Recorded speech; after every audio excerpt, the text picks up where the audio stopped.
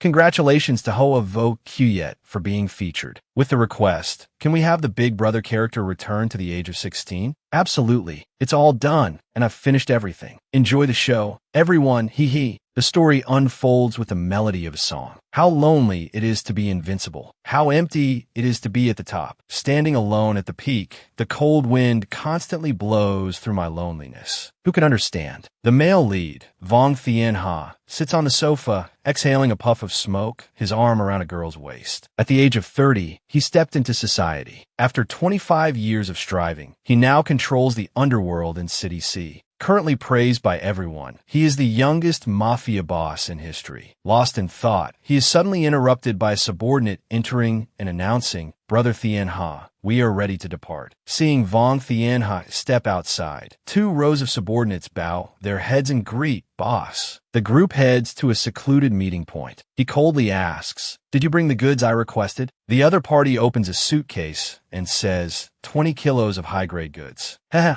I wonder if Brother Thien Ha brought the money. He waves his hand and orders Adin, "Inspect the goods." Adin immediately replies, "Yes, Brother Thien Ha." He removes his prosthetic right hand, revealing a hidden dagger. He makes a small cut in the bag of goods, then puts some in his mouth to taste. "Boss, it seems the purity is quite high." Thien Ha cautiously says, "I'm not familiar with these goods. Bring out the test subject." Chu Hong bows his head. With a serious expression, he carries out a baby. The baby's cries of "wah wah wah" impress the other party, truly worthy of Brother Thien Ha. To be able to unify the underworld of City C, even a newborn isn't spared. Chu Hong carefully mixes the goods with warm water in the correct proportions and feeds the baby with a bottle. The baby sucks eagerly. Delicious. Thien Ha takes a sip himself. With a satisfied expression, he says, "Ah, as expected of imported formula, it has the taste of mother's milk. I'm very pleased with these goods. I hope we can have a pleasant cooperation." The other party politely replies, "Ha, as long as Brother Thien Ha is satisfied." "Ah, yes. Next time, can we conduct the transaction somewhere more normal? Don't make it seem like we're trafficking contraband." "Yes, sir." He laughs loudly. "Ha ha ha. It's an occupational hazard. I'm used to it." Adin suddenly asks, "Brother Thien Ha, why aren't we collecting protection money, but dealing in baby formula?" He replies, "You don't understand. Children are the flowers of the nation. Their money is the easiest to earn." Adin looks annoyed, "But we're gangsters." Vong Thien Ha says sternly, "Adin, being a gangster has no future. I plan to lead our brothers into legitimate business." Suddenly, a gunshot rings out. The bullet pierces Thien Ha's chest. Ading skim Thien Ha. Sniper, protect Brother Thien Ha. The other subordinates immediately draw their weapons defensively. Adin holds his boss, crying out, "Brother Thien Ha." But the bullet struck his heart. He can only whisper, "Take care of our brothers." His arm falls limp. The cries of his subordinates fill the air. Vong Thien Ha, a lifetime of dominance, and just like that, Vung Thien Ha sing in tu and let da gun. He doesn't know how much time passes until he regains some sensation. UGH.is,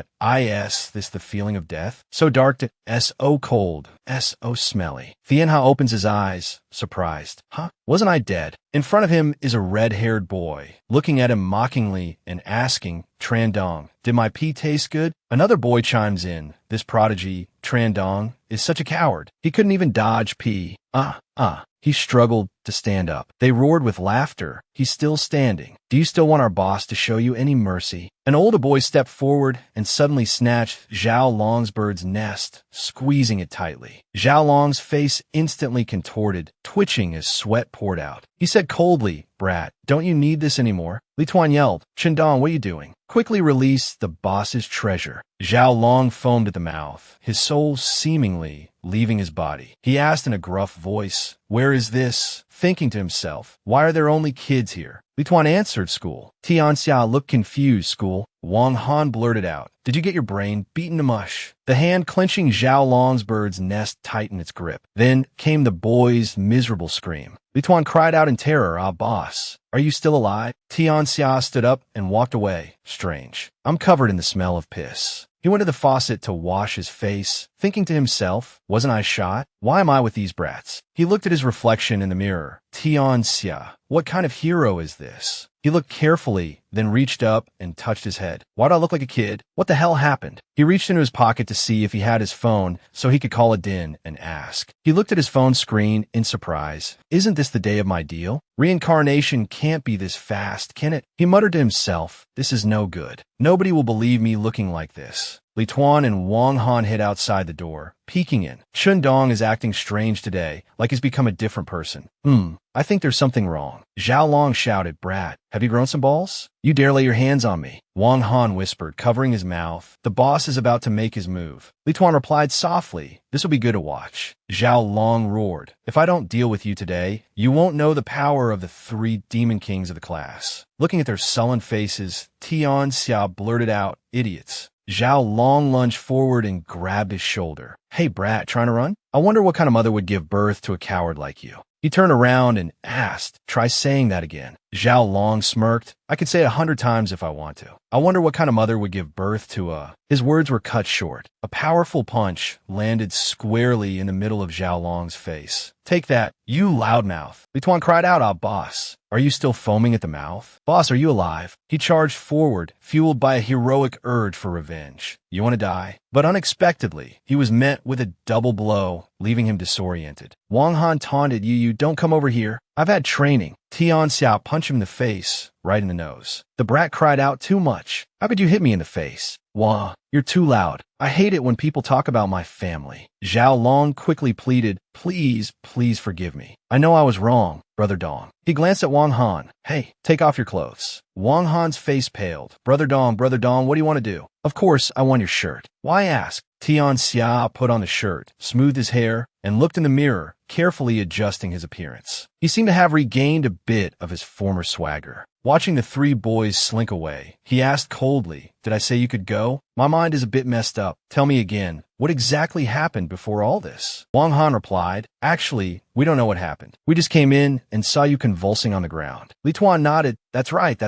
We thought you were faking it, so we decided to use urine to wake you up. Tian Xia smiled, so it's easy then. You guys peed on me, so let me pee on you and we'll be even. The 3 boys cried out, death before dishonor. If that's the case, we'll fight you to the death. He then asked them, do you not know how to spell the word death? The group fell silent. Tian Xia suddenly laughed, haha, not bad. You're not backing down. Do you want to be my disciples? Just then, a shout came from outside the door. You delinquent brats. Disciplinary teacher Zhao, wearing a headband with the words, evil must die written on it, walked in. He asked loudly, are you fighting? Get into the disciplinary office. A moment later, in the disciplinary office, Teacher Zhao sternly asked, tell me, who started it? Tell me one name, and the others can leave. Zhao Long immediately spoke up. It was Chun Dong who started it. He almost ended our family line. Chun Dong clicked his tongue. The disciplinary teacher is his father. Teacher Zhao cleared his throat. All right. If there's nothing else, get back to class. Zhao Long walked past Tian Xia, sneering, kid, don't run away after school. You're dead meat. Teacher Zhao asked, your name is Chun Dong, right? You seem to be quite famous. Tian Xia replied, yes, teacher. The teacher began his reprimand. Except for chemistry, it seems your grades in other subjects are failing. Not only do you always rank first in every exam, but from the bottom. Your terrible grades aside, why are you always involved in trouble? This time you even resorted to violence. I think you don't want to study here anymore, do you? Chun Dong's face was dejected. This is so pathetic. It's better to die than to fail like this. Teacher Zhao sat down and said sternly, as the school's disciplinary teacher, it's my responsibility to correct bad behavior. I'll call your parents to come and fill out a withdrawal form. Chun Dong was astonished. Just like that, I'm expelled? He softly replied, teacher, I know I was wrong. Can you please forgive me this once? Teacher Zhao suddenly barked, don't call me teacher. Call me head teacher. Tian Xia immediately lowered his head and replied, yes, head teacher. I will definitely convey your words. Chun Dong thought to himself, I've already taken over this kid's body. I can't ruin his life. But where am I going to find his parents? He took out his phone and pressed the contact named Mom. A woman's voice rang out. Xiao Dong, is there something wrong? He hesitated, then said, could you come to school? She immediately asked what happened. I'll be right there. An hour later, a woman in a red dress walked in and politely said, hello, teacher. I'm Chun Dong's mother.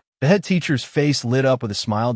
Welcome, welcome. I'm the school's head teacher and disciplinary teacher. You can call me Teacher Zhao. How about I give you a tour of the school? Chun Qing replied, I don't think that's necessary. Seeing the teacher's strange attitude, Chun Dong thought to himself, seriously? This works? But is this really Chun Dong's mother? Chun Qing suddenly asked, excuse me, teacher, you called me to the school. What's the matter? Teacher, Zhao put his arm around Chun Dong and laughed loudly. Ha ha ha. It's nothing serious. Just a few students angered Xiao Dong, and then Xiao Dong beat them up, that's all. Chun Qing was stunned. The situation changed faster than turning a page in a book. She couldn't believe her ears and exclaimed, really? My son knows how to fight back. He wasn't the one being beaten? I didn't mishear, did I? Chun Qing hugged her son tightly. Finally, you know how to protect yourself. Let me see if you're hurt. Seeing this scene, the homeroom teacher, Zhao, changed his tune again. Hey, you two, that's enough. Ask your son what good deed he's done. He almost caused my family to lose their only heir. I called you here to expel him. Chun Dong let out an oh. So, it's because I hit your son that I have to be expelled? My son has been seriously injured once a week and suffers minor injuries every day. Did you expel those who hit him? Seeing the parents' outrage, Teacher Zhao put on a stern expression that I didn't see anyone hit him. But today, he hit someone and I caught him red-handed. Poor grades, bad behavior. Like father, like son. Tianxia sighed. So this kid, Chun Dong, is so pitiful. Zhao puffed up his chest that I'm a homeroom teacher and a disciplinary teacher. Here, my word is law. And with a delinquent like Chun Dong, we need to be resolute and get rid of him completely. At this moment, Chun Dong spoke. Excuse me, teacher, Zhao barked. I told you not to call me teacher. Call me head teacher. Chun Dong, holding an idiom dictionary, walked towards head teacher Zhao and shouted, I want to hit someone.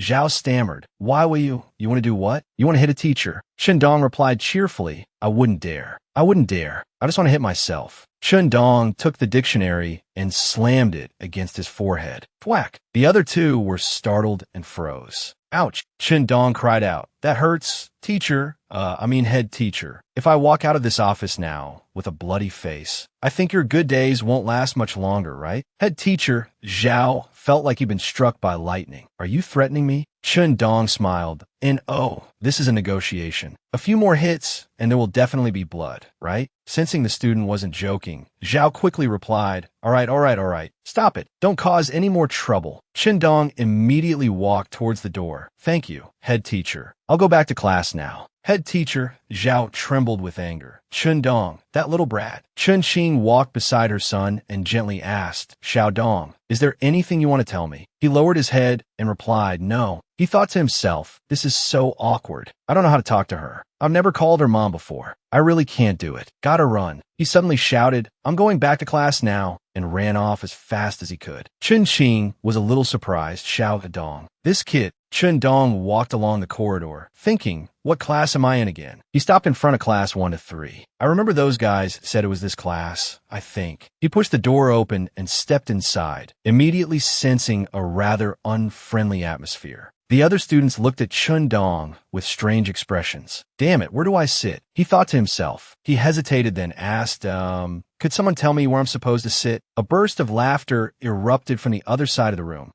This idiot got beaten stupid. He doesn't even know where he sits. He walked over to the desk. On the top were crude drawings and the words, reserved for punching bag. The compartment underneath was filled with trash. Is this school bullying or something? Chun Dong thought. He said loudly, this is infuriating. Can someone tell me who did this? Chun Dong kicked the desk aside, startling the other students. A boy replied, it was Zhao Long and his gang from class 3. Xiaoan whispered, let it go, Chun Dong. He's the discipline director's son. He thought of the arrogant faces of those 3 brats. Anger boiled inside him. If you won't let me live in peace, then none of you will either. The school bell rang, signaling the end of the day. Chun Dong sighed. Thank God, it's finally over. A whole afternoon of classes, my head is about to explode. No wonder none of my brothers are good at studying. School is too damn hard. He slung his backpack over his shoulder and walked towards the school gate, his mind in turmoil. I don't know where this kid lives. I can't go find a Ding and the others. Am I seriously going to have to sleep on the streets tonight? I'm so hungry. I could really go for a bowl of beef noodles. Lost in thought, he suddenly heard a shout from behind him. Hey kid!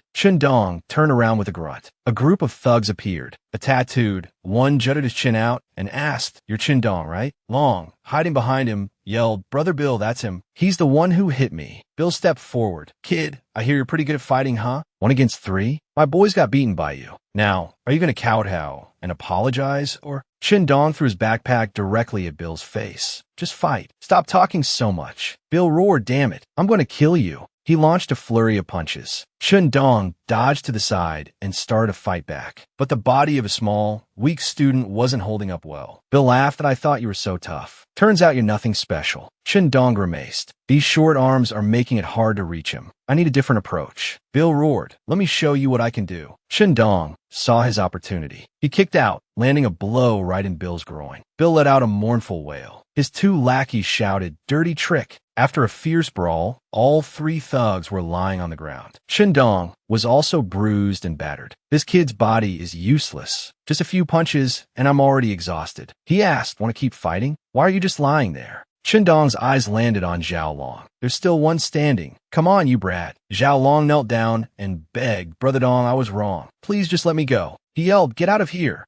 Dong slung his backpack over his shoulder and walked away, cursing under his breath. "Damn it, I was already hungry, and now after that fight, I'm even hungrier. Why is this kid so broke? Not a single penny on him. What am I going to do tonight?" Suddenly, he heard someone call out, Dong. He turned around. "Huh, I think that's me." A girl from his class walked up and asked, "Were you in another fight?" Dong made up a story and told it to her. The girl exclaimed, "What? You have amnesia?" Dong nodded, "Yes, I was just beaten up. After that, I don't remember anything. I don't even remember where I live." Do you know where my house is?" The little girl looked truly worried. "Huh? You really don't know?" Dong replied, "That's right." The girl said, "Your house is downstairs from mine." Dong felt a little dizzy. "Huh? Really?" His classmate led him to his house. Then the girl went upstairs.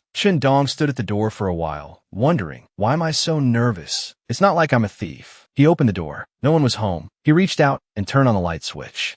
Dong stared. This was his home. On the table was a small note that read, "Xiao Dong, Mom's going to work. Remember to eat." He felt a surge of emotion, Mom. He suddenly remembered his past life. "Ever since I could understand things, I've only been surrounded by uncles. They took care of my daily life. And then there was my father, whom I only saw a few times a year. My mother only ever appeared in my dreams. Since I was little, I've envied other children who had parents to take them out, who went to and from school with their friends. In my world, these ordinary things were things I couldn't reach. But today, all of these things are beside me, even though they came to me in a strange way." Several dishes were already laid out on the dining table. Dong ate heartily. He opened his bedroom door. Wow, this kid's room isn't bad. There were many chemistry books on the bookshelf, and oh wonder that perverted homeroom teacher said he was good at chemistry. Could it be that this kid wants to create biochemical weapons to take revenge on society? Dong lay on the bed.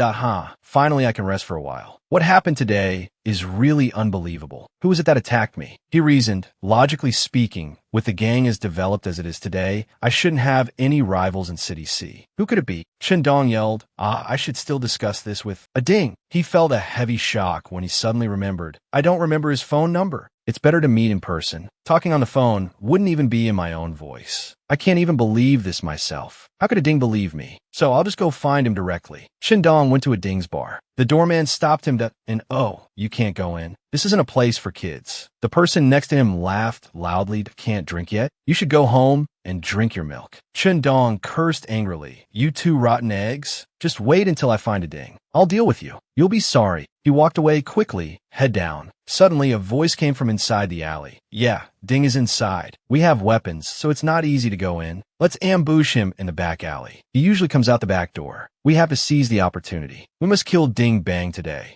Dong was shocked. They want to kill a Ding. He returned to the bar and waited at the front door. It's 11:44 p.m. That bastard still hasn't come out. Is he drinking himself to death? I still have homework to do. A while later, Dong heard a woman's voice. Xiao Ding, slow down. You don't know how to drink, yet you keep drinking. Ding Bang replied, It's okay, Sister Ching. I'm just a little dizzy. He suddenly started crying. If it were Brother Tian Xia drinking, I'd be the one helping him. Sob, sob, sob, Brother Tian Xia.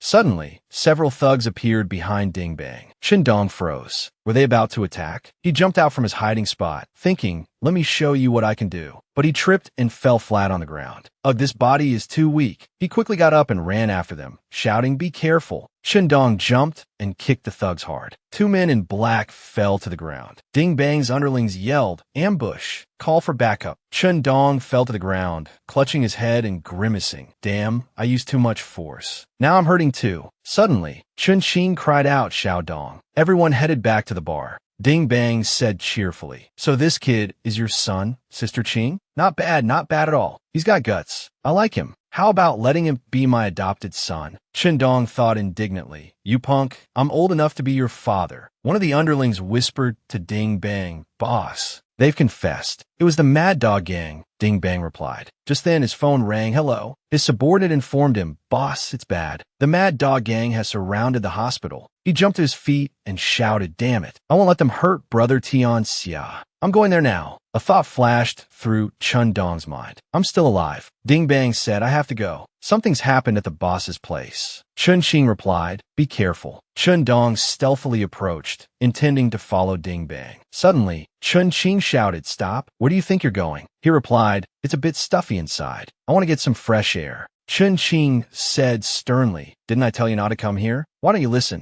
Do you want to end up like your father? This isn't a place for you. I don't want you to have anything to do with anyone here. I've already lost your father. I can't lose you too. So don't go anywhere. Come home with me. Chen Dong lowered his head and obediently replied, yes, Mom. The two quickly returned to their apartment. His mother reminded him, Xiao Dong, go to bed early. He replied, yes, Mom. Chen Dong sat on his bed and sighed. These past 2 days have been fulfilling and exciting. He wondered, why were Chen Dong's mother and Ding Bang together? Who is Ding Bang's boss? Is it someone Ding Bang knows from the Mad Dog Gang? Why do they want to kill me? It felt like they attacked my body and Ding Bang at the same time. They wanted to kill the leader? Something doesn't seem right. He suddenly felt a jolt. So I'm not dead. Ding Bang said the Mad Dog Gang surrounded the hospital. That makes things easier. Usually, the brothers go to a designated hospital for checkups. It's probably there. Shun Dong approached the front door. There's no way out this way. He pressed his ear against the door and listened. She must be asleep. Shun Dong opened the window. Luckily, this is the second floor. He climbed down and looked at the security bars. Shun Dong chuckled wryly. These anti-theft things make it so convenient for burglars. He quickly ran off. Ding Bang wouldn't be stupid enough to leave me in a conspicuous place. That's not right. The gang's hospital. Only our people know its location. How could the Mad Dog Gang know where it is? Could there be a traitor?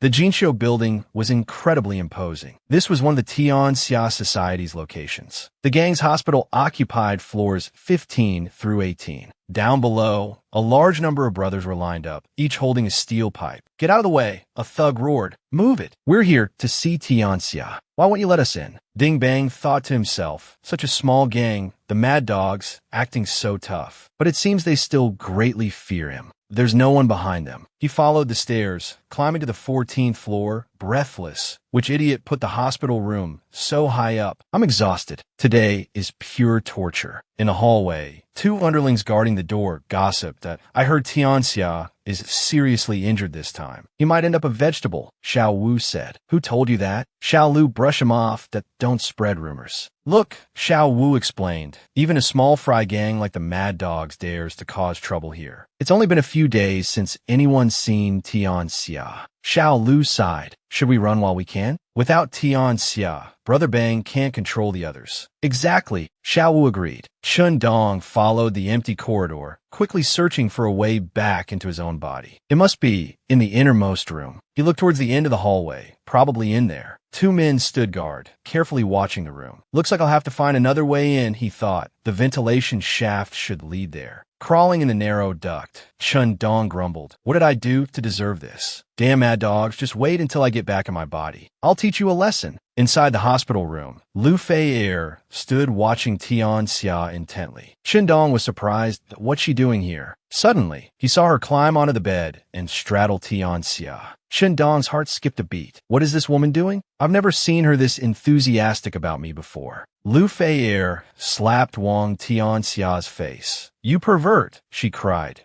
Don't you love peeking at me? One little bend over, and you're practically drooling. You're so easily aroused. I'm even doing this embarrassing pose for you, and you still won't open your eyes. What am I supposed to do with you in this half-dead state? She kissed him. If you don't wake up, I'll have to marry your best friend to stabilize the gang. Don't blame me for cheating on you. No, Dong yelled from inside the vent. Lu Fei'er jumped, startled. Who's there? It's me, Wang Tianxia, he replied hurriedly. Try and climb down? Oof, stuck. Dong landed on the table. The girl stared, astonished. Who are you? How did you get in here? Fei'er, it's me, Tianxia, he answered. Fei'er? Huh. So, she said, tell me, who is the person lying in that bed? I'm not in a mood for games.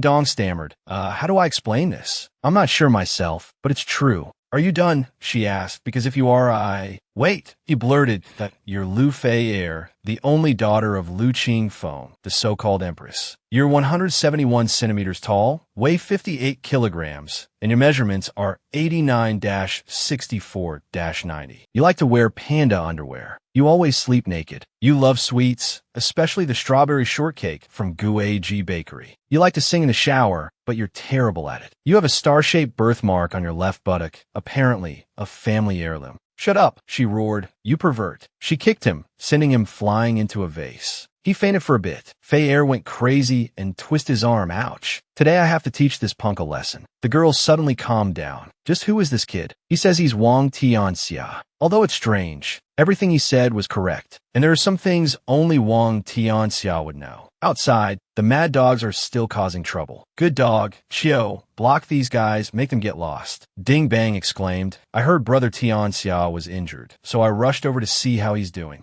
A little brother can't even visit his big brother? A Ding replied, don't think I don't know what you're thinking. Brother Tianxia is recuperating. No one is allowed to disturb him. If you don't leave, you better watch out for your dog life. Sappy sneered, oh, come on, don't say that. Look, I just wanted to personally bring some chicken soup to nourish Brother Tianxia. I'm worried you useless fools will let him starve. If he starves to death, then Tianxia will have a new leader. Xing Bang Zhao, Sappy, that bastard. He retreated, mockingly saying, oh my, I'm so scared. Just then, an arrogant voice rang out in the night. Which dog is barking here? Let people sleep. Wang Tianxia exclaimed, it's Brother Sappy. Everyone was shocked. Sappy cried out, Wang, Wang, Wang Tianxia. He trembled all over. Brother Tianxia, Wang Tianxia. How's he not dead? Tianxia walked closer to him, smiling. Sappy, I'm so sorry to have you visit me in the middle of the night. I heard you even made chicken soup for me yourself. Sappy, sweating profusely, replied, of course, of course. Tianxia opened the soup container to,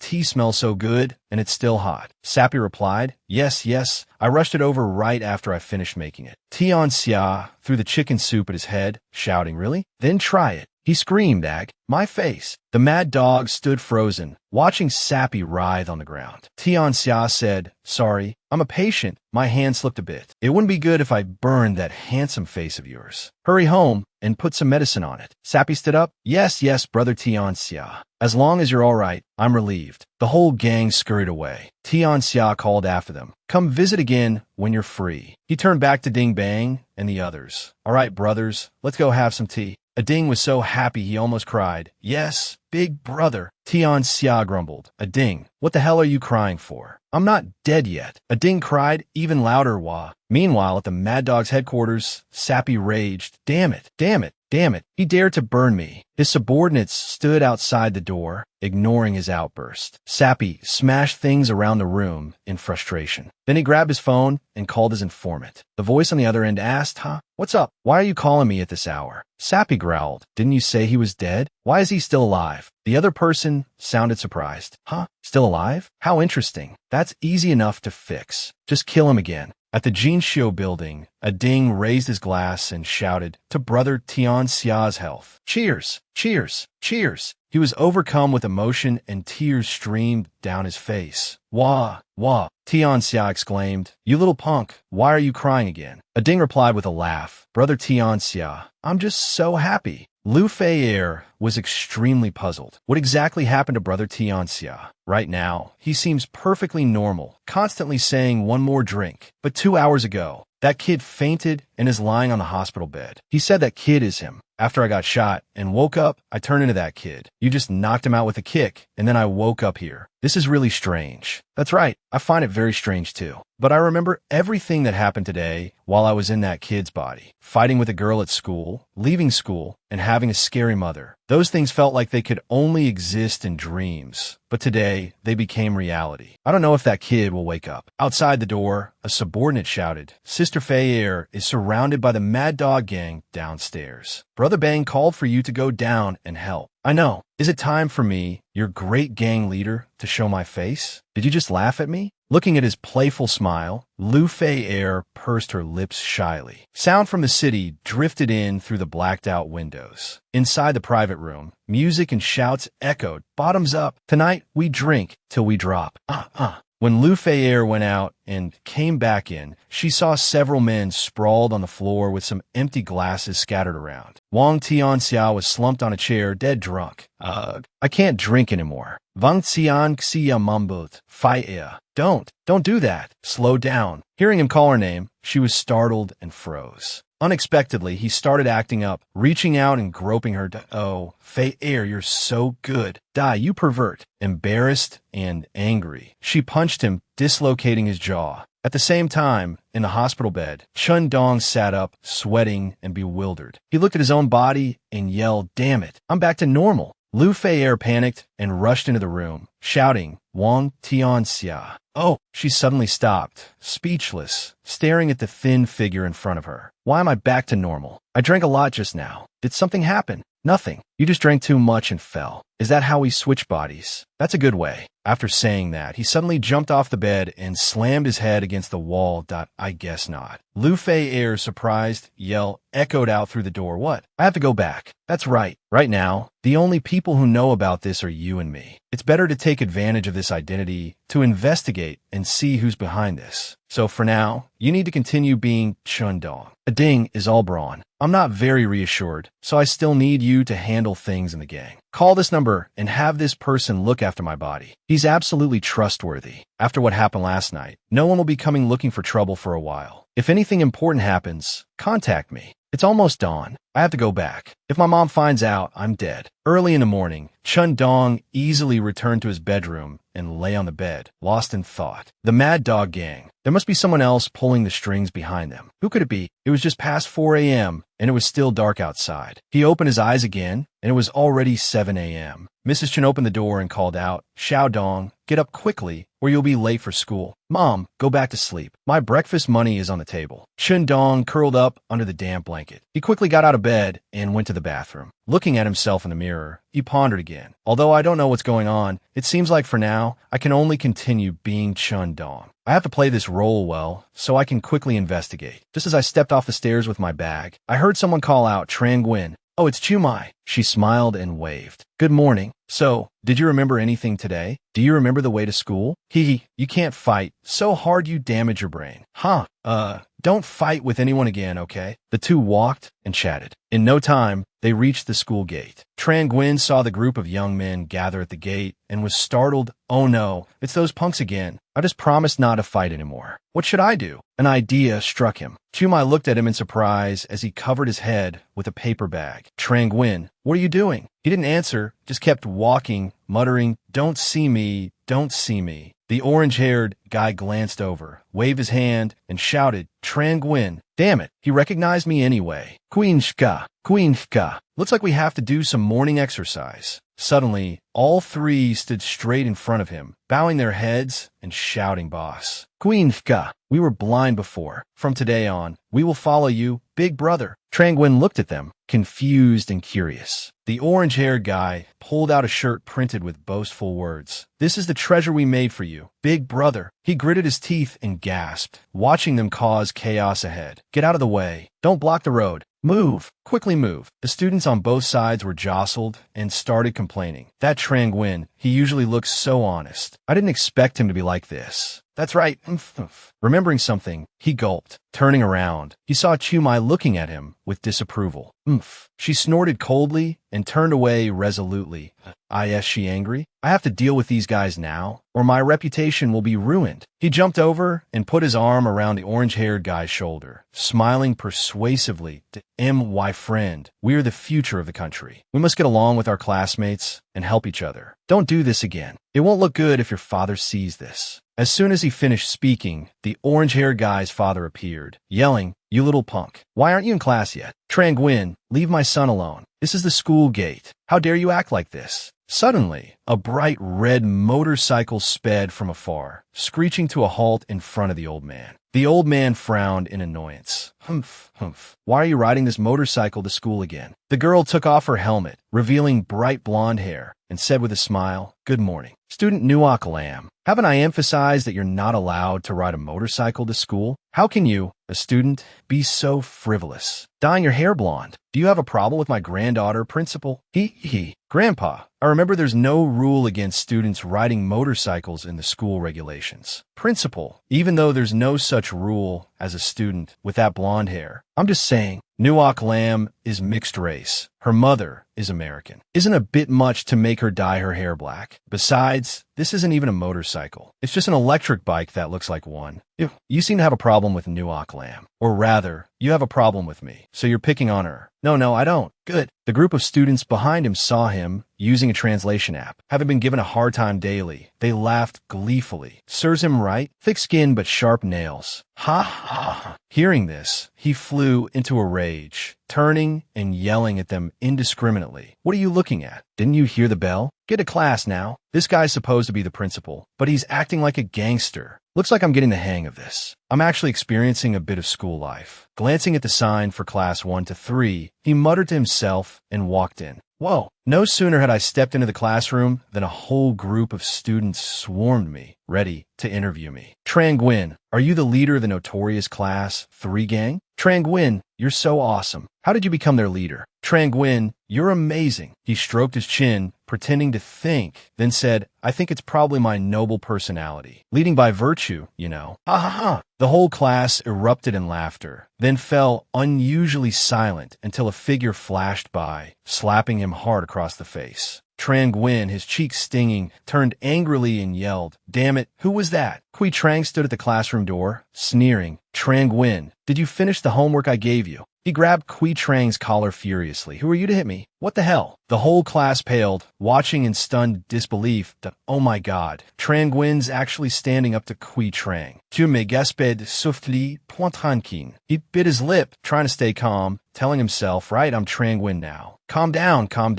Looks like you really have gone stupid. If I don't teach you a lesson today, you won't know who's boss in this class. He rubbed his head, forcing a laugh. Boss, I was just kidding. I'm in a good mood today, so I'll let you off.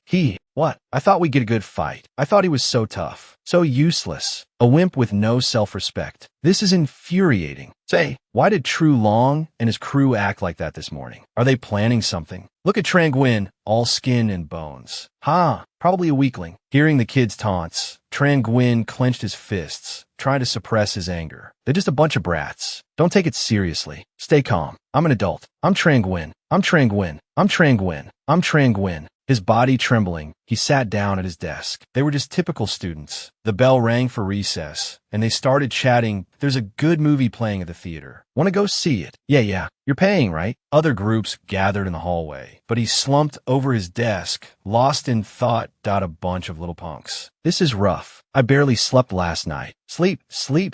Just then, Kui Trang came up and smacked him on the head again. Tran, my dear leader, don't sleep. Your little follower is hungry. Go buy me a sausage sandwich. Ugh, so annoying. Can't even get a moment's peace. Looks like you've forgotten. Who's the boss around here? If you're hungry, go buy it yourself. It's not my job. Is this little punk stupid today? Whack. He hit Trang-Nguyen on the head again. Hey, Trang, stop bullying him. Class is about to start. Damn it, I said go, so go. Or I'll deal with you. Trang-Nguyen's face darkened. He clenched his fist and threw a punch, breaking the teeth of the large student in front of him. If a tiger doesn't show its stripes, I'm a sick cat. Ouch. A moment later, he sat on a chair, rotating his wrist in boredom. He massaged his shoulder under the horrified gazes of the surrounding students. Want to die? That's too much force. I'm so sorry, Gwen CA. Hey, I'm hungry. Understood. You too. Hurry up and buy Gwen CA a sausage sandwich. He smirked, his eyes curving as he spoke. What are you looking at? Never seen someone get bullied before. Chuma in the crowd had a lot to say, but couldn't. Hey. Do you want me to die from the pain? Be gentler. Why is this Trang Nguyen guy acting like such a big shot in public? This kid is pretty good, huh? Interesting, isn't he? As expected of Brother Trang Nguyen, he can even handle Kui Trang. Brother Nguyen is so awesome. Didn't I tell you guys not to hang around here before? Go back to your class. The red-haired guy scratched his head, laughing ingratiatingly that aren't we just celebrating Gwen CA's victory? But Gwen CA is truly fierce. Seeing the crowd still surrounding his desk, Trang Nguyen wearily put his face down on the desk. All right, let me sleep. But Gwen CA, Kui Trang is Tun Hyu Dong's underling from class 12. So what? Trang Nguyen didn't even bother lifting his head. He turned and asked, Tun Hyu Dong? Who's that? The red-haired guy's eyes widened in shock.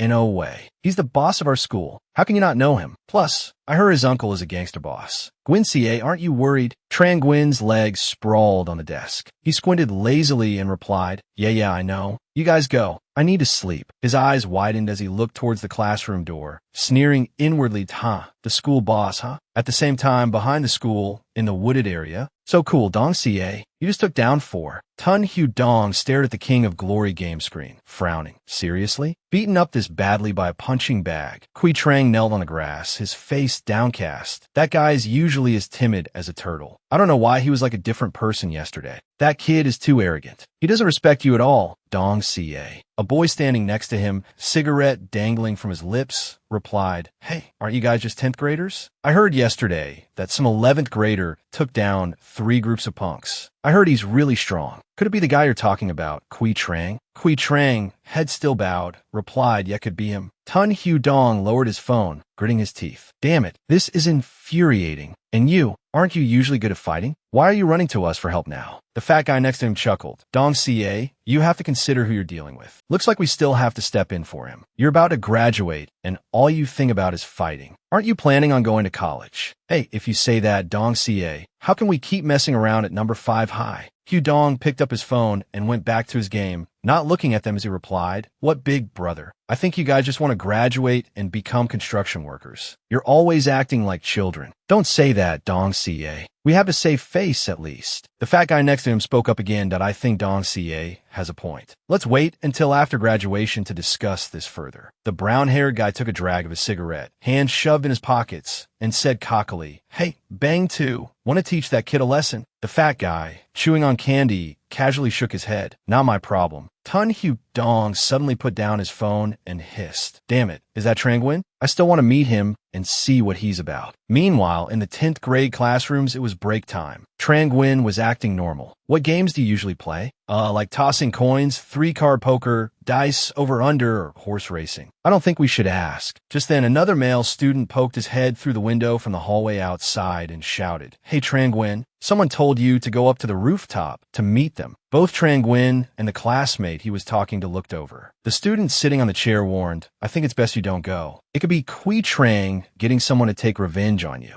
Trang Nguyen looked around without responding. Then he decided to go up to the rooftop anyway. Opening the door to the stairs, he stepped out and saw Tun Hyu Dong's back. He was waiting there, arms crossed, hands in his pockets. Trang Nguyen looked at him, pursed his lips, and thought, There's only one person? Looks like he didn't call me up here for a fight. Hearing footsteps, Tun Hyu Dong turned around, smirked, and waved. Hello, Trang Nguyen. I'm Tun Hyu Dong. Did you need something from me? Well, I'll get straight to the point. Do you want to join us? If you join us, no one will dare bully you anymore. You can do whatever you want, and no one will dare stop you. After Tun Hyu Dong finished speaking, an awkward silence filled the air. A few seconds later, Trang Nguyen twitched the corner of his mouth. You guys are in your final years of high school, and you're this free? Don't you want to go to college? You're such children. Do you want to end up picking up trash? He watched Trang Nguyen turn decisively to leave and asked, So, are you rejecting me? Then what about you beating up my underling? What are you going to do about that? You're talking about that? The teacher already knows. I've already written a self-criticism statement. If you feel that the handling of the situation wasn't fair, you're welcome to come find me. Also, even without joining you guys, I can still do whatever I want. Tun Hyu Dong pushed up his glasses, smirked, and then took out his phone to dial a number. That you've got guts. I'll give you that. Tell the brothers to get ready. In the classroom block, Tran Nguyen sat in class, diligently taking notes. A few desks ahead of him, Chumai was also attentively listening to the lecture. After the class ended, the teacher stood at the podium and reminded everyone, there are only 2 weeks left until the final exams. Everyone needs to make the most of their time to study. Class dismissed. As soon as he reached the gate, he saw Chumai waiting. Tran Nguyen, you were waiting for me? You beat up Kui Trang today. I'm afraid they'll come looking for revenge. Having someone else with you, maybe they won't be so bold. Looking at the worried expression on Chumai's youthful face, he thought to himself, this girl is really worried about me. Didn't I tell you not to listen to... Chumai suddenly spoke, startling him. What? I feel they probably wouldn't dare do anything that drastic. You promised this morning not to fight anymore, and yet you fought with Kui Trang. That guy was annoying me, and I'm not a punching bag. I'm not running anymore. Just then, a sarcastic laugh came from behind them.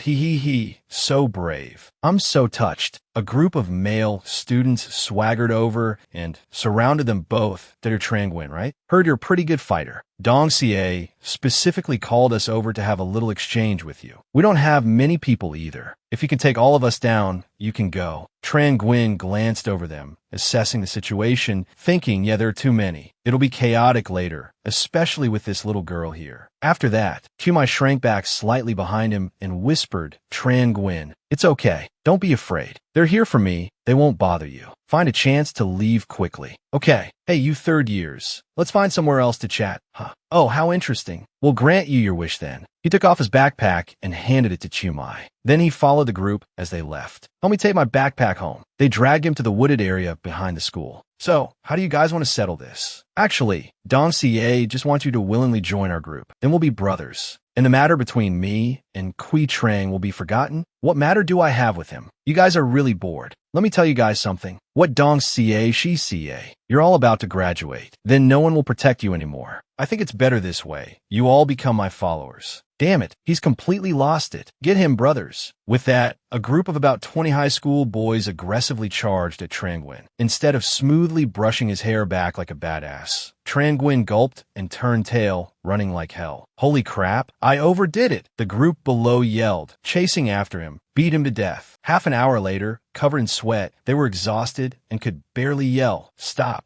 right there. Damn it, man, that was a good run. They've been chasing me for over half an hour. Geez, this guy's fast. It's been over half an hour already. Hello, fatty, you should come out now. We're running our asses off here. 10 more minutes. Finally lost them. He leaned against a tree, breathing heavily. I'm dead tired. These brats aren't chasing anymore. Not far away, Tun Hu Dong rode a motorcycle with another fat guy beside him. They scanned their surroundings, finally landing on the familiar figure of a male student. Hey, fatty, look, isn't that Tran Nguyen? Go after him. Hearing the familiar voice and the roar of the motorcycle, Tran Nguyen instinctively turned his head and was startled. It's Tun Hu Dong. Oh my God, and a motorcycle gang too. Immediately, he turned and ran. Tun Hu Dong revved the engine, chasing close behind. Want to run? You think you can outrun me? If you joined us, you wouldn't be suffering like this. I can't run anymore. Suddenly, just when things looked dire, a large red motorcycle sped past them from behind. The rider wore a helmet, but Tun Hu Dong glanced over and recognized the familiar figure. The person stopped next to Tran Nguyen and said,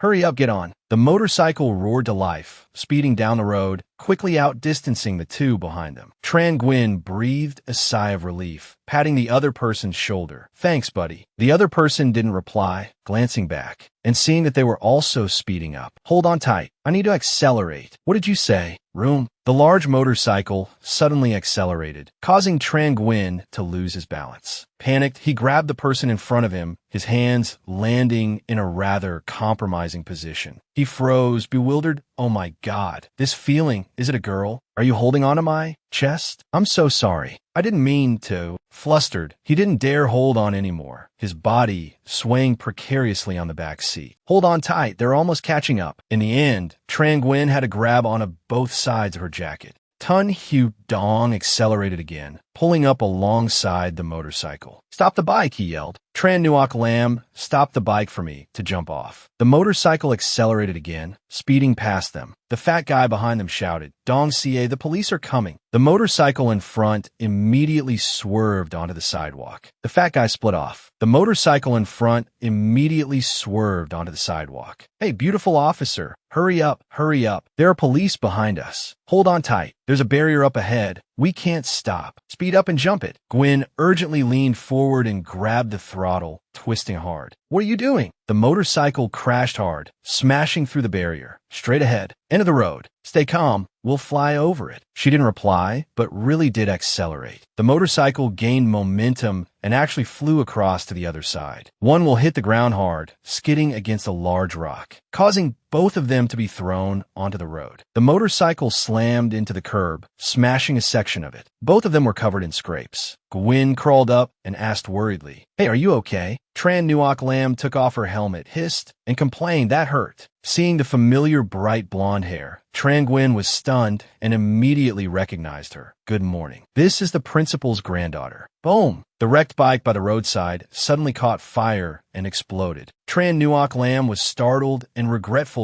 "On my bike. It's okay. It's just a motorcycle. I'll get you a new one." "You'll give me one?" Forget it, forget it." "Well, I still have a few spares. No need to replace it. Thanks for saving me. Let's get out of here quickly. The police are still behind us." "Oh, okay." That night, Tun Hu Dong opened the door to his house and called out, "I'm home." His uncle was there.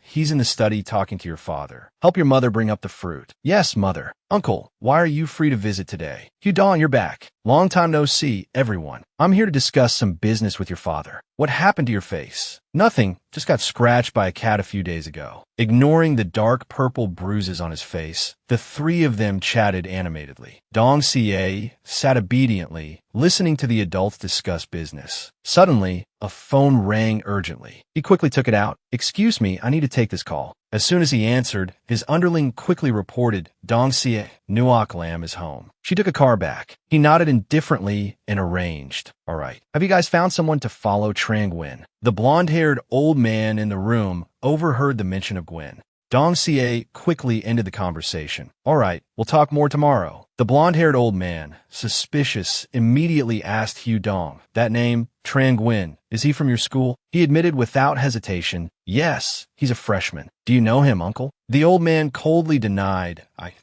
"No, I just have a friend with the same name, that's all." But his eyes narrowed, and a murderous aura flared up. Meanwhile, Tien Ha was groggily waking up, feeling dazed. He looked around the unfamiliar, vast space in confusion. "Where am I?" A familiar blonde-haired boy was lying curled up, motionless. Tien Ha immediately recognized him. "Hey, is this Tran Gwen?" He called out, shaking him. "Hey, kid, wake up, wake up. If you're alive, say something." Tran Gwen was still curled up tight, protecting himself in his shell. Without opening his eyes, he whispered, "I don't want to go back. I don't want to return." Thien Ha wondered, "Why don't you want to go back?" Tran Gwen clutched his head, sweating profusely, and screamed in panic, "No friends. Everyone looks down on me. I don't want to go back. I don't want to return. I don't want to go back." Finally, the boy screamed frantically, causing Thien Ha to be pulled away by an invisible force. "I don't want to return to reality." Thien Ha, drenched in sweat, woke up with a start. He sat up in bed, confused and disoriented. What the hell? Was that just a dream? He felt a little uneasy. What does he mean? Doesn't want to go back. Could it be that this kid is still alive? He just doesn't want to wake up? He put that aside for the moment. Now I have to hurry up and do my morning routine so I can get my ass to school. Oh my God, I'm going to be late. Scene change. At school, students were coming and going, creating a noisy and bustling atmosphere, livelier than a marketplace. Suddenly, a shiny, bright red motorcycle pulled up right next to the school gate. Curious and excited students crowded around, touching the bike. Their jaws dropped in amazement as they exclaimed, "Wow, this bike is so cool. It's the latest model this year, and it's a limited edition." Moments later, a younger guy in the car spotted his target. He stepped forward and greeted her. "Hello, may I ask if you're a Tran Nuok Lam?" She responded with a bewildered, I am Tran Nuoc Lam. Is there something I can do for you? He carefully handed her the key and relayed the message. This is from our boss. Please accept this year's latest model, the BMS 1000RR. The surrounding students gasped in admiration that it's a limited edition. That's not cheap. Nuoc Lam tried to remain calm on the outside, but inside, she was overjoyed and couldn't stop smiling. Oh, is this Tran Nguyen? He said he'd give it to me, and he did. This boy is getting more and more interesting. Scene change during an extracurricular activity period. The disciplinary teacher angrily scolded the students. Today, we received a notice from the police saying that a student from our school was speeding on a motorcycle. Even worse, that person resisted the police's orders. He gestured emphatically as he warned, the school administration takes this very seriously. We hope that this student will turn themselves in to the police. The school and the police will be lenient. But if the school finds out who it was, there will be severe punishment. Thien Ha sat slumped, bored, listening to the lecture that felt like it was several pages long. This is torture. The students around him began to whisper, speculating, could it be Tun Hue Dong and his gang? Someone worriedly reminded him, hey, do you want to die? Don't talk nonsense. Finally, it was over. The students jostled and chatted excitedly on their way back to class. I got a new outfit playing Chicken Killer yesterday. Oh, I'm so lucky. Chumai quietly walked up behind Thien Ha and tapped him lightly. He turned around, and upon seeing her, his demeanor immediately softened. Oh, Chumai. She frowned and seriously questioned him. Did you have anything to do with what happened last night? Thien Ha gave an awkward laugh. How could I? I don't even know how to ride a nice bike like that. Chumai seriously and earnestly instructed him. You promised me you wouldn't fight. If they come looking for you again, I'll help you find a teacher to help. He was speechless and perplexed. Get a teacher to help me? She nodded, yes. Thien Ha chuckled to himself. The teachers don't even like me. Suddenly, True Long excitedly rushed over, shouting, ah. Gwen's fanboys enthusiastically expressed their admiration. Gwen didn't have to say a word. The story of his bravery had already spread throughout the school, single-handedly fighting against more than 30 people. And in the end, he emerged unscathed. The three bootlickers squirmed and swore, we will follow you for life, boss. Suddenly, Tianha realized something was off. He looked around dumbfounded. Huh? What's going on? Why is Gwen sweating so much? Chumai scowled and bit her lip, furious. You tricked me. Tiana chuckled nervously. This awkward situation was interrupted by the arrival of Nuoc Lam, who greeted him with a bright smile. Hey, Trang Nguyen. Tianha turned around in a daze, his face blank. Nuoc Lam giggled. What's wrong? Don't you recognize me? I'm your lifesaver, remember? Tianha vaguely remembered and scratched his head sheepishly. I actually forgot your name. True Long jumped in, helpfully providing information. Gwen, she's Tran Nuoc Lam, the principal's niece. She's also Tun Hue Dong's girlfriend. Tianha's face paled in shock. Tun Hue Dong's girlfriend? What the hell? Tianha cautiously assessed the situation. Is this a trap? Are they trying to lull me into a false sense of security before attacking again? Nuoc Lam, on the other hand, cheerfully waved him over. Hey, Trang Nguyen, come with me. He pointed at himself and asked me. A moment later, the two of them walked off to a corner. True Long watched curiously. How does Tran Nuoc Lam know Trang Nguyen? They seem pretty close. Hee, I have a feeling something interesting is going on. Only Chumai, lost in thought, watched them go with a worried expression. Nuoc Lam led Tianha all the way to the back of the school. Tianha finally spoke up. Curious, where are you taking me? She teased. Why? Are you scared I'll eat you alive? She leaned closer and whispered. I'm very curious about you. Tianha. He stammered, speechless. Nuoc Lam tilted her head. Is your family rich? You're replacing my limited edition car. After all, where did you get so much money? Tianha scratched his head and chuckled awkwardly, not wanting to reveal anything. Haha, don't ask about that. Anyway, I can replace it. Are you satisfied? She nodded, a satisfied smile on her face. Satisfied. Even with money, you can't necessarily buy this. Suddenly, he remembered something and asked directly, actually, I'm also very curious. Why did you help me? I heard you're Tun Hue Dong's girlfriend. Nuoc Lam smirked, a flicker of disdain in her eyes. Tun Hue Dong and his crew act like they own the school. Suddenly, there's a thorn in their side like you. I find it very interesting. Besides, she continued, I want you to defeat him. Otherwise, he'll really think this school belongs to his family. Tianha was surprised. He hadn't expected her to think this way. But he didn't care and chuckled dismissively. If you're annoyed with him, go find him yourself. I don't want any trouble. I'm leaving. She wouldn't let him go, continuing to press close.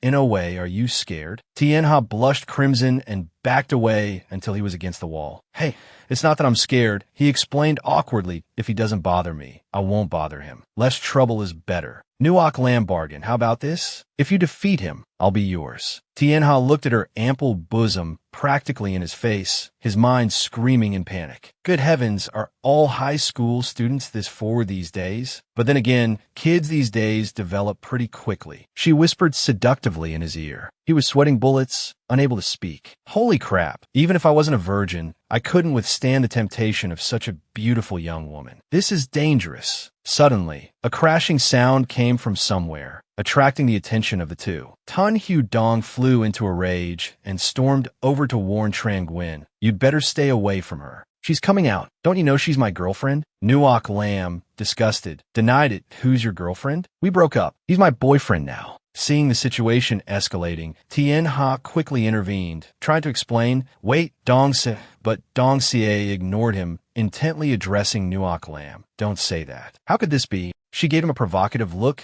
Oh, really? She turned, tilted Tien Ha's chin up with her finger, and scoffed. Why couldn't it be? Without another word, she launched an attack, planting a kiss on his lips. Tien Ha was stunned, completely taken aback. Dong Xie and his crew froze, as if sprayed with hairspray. A moment later, they snapped out of it and yelled, "Get a room." Just then, a patrolling teacher spotted them. His face darkened, and he growled, "You dare engage in such indecent behavior in broad daylight. Both of you, come with me to the office." Tien Ha, still dazed, mumbled, "Huh." Finally, in the faculty room, the teacher roared, scolding him relentlessly. Tran Nguyen, besides your poor academic performance and fighting, you're now corrupting and debauching student Tran Nuok Lam. You're a cancer to our school. Unfortunately, Tien Ha was still on cloud 9, not registering a single word. Huh? What did you say? His flippant attitude further enraged the teacher. I said you're a cancer to our school. Nuok Lam couldn't stand it anymore. She slammed her hand on the table and interrupted defiantly. Hey, old man, who I like is my business. I can't control you. The teacher pointed at her and scoffed. Fine.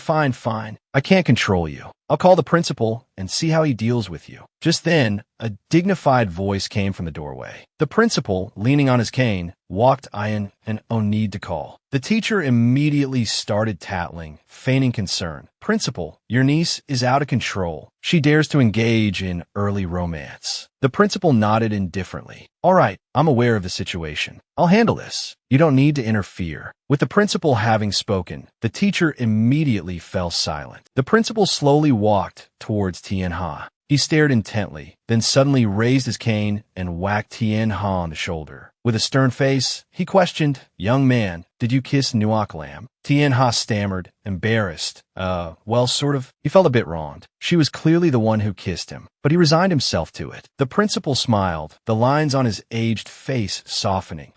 At least you own up to it. He turned to his niece, Nuok Lam. Tell me, do you like this young man? Nuok Lam shyly snuggled against him. Grandpa, what are you saying? You're so embarrassing. The principal sighed. We're old.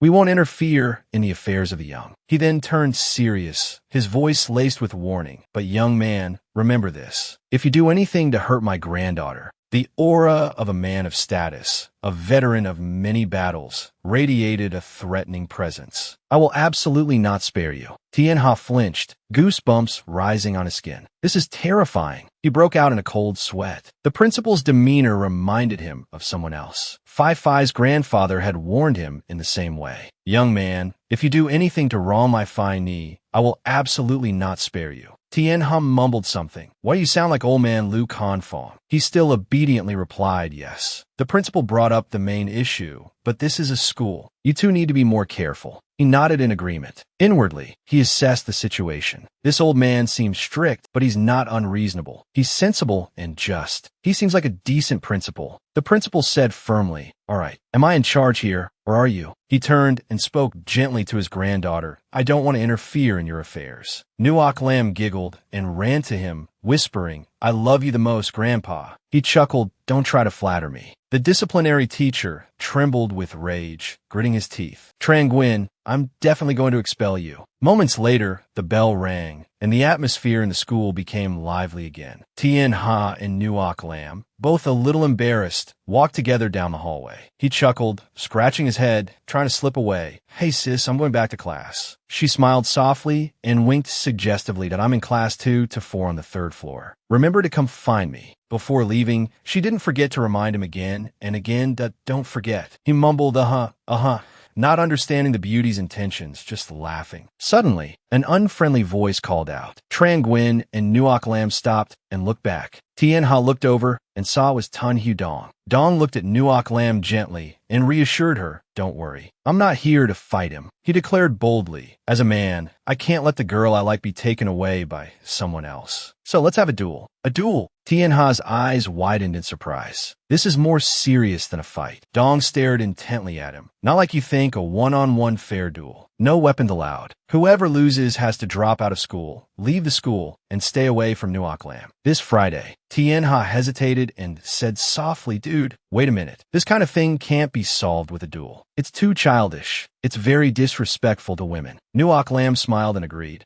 Duel. Good idea. You two compete, and whoever wins. She decided lightly, I'll be that person's. Whoever wins, I'll give my first time to them. Tien Ha felt like he'd been struck by lightning, his nose bleeding. Dong blushed crimson. Tien Ha gritted his teeth and exclaimed, my God, kids these days are so open, so young, and already teasing people. When they grow up, won't they become vixens? He took a deep breath, reminding himself to stay rational. Don't die now. There's still a tiger waiting at home. He scratched his head with a naive smile.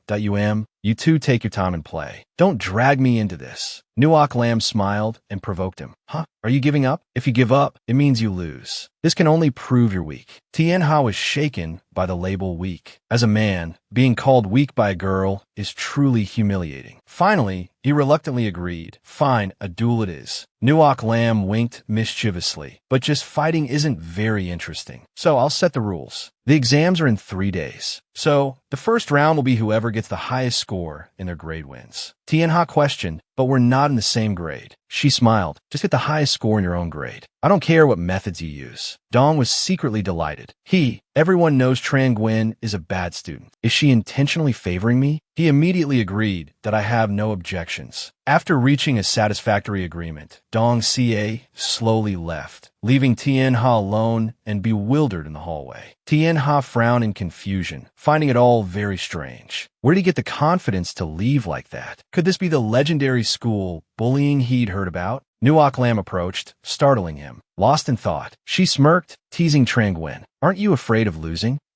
Tan Hu Dong, although obnoxious, must be a good student. As for you, I hear you're not very good at studying. You must be worried, right? Tien Ha blushed. He couldn't deny that. Watching his flustered expression, Nuoc Lam left, giggling with amusement. You have to study hard for me, my dear. Later that night, in Tien Ha's room, the light was still on despite the late hour. A pained yell tore through the night. What the hell is this? Sweat poured down Tien Ha's face as he cried out in despair. Why does math have so many English words? He thought resentfully, realizing he'd been tricked by that girl. This body had become a kid's, and so had his mentality. He'd been moved and agreed impulsively. But in the end, he sat down and continued reading. But the pressing problem was what the heck is classical literature? The battle of what? What's with the Golden Lotus Regiment? What is this even talking about? Studying literature any longer and he'd lose his mind. He decided to put that subject aside for now and pulled out his English book. English shouldn't be a problem, right? He'd studied authentic English with his grandfather since he was a child. Wait, hello. Is this really a human language? Why can't I understand it? Tien Ha rubbed his aching head, lost in thought. What should he do? He couldn't let that girl look down on him. Suddenly, he saw something. Tien Ha's eyes lit up as he remembered. Right? The head of the department said Trang Nguyen was quite good at chemistry. He'd never looked at this stuff before. He ran to the bookshelf and grabbed a book. Excitedly, he sat down and read through a few pages. But what were these chemical reactions, HHCC, skulls, and all that? What kind of divine scripture is this? Tien Ha was utterly bewildered, completely unable to understand what he was reading. Frustrated, he pulled open a drawer and rummaged through it.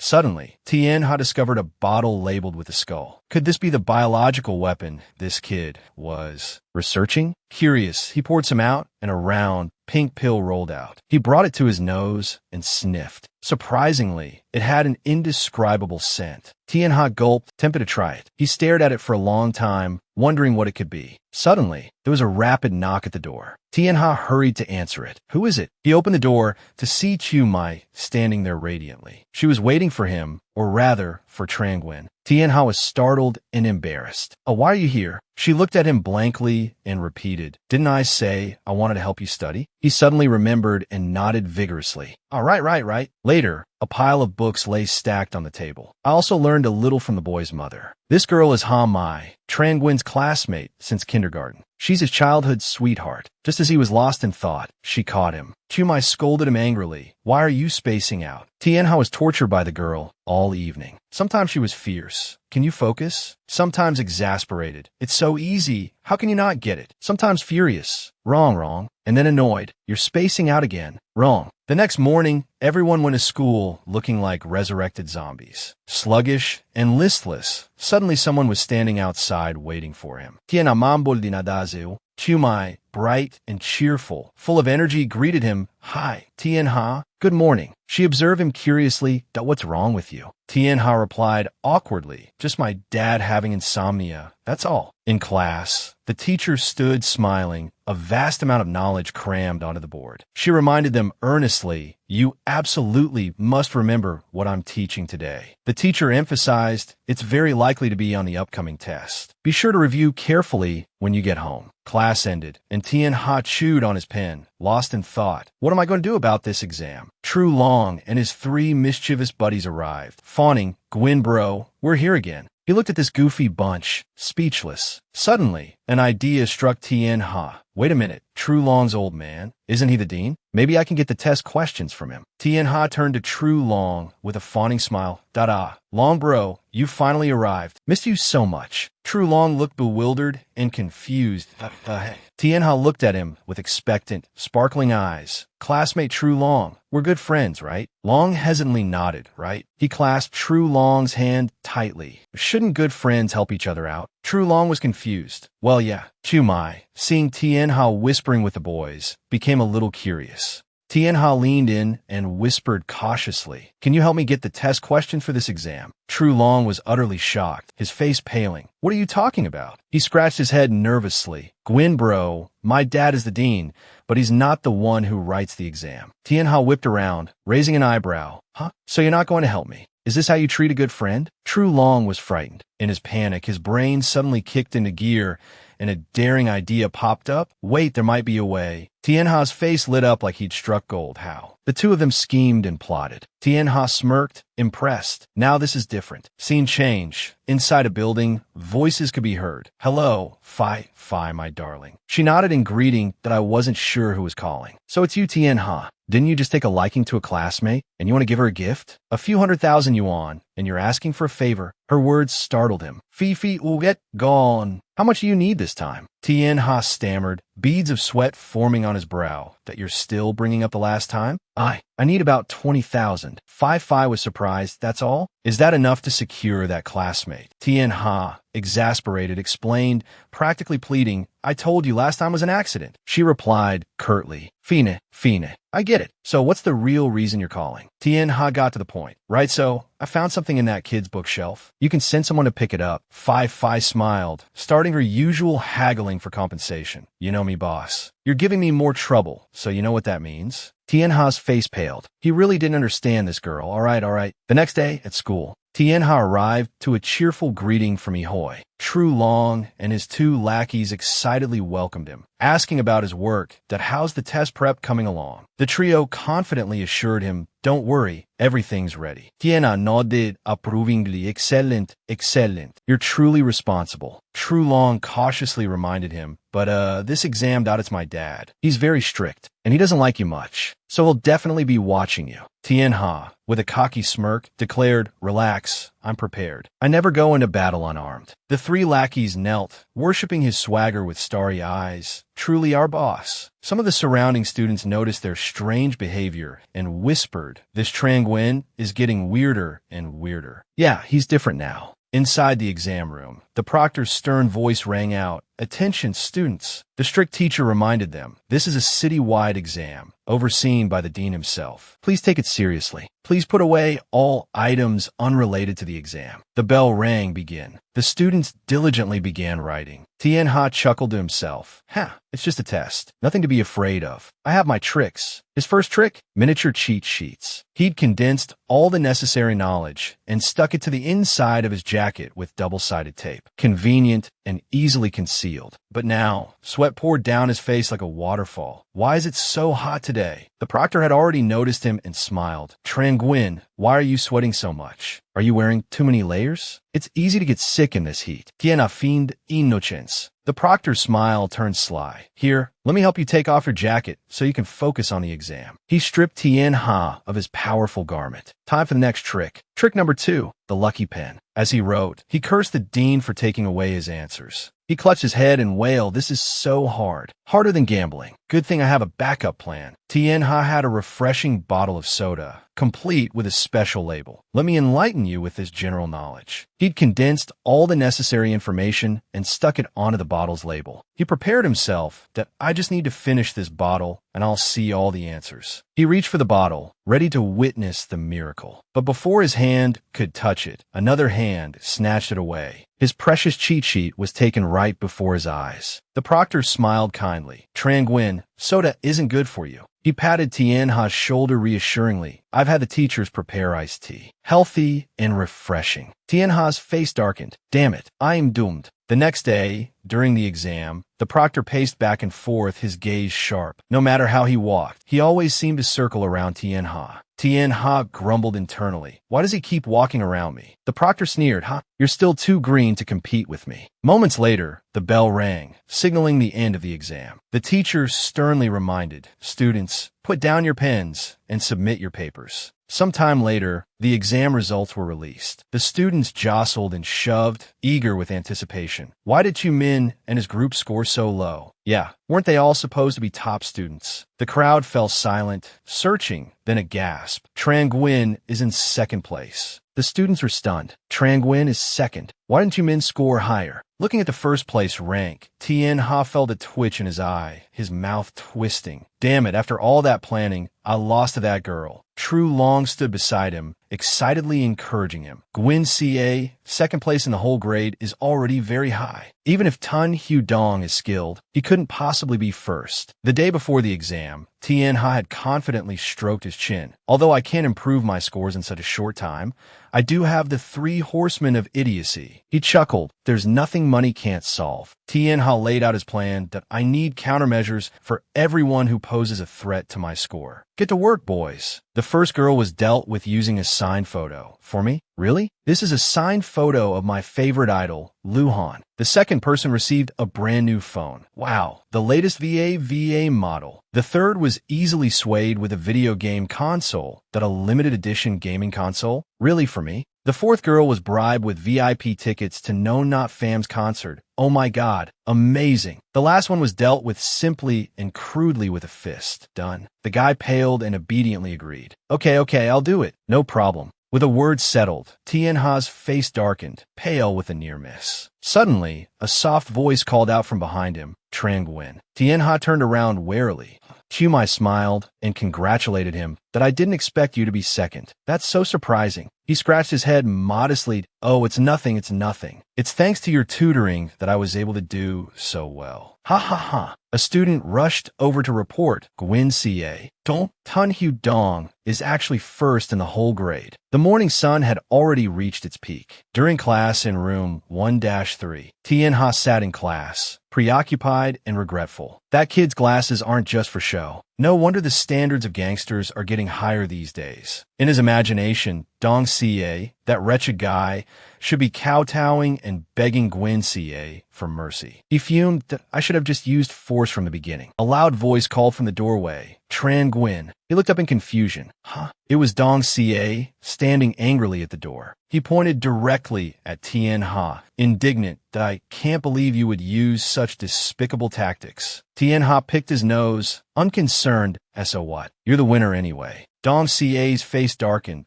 I'll expose you. He slammed a piece of paper onto the desk. I want to use my own strength to prove that I'm the one worthy of Nuok Lam. He loudly challenged him. Next time, I want a fair fight with you. Finished. Dong Ca turned and quickly left. Tien assai dueri di punto stil sonaive. Only children care about the process. Adults only care about the results. He then noticed the brightly colored paper on his desk. Huh? What's this? The hot news, of course, required immediate action. Tien Ha and Tru Long immediately arrived at the establishment mentioned on the brightly colored piece of paper. He was overwhelmed by the opulent and bustling atmosphere of the place. Tru Long thoughtfully offered him a glass of Pepsi. Gwen Ca took a sip of Coca-Cola. Tien Ha accepted it curiously, seemingly very familiar with the area. He scratched his head and chuckled that I used to sneak out here to play games during school hours. Tien Ha nodded in response while examining the Pepsi. How can it be so fizzy? What's going on? Tru Long thought he should honestly warn Tien Ha to don't hide it from Gwen Ca. I've witnessed Tun Hu Dong's skills. He's in the top 10. Even Gwen Ca, who was sipping his drink, stopped in surprise. Tru Long continued his tense introduction that he's practically a master at every game. Almost every arcade in this area has been conquered by him. He fell silent. Tiena. Tru Long excitedly gestured with his hands and feet that I don't know if Gwen Ca has any way to beat him. Do you need me to find some people? Tien Ha puffed up his chest with overflowing confidence that don't talk nonsense. I'm the main character, after all. How could I do something like that? He glanced at the coin-operated machines in the center and smirked. I've already thought of a way to deal with him. The next day at the arcade, a pair of slender, smooth legs slowly stepped inside. Nuok Lam arrived in a sporty outfit, both alluring and sexy, causing everyone who passed by to turn their heads. Meanwhile, the two rivals were staring at each other with such intensity that sparks seemed to fly. Both sides had arrived in full force and were facing each other. Nuok Lam walked in, waving brightly, sorry to keep everyone waiting. Tien Ha and Dong Ca stared dumbfounded. Nuok Lam had changed her look. Dong Ca adjusted his glasses and got straight to the point. Well, everyone's here. Let's begin. He casually let Tien Ha choose. This time, you decide the rules of the competition. Otherwise, you'll say I won unfairly. Since that was the case, Tien Ha didn't hesitate to seize the opportunity presented to him. All right then, I propose a point-based system. Dong Ca looked slightly surprised at a point-based system. Tien Ha explained, there are many games here. Each one earns a certain number of prize tokens. We'll compete to see who can earn the most tokens within a set time. Dong Ca pondered silently for a moment. Finally, he nodded slightly in agreement. Let's do it that way. Nuok Lam cheerfully checked her phone to keep time. Okay, the time limit is 1 hour. We'll start with 20 tokens each. The competition began. Before separating, Dong Ca smirked. Good luck. Dong Ca strolled over to a row of shooting games. Expertly, he took a seat in the front row. The owner of the establishment, dressed in a gangster style, looked over and suggested, Kid, come play a few rounds with me. He was busy negotiating. Sure, 3 tokens a game. Dong Ca's underling exclaimed, as expected of Dong Ca. He clearly knows that head-to-head games offer the most tokens. Looking over at Tien Ha, he scoffed derisively. Look at Trang Nguyen, still clueless, wandering around. Heaven knows what his plan is. Tien Ha was excitedly approaching the coin pusher machine, peering at it. Hey, this one! Tru Long cried out in despair. The coin pusher. It's notorious for taking your money without giving anything back. Gwen Ca can't rely on that to win tokens. We're doomed. Dong Ca's underling declared confidently that Trang Nguyen kid has no chance of winning. Nuok Lam watched him closely, observing his every move. This curious girl. Isn't the point of this coin pusher to aim for the areas where the coins are densely packed? Everyone else is dropping their coins there, but it's baffling. He keeps choosing spots with fewer coins. How can that possibly work? The coin clinked as it fell onto a bare spot. Unexpectedly, there was a slight shift within the pile of coins. Everyone sighed in disappointment. Maybe even a slight deviation won't work after all. Well, he inserted another coin to try again. Over by Dong Ca, the arcade owner was sweating nervously. He gritted his teeth, intently watching the screen. Dong Ca was also glued to the screen, the game's graphics reflected in his glasses. Dong Ca's character unleashed a flurry of kicks and punches, rapidly depleting the arcade owner's health bar. These precise attacks landed blow after blow, culminating in a knockout. He was utterly defeated. Dong Ca's underling marveled, "Boss, you've won 10 times in a row. You've already earned 30 game tokens." Meanwhile, Tianha is still diligently feeding the coin pusher. True Long muttered impatiently. "Gwyn Ca, how many tokens have you gotten?" Tianha chuckled nonchalantly. "This game is overflowing with tokens. They've only been going in, not out." True Long's jaw dropped. "How many coins do you have left?" He reached out without hesitation, pressed the button, and grinned innocently. "Just one." The chubby guy cackled. "That you've lost everything before the time's even up. Tran Gwyn is truly amazing." True Long cried out in panic. "Gwyn Ca, think of something quick." Tianha reminded him with a cold snort. Calmly, he held his last coin, brimming with confidence. Success or failure hinges on this coin. Tianha extended his hand with lightning speed, gritted his teeth, and without hesitation, took his shot. A blinding flash of light erupted. Everyone shielded their eyes in shock. Nuoc Lam gasped in astonishment. "What was that?" The chubby guy and True Long watched anxiously. The coin landed cleanly and perfectly. It landed precisely between two other coins. The entire coin pusher machine rumbled, and a cascade of coins poured out. Tianha let out a satisfied laugh amidst the overflowing coins. The chubby guy stammered in disbelief. "In no way. How did he do that?" Tianha explained succinctly. "Everyone can see the most obvious features of something. If people can see where the coins are piled up, very few dare to choose the spot that looks sparse, but holds the most potential." True Long puffed out his chest proudly. "This is what you call investment vision." He chuckled smugly that you're still too green. Nuoc Lam stared at him in awe. He's so daring. The clicking of buttons could be heard incessantly from Dong Ca's side. The red-haired guy cursed under his breath. "Damn it." Dong Ca smirked, inwardly assessing the situation. The chubby guy rushed over to report. "Dong Ca, Tran Gwyn, that kid has already earned over 60 game tokens." He broke out in a cold sweat. "Over 60? In such a short time?" He lost his focus, and the red-haired guy seized the opportunity to win. He stared blankly in disbelief.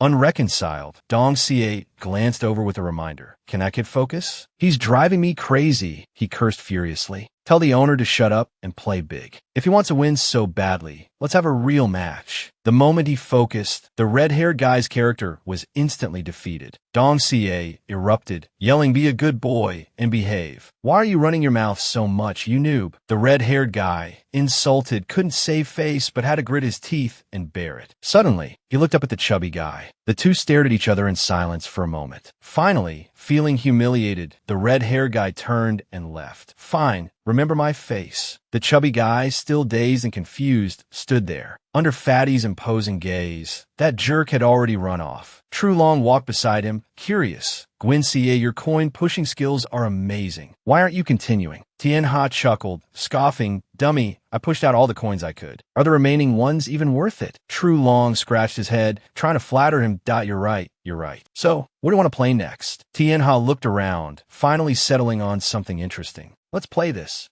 The VR shooting game." Tianha walked over and expertly put on the headset. As he entered the game, he saw the system message. Player in position. ID 89,527. Rank, shooter. Equipped weapon, semi-automatic rifle. Synchronization rate, 100%. Joining battle. As soon as he arrived, Tianha exclaimed excitedly, "Let's go." Looking at the dilapidated buildings in front of him, so realistic it couldn't be more real, Tianha wondered, is this the legendary VR game? It's realistic down to every detail. Kids these days have such advanced games. He stood there, dazed, taking all in. Suddenly, soldiers appeared from nowhere. Spotting Tianha, they immediately opened fire. Tianha cursed under his breath. "Damn, they're fast." He immediately raised his gun and returned fire. The two soldiers fired relentlessly. Another soldier stealthily approached Tianha from behind a wall. The soldier aimed his gun directly at Tianha's head. After a resounding bang, he dejectedly received the defeat notification. The chubby guy and his fans laughed. "Ha! Killed as soon as he spawned. Such a noob." Tianha gritted his teeth in frustration. "Damn it." He looked at his gun in annoyance. "This toy, it doesn't even feel real." The chubby guy, twirling a lollipop, sneered, "As if you've ever held a real gun." Tianha, extremely bufu, put the VR headset back on. "Play again." The chubby guy sat back, continuing to taunt him. "With your skills, you'll lose all your coins sooner or later." Inside the game, the location had changed to an abandoned fortress. Tianha skillfully dodged the incoming bullets with practiced ease. He then tilted his gun, aimed directly at an enemy, hit a critical spot, and took him down. Other enemies, surprised, appeared from the rooftops, ambushing Tianha. With a swift dive into the corner, shielded by the wall from the gunfire, he carefully and sharply observed, identifying his targets. Then, with a sudden attack, he opened fire on the two men. The whole process was lightning fast, occurring in just a few short seconds. Single-handedly, Tianha logged out the first two soldiers, a bullet piercing straight through the chest of the one in front, causing him to stagger and finally collapse. The second one's condition was even worse, dying before he could even blink, falling backward. The two underlings outside stared in horror. Their faces paled as they exclaimed, "Holy crap, this can't be real." Another cold, merciless shot rang out, piercing through the body of a soldier, sending him to heaven. True Long and the chubby guy were stunned, sweating as they watched this dramatic battle unfold. In a way, we were so close to finishing. After eliminating these small fries, Tianha finally dared to stop and catch his breath. But the peace didn't last long. The ground and the surrounding walls began to shake violently. Large cracks appeared on the walls with a loud cracking sound, putting him on high alert. A powerful tank smashed through the crumbling wall and charged in. Tianha was startled. It was right in front of him, only a few meters away, adjusting its aim. After identifying Tianha as today's prize, it charged towards him, determined to take his head. The barrel lowered, aiming directly at Tianha and firing rapidly. The shots were incredibly accurate, but luckily, Tianha's agile movements allowed him to dodge by running in a zigzag pattern. He luckily managed to run into a building for cover. Tianha, tense, hid inside, observing the commotion. The tank, unable to find its target, continued to fire. In this tense moment, Tianha suddenly spotted a dropped item, a bazooka, lying in the corner of the room. He quickly ran over and picked it up. At this moment, the tank was slowly approaching the room. Suddenly, a bazooka shot,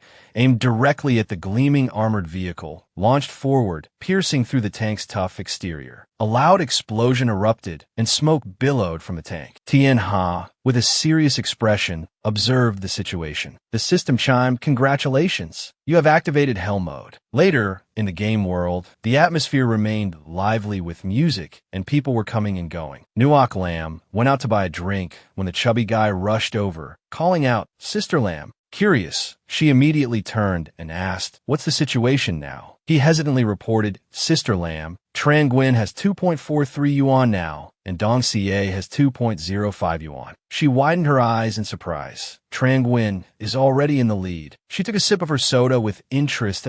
As expected, coin pusher games really do make a lot of money. The chubby guy tried to defend Dong Xie. However, the revenue from fighting games is higher than VR shooting games. If they keep playing, the gap will close quickly. Nup Lams Mai. We'll soon find out who the winner will be. Meanwhile, True Long and the two others in the demonic trio were exclaiming in awe, "Wow, this guy is amazing. It's the first time I've seen someone play on hell difficulty, right? He's incredible." He gaped in astonishment. If I hadn't seen it with my own eyes, I would have thought he was playing in auto-aim mode. Tianha, still holding his gun, remained highly focused, expertly executing his moves. Another NPC bit the dust. Another one bites the dust, logging out of the server. Tianha wandered around, bored. This game was still only netting him a small profit. He looked around for his next target, searching for some excitement. Suddenly, something caught his eye. A few more unlucky players appeared, ripe for the picking, ready to boost Tianha's experience points. Unexpectedly, the red-haired guy from earlier showed up. Puffing on a cigarette, the red-haired guy practiced his shooting. Suddenly, Tianha received a party invite from him. Stunned, he took off his VR headset to get a better look. It wasn't his imagination. The guy really had sent him a request. He even gave a friendly wave and greeting, acting all chummy. Comrade, so close, huh? Hith, Sergant. Or how about I, your grandpa, send you flying?" Tianha rolled his eyes, inwardly cursing. "Grandpa, my ass. I don't even have enough points for myself, and you want to steal my kills." Hell mode was loading. As soon as it started, Tianha located the red-haired guy, putting him in his sights. A satisfied smirk spread across his face as he aimed. "Stealing my kills? Not a chance." He aimed precisely, down to the millimeter at the guy's head. A cold bang echoed. The red-haired guy vanished, losing a life. The chubby guy, startled, cursed, dropping his cigarette. What the hell? He snapped, turning to Tien Ha accusingly. What the hell was that for? Watch where you're shooting. We're teammates. Tien Ha replied coldly, not bothering to elaborate. True Long chimed in. I was just taking care of things for the boss. He chuckled, casually flexing his skills. So sorry. Chubby guy, we don't need teammates. He can handle everything himself. The red-haired guy gritted his teeth, furious. Fine, you asked for it. But before he could show off his skills, Tien Ha unleashed a barrage of attacks. The second time, a headshot on the grasslands. The third, a kick sending him flying, followed by a shot through the heart. The fourth, a sniper shot to the right spleen. The fifth, while he was posing, a bullet right between the eyes. The nth time, while he was searching for opponents, the bangs rang out continuously. Humiliated and enraged, the red-haired guy fumed as the surrounding players chuckled. True Long added insult to injury. Are you a monkey here for our entertainment? First defeated by Dong Xie, now by Gwen Xie. You're not the main character, you know. Don't hog the spotlight. The red-haired guy retreated in shame, glaring back. Just you wait, he threatened. The onlookers started firing their weapons, watching Tien Ha play while showering him with praise. Another win. Such a high score. Amazing. He remembered when he first learned to shoot. He was just as clumsy and amateur. 5 shots, 5 misses. The more he shot, the more discouraged he became, but his performance didn't improve much. Back then, Uncle Chu had patiently and strictly guided him. Spread your feet wider. Maintain a firm center of gravity. Focus, man and gun as one. He'd emphasized, you and the gun are one entity. The gun is an extension of your arm, pointing and hitting wherever you will. If you can't control your own arm, you can't aim accurately. After hours of continuous practice, he finally succeeded. Uncle Chu turned and left with a satisfied nod. You have to finish today's training before you can rest. Back in the present, the system announced, congratulations to player B9927 for clearing all advanced ranking levels. Tien Ha smiled, satisfied. Shooting 1,000 bullets a day really wasn't a waste of effort. True Long, waiting behind, reported to Gwen Xie, time's up. Still inside the game world, someone carefully counted down point 242. 243. The counting came from Tien Ha, Nuoc Lam, and Dong Xie's table point 251.252. True Long and Bao were picking up coins one by one, stacking them under the watchful eyes of both sides. Point 268, 269, 273, 274, 277, 278, 283, 284. True Long smiled and announced to Dong Xie, this side has a total of 287 coins. Nuoc Lam looked on curiously, while Trang Nguyen, the chubby guy, wiped sweat from his brow. Trang Nguyen has a total of 288 coins. Dong Xie was startled. Tien Ha, who had predicted this outcome, sat calmly drinking his soda. The chubby guy angrily grabbed True Long's collar, demanding, did you intentionally undercount, you little punk? True Long retorted, we were all here in front of everyone. Dong Xie spoke in a serious tone. The chubby guy hesitated, but Dong Xie turned to Tien Ha and accepted the match's result. Trang Nguyen, you won this round. Tien Ha smiled humbly and said, if the time had been extended a little longer, I would have lost. But this game battle was very interesting. If we have free time later, we can come here to play again. He nodded with a smile, showing no resentment and not escalating the situation. That if you're looking for an opponent, I'm always available. After the match, the camaraderie between the two rivals, Tien Ha and Dong Xie, improved. The fact that they exchanged smiles showed how much. The group left the game world. The chubby guy, sucking on a lollipop, suggested, Dong Xie, let's all go eat KFC. True Long walked beside Tien Ha, who was still impressed. Gwen Xie, you're a natural with guns. Teach me some time, yeah? Suddenly, there was the sound of hurried footsteps approaching from behind. Dong Xie, busy inviting Nuoc Lam, come with us. Nuoc Lam didn't notice. The red-haired guy from earlier was silently charging with a wooden plank. By the time Dong Xie realized it, it was too late to react. The enraged red-haired guy swung his weapon, yelling die. The wooden plank whistled through the air with powerful force. At the critical moment, a hand shoved Dong Xie out of the way. Tien Ha jumped in to take the blow. The thick, sturdy plank struck him squarely on the head, shattering on impact. Blood immediately gushed from his head. The red-haired guy smirked, cigarette dangling from his lips, and chuckled. Hee. He and his tattooed gang taunted. What now? Weren't you so tough just now, you punks? Thought you were so good. Nuoc Lam frantically shook Thien Ha, calling his name. Dong Xie sat stunned on the ground for a moment. Nuoc Lam cradled Thien Ha's head, asking Trang Nguyen, "Are you all right?" Dong Xie quickly snapped back to reality. He took off his glasses, his eyes filled with murderous intent, and clenched his fist. "You're all looking for a death wish." Then, quick as lightning, he launched his attack. Before his consciousness faded and his vision blurred, Thien Ha saw the red-haired guy being pummeled by Dong Xie. His gang was also receiving special attention from Tru Long and Bao in the form of devastating punches. Finally, exhausted, his eyelids grew heavy. Everything became hazy. Against the vast blue sky, birds soared,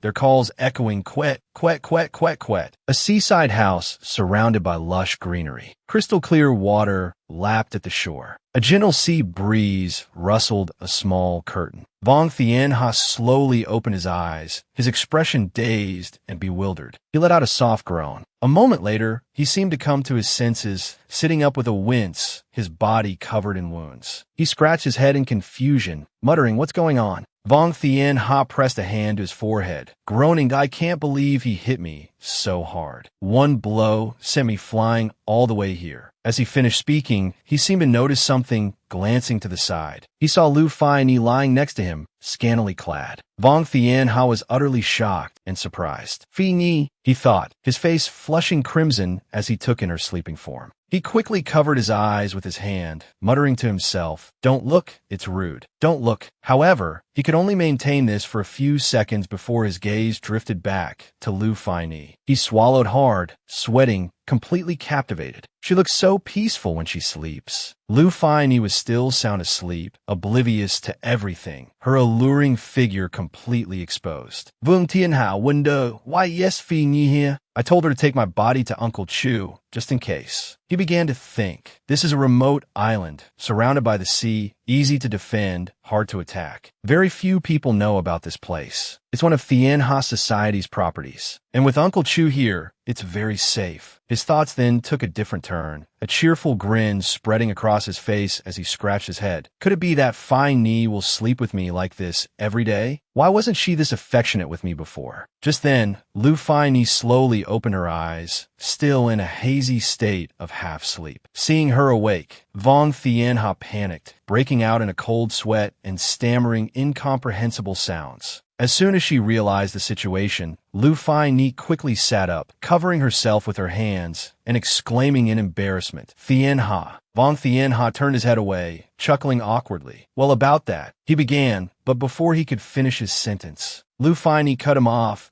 No questions allowed. Vong Thien Ha was taken aback. He scratched his head in bewilderment. "You're allowed to sleep with me, but I'm not allowed to ask questions? Women are so confusing." Lu Fai-Ni said sternly, "It's your fault for waking up. What happened?" Vong Thien Ha chuckled sheepishly.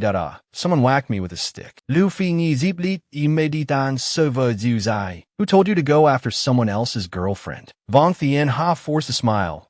"I just wanted the perfect high school experience. Don't you know you're the most important person to me?" Upon hearing this, Lu Fai-Ni fell silent for a long moment, her face full of expectation. Vong Thien Ha, while getting dressed, asked curiously, "Right, I asked you to check before. Are there any results on that pill yet?" Lu Fai-Ni replied, "There's a high probability that pill is problematic." She then recounted a series of specific chemical analyses. "There are no conclusive results yet, but I discovered that someone in the gang is secretly selling something under the guise of weight loss pills." Vong Thien Ha, upon hearing this, couldn't help but feel suspicious. "Weight loss pills?" he muttered, then suddenly realized the issue to it seems that Trang Nguyen, that kid, isn't so simple. My consciousness entering his body might not have been a coincidence. Vong Thien Ha's voice became serious. "Continue analyzing. Report to me as soon as you have results." As he spoke, he walked toward the ocean and stretched, loosening his muscles and joints. Lying down for so long made my bones stiff. Looking at the peaceful beauty of the ocean, Vong Thien Ha couldn't help but praise it as "oh beautiful," he sighed, spreading his arms to fully enjoy the scenery. "If I could, I really want to stay here forever, experiencing this peace every day, far away from all the conflicts. As soon as he finished speaking, his expression changed, becoming incredibly serious. Lu Feini watched him silently for a long while. Then, she embraced Vong Tianha from behind and softly said, "You are Vong Tianha. If this is your wish, who would dare to stop you?" Vong Tianha replied, "Not yet. There are people who don't want us to have peace. I can't ignore them." Having said this, Vong Tianha made up his mind I should go back. Hearing this, Lu Feini was incredibly surprised and puzzled. She immediately asked, "You haven't been here long. Why do you want to leave already?" Vong Tianha hugged Lu Feini tightly and said, "There's no other way. I don't want them to worry. I'll miss your panda underwear." Upon hearing this, Lu Feini's face immediately darkened. The surrounding atmosphere instantly changed, and Vong Tianha could sense it.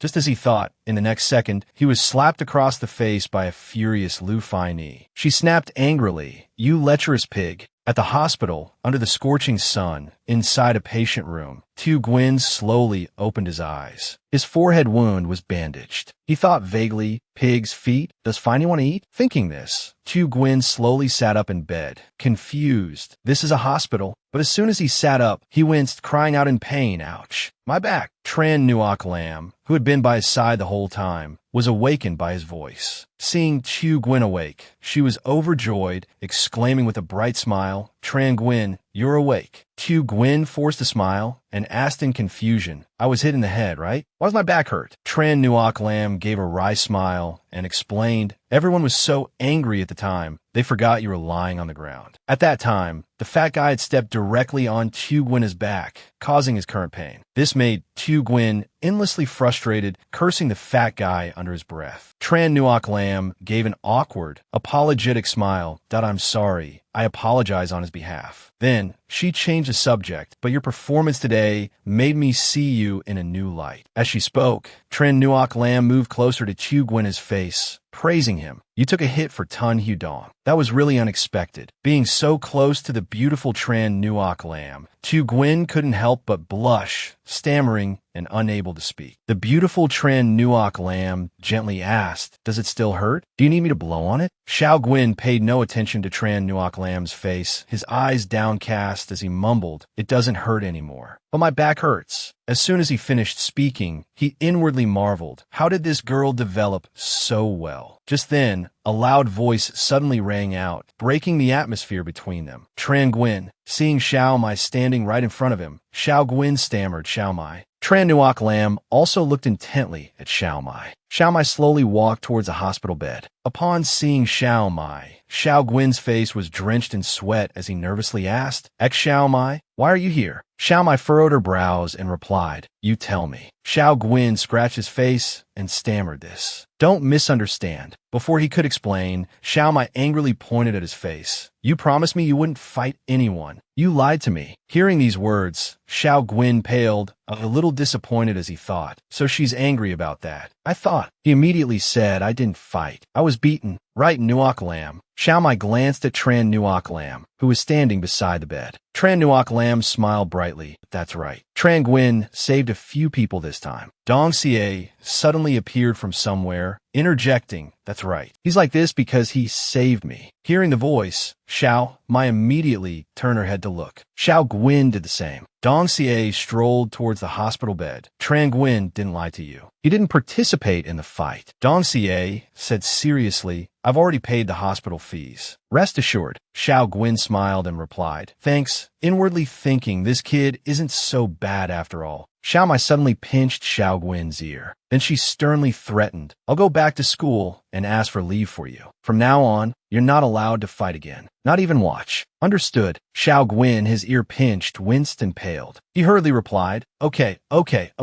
Ouch, ouch, ouch." Dong Xie, seeing Xiao Mai, asked suspiciously, "Who is this girl?" Tran Nuoc Lam quickly replied, "Tran Guin's classmate, also his childhood sweetheart." Hearing this, Dong Xie froze, dumbfounded. Childhood sweetheart. Then he exclaimed in disbelief, "Damn, he already has a childhood sweetheart, and he's still competing with me." Seeing everyone so noisy, Xiao Guin, sitting on the hospital bed, felt helpless, chuckling inwardly. Is this a theater? Xiao Mai asked curiously, competing? Tran Nuoc Lam smiled and replied, yes, competing for me. Hearing this, Xiao Mai's expression immediately changed, becoming extremely dark and cold. In this situation, Xiao Guin broke out in a cold sweat, his face pale.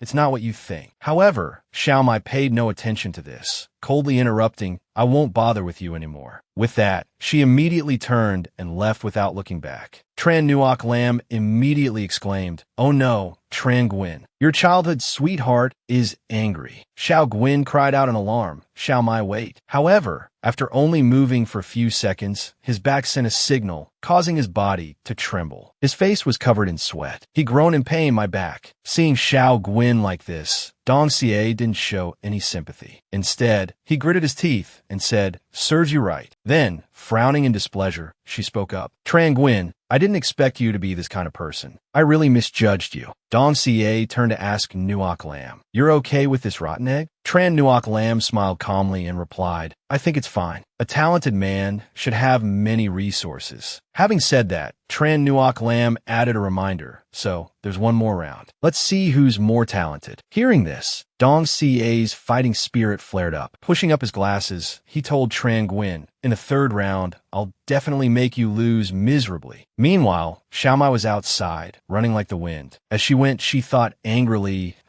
that idiot is so infuriating. The more she thought about it, the more she cursed under her breath. Hateful. Lost in her thoughts, she didn't notice what was in front of her and ran straight into someone's back. Ouch. Xiao Mai quickly apologized. I'm so sorry. Sappy turned around, smiled, and asked, it's all right. Are you okay, little girl? Then, he changed the subject. Right, little sister, could you tell me where room 250 is? Hearing this question, Xiao Mai froze for a moment, bewildered. She thought to herself, room 250? Isn't that Tran Guin's room? Are they here to visit him? The two men behind him looked so fierce. Despite her thoughts, Xiao Mai innocently pointed the way. Go this way. This way. Hearing this, Sappy immediately turned and left, not forgetting to thank her. Thank you very much. Outside the hospital room, Dong Xie's scolding could still be clearly heard. You bastard. You already have a childhood sweetheart, and you still dare to have designs on my Nuoc Lam. Dong Xie, full of anger and frustration, pointed his finger at Xiao Guin's face. You want everything good, don't you? You have to make a decision. But Xiao Guin, on the other hand, didn't seem to care much. He calmly lay back down on the bed and replied, you're so boring. Only children have to make choices. It's tiring.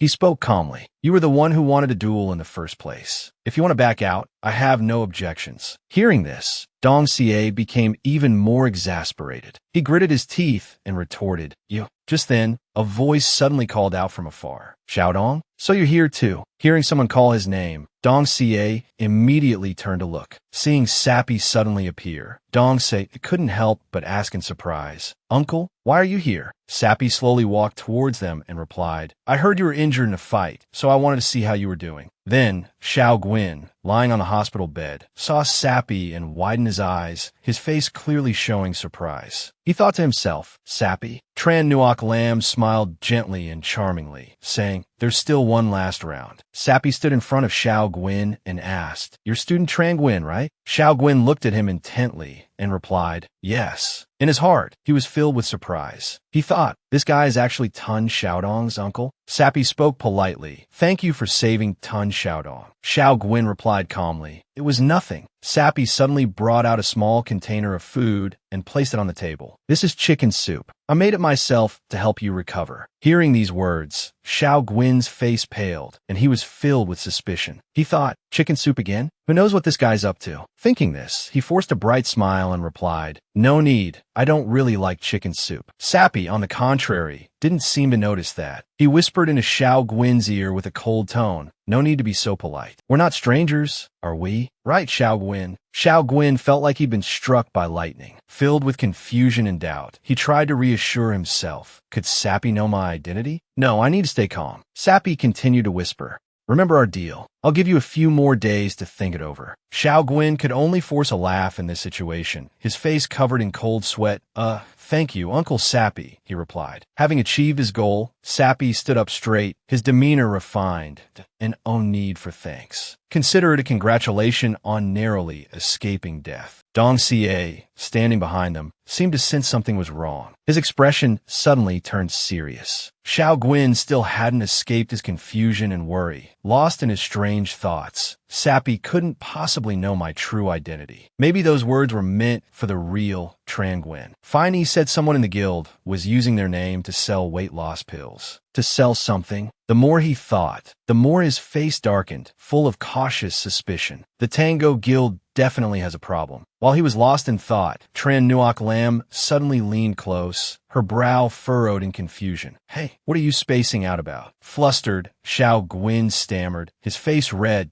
Nothing. Tran Nuoc Lam held a container of food. "I got you some chicken soup," she said, offering it to him. Xiao Guin forced a smile. "Oh, thanks." In the next moment, Tran Nuoc Lam, with a natural and bright smile, began feeding him. Here, open wide. This left Xiao Guin utterly bewildered and helpless. He inwardly groaned, "My hand isn't even injured." Despite his thoughts, Xiao Guin obediently opened his mouth and ate. Dong Xie, watching their intimate interaction from afar, felt a surge of irritation and frustration, trembling with anger. He gritted his teeth, cursing under his breath, his fists clenched and shaking. Suddenly, a voice called out, "Hugh Dong, Sappy wants you. He says he has something to ask you." Hearing this, Dong Xie immediately obeyed. "Yes, sir," he replied, and the two of them went outside together. Tran Nuoc Lam couldn't help but watch them leave. As soon as they were outside, Sappy asked directly, "Hugh Dong, was Tran Guin injured fighting with you?" Dong Xie immediately explained, "No, he was injured saving me." Sappy looked surprised and confused at O. He continued, "And that pretty girl? I heard you two dueled over her." Dong Xie remained silent for a long moment. Seeing his reaction, Sappy placed a hand on Dong Xie's shoulder.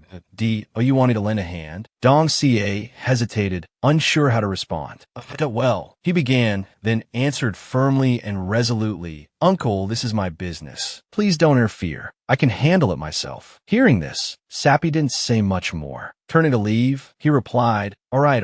I won't get involved in you kids' affairs." Sappy couldn't help but add, "If you need anything, let me know." Elsewhere, in a company within towering skyscrapers, a voice could be heard from outside. "Mr. Chairman, you have an important meeting at 2 p.m. this afternoon. Also, your father asked if you're coming home for dinner tonight." Lu Faney, sitting on the couch, indifferently replied that she knew. With her hot and alluring figure, Lu Faney leaned back against the sofa, annoyed, thinking to herself, "That damn guy went off to hang out with his classmate's younger sister and made me stay behind to manage his family business." Humph, humph. Just then, the phone on the table suddenly chimed with a notification. Like seaweed, drifting in the wind. Lu Faney immediately picked it up to look. Inside was a message from Xiao Guin. "Sappy has a problem related to Chun Guin's investigation." Upon reading this, Lu Faney's expression immediately turned serious. She furrowed her brow, thinking to herself, Sappy and Chun Guin. 2 days later, at the city's central hospital, discharge procedures were completed. Tun Hudong arrived with his underlings to inform Chun Guin, "Remember, we still have one final match." Tian Xia's face darkened when he heard him say, "I won't go easy on you just because you saved me once." Then, Hudong set the appointment, 3 days later at the arena. Watching the trio leave, Tian Xia thought to himself, that Tun Hudong, if he didn't act so impulsively, wouldn't be so bad. I didn't expect Sappy to be his uncle. Then he looked at his phone screen. A message appeared. The matter has been investigated. Chun Guin and Sappy have no direct relationship, but the Tango gang is problematic. Tian Xia pondered. It seems the relationship between Chun Guin and Sappy needs to be thoroughly investigated. At the city apartment in the late afternoon,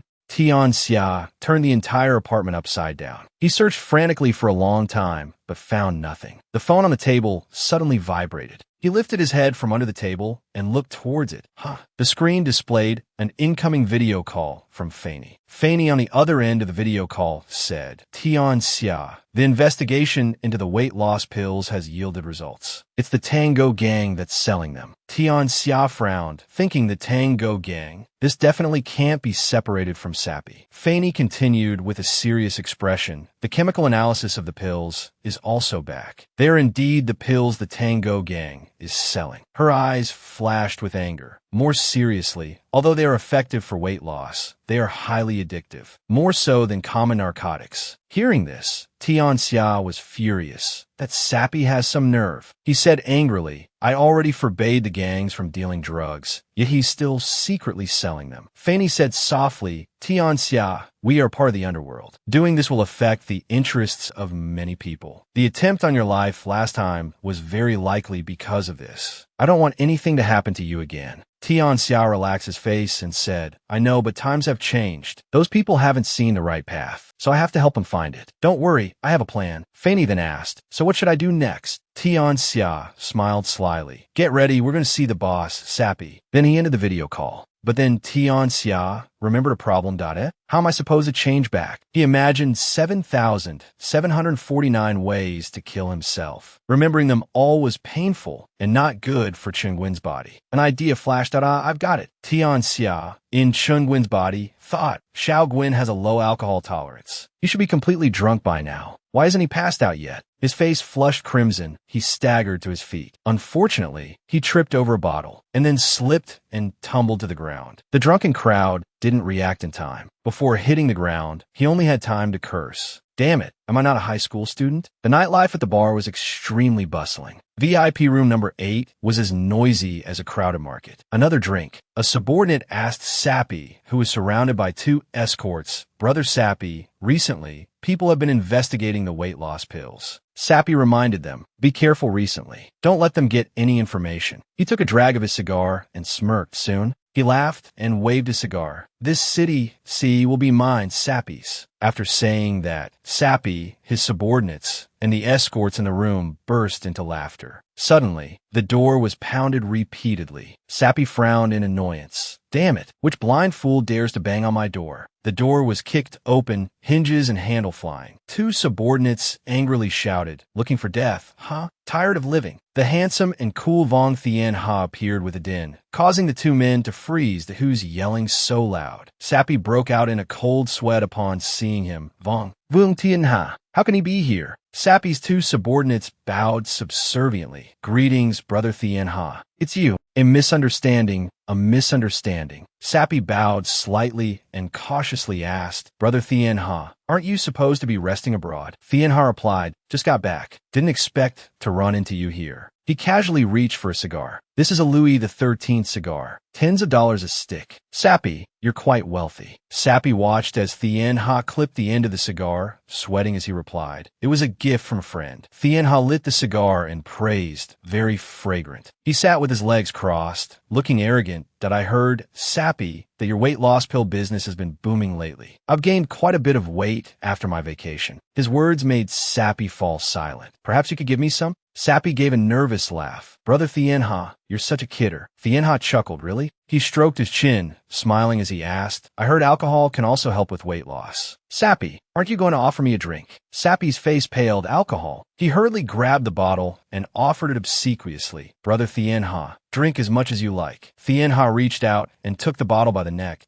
Oh, then I will. He then stood up and smashed the bottle on Sappy's head. The bottle shattered into sharp shards. Sappy, his head bleeding profusely, collapsed to the ground. Thien Ha said from above, my shaky hands still haven't been cured. He laughed arrogantly. This weight loss pill seems quite difficult to swallow. He walked away, saying, I'll be going now. When you have an effective weight loss pill, be sure to let me know. In a fancy car speeding down the highway, Adin curiously asked Thien Ha, Brother, why didn't you just take care of him back there? Thien Ha replied, it's not time yet. He looked out the window. The Tango gang is just a front. Adin continued, you mean someone is behind the Tango gang, pulling the strings? Thien Ha countered, otherwise, do you think Sappy would have the guts to oppose me? Adin answered without hesitation, no. Thien Ha rubbed his chin, that's why I wanted to stir the pot, for Sappy's hand. That way, I can find the 2 people behind him. I just need to keep an eye on him. Back at the city's most decadent entertainment venue, in VIP room 8. Sappy knelt on all fours amidst the debris, his face smeared with strawberry syrup. He let out a creepy laugh. He. You forced me to do this. You're dead for sure. His eyes were wide and crazed. Your hands shake every time. Do you have Parkinson's? Just say you're annoyed by me and want to hit me. We're at the Sea City racetrack. The three lackeys crowded around the fancy motorcycle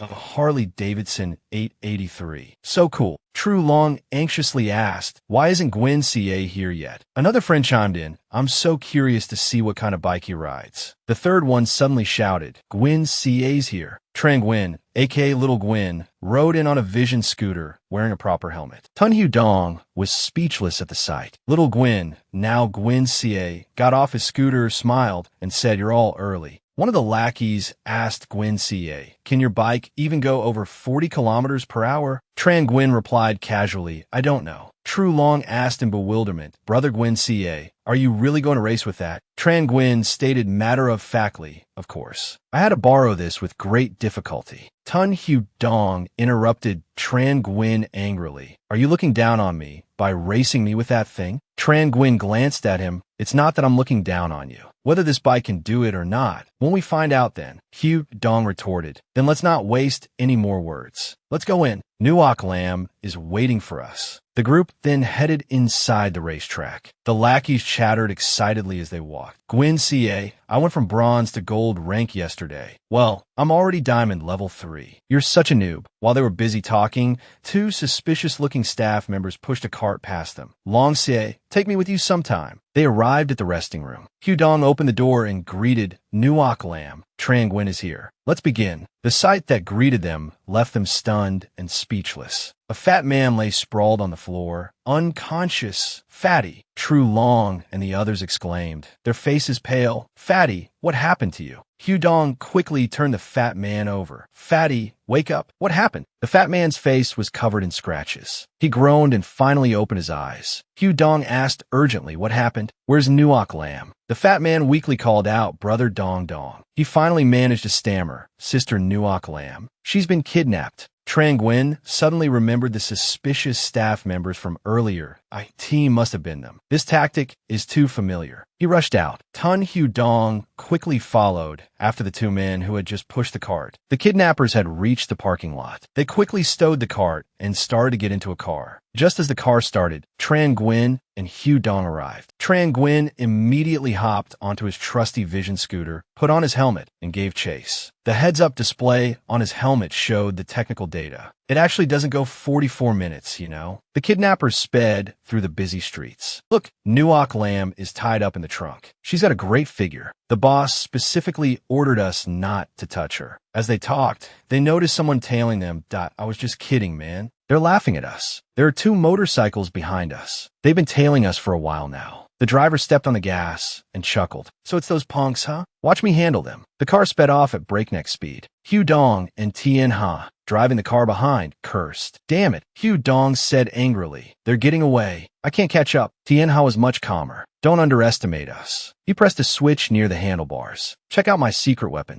A powerful burst of air shot out from the scooter's exhaust. The scooter, in an instant, was like a rocket zooming forward. Zoom! Tien Ha expertly weaved and swerved, dodging the cars on the road. Hyu Dong, following behind, was startled. Tien Ha rode the scooter deep into the city center. He sighed in relief, finally caught up. At that moment, he remembered Hyu Dong.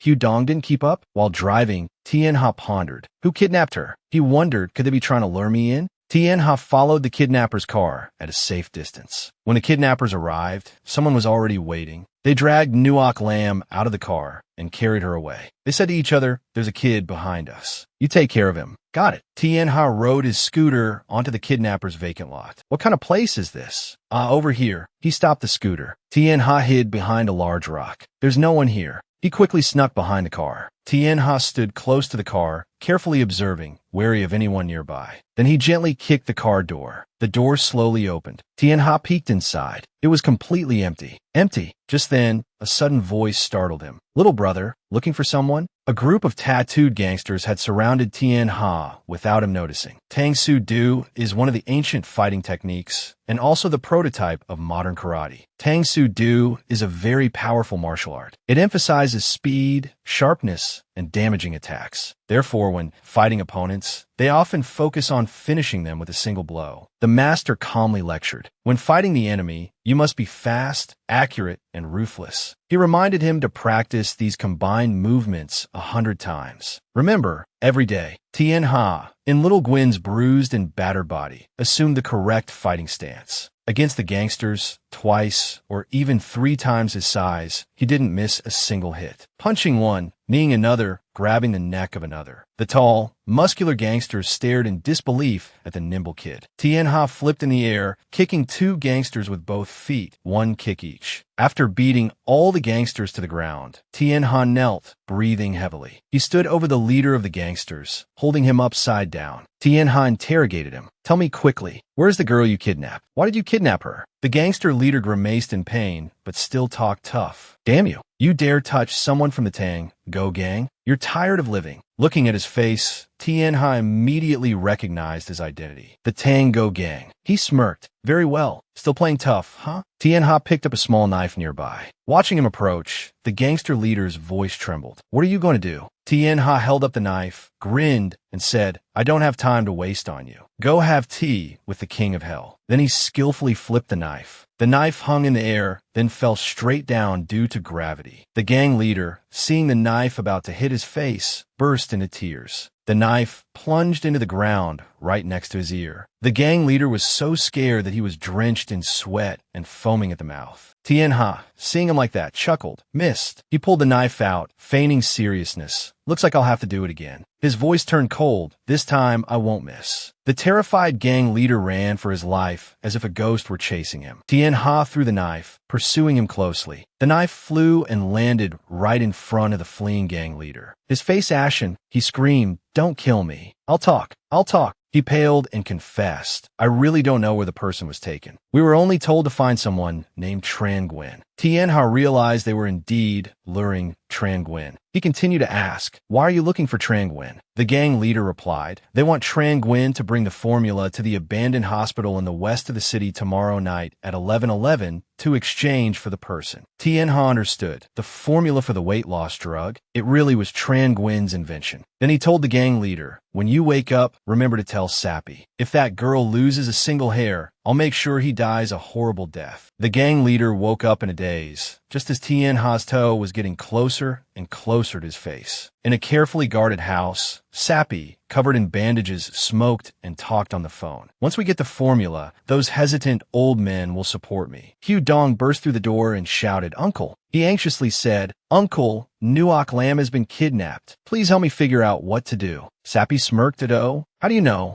Hugh Dong explained, "I saw it with my own eyes. Someone took Nuoc Lam while I was competing with Tran Nguyen. Tran Nguyen chased after them and hasn't come back yet." He pleaded, "Please help me, Uncle." Sappy smiled cheerfully. "Tran Nguyen chased after them? Don't worry, Hugh Dong. Leave this to me. You don't need to get involved." Hugh Dong, still worried, said, but. Sappy dismissed him. "Hugh Dong, go home now." Hugh Dong wanted to say more, but finally obeyed. "Yes, I'll leave it to you, Uncle." Then he left Sappy's house. Sappy stood on the second-floor balcony, watching his retreating figure for a long time. He grinned, biting the cigarette filter, and chuckled cryptically. Hugh Dong walked, wondering who kidnapped Nuoc Lam. He thought, "No, I need my uncle's help. I have to go back and discuss this with him." Sappy sat perched on a chair, talking on the phone. Tran Nguyen has taken the bait. Vong Tien Ha is also prepared. The person on the other end asked, "Are you sure Vong Tien Ha will show up?" Sappy replied confidently, "If it checked." Tran Nguyen's mother and Din Bang are friends. That kid will definitely ask Din Bang for help. If Din Bang knows, Vong Tien Ha will know too. He sneered. "Then I'll have CA assassinate him again. This time he's sure to die." The person on the other end exclaimed, "Your greed is insatiable." Sappy angrily snapped, "Isn't this all because Vong Tien Ha forced my hand?" Preoccupied with talking, he didn't notice the slightly open door. Since he'd practically delivered himself to them, Hugh Dong, standing motionless outside, decided to let him fall. He seemed to have overheard the entire conversation. At another house that night, Fini Video called Tien Ha. "Sappy wants you to get the formula for the body-switching drug." Tien Ha, in Trang Nguyen's body, replied from the other end. The formula was created by Trang Nguyen. How can I possibly get it? He said seriously, the only option is to kidnap the second person. Feini frowned, reminding him, Tien Ha, you need to think carefully. The underworld in Sea City has been peaceful for a long time. She suggested another plan. Or, how about we find a way to wake Trang Nguyen up? Let's get the formula first. Tien está ni refused. Punto no. Even if we get the formula, it absolutely cannot fall into Sappy's hands. Just then, a call waiting notification appeared on the screen. Tien Ha ended the call. I have another call. I'll contact you later. He answered the new call. Hello, this is Trang Nguyen. Who is this? The person on the other end said, it's Tun Hudong. I'm downstairs. Can you come down for a moment? Tien Ha wondered, Tun Hudong? What does he want with me at this hour? I'm on the balcony. Tien Ha looked down and saw Tun Hudong standing under a streetlight. Even though I'm naturally handsome, I still have to take good care of myself. I'm about to become a landowner, you know. Two figures stood talking under the streetlight.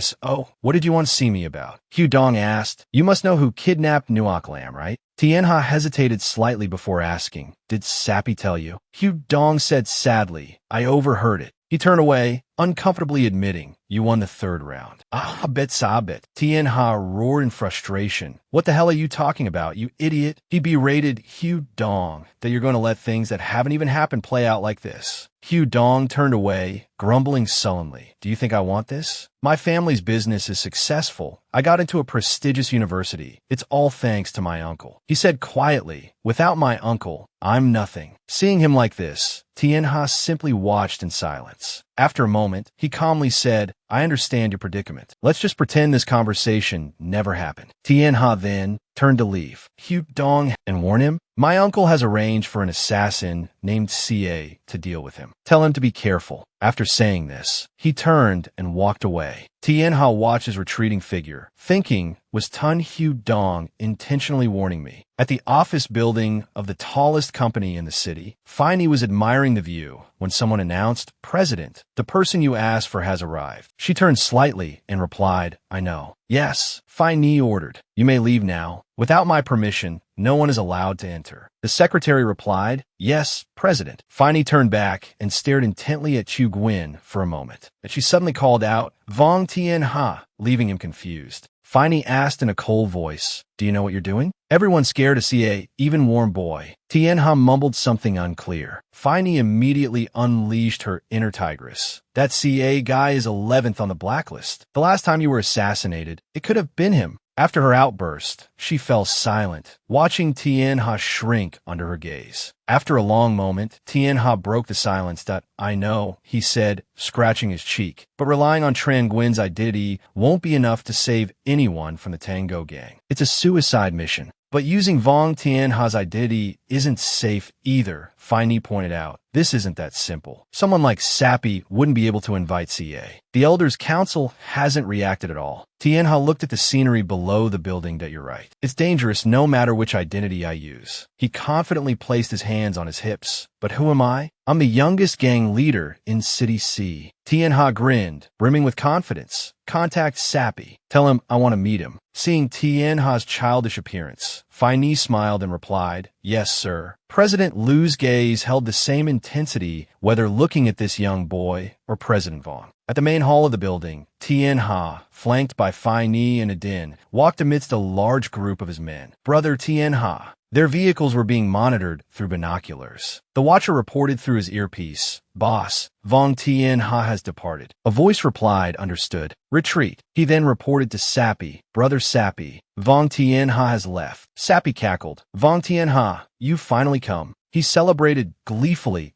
I'll prepare a grand welcome for you. Unaware of being targeted, in a hidden and secret location, a female assassin lay in wait beside her sniper rifle. Tien Ha's car stopped in front of a building. Feini stepped out first. A man went in to announce, Brother Sappy, they've arrived. Sappy, about to greet Tien Ha and Miss Feini, suddenly frowned. He saw Feini standing next to Chu Guin/Trang Nguyen. He stammered, this, Miss Feini, may I ask why Brother Tien Ha isn't with you? Feini replied coldly, oh, Brother Tien Ha heard there was a little misunderstanding between him and his young friend, Trang Nguyen, so he wanted him to come and talk first. Sappy cursed inwardly. Damn it, what trick are they playing now? He continued politely, "Then where's Brother Tien Ha? I prepared some top-quality wine for him." Finey said with a straight face, "He said he's gained weight recently and want to lose some, so he decided to jog here." She then took out her phone. "Look, he's almost here." A satellite map was displayed on the screen. Sappy rudely snatched the phone from Finey. "Let me see." Finey glared at him. Sappy realized his rudeness. "I apologize. I was just so excited about Brother Tien Ha coming today." He handed the phone to a man behind him. "Take a few men and go pick up Brother Tien Ha quickly." Finey simply watched them without saying a word. After a moment, she crossed her arms. "Well then, before Brother Tien Ha arrives, let's discuss Tran Nguyen's matter." Sappy sat perched on the sofa, smiling as he asked Tran Nguyen, "Just 998 dong, and you can take the dragon hat home." Tien Ha questioned Sappy sharply. "Where's the little girl you kidnapped?" He demanded sternly. "I want to see her." Sappy smiled deceptively. "Don't worry. As long as our transaction is successful, I guarantee the little girl will be unharmed." Tien Ha insisted. "I need to confirm she's safe first." Sappy then pulled out a cheap iPad. What a troublesome fellow. "See for yourself." On the screen, Neem Vu Bai was tied up. "See? Isn't she fine?" He smirked and handed something over. "You can take the girl home now." Tien Ha responded without hesitation. "All right, I'll tell you." Suddenly, Finey nonchalantly whacked him on the head. Tien Ha, dazed, collapsed onto the sofa. Sappy roared angrily, "What are you doing?" Finey replied coldly and arrogantly, "The children's business is concluded. Now let's discuss our adult matters." A villa lay hidden deep in the mountains. This was where Sappy had imprisoned the little girl. Adin stood with Uncle Chu. "That's right, Uncle Chu. Tien Ha told me the location. He said he didn't expect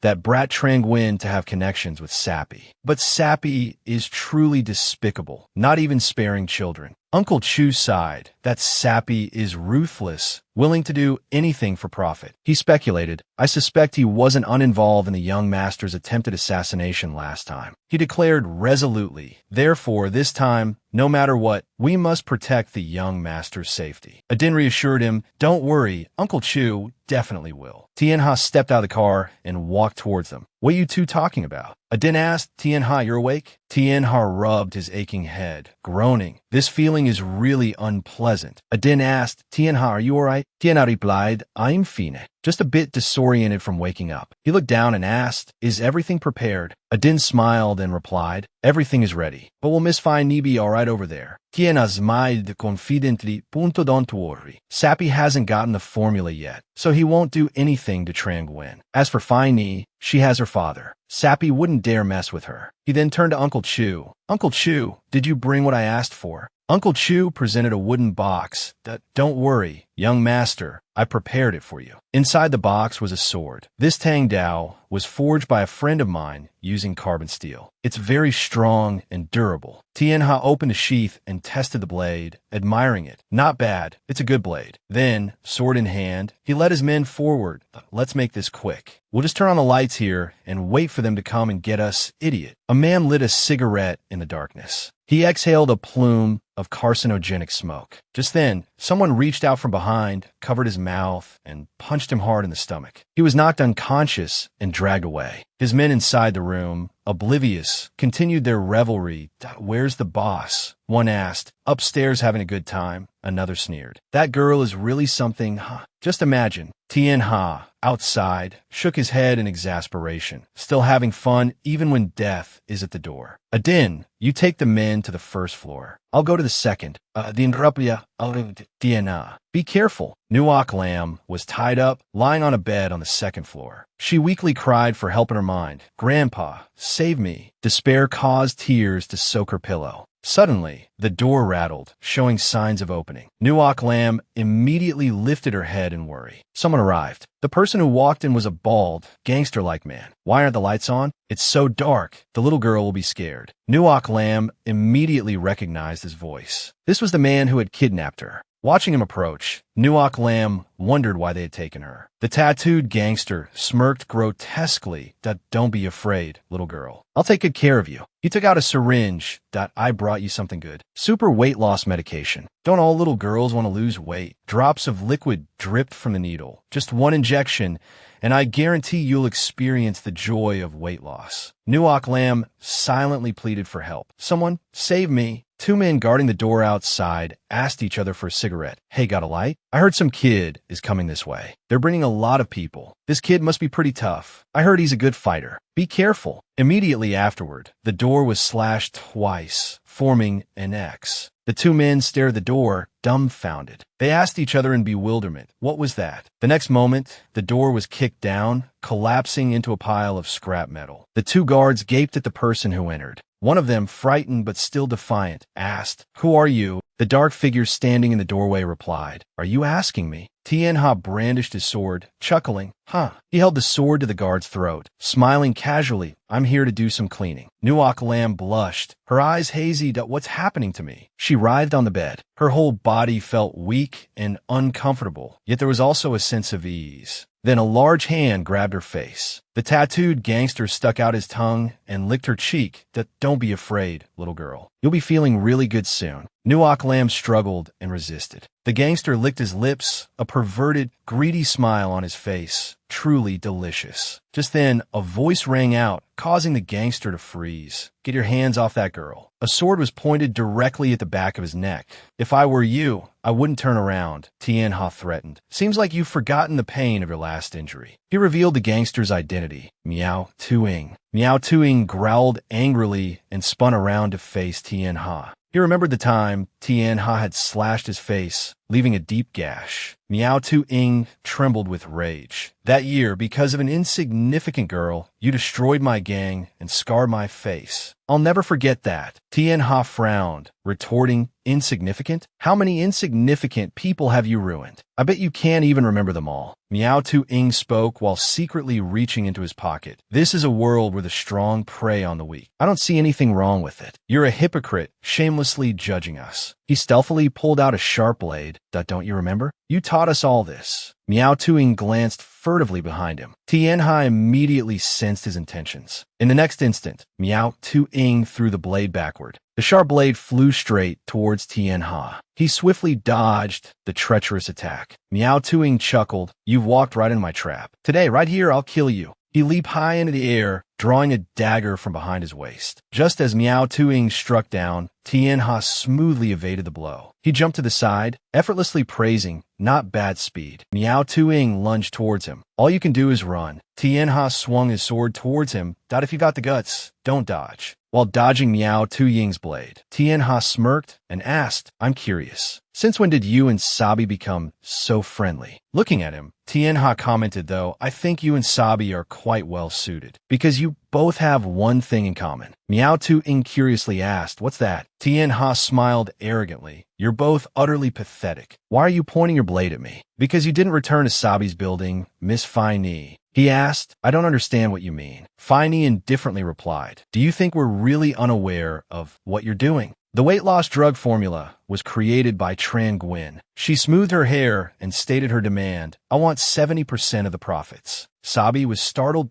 "70%? Don't think you can bully me just because you're Lu Lao Da's daughter." Finey smiled haughtily. "That's exactly what I'm doing." "So what?" she retorted darkly. "Or do you think you're even qualified to negotiate with me?" Sabi wondered to himself what this girl knew, or she was fishing for information. He clasped his hands and replied with a smile, "Even if I give you 70%, will Vong Tianha accept it? He hates this kind of thing the most." "Yes," Finey replied indifferently. "This is a transaction between the two of us. As long as you agree, I'll handle him." Sabi fell silent for a moment. After a while, he coldly offered, "I can give you at most 30%. That's my limit." Finey's face remained cold for a long time in response to his offer. Then she slowly said, "You should know that Tran Nguyen is on my side." She placed a hand on her chest and softly continued, "If you're not in charge, then have the person who has talked to me." Finey leaned her head back lazily. "Otherwise, there's nothing more to discuss." Her firmness silenced Sabi for a long while. Finally, he said thoughtfully, "Let me think about it." Finey waited silently, wondering if the other side had finished their task. She couldn't stall much longer. At the building where Vong Tianha was rescuing someone, Miao Tuing said to him, "You don't know yet, do you? That weight loss drug isn't just a simple narcotic." He cackled,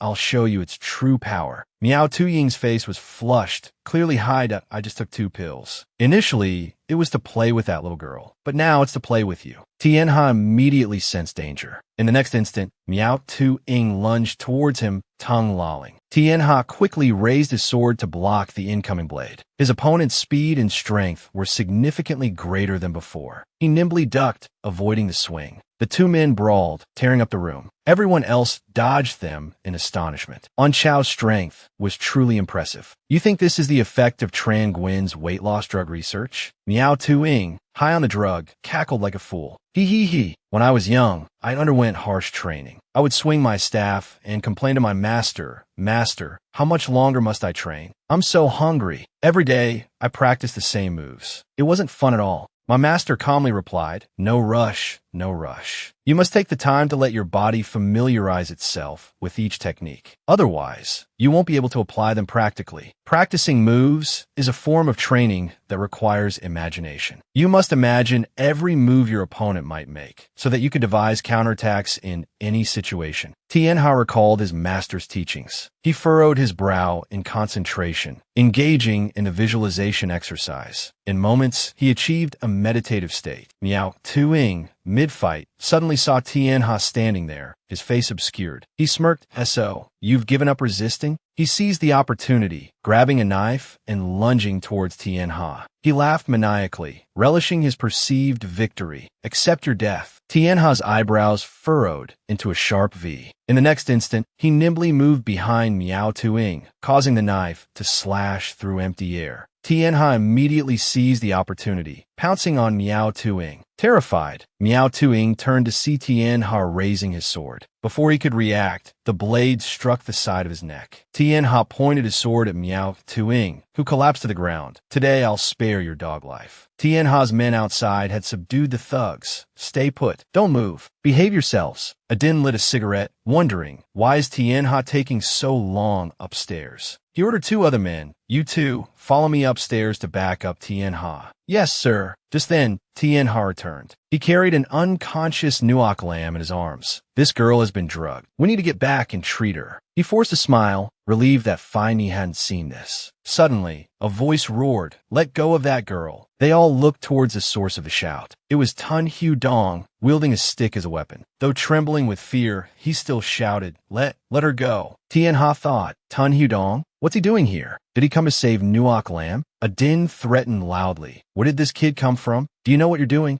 Tianha told him, Adin, I know him. He's Tran Nguyen's classmate. Then he said to Hu Dong, you're Tun Hu Dong, right? We were asked by Tran Nguyen to rescue this girl. Don't worry, she's fine. Hu Dong was bewildered. Tran Nguyen could get the underworld to help him save someone? Who is he really? Hu Dong lowered his weapon and asked nervously, Are you Boss Vong Tianha? Tianha replied, yes. Then he told Adin, have someone bring Miao Tu-ing down here along with my sword. Adin was surprised. Miao Tu-ing? He frowned in astonishment. He hadn't expected Sabi to be working with Miao Tu-ing. Tianha said, I think Sabi has been planning this for a while. Tell the men to be prepared. Then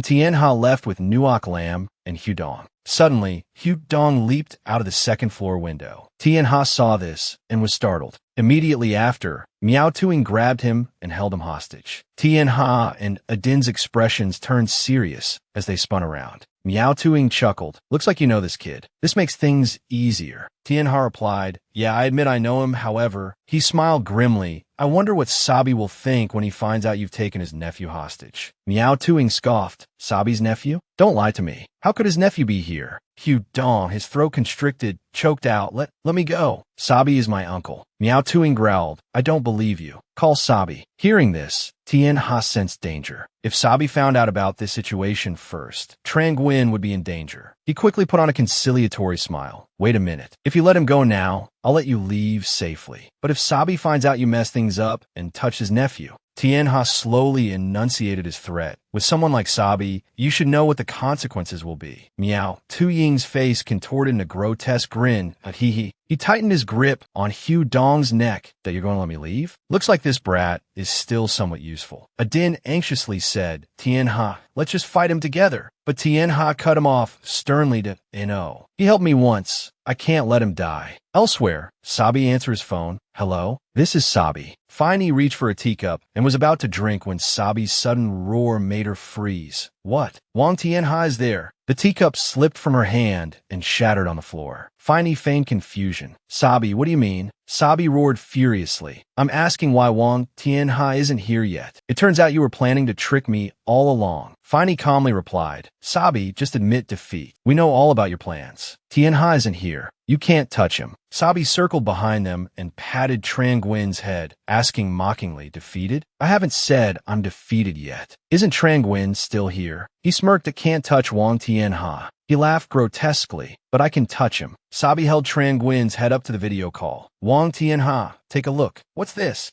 Miao Tuing had Hu Dong hold the phone, focusing on Tran Guin's face. See clearly, Wang Tianha. Tianha remained silent for a moment before speaking, Sabi. Through the video call, he said, let him go, and I'll let you leave City C safely. Sabi laughed heartily. According to the gang's rules, even if you don't touch me, someone else will for the crimes I've committed. He suddenly roared in rage. Things have come to this, and you think I can still leave safely? Don't think I'm stupid, Wang Tianha. Tianha frowned and asked, so what do you want? Sabi smiled cryptically that you'll find out soon. Wait for me there. Let's settle our years-long feud face-to-face. Tianha threatened. It's useless. Miao Tuing, let the kid go, and I'll let you go. Miao Tuing naturally didn't listen that we'll talk after Sabi arrives. Adin then said to Tianha, Tianha, you should leave first. Tianha smiled and replied, Tran Guin is still in Sabi's hands. If I leave, what will I say to his mother? Adin then suggested, I'll stay and think of a way, but you absolutely can't get into trouble. Tianha smiled confidently. Adin, if I can't even protect you, how can I be everyone's boss? Don't worry, there will be a way. He casually put his hands in his pockets.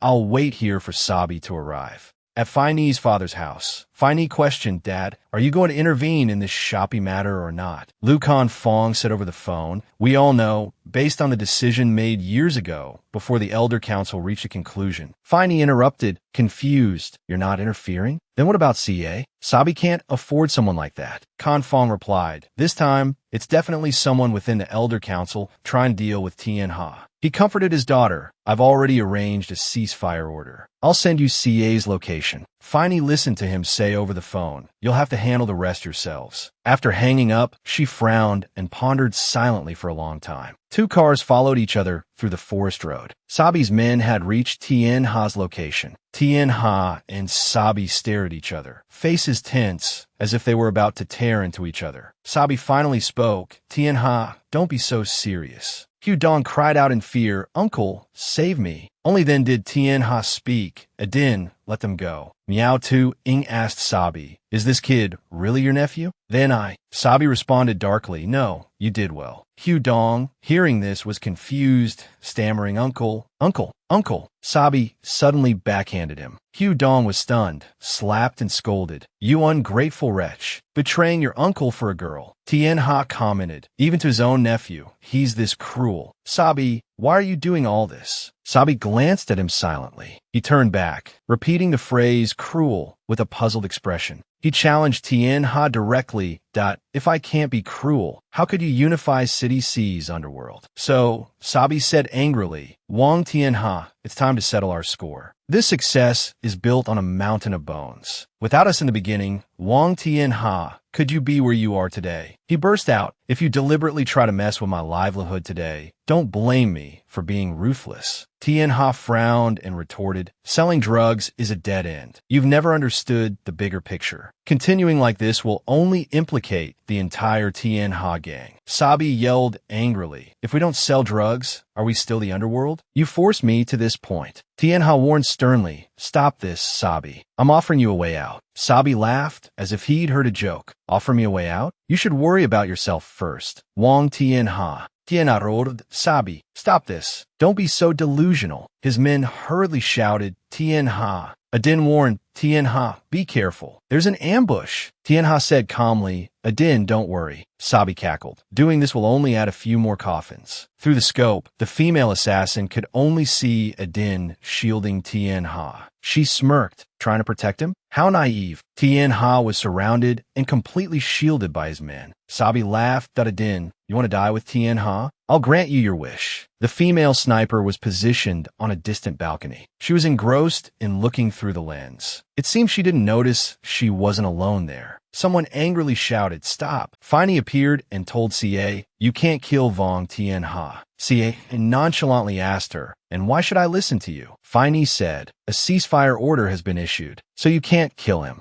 CA calmly replied, "I know Finey finds this confusing, so why don't you back off? Do you dare defy me?" CA's hand twitched as she drew her gun. She stated her position, "I don't like to act without getting something in return." CA pointed her gun directly at Finey, understand? She smiled menacingly, "Leave this place. Otherwise, I'll kill you too." Back to the fight between the bridge builders. Tianha ordered Adin, "Adin, get ready to move." Adin whispered, "But Tianha smiled confidently, punto don't worry. We have to get to Finey." Sabi smirked, "That's right. Vong Tianha, hiding in the back, won't accomplish anything. Just a few more coffins, that's all." He laughed triumphantly. "Anything else you want to say? Any last words?" Tianha spoke slowly and deliberately. "I want to say..." He suddenly drew his sword, making everyone's faces turn pale. "This chicken soup you made," Tianha stood defiantly, "is really hard to swallow." Suddenly, a gunshot rang out, making Tianha flinch. Sabi laughed heartily while Adin's face went white.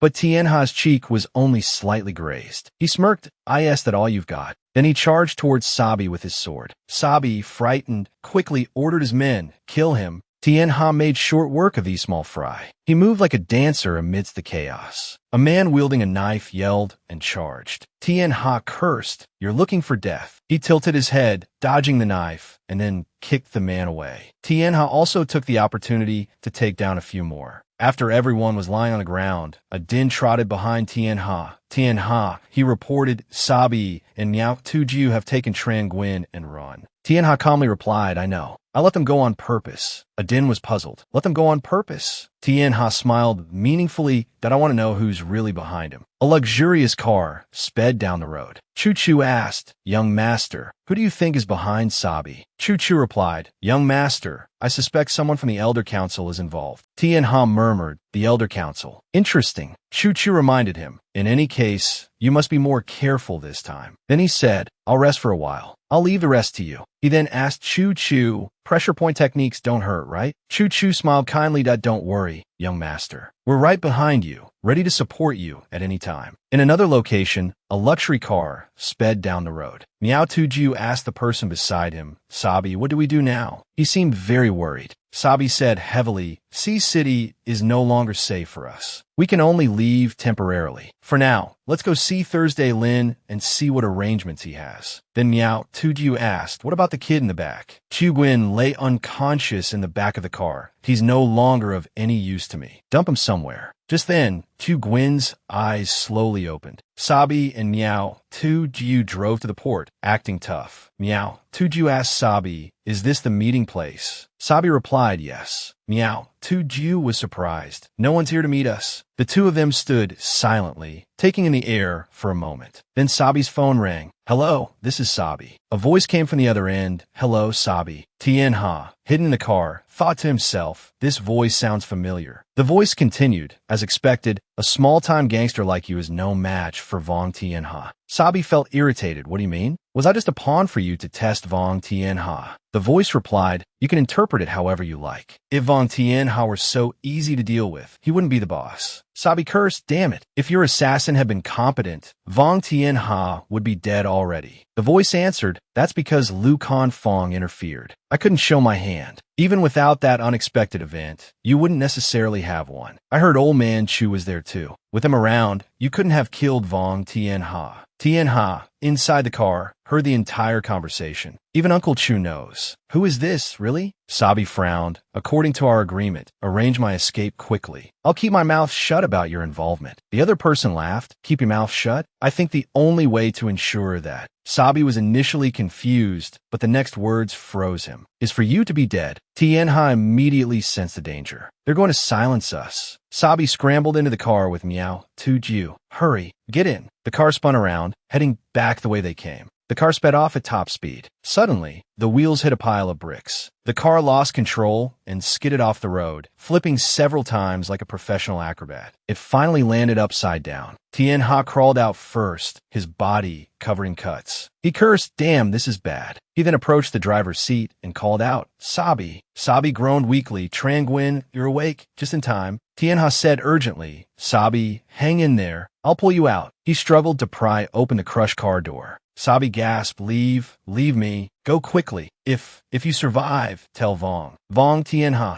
He said regretfully, "I'm sorry, but please spare Hudong. He's my only family." Tian-ha's face was grim, "That I promise." Sabi said in confusion, Who are you? To promise? Tell. Tian-ha Yi. Only his promise counts. Tian-ha, his face serious, finally revealed, "Am Vong Tian-ha. I promise." Sabi stared blankly for a long moment, speechless. Then he suddenly smiled, faintly.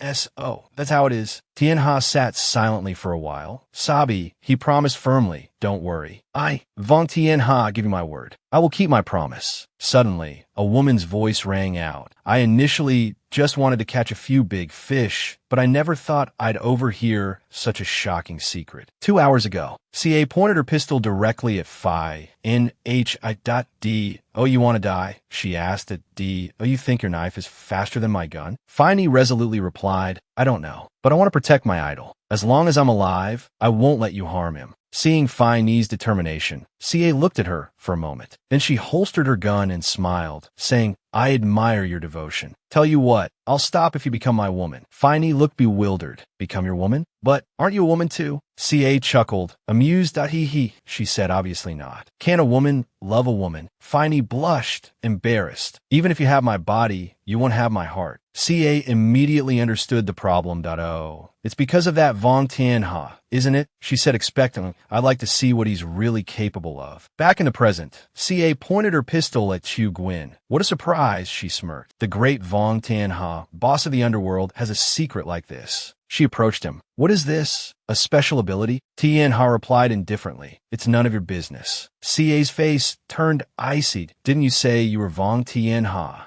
She said, "Someone wants me to kill Vong Tian-ha. Do you think that's any of my business?" Gasoline leaked from the trunk of the car, drip by drip. It pooled into a sizable puddle. Tian-ha offered a bargain. "That I'll tell you a secret, and you'll let me go, deal?" CA swung her gun playfully. "Try me." Tian-ha discreetly took out a lighter. "Look at what's under your feet." CA finally looked down and saw the large pool of gasoline. Her face paled. "Gasoline." Tian-ha lit the lighter.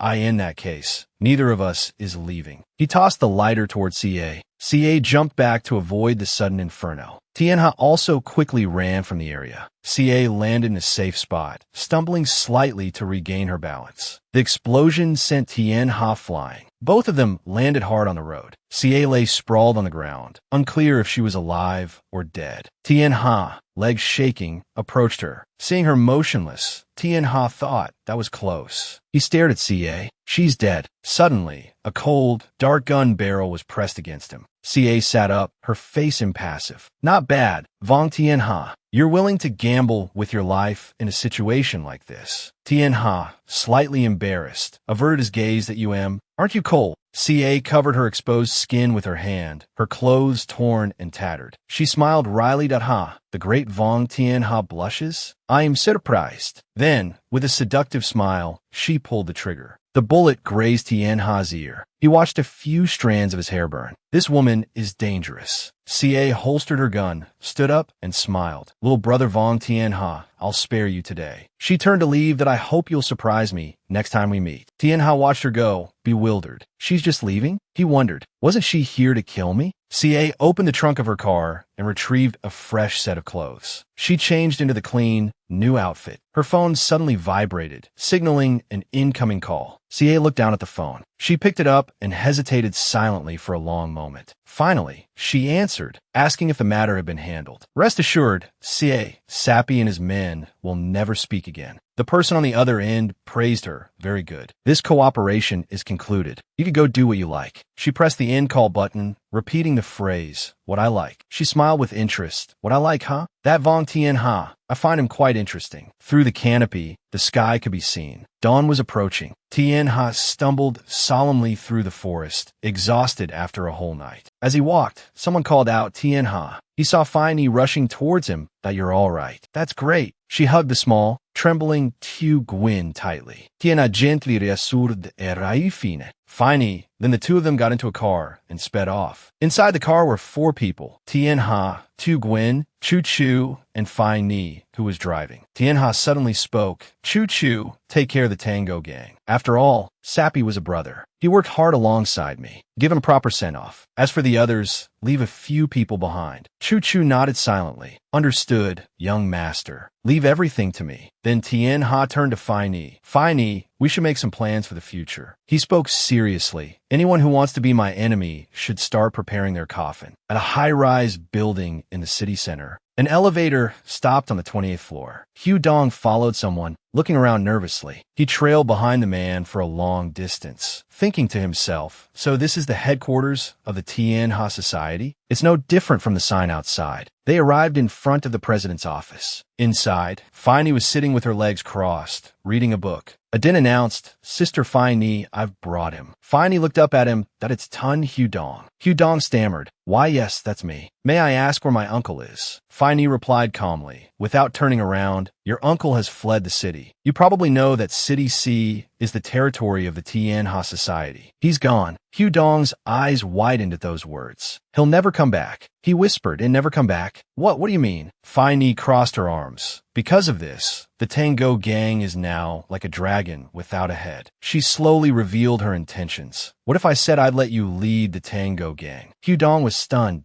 What? My uncle's gang to me? He stammered nervously, but I'm just a high school student. The Tango gang is a criminal organization. Fine reassured him, don't worry about that. I'm not asking you to drop out of school and join the underworld. I just want to use the name Tango Gang. You'll manage a few subordinates. Take these documents and review them carefully. Hu Dong rubbed his head in confusion. Manage subordinates? But why me? Fine smoothed her hair, revealing her purpose. Because I need you to protect someone for me. Hu Dong asked curiously who. Fine replied directly. Someone you know? I'm sure. Tianha was amidst his men. Chu Gwyn appeared behind him and spoke up. That's right, we do know each other. At the Tianha Society's headquarters. Tianha Society must secretly help Tran Gwyn. Fine looked at him and replied, yes, this matter was initially confidential. But Tran Gwyn said you were trustworthy. That's why you were allowed to come and take over. She sat with her legs crossed, calmly stating, I hope you won't disappoint us. Tun Hu Dong frowned slightly, feeling puzzled. How can you trust me? He lowered his head slightly, glancing at Tran Gwyn. Then aren't you afraid I'll betray you for Nuoc Lam? Tran Gwyn responded calmly to this question. She must also know that it was thanks to me that she was saved this time. If she knew you betrayed me, what do you think she would do to you? Tun Hu Dong, hearing this, seemed to accept the reasoning that I agree. But on one condition. A moment later, he continued, our previous fight is cancelled. Regarding Nuoc Lam, I won't give up. He looked directly into Tun Hu Dong's eyes. Fair competition. This kid is devoted, huh? Tran Gwyn suddenly exclaimed. Ouch! Fine from behind spoke up. You can leave now. Adin will help you complete everything afterwards. Tun Hu Dong, upon hearing this, was led out by a bodyguard. Only then did Tran Gwyn say, Fine, that hurts. Fine continued pinching him, annoyed, and asked, what did you just say about fair competition? Tran Gwyn scratched his head, forcing a laugh. Nothing. Wasn't I just trying to appease Tun Hu Dong? She looked at him after hearing this and uttered, oh. Fine asked him, have you decided to do this? Tran Gwyn glanced at her helplessly and said, there's no other way. We're in the light. The enemy is in the dark. He looked ahead and continued, only by using Tran Gwyn's identity can we find the one hiding in the shadows. Fine turned her head slightly to look at him and said, but Tran Gwyn is only 18 years old. Tran Gwyn walked over to her. When I was 18, I entered the world. The first time I became a boss, wasn't I also 18? The sunlight outside shone on him. Consider it as going back to 18. Once again, conquering the world. Fine nodded slightly, looking at him. She said, that year, I was also 18 when I met you. Now, back to 18. They both looked towards the sunlight, shining brightly again, conquering the world with you. The next morning at school, Tran Nguyen yawned wearily. Finally, class is over. I am exhausted. Suddenly, someone called his name, Tran Nguyen. A group of upperclassmen approached him. Kid, you disappeared for a few days. We finally found you. Tran Nguyen raised an eyebrow at them. What do you want with me? The one in the middle laughed loudly. We heard about the fight between you and Dong Sie. Someone interfered, causing Dong Sie to lose. He angrily raised his fist, but we felt that wasn't right. There needs to be a rematch. Just then, a voice rang out. Stop. They scowled and looked over. Tun Hu Dong was walking towards them. Dong Sie. Zongga. He looked at them, frowning, and asked, what are you doing? The one in the middle quickly explained, Dong Sie, this weakling, we're helping you teach him a lesson. Tun Hu Dong turned around. He said, this has nothing to do with you. Then he quickly looked at Tran Nguyen and called out, Nguyen Sie, I'll take you to class. Those behind them, seeing this scene, were stunned. Nguyen Sie? What the heck? While walking to class with Tun Hu Dong, Tran Nguyen happily thought to himself, this kid isn't bad. He works pretty well. A satisfied look appeared on his face. Finally, he felt like a boss. Nguyen Sie, Tran Nguyen chuckled. From now on, let's see who dares to bully me at school. Suddenly, he bumped into someone. A woman said, looking at him, student, why aren't you being careful? Tran Nguyen immediately bowed and hurriedly said, I'm so sorry. I didn't do it on purpose. It's okay, student Tran Nguyen. As soon as she spoke, Tran Nguyen's eyes widened in surprise. That voice! Tam Ka, dressed in a teacher's outfit, looked at him and asked, what? Don't you recognize me? Tran Nguyen stammered, Ms. Tam, why are you here? Tam Ka stepped closer to him and asked, after all these days, you still remember me? Yes, Miss Tam. She winked. Not bad. Your memory is pretty good. Tran Nguyen hurriedly asked, what do you want? Tam Ka, looking slightly somber, replied, this is a school. After saying that, she turned to leave. See you later, student Tran Nguyen. Tran Nguyen frowned, watching her go. She even chased me to school. Inside the classroom, Tru Ju announced excitedly, class, I have an announcement. Our homeroom teacher, Mr. Vong, needs to take some time off for health reasons. Tam Ka stood beside him.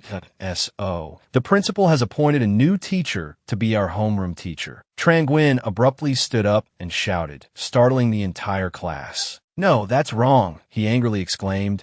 She's not a teacher. The bewildered hall monitor asked Tran Nguyen, what are you doing? If she's not a teacher, are you a teacher then? Tru Ju pointed at him angrily that you're doing this again. Be careful, or I'll call your parents. Tam Ka smiled and turned to Tru Ju. Homeroom teacher, please don't be angry. Student Tran Nguyen might be a little agitated because of the new teacher. Tru Ju scratched his head. Right. It's normal for the whole class to be excited about a teacher like you. Tam Ka turned to face the class. She said, let me introduce myself. I'm Tam Ka, and I'll be your homeroom teacher. Nice to meet you all. In the school hallway, Tran Nguyen demanded, tell me, what do you really want? He looked down at his feet. I don't know how you got into the school. Tran Nguyen frowned. I won't let you get away with this. Seeing this, Tam Ka stepped closer, pointed at his chest, and asked, oh, are you scared now? Weren't you very brave before? Tran Nguyen angrily retorted, just say what you want. Stop beating around the bush. Tam Ka laughed. As expected of a boss, very straightforward. She said mysteriously, I want you to kill someone. Tran Nguyen's eyes widened in shock. He asked again, kill someone? Tran Nguyen waved his hand dismissively. What kind of joke is this? Isn't that what you're best at? Why do you need me? Tam Ka explained, I can't do it myself. She sighed that I can't even use the resources of the blacklist. That's why I can only ask you. Tran Nguyen put a hand in his pocket and raised an eyebrow. Your business has nothing to do with me. He turned to leave. Besides, the Tien Ha Society doesn't use underworld tactics anymore. Tam Ka silently watched him walk away. Tran Nguyen continued, my business doesn't concern you. Tam Ka held up a picture of a woman. What about her? In the picture was a woman with short, white hair. Tran Nguyen clenched his fist. My mother. He glared at her angrily. Are you threatening me? Tam Ka smiled. How dare I threaten the leader of the Black Bang? Then she continued, it's just that this matter has a lot to do with her. Tam Ka crossed her arms, knowing she had achieved her goal. Helping me is also helping her. Tran Nguyen lowered his head slightly and asked, what do you mean? Tam Ka closed her eyes that I recently received some news. She calmly dropped the line. Someone wants to deal with her. Hearing this, Tran Nguyen frowned. Not long after, he replied, I'll help you. Night quickly fell. Tam Ka's bright red car sped down the road. Trang Nguyen asked from inside the car. Now you can tell me. Who wants to deal with my mother? Tam Ka teased. The great leader of the Black Bang is so nervous about this kid's affairs. This isn't like the decisive Vong Tien Hav legend. He calmly replied, if I'm using his identity, of course I have to take responsibility. Besides, my mother is Adin's friend, so she's one of our own. She glanced at him and asked, what do you call this? Transmigration? Body snatching? While driving, Tam Ka said, just agree to their conditions, and I'll tell you everything I know. Trang Nguyen looked at her cautiously. I only agreed to help you. I haven't agreed to kill anyone for you. Don't try to force me with this. He turned his face away. I don't need you to tell me. I have my own ways of finding out. I want to see who's looking for death. At the technicians' building where Trang Nguyen's mother worked, Chiton looked at the two of them and asked, Tu Nguyen, why are you here? Trang Nguyen scratched his head, looking at his mother. I have something to discuss with you. Chiton quickly said, is this your girlfriend? She's so beautiful. He blushed slightly and quickly explained, no, she's my new teacher. Chiton quickly lowered her head.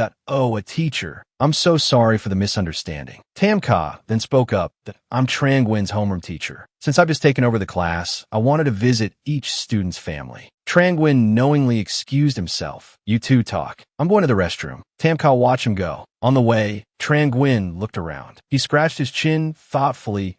I only know that someone wants to hide something illicit in her bar. I don't know anything else. Although the method is simple, it's still very effective against ordinary people. He raised an eyebrow, looking around. Where could that thing be hidden? Inside a private room. Trang Nguyen wearily slapped his face. There are so many private rooms here. They can't expect me to search them all, can they? He continued down the hallway. Since they want it hidden, it can't be in a place where people frequently come and go, but it can't be too hard to find either. I remember there's a very secluded private room here. If I can't find it anywhere else, I'll go check there. Trang Nguyen turned the doorknob. He gently opened the door. The room was dark and conveniently empty. He looked inside in surprise. Inside the room were shelves filled with wine. It's been turned into a wine storage room. Trang Nguyen stared blankly at the room. He quickly began his search. It wasn't here, nor there. Finally, Trang Nguyen reached the cardboard box at the bottom. A look of surprise appeared on his face. Inside the box, besides alcohol, there was a small black bag. Inside the bag was a white powder. Trang Nguyen took some of the powder with his finger and tasted it. He immediately recognized it as heroin. He frowned in worry. Was this much necessary to deal with a girl? Trang Nguyen gritted his teeth. Something wasn't right. This was Adin's territory. Could it be meant for Adin? At that moment, Bok Sie's voice echoed from outside. The goods are ready. Trang Nguyen became wary. Someone was coming. The young man in the hat who accompanied Bok Sie said to him, this time, we're using the entire inventory. We'll definitely be able to handle them. Yes, Bok Sie, the man standing in front of the door said. Check it again. Don't let anything unexpected happen. Yes, Bok Sie. Then he frowned, The door wasn't fully closed, but slightly ajar. Someone had been inside. He put one hand behind his back and walked in with his men. He pulled out a sharp knife, threateningly. It's best if you come out on your own. Don't make me hurt you. Bok Sie ordered. Search for him. Trang Nguyen hid behind a stack of alcohol. Bok Sie, one of his men called out, looking around. Trang Nguyen looked at him, frowning slightly in thought. He could handle these few men, but it would cause a commotion. Things wouldn't be easy for his mother's side. They were getting closer and closer to Trang Nguyen. He suddenly kicked a bottle of alcohol out. Bok Sie quickly noticed and asked, who's there? Come out. Trang Nguyen stumbled out, feigning drunkenness. Who are you? He slurred, his voice trembling slightly. I didn't steal any alcohol. Don't tell my mom. Bok Sie chuckled, taken aback. Your mom? One of the men behind him explained. Bok Sie, I know him. He's Sister Tan's son. Another man hesitated. Bok Sie, should we take care of him? No need. Bok Sie frowned, giving his orders. Dealing with this kid will only cause more trouble. Just chase him away. They quickly chased him away. Kid, if you want to drink, go somewhere else. Don't let us see you again. Okay. Bye-bye. After checking, Bok Sie went outside and asked, is there anything wrong with the goods? The goods are still there. One of the men replied. Bok Sie, are we going to keep watch here? He held a cigarette in his hand. You idiot. Yes. We'll wait until someone comes looking. They'll think we hid it here. He then left. We just need to watch the show from outside. Yes, Bok Sie.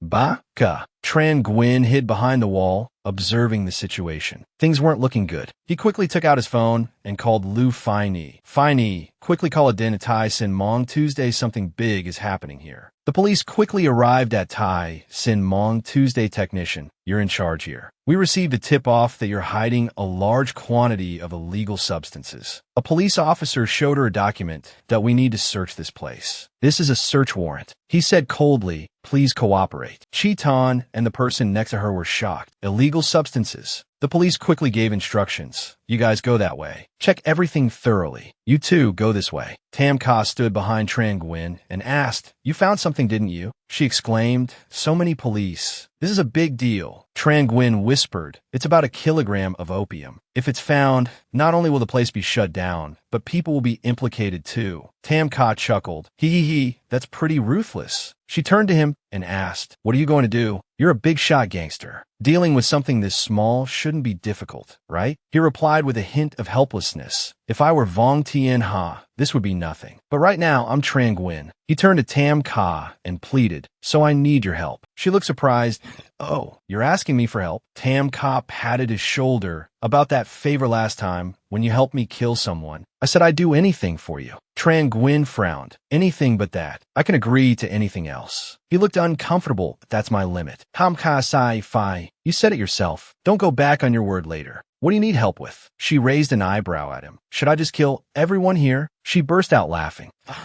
It's in the room at the end of the hallway. Tran Nguyen told Tam Ka, see that guy? The police won't check there for a while. I have to go in and take care of it first. He frowned and continued, but there's a guy standing there blocking the way. Plus, they've all seen me before, so I can't make a move. Any commotion will attract the police. Tam Ka pulled out a pistol, seemingly from nowhere. Leave this kind of guy to me. Doesn't matter how many there are. She grinned, turning back to him. Oh, right. As she walked away, Tam Ka held up 2 fingers towards him. Remember what you said. Anything but killing. The man who was smoking suddenly furrowed his brow. Tam Ka called out to the man. Hey, handsome. She flipped her hair and winked. Could we talk for a bit? The man blushed. In no problem. What do you want to talk about? Tam Ka quickly drew her gun and pointed at his head. Take a guess. Room 1911. Now lock the door. Inside, the terrified man stammered. What do you want? Tam Ka pressed the gun closer to him and said, quiet. Send a message to your boss. She smiled sweetly. Tell him someone found the stuff. She ordered. Get rid of it quietly. The man's face paled. Oh, okay. Tam Ka thought to herself with satisfaction. Vong Tien Ha, let's see what you're capable of. Outside, Boxier was leading 2 police officers towards the room. Officers this way. I heard you were called here. He smiled. Yes, I saw that shady character. He didn't look like a good person. The female officer stepped forward. You should know that giving false information is a crime. Obstructing official business. He turned slightly and chuckled. How could that be? I'm a law-abiding citizen. They quickly reached the room at the end of the hallway. He stepped back. This is the place. That guy was hanging around here, going in and out several times. They quickly burst through the door. Police. Freeze. Inside, Tran Nguyen was clutching a bottle of alcohol, his hands raised in surprise. The black bag and the bottle slipped from his grasp and shattered on the floor. The female officer frowned. Kid. Boxier chuckled. Officer, see? I told you. They looked down at the black bag on the floor. Try this. What is this precious thing? Nguyen immediately shouted, this is mine. Give it back. Boxier held up the black bag and laughed loudly. You just admitted it's yours. He handed it to the female officer beside him. Officer, we have the suspect and the evidence. Yes, she said, passing the black bag to the male officer behind her. Take him and the evidence back to the station. Yes, ma'am. Just then, someone approached. Wait a minute. Din Bang and Cheetan walked over. Officer, may I ask what's happening here? Nguyen looked at the female officer. Din Bang asked, Officer, why are you arresting this child? The male officer replied, we received a report that someone was hiding contraband here. The female officer added, we found contraband on this boy, so we need to take him in for questioning. Cheetan exclaimed in surprise, impossible. He's just a child. How could he be hiding drugs? Boxier scoffed. You're right. He added, how could a child do something like this? He said cheerfully, I'm afraid someone else put him up to it. Din Bang glared angrily at him. Young man, you can eat whatever you want, but you can't just say whatever you want. Boxier flinched and fell silent. The female officer said, bring everyone here in for questioning. Nguyen scratched his head in confusion. Wait a minute, what are you all talking about? Who said what I'm hiding is drugs? The male officer quickly asked, What do you mean? Gwyn smiled and said, "Why don't you try it and see?" The officer quickly dipped a finger in and tasted it. "This is—" After tasting it, his eyes widened. "This is—" He looked at Tran Gwyn. "Milk powder? Kid, what are you playing at?" Boxier, seeing this, broke out in a cold sweat and yelled, "How can this be? There was definitely something in there." Tran Gwyn looked at him with a blank expression. "There was what? And how would you know?" he asked, then scoffed. "How would you know?" Boxier's face darkened. "Damn it, I misspoke. You were tricked by this brat." He scowled. "You look so suspicious, coming and going from this place so many times. I was sure you were hiding something." Tran Gwyn exclaimed in mock surprise.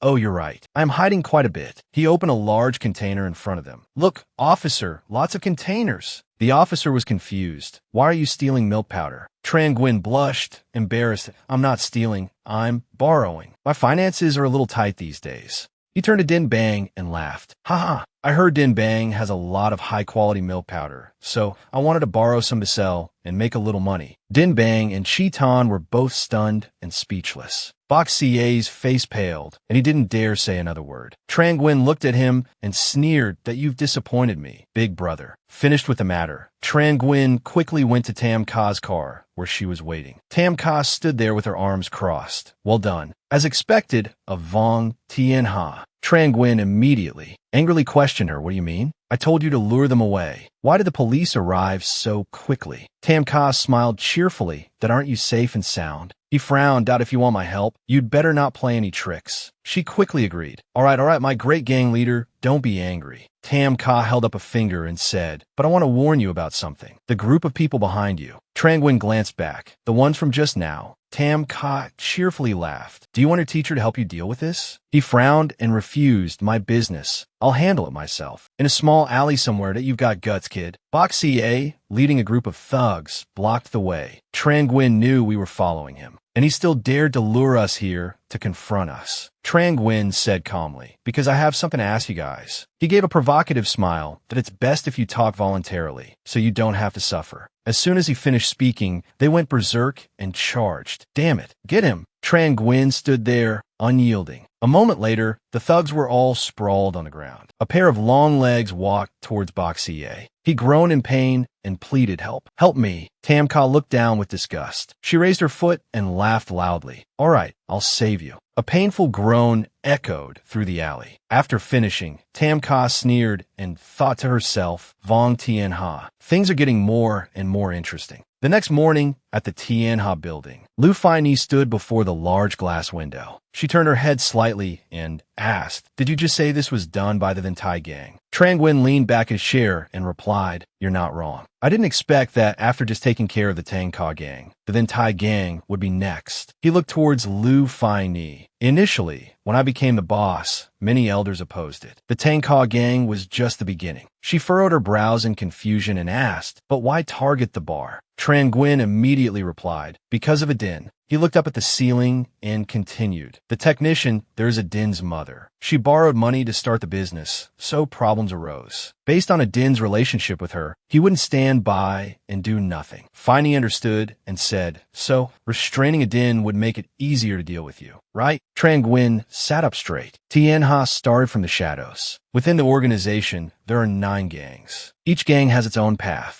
Lu Faini stood there listening without saying a word. Smuggling, counterfeiting, theft, covering almost every field. Tran Gwyn looked directly into her eyes, and the Ventai gang specializes in causing trouble. Specifically, loan sharking. The night before last, Tam Ka asked me if I wanted her to help deal with it. Lu Faini, after hearing this, asked, "What are you planning to do?" He smiled cheerfully. "Since someone wants to play, I'll play along." Tran Gwyn frowned. "I have my own plan. There are some people hiding behind the scenes. Since they refuse to show themselves, I'll have to drag them out. At school." Tran Gwyn stood dejectedly on the school rooftop. At this moment, Tun Hudong came looking for him, calling out, "Gwyn CA." He quickly asked, "You looking for me?" Tran Gwyn put his hands in his pockets and walked forward slowly. "You should just call me Tran Gwyn. So, how did you handle your uncle's subordinates?" Tun Hudong was silent for a moment, thinking. Then he looked up and said, "My uncle is gone. Most of them have gone to other gangs. Not many are left." Tran Gwyn listened and then said, "That's good. Those who stayed must be loyal." He turned his back and walked away, not forgetting to say, "Get them out of Tianha." After that, there will be a lot of work to do. Tun Hu Dong asked in surprise. Leave Tien Ha. Why are you smiling at him? Because I want to deal with Tien Ha society. Tun Hu Dong startled. He exclaimed in surprise. Deal with Tien Ha society? But aren't you? And Tien Ha. Trang Nguyen turned his head and glanced at him. Don't ask so many questions. Just do as I say. At this, Tun Hu Dong stopped asking. Understood. But then he immediately became worried. But the Tien Ha society people below, they don't know your plan. If we really fight, Trang Nguyen quickly interrupted him and reassured him. Relax. He smiled. I don't want to deal with all of Tien Ha society, just the then Thai gang within it. Trang Nguyen held out his phone towards Tun Hu Dong. First, help me find someone. Then he added, this is the representative that the then Thai gang is supporting at school. Taking the phone, Tun Hu Dong immediately recognized her. Seeing his expression, Trang Nguyen asked, you know her? Don't tell me you don't. Tun Hu Dong stammered slightly. She's Ha Mai's best friend. Trang Nguyen was surprised. Chu Mai's best friend? Walking back to class, Trang Nguyen was lost in thought. Someone from the then Thai gang is Chu Mai's best friend? What a coincidence. Trang Nguyen immediately thought, I have to find Chu Mai and ask her about this girl. Let's see. In classes 1 through 3, Chu Mai and the others were comforting a classmate. Chu Lam, don't be sad anymore. Just as Chu Mai was there, a puzzled Trang Nguyen walked over. Huh? Chu Mai was comforting the other boy. Chu Lam, don't be sad. At worst, you can find another way later. That's right. Just take a different route. Trang Nguyen approached and asked them what happened. Chu Mai looked at him. Trang Nguyen. She immediately recounted how Chu Lam had encountered some thugs on his way to school this morning, and they robbed him of all his money. Trang Nguyen asked in surprise, robbed? From our school? Chu Lam sat there timidly and said, no, not from our school. They were from outside. Everyone be careful when you go home after school. Chu Mai suddenly widened her eyes and said to him, all right, Trang Nguyen, I have to help Ms. Ka organize some assignments after school today. You'll have to go home by yourself. Chu Mai didn't forget to remind him, remember, don't cause any trouble. Got it. Trang Nguyen turned his face slightly and thought to himself, as long as they don't cause trouble for me. The school bell rang.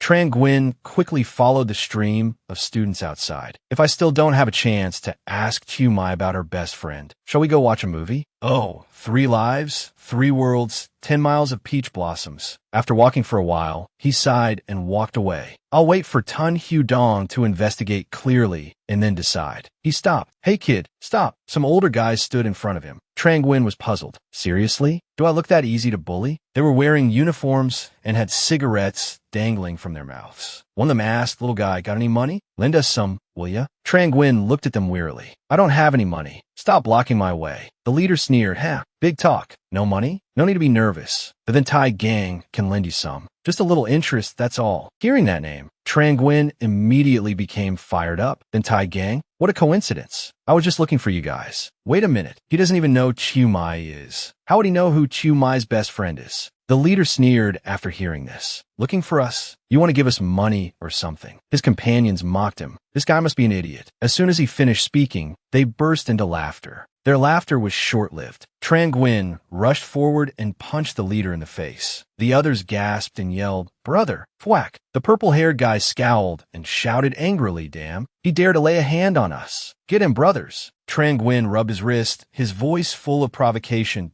You want to come one by one or all at once? As soon as he finished speaking, they were met with blows. Thwack. Trang Nguyen's fists and feet flew, taking them all down. Come on, you chickens. Kill him. The leader, hiding behind a telephone pole, made a call. Damn, this guy's good. I need a call for backup. At that moment, Tun Hu Dong and Kui Trang were playing games together. Dong, I've reached level 8 in a manner. I'm almost at level 10. Just then, hurried footsteps approached. The newcomer called out to Tun Hu Dong, it's bad. Trang Nguyen is surrounded by thugs in the back alley. The two of them immediately turned to look at him. Tun Hu Dong, worried, furrowed his brow. Call Trang Nguyen's people now. He was surrounded by a large group of thugs that weren't you so arrogant just now. Little punk, the leader sneered. You even told us all to come at you at once. With this many people, I can't fight them head on. I can only stall until Tun Hu Dong arrives. A voice rang out from behind him. My, so impressive, huh? A girl and her posse walked up.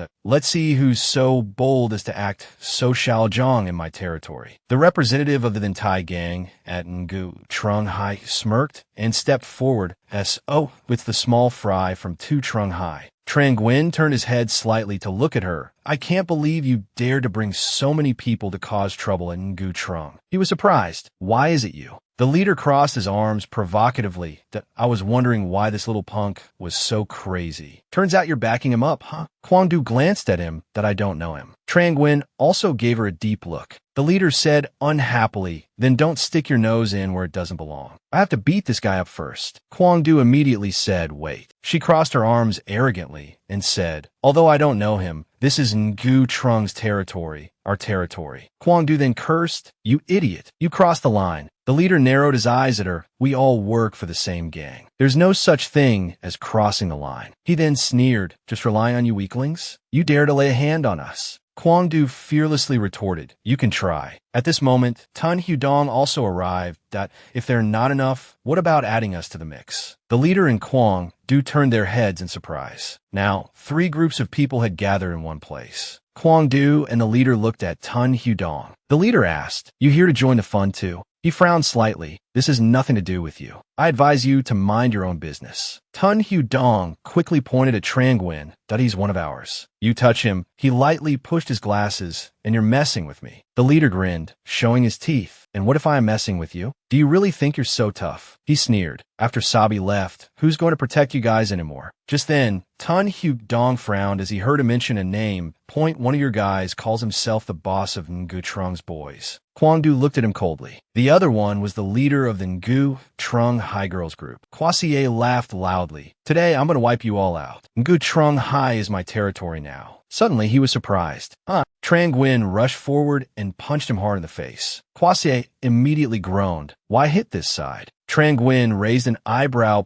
7 Knuckles talking too much. Isn't fighting enough? As soon as he finished speaking, the whole gang rushed in and a brawl erupted. Get him! Some of the guys used their feet to kick. Others used their fists. Kwang Du single-handedly took on 2 guys. The girls either scratched with their nails or pulled their opponent's hair. Kwasier and Trang Nguyen were astonished. Girls are scary. Trang Nguyen glared at Kwasier. Then he quickly punched him again. In the middle of the fight, someone yelled, the police are coming. The police are coming. Kwang Du was grabbing a guy's shirt, ready to punch him. A moment later, in nearby park, Tan Hudong and Trang Nguyen were panting. We're safe. Tan Hudong asked him, puzzled, what did you do to anger the 2 Trung High guys? Trang Nguyen looked at him and replied, I accidentally bumped into him. He told Tan Hudong, you have to gather our people quickly. He looked directly at Tan Hudong, we have to make our move first. Night fell. Trang Nguyen walked up the stairs, thinking to himself, I'm always ordering food. Just then, someone called his name, Trang Nguyen. Kwang Du walked down. She looked at him and said, I've been waiting for you for a long time. Outside the boarding house, Trang Nguyen faced Kwang Du and asked, what do you want? He pouted. I just wanted to ask about Chiu Mai. Hearing Chiu Mai's name, Kwang Du immediately pressed close to Trang Nguyen and shouted, shut up. She slammed her head against his. You jerk. Trang Nguyen, in pain, retorted angrily, are you crazy? I don't even know you. Kwang Du pressed close to him again. You, what do you want to do? She frowned and yelled, Chiu Mai treated you so well. You even stole her from Tan Hudong. Trang Nguyen was stunned. He was so generous to be cheated on, and he even defended you. Trang Nguyen stepped forward and asked, are you misunderstanding something? Kwang Du shouted in frustration. Misunderstanding? The bet between you and Tan Hudong? Chiu Mai doesn't know, but I do. She pressed closer. Trang Nguyen quickly dodged. Knowing this, I shouldn't have helped you earlier this afternoon. He frowned and asked, wait a minute, what's your relationship with Chiu Mai? I've never heard her mention you. Kwang Du refused to answer the question, but it's none of your business. I'm here today to warn you. Someone like you doesn't deserve Chiu Mai. Having said that, she left, leaving Trang Nguyen confused. Strange girl. He glanced behind him. Come out, Kwasier, Trang Nguyen said coldly. Kwasier emerged from behind the wall. Your vigilance is pretty high. Trang Nguyen crossed his arms. Oh, it's you. Wasn't the earlier fight enough? Do you want to continue? Kwasier scratched his head and laughed, and oh no. I was just following Kwang Du. He looked at Trang Nguyen and sneered. But you angered Kwang Du, that's quite interesting. Trang Nguyen frowned. A small matter. It's none of your concern. Kwasier retorted, a small matter? Kwang Du isn't as simple as you think. After saying that, Kwasier shrugged and turned away. I'll wait and see this good show. Trang Nguyen thought to himself, what trouble is Kwang Du up to? Or does she want to go to the school rooftop to talk to me? That's where Tan Xie had his fight. The next day at Ngu Trung High School, Tran Nguyen walked across the schoolyard, thinking this then Thai gang isn't a small fry. He frowned. Dealing with them would require some preparation. Someone walked up and called his name. Tran Nguyen turned around in surprise. He immediately recognized the newcomer as Nuoc Lan. Nuoc Lan smiled and tilted her head, asking, I heard you angered someone from the Thai gang. Need my help? Tran Nguyen quickly turned away. No need. I can handle it myself. Nuoc Lan shouted, Stop. She asked irritably, Why have you been avoiding me since the last incident? Tran Nguyen flinched, replying nervously, It's nothing. I've just been busy with exams lately. He looked at Nuoc Lan helplessly, thinking if I don't avoid her, Tan Hudong probably won't let me off the hook. She smiled and asked again, Really? Were you the one who saved me last time? After a pause, Nuoc Lan quickly moved closer to Tran Nguyen. Did you do anything while I was unconscious? Tran Nguyen felt exhausted, cold sweat dripping down his temples. This girl sure has a wild imagination. Suddenly, she turned her head. Huh? Nuoc Lan pointed towards Chiu Mai. Isn't that your childhood sweetheart, Chiu Mai? She smiled cheerfully that it seems she has a new love interest, and a handsome one at that. Standing next to Chiu Mai was a boy with brown hair. Tran Nguyen silently and expressionlessly watched them. Look how happily they're chatting. At this moment, Chiu Mai and the boy were laughing and joking as they walked closer to Tran Nguyen. Nuoc Lan said, Your childhood sweetheart is coming over here. Chiu Mai looked at him in surprise. She smiled cheerfully at Tran Nguyen. Tran Nguyen blushed as Nuoc Lan held onto his arm. Amai. Nuoc Lan held his arm tightly. Mai, noticing her expression, looked dejected. The brown-haired boy smiled at him. Yes, oh, you're Tran Nguyen. He asked, I heard you spent a large sum of money to rank second in the entire grade during the midterms. Tran Nguyen narrowed his eyes and asked, And who are you? The boy scoffed and said condescendingly, Who I am isn't important, but someone as ignorant as you, who only knows how to play dirty tricks, should stay away from Chiu Mai from now on. Then he added, So you don't affect Chiu Mai's academic performance. He then turned to Mai and said, Chiu Mai, let's go. The teacher is waiting for us. Mai also added to Tran Nguyen, I'll come over tonight to help you study. After they left, Tran Nguyen slumped over, looking defeated. He buried his head and asked, Who was that? Nuoc Lan quickly replied, That's Tu Hao. He's the recognized school heartthrob of Ngu Trung. She happily listed Tu Hao's merits, ranked first in the 11th grade. Also a representative for outstanding students. Rich and handsome, the typical tall, rich, and handsome archetype. After finishing, Nuoc Lan asked, So? Completely incomparable, right? So what? What does it have to do with me? Seeing his reaction, she added, He's a member of the Thai gang. Tran Nguyen's eyes widened immediately. Inside classroom 2-1, Kwang Du was sitting with her friends. A girl laughed and said to Kwang Du, What do you think that arrogant Tu Hao is trying to do by approaching Chiu Mai? Kwang Du quickly replied, I have to show Chiu Mai what an outstanding guy is like, to keep Tran Nguyen away from her. Another girl furrowed her brow. But that Tu Hao guy isn't sincere. What if? Kwang Du's brow furrowed at those words. Not sincere? If anyone dares to bully Chiu Mai, I won't let them off the hook. Meanwhile, Chiu Mai was walking with Tu Hao. Upperclassmen, I heard this chemistry competition is really difficult. Don't worry, it's no problem. He reassured her. Chiu Mai smiled. Then I'll have to trouble you to tutor me. Upperclassmen. Tu Hao smiled and pulled Mai's shoulder closer. It's no trouble at all. A cute girl like you? I'm happy to help. Mai quickly pulled away and waved her hand. Well then, I'll head back to class. With that, she ran off. Tu Hao licked his lips, watching her go. This girl seems pretty tasty. Tu Hao quickly walked to the classroom hallway, but Tran Nguyen was already standing there. Did Kwang Du tell you to get close to Chiu Mai? Tu Hao glanced at him and replied, So what if she did? He gave a strange smile that it was indeed her arrangement. But Tu Hao admitted, I'm very interested in this girl. Tran Nguyen looked up at him. I advise you not to try anything with Chiu Mai. Understand? Tu Hao scoffed provocatively. And what if I don't agree? At that moment, Vong Tianha appeared behind Tran Nguyen. Try it and see, he said. Tu Hao swallowed nervously, a flicker of fear in his eyes. His voice began to tremble. Are you threatening me? Tran Nguyen frowned. Threatening you? I don't have time for that. He spoke calmly to go tell Kwang Du that if she has any complaints, she can come directly to me. Tu Hao's brow furrowed as he listened. And don't go around using random cats and dogs for your dirty work. He suddenly yelled angrily. Are you calling me a cat or a dog? He pointed a finger angrily at Tran Nguyen. Then what are you? A stupid delinquent who only knows how to fight. You'll always be trash at the bottom of society. Then he sneered, lowering his voice. While I, since childhood,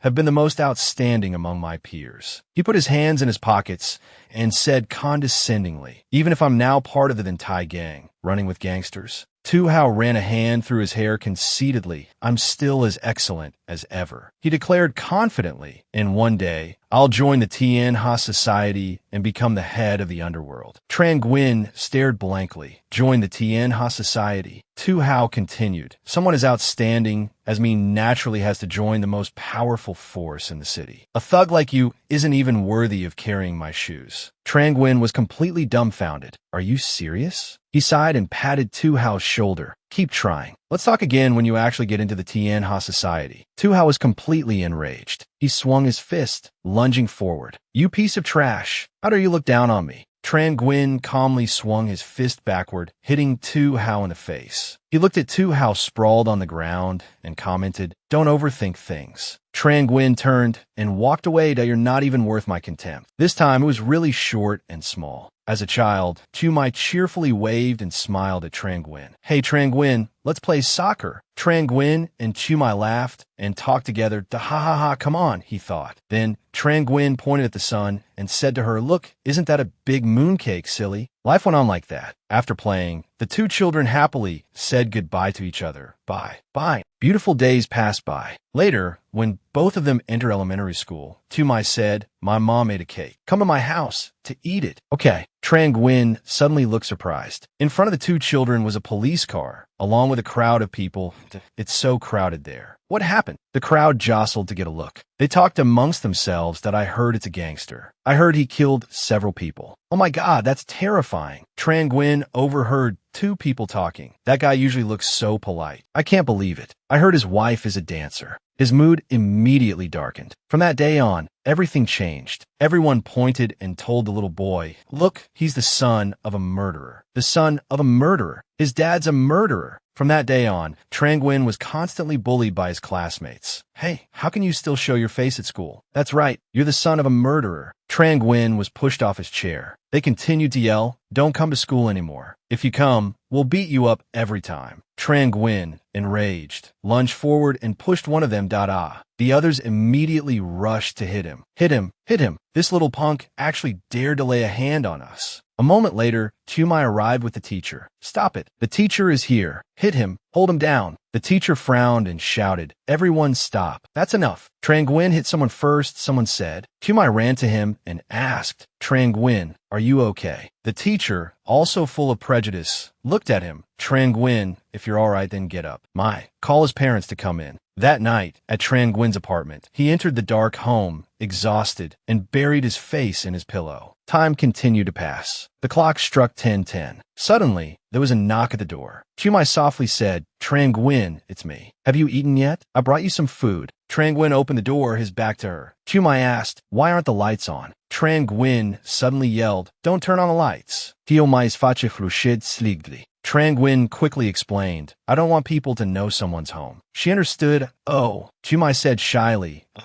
let you eat first. I'll go now. Okay. The next day, Tran Nguyen continued to be bullied. They kicked him to the ground and taunted him. Tran Nguyen, didn't I say I'd beat you up every time I saw you? The son of a murderer, like you still dares to come to school. He angrily glared at the one who had just spoken. He sneered, you dare to glare at me? I'm so scared. They immediately started kicking Tran Nguyen repeatedly. Hit him. He dared to glare at me. Tu Mai quickly ran over and yelled, stop. The guy looked over at her. The beauty has come to save the hero. Tu Mai frowned and said to them, I've already called the teacher. Stop it now. He gritted his teeth and rushed towards Tu Mai, intending to hit her. You little snitch. It's always you. Let me teach you a lesson. Let me go. At that moment, a school bag flew toward his face. Let her go. He was hit in the face with the bag and released Tu Mai. They ran over, worriedly calling out, Tran Nguyen, Trang Nguyen. He quickly grabbed his backpack strap, took Tu Mai's hand, and yelled, Tu Mai, run. He pulled her along, running quickly behind them. The others were still worried. Trang Nguyen, are you okay? Trang Nguyen yelled back at Tu Nguyen, stop, you're dead. Tu Mai looked back at him, her face flushed. The three bullies quickly chased after them. Stop. Hey, you stop. Tu Nguyen looked back. Looks like it's okay. They're probably... He suddenly turned back around. Gone. The two of them blushed, looking at each other. So close. Tu Nguyen and Tu Mai were embarrassed and quickly turned away.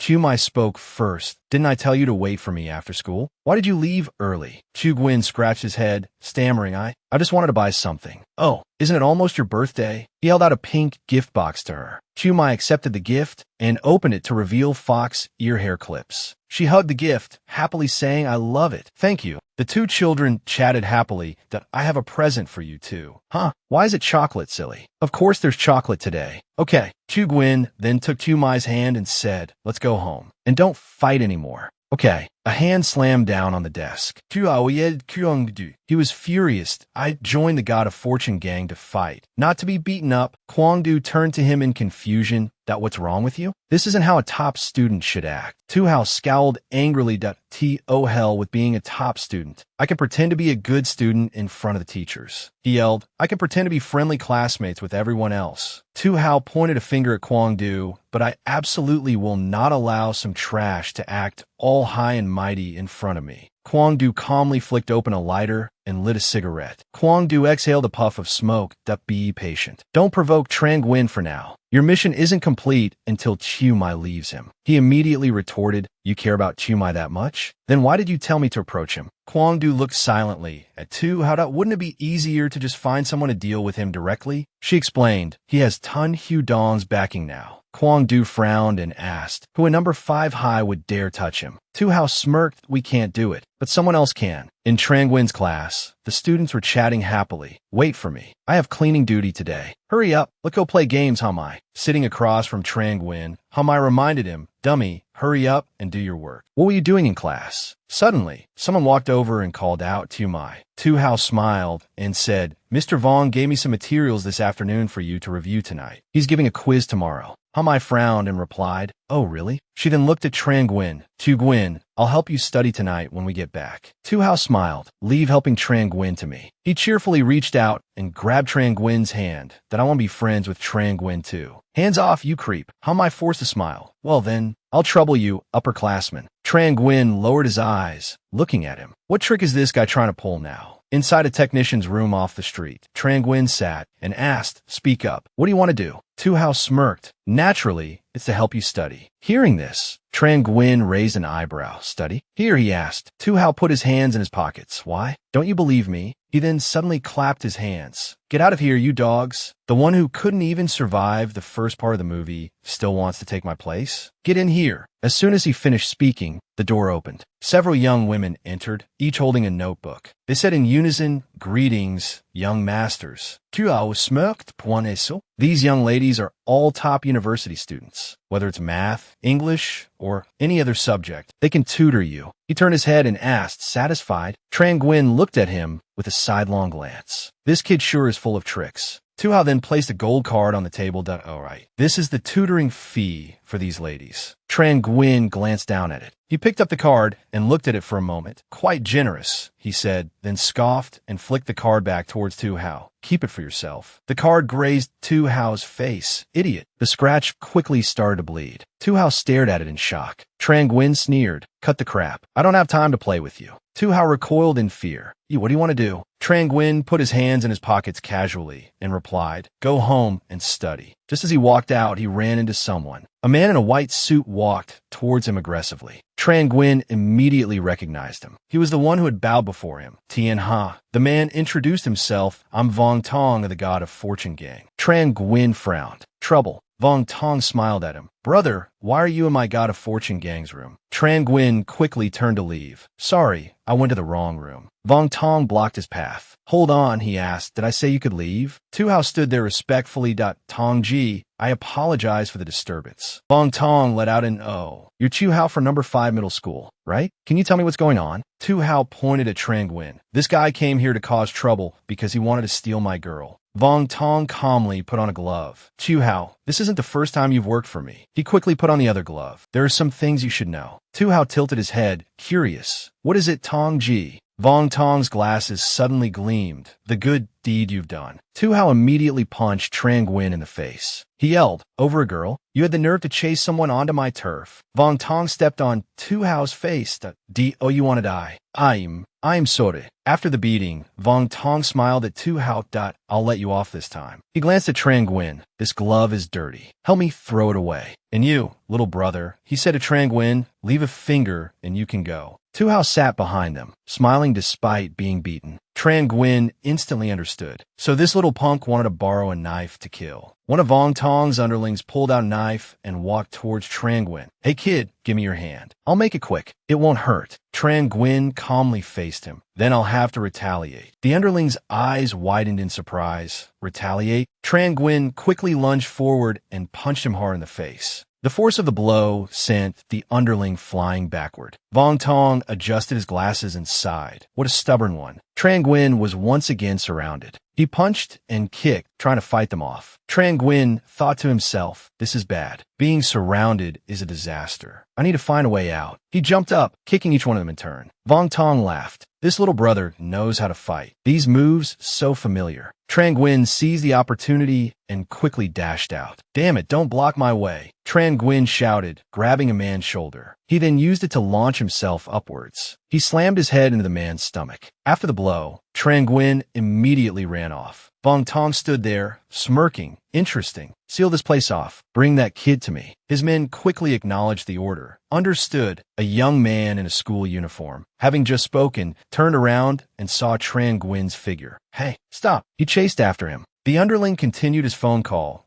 He's heading for the main entrance. Get people there to stop him. Trang Nguyen suddenly stopped. A group of people stood before him, blocking his path. Damn it, Trang Nguyen thought. Looks like I'm dying here today. One of them spoke up. Hey, little brother, no need to worry. We won't make things difficult for you. Trang Nguyen stared blankly, waiting for him to continue. Our Tong Ji wants to talk to you. Trang Nguyen was quickly brought back to the private room. He frowned, looking at Vong Tong in confusion. What the hell? They chased me around just to stare at me. This guy doesn't have some weird fetish I don't know about, does he? Feeling uncomfortable, Trang Nguyen spoke. Hey, mister, what do you want? Just get to the point. Vong Tong looked at him with amusement. Little brother, you fight well. I like that very much. He leaned closer to Trang Nguyen and asked, interested in joining my God of Fortune gang? Trang Nguyen asked, confused, join the God of Fortune gang. He then raised an eyebrow. What's in it for me? Vong Tong found this amusing. Benefits? He shrugged and began to speak. First, the trouble you caused here? We'll consider it water under the bridge. Second, he paused and snapped his fingers. One of his underlings pulled something out of his pocket. It was a wad of cash. Trang Nguyen stared at the money in front of him, speechless. Vong Tong adjusted his glasses. Agree, and this 10,000 yuan is yours. Trang Nguyen asked helplessly, can I refuse? I'm just a student. I want to focus on my studies. Vong Tong looked surprised. Refuse? Of course you can. He turned to the gangsters behind him, but I'm afraid my brothers won't agree. Trang Nguyen frowned, facing Vong Tong. He reluctantly took the wad of cash. He held it in his hand and continued, I can join, but this isn't enough. Vong Tong asked, not enough. He then threw his head back and laughed. Ha ha ha. He quickly regained his composure. For the God of Fortune gang, money is not a problem. Tell me, how much do you want? Trang Nguyen looked at him with disdain. That I don't need money. He calmly said, I want to become the boss of number 5 high school. Vong Tong immediately understood. He exclaimed, you want to replace Kwang Du? I've been grooming her for so many years. Vong Tong laughed with amusement. What makes you think you can replace her? Trang Nguyen simply smirked and replied, because I'm more suited to be the boss than her. On the rooftop, Tan Hudong asked him, Trang Nguyen, what's up? Trang Nguyen looked at him and quickly replied, change of plans. I want to replace Kwang Du. As soon as he finished speaking, Tan Hudong was astonished. Replace Kwang Du? You want to be the boss of number 5 high? To his question, Trang Nguyen just shrugged and replied, no. I want to be the boss of all the high schools in Sea City. Tan Hudong looked at him silently. He stared back just as resolutely. Not long after, Tan Hudong said, all right, tell me how. Suddenly, someone called his name, Trang Nguyen. Kwang Du and her posse walked over.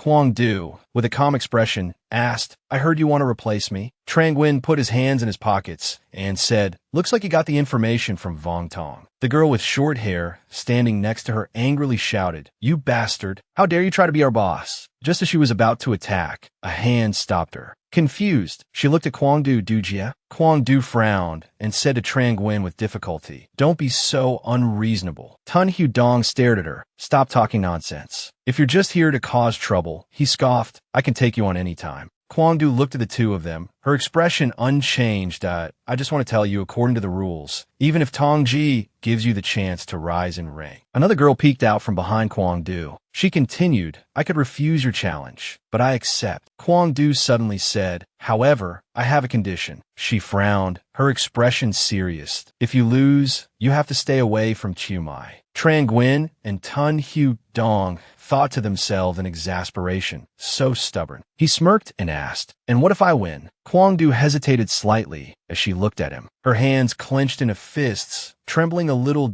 If you win. Kwang Du placed a hand on her chest. The god of fortune gang's power at number 5 high will be yours. I will be yours too. Kwang Du finished speaking and left, leaving a stunned Trang Nguyen behind. He sighed inwardly. Why is she so stubborn about separating Chiu Mai and me? Soon, it was afternoon. Trang Nguyen's group and Kwang Du's group gathered at a park by the road. Tun Hu Dong walked over and quietly said to Trang Nguyen, they're here. A luxurious car parked in front of them. Vong Tong's assistant got out and bowed to the person inside the car. Tong Ji. Yes. Vong Tong, inside, turned his face away and ordered, it's too dirty out here. I'm not getting out. Just tell those two. Yes, Tong Ji. His assistant began to speak. The rules this time are simple. He held out 2 bank cards. Here are 2 cards, each with 100,000 yuan. He stared at the two of them and said, you have 1 month to find people to borrow money from. Trang Nguyen also listened attentively. After 1 month, whoever earns more money. Kwang Du, you too. By the way, that person will become the boss of the God of Fortune gang at number 5 high. The assistant quickly added, you can't use your own money to calculate the profit. The scope is limited to within number 5 high. Any problems with that? Both Kwang Du and Trang Nguyen replied in unison, no problem. The next morning at school, damn it, we offered you a loan and you refused. Inside the boys' restroom, a brown-haired boy said fearfully, but I don't need to borrow money. True Long and his lackeys blocked him. Today you have to borrow this money. Otherwise, don't even think about leaving here. He grinned slyly, holding up a piece of paper.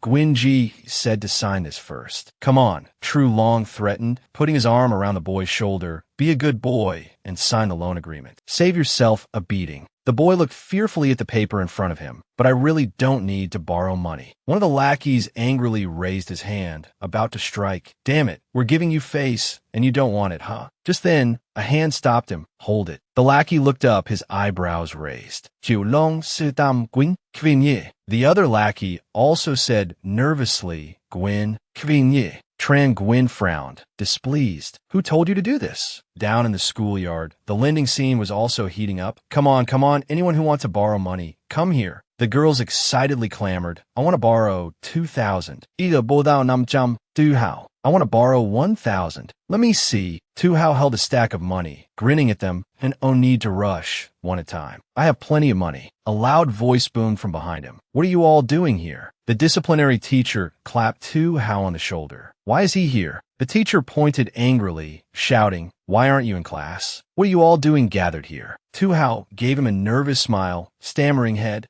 teacher, I'm helping my classmates study. Tu Hao tried to hide the stack of money, but Teacher True quickly spotted it.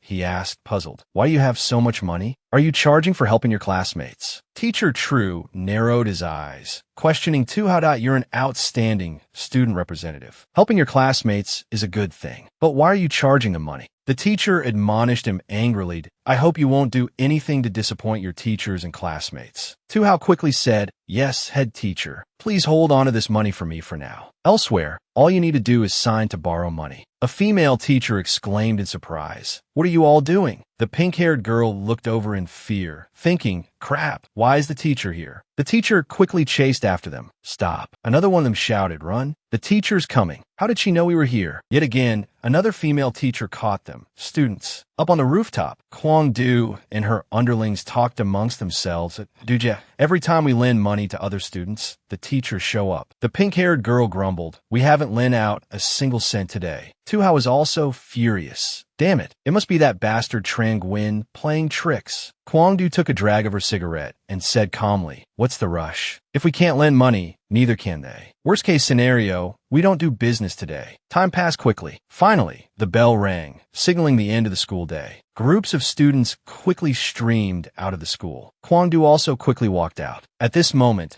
Kwang Du's underlings quickly greeted her. Dujia. Duji. Kwang Du looked at them and asked again, do you all remember everything I assigned you? She smirked. Now that we're out of school, Chun Gina's group's tricks won't work anymore. Having said that, she ordered, let's move. Outside the school, two female students were talking. Why hasn't Si-hao arrived yet? The other girl laughed and said, what's the rush? Tickets for Tai Song-kan's concert are almost sold out. Just then, a greeting caught their attention. High. Chun Gin cheerfully approached the two girls. Holding a wad of cash, he asked them, need money? I can lend you some. He paused for a moment, then continued, and no interest. At this time, Kwang Du's group arrived. Si-hao said to her, Dujia, this tactic of yours is brilliant. He continued to praise her. That idiot Shingen thinks he can win by disrupting our operations at school. How naive. Kwang Du quickly interrupted him. Chun Gin is not to be underestimated. Don't be careless. Before them was the scene of Chun Gin handing money to the two girls. Si-hao and Kwang Du were stunned. What the hell is going on? He roared angrily. What are you doing? The girls stammered in fear, both borrowing money. Si-hao glared at them and yelled, why are you borrowing from them? Weren't you told to wait for us here? Chun-gin looked at him with a mocking smile. Let me tell you, he recalled a few hours earlier in the classroom, holding a piece of paper, saying, now it's our turn. Kwang Du glared at him angrily. Chun-gin, you're breaking the rules of the God of Fortune gang. I won't let you get away with this. Si-hao gritted his teeth and frowned. Damn it, if you're not going to follow the rules, then what's the point of talking? He then shouted, get him. Si-hao threw a punch. Chun-gin easily dodged it. He continued to attack, but Chun-gin effortlessly evaded each blow. Chun-gin watched him flailing and sneered at I guess I'll have to retaliate. Chun-gin raised his leg high and delivered a swift kick. Si-hao went flying into the street. Kwang Du frowned at the sight. Chun-gin, don't push it. Let's get him, Dujia. Chun-gin quickly ordered, Fatty, don't let them through. A tall, heavy-set guy named Gai Zhuang stood in front of Kwang Du and the other girl, blocking their path. Si-hao sat on the ground, looking up at him fearfully. What are you going to do? Chun-gin clenched his fist and said, you set me up last time. Let's settle the score today. Gai Zhuang anxiously turned his head and asked, Guiji, are you done yet? I can't hold him back much longer. Chun-gin continued to hit Si-hao while laughing. Almost point one last one. Then he let him go. Suddenly, a voice rang out, stop. Chun-gin turned his head in confusion and saw someone approaching. Everyone looked towards the newcomer in surprise. Si-hao, bruised and battered, stammered Tong.Tong-ji. Save me. Wang Zong smiled gently and said, little brother, Chun-gin, could you stop for a moment? Chun-gin kicked Si-hao one more time. Finished. He turned back to Wang Zong with a smile and said, sure. At a Chinese restaurant, Wang Zong picked up a teacup and took a sip. After drinking, he asked them what was that all about. He spoke with a friendly smile that why God of Fortune gang doesn't rely on violence to solve problems. Kwang Du and Si-hao, his face bruised and swollen, quickly spoke up. Brother Zong, Chun-gin broke the rules first. He offered a loan without interest. I called him out on it, and he attacked me. Kwang Du crossed her arms, closed her eyes, and said softly, Chun-gin is offering interest-free loans and even had people sabotage our challenge. I won't stand for it. Wang Zong listened, still smiling, but with a hint of anger. No interest. He raised his large teacup. Why God of Fortune gang mainly relies on lending. If you want to join, he lifted the teacup closer to his mouth. It's best to follow the rules. After taking a sip, Wang Zong smiled again and said, otherwise unpleasant things might happen. Chun-gin glanced at him, then smiled and said to Wang Zong, what's the rush? The month isn't over yet. It's too early to say whether I've broken the rules. Hearing this, Wang Zong stared at him. He remained silent, then took off his glasses and began to clean them. Well, he said while cleaning, you're right. Wang Zong shrugged and smiled that I'll wait for you for a month then. A luxurious white car drove down the main road. Inside, Seahao's trembling voice echoed, Brother Zong, what did you need me for? On the wooden table, a crystal glass was filled with liquor. Wang Zong picked up the glass, his legs crossed, and asked, Little Hao, I heard about the technician incident last time. You planned that, didn't you? He maintained a smile that you've got guts, scheming against me. Seahao trembled even more. Brother Zong, I was wrong. Wang Zong slammed his glass down on the table. Seahao flinched, his face pale. Wang Zong loosened his tie. However, even so, you still couldn't handle him. He swayed slightly. Throw this useless thing out. The car continued moving. The door opened, and Seahao was immediately thrown out with a yell. He rolled several times before crashing into a wall. Seahao, trembling, struggled to his feet. Chengin, you just wait. At the bus stop, Kwang Du stood with Chengin. She spoke first, I don't think you can win against me with these petty tricks. Chengin turned away and replied softly, I didn't say that. He glanced at Kwang. You should have more confidence in yourself. Then, both of them looked in the same direction, surprised. Xiaomai stepped off the bus. Kwang Du and Chengin greeted her.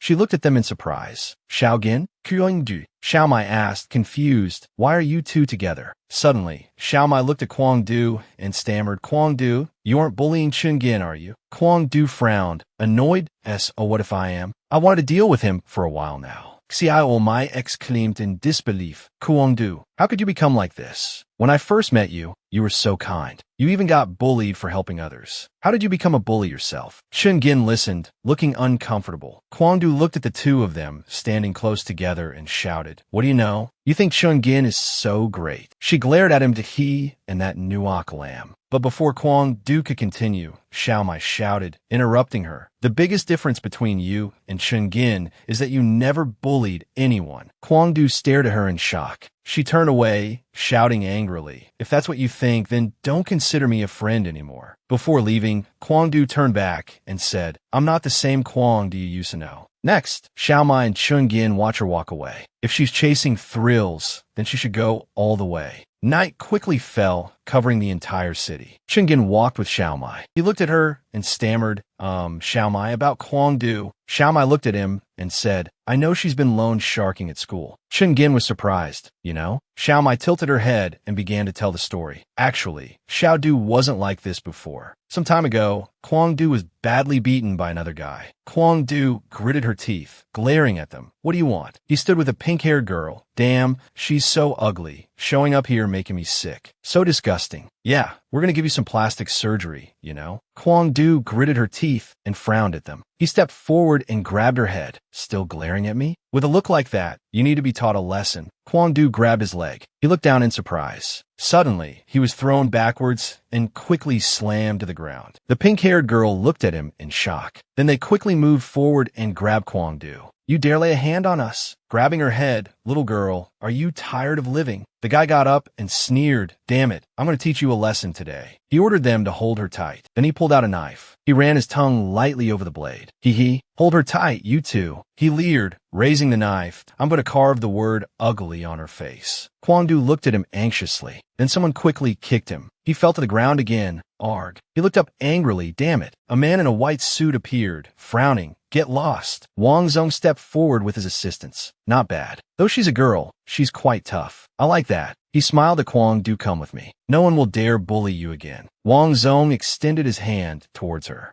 He smiled at Kwang Du. She stared at Wang Zong in surprise. Elsewhere, Kwang Du stared sadly at her phone. On the screen was a picture of her and Xiaomai. Xiaomai. Kwang Du muttered, you're such a fool. At that moment, two men walked towards her to let's find another place to drink. Kwang Du, lost in thought, continued walking. They bumped into each other. Hey, one of the men, his face flushed, yelled, are you blind? The man was drunk. It's a little girl. They leered. Little sister, are you hurt? Do you need me to take a look? Kwang Du calmly said, excuse me, sir. Please move out of the way. Hearing that, he raised an eyebrow. What did you call me? The man smoking behind him suddenly burst out laughing. Ha ha, Brother Kwang, you're old now. Then he walked over and put his arm around Kwang Du's shoulder. He leaned close to her. Looks like this little sister doesn't like playing with old men. Then he blew a puff of cigarette smoke in her hair. Let me play with you. Kwang Du quickly swung her arm and punched him. She looked at him coldly. Fine. Kwang Du thought to herself, ever since I met Brother Zong, I swore I wouldn't be bullied again. The next morning at school, someone rushed down the school hallway. It was Zhao Long. He rushed to class 1 to 3 and yelled, Brother Gwyn. Zhao Long hurriedly opened the door, anxiously calling, Brother Gwyn. No good. Chen Gwyn looked up at him. Thought, what's all the yelling about? Zhao Long frowned at him. The God of Fortune gang. They're taking students directly, taking them to the girls' restroom to lend them money. We have no way to stop them. Chen Gwyn chuckled wryly. Thought that's a simple yet effective tactic. So, focus on the male students who want to borrow money. Zhao Long scratched his head, equally helpless. But the male students are also being taken to the girls' restroom to borrow money. Chen Gwyn's eyes widened in surprise. What? He then said to Zhao Long, it's all right, I have another way. You guys just keep doing what you can. He smiled, leave the rest to me. The school bell rang again. Chen Gwyn walked alone on the school grounds. Suddenly, he heard someone call out, Sister Du. A male student followed Kwang. Do I want to borrow 1,000? Can I or not? Follow me. To the girls' restroom. Chen Gwyn frowned and knocked on the girls' restroom door. Come out. 2 other female students looked at him. What's this guy doing? Pervert. Kwang Du angrily opened the door and questioned Chen Gwyn. What do you want? This is the girls' restroom. He calmly smiled. The girls' restroom? Aren't you bringing male students in there? Kwang Du also smiled at him. Did you see me bring any male students in here? With that, Kwang Du abruptly tried to close the door. He quickly stuck his foot in the doorway to stop it. Chen Gwyn poked his head in, frowning at her. Whether you brought them in or not, you know it yourself. Kwang Du said to him exasperatedly, Are you crazy? This is the girls' restroom. The disciplinary teacher suddenly appeared, his face dark, and yelled, You scoundrel! Chen Gwyn, what are you doing? Chen Gwyn was quickly led away by Zhao Diao. Why did he come now? Chen Gwyn calmly pointed at the girls' restroom. Disciplinary teacher, there's a male student in the girls' restroom. Zhao Diao ordered a pink-haired girl, go call everyone out of there. Yes, disciplinary teacher. Very quickly, everyone came out. Disciplinary teacher, everyone inside is here. Looking at the people in front of him, Zhao Diao frowned. Chen Gwyn, where's the male student you mentioned? The person with the short hair unexpectedly turned out to be a girl. Chen Gwyn looked at them tiredly. Damn, I didn't expect it to be a girl. Just a flat chest. Damn it. At this moment, the female students started whispering and looking at him. Pervert, peeping at the girls' restroom. He's a pervert. Disciplinary teacher. Zhao Jiao roared angrily. Chen Gwyn, have your parents come to school this afternoon? Inside the faculty office, Zhao Jiao's loud voice echoed. Chen Gwyn, you're too much. The teacher said with a frown. Mrs. Chen, you must discipline Chen Gwyn. Chen Gwyn's mother hurriedly bowed and apologized to the disciplinary teacher. Xiao Gwyn, this child has caused trouble for the teachers again. Shun Ku smiled, standing behind the disciplinary teacher. If it weren't for Ms. Shun putting in a good word, the school would definitely expel him. She winked at Chen Gwyn. Remember what you agreed to. Chen Gwyn looked at them helplessly, saying nothing. On the school grounds, Kwang Du walked with Si Hao. She looked at him and praised. Your idea this time wasn't bad. They probably won't come to stop us anymore. Si Hao is still injured. Yin Jiang said to Chen Gwyn, consider yourself lucky this time. Kwang Du looked at him without saying anything. Outside the school, a Ding was smoking when someone called out, shout Ding. Sister Tan and Chen Gwyn walked over. Sorry to keep you waiting. A Ding casually chatted with the guest on his right. He approached and patted Tran Gwyn's head. Little Gwyn, causing trouble at school again. A Ding then opened Sister Tan's car door. I'll take you 2 back first. From the roadside, Tu Hao watched the entire scene. A Ding's black car quickly drove away. Tu Hao stared after them in astonishment, thinking, that person from just now, he was at the God of Fortune gang's high-rise building 2 months ago. Inside the reception area, Vong Tong looked at the 3 people in front of him. Good job completing this month's mission. There's one more thing. He tossed a photo onto the table in front of Chu Bok. The matter I spoke to you about before, go and arrange it. The photo was of a Ding. The person called Chu Bok took the photo. Yes, Tongji. Tu Hao also glanced over. A Ding's image was clear in the photo. Currently, on Tu Hao's phone was the image of a Ding patting Tran Gwyn's head. He chuckled gleefully. Tran Nguyen, I didn't expect you to know Tong Ji's enemy. Let's see how you die this time. At Sea City's Sam Lam Park, where Tran Nguyen's group was strolling, they looked towards Quang Du's group. A girl from that side said to Quang Du, "Do Tai, Tran Nguyen is here." Tran Nguyen overheard him say, "I heard your people haven't collected any interest from the students this month." Tran Nguyen listened in surprise. Tu Hao scoffed, "Are you admitting defeat already?" Tran Nguyen looked back at him and smiled. "Whether I win or lose, you'll find out in a bit." A series of footsteps echoed. Tong Ji had arrived. Vong Tong smiled, looking at the group. "Now that everyone's here, let me see your results." He looked at the paper in satisfaction.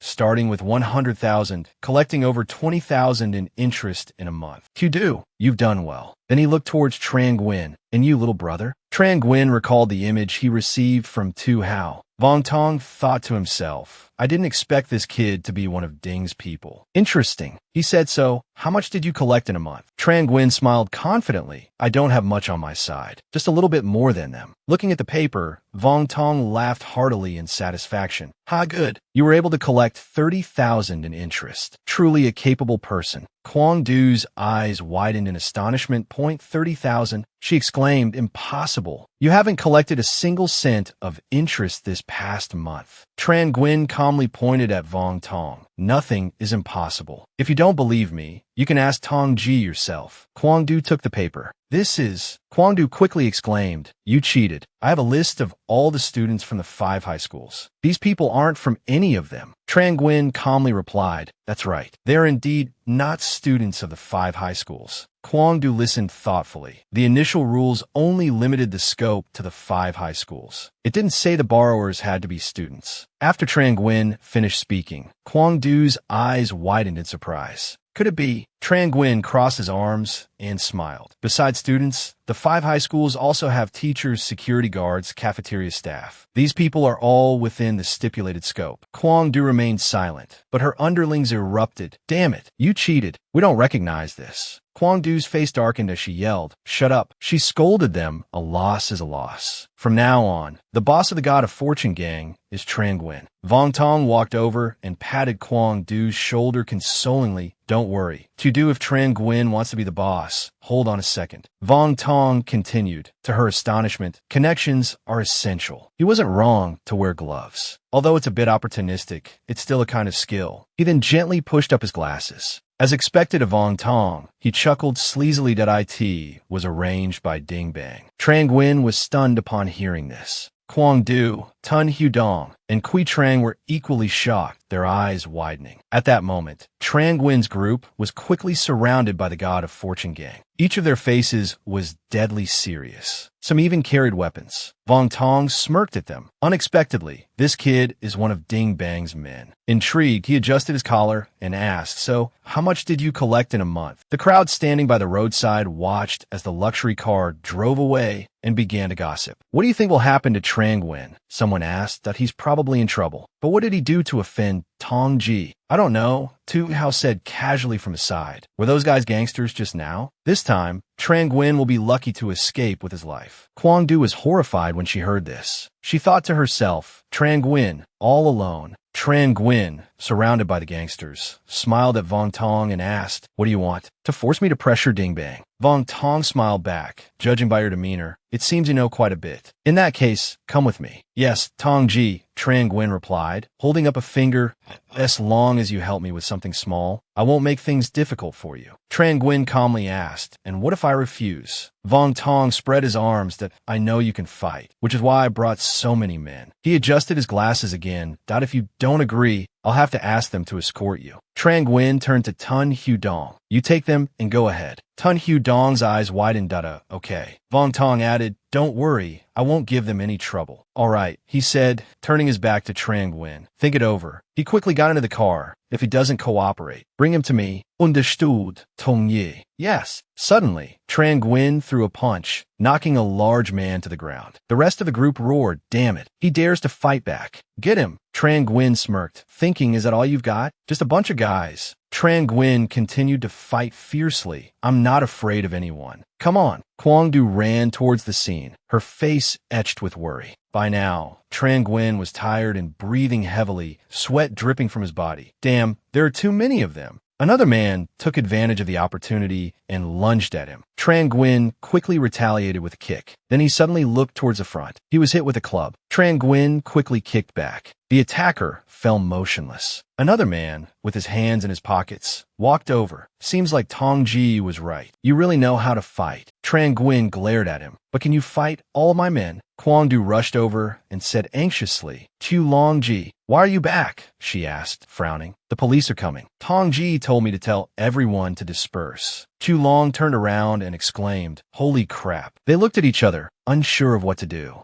Xiao Long said, Mom, it's the cops again. Brother Xiao Long, what should we do? Let's get out of here. They quickly ran away. You got lucky, kid. Kwang Du quickly told Tran Nguyen, run. Xiao Long asked the thug with the shaved head, did you see any cops chasing us? Yeah, but I didn't see any police cars along the way. Suddenly, someone called out to him, Brother Xiao Long, I found this in the bushes. He pulled out a siren. At this moment, Xiao Long was frightened and thought to himself, damn it, we were tricked by that girl. Tran Nguyen and Kwang Du hurried away. He was panting. Kwang Du asked worriedly, are you okay? I'm Fina. Just then, the gangsters caught up. They stared intently. Then the thug with the shaved head yelled, they're here. Catch them. Tran Nguyen gritted his teeth and frowned. The gangsters quickly chased after them. Stop. Tran Nguyen quickly pulled Kwang Du into an alley. The sky gradually darkened. Inside a building, the gangsters' footsteps echoed loudly. They must be hiding inside. Xiao Long started giving orders. You, take a few men and guard the exits. The rest of you, split up and search. Kwang Du looked at them and anxiously whispered to Tran Nguyen, what should we do now? Tran Nguyen frowned and whispered back, Chu Chu will be here soon. He opened his phone and messaged Chu Chu. Knock me out. Kwang Du was exasperated. What are you talking about? This is no time for jokes. Tran Nguyen's hand touched Kwang Du's chest. Her face flushed red. What are you doing? Kwang Du slapped Tran Nguyen hard. He groaned, ouch. Outside the building, Tran Nguyen's men arrived with Vong Tien Ha. Vong Tien Ha stepped forward. Chu Chu, young master. Chu Chu smiled and asked him, are you sure you don't need a few men to help you? He shook his head in oh need, Chu Chu.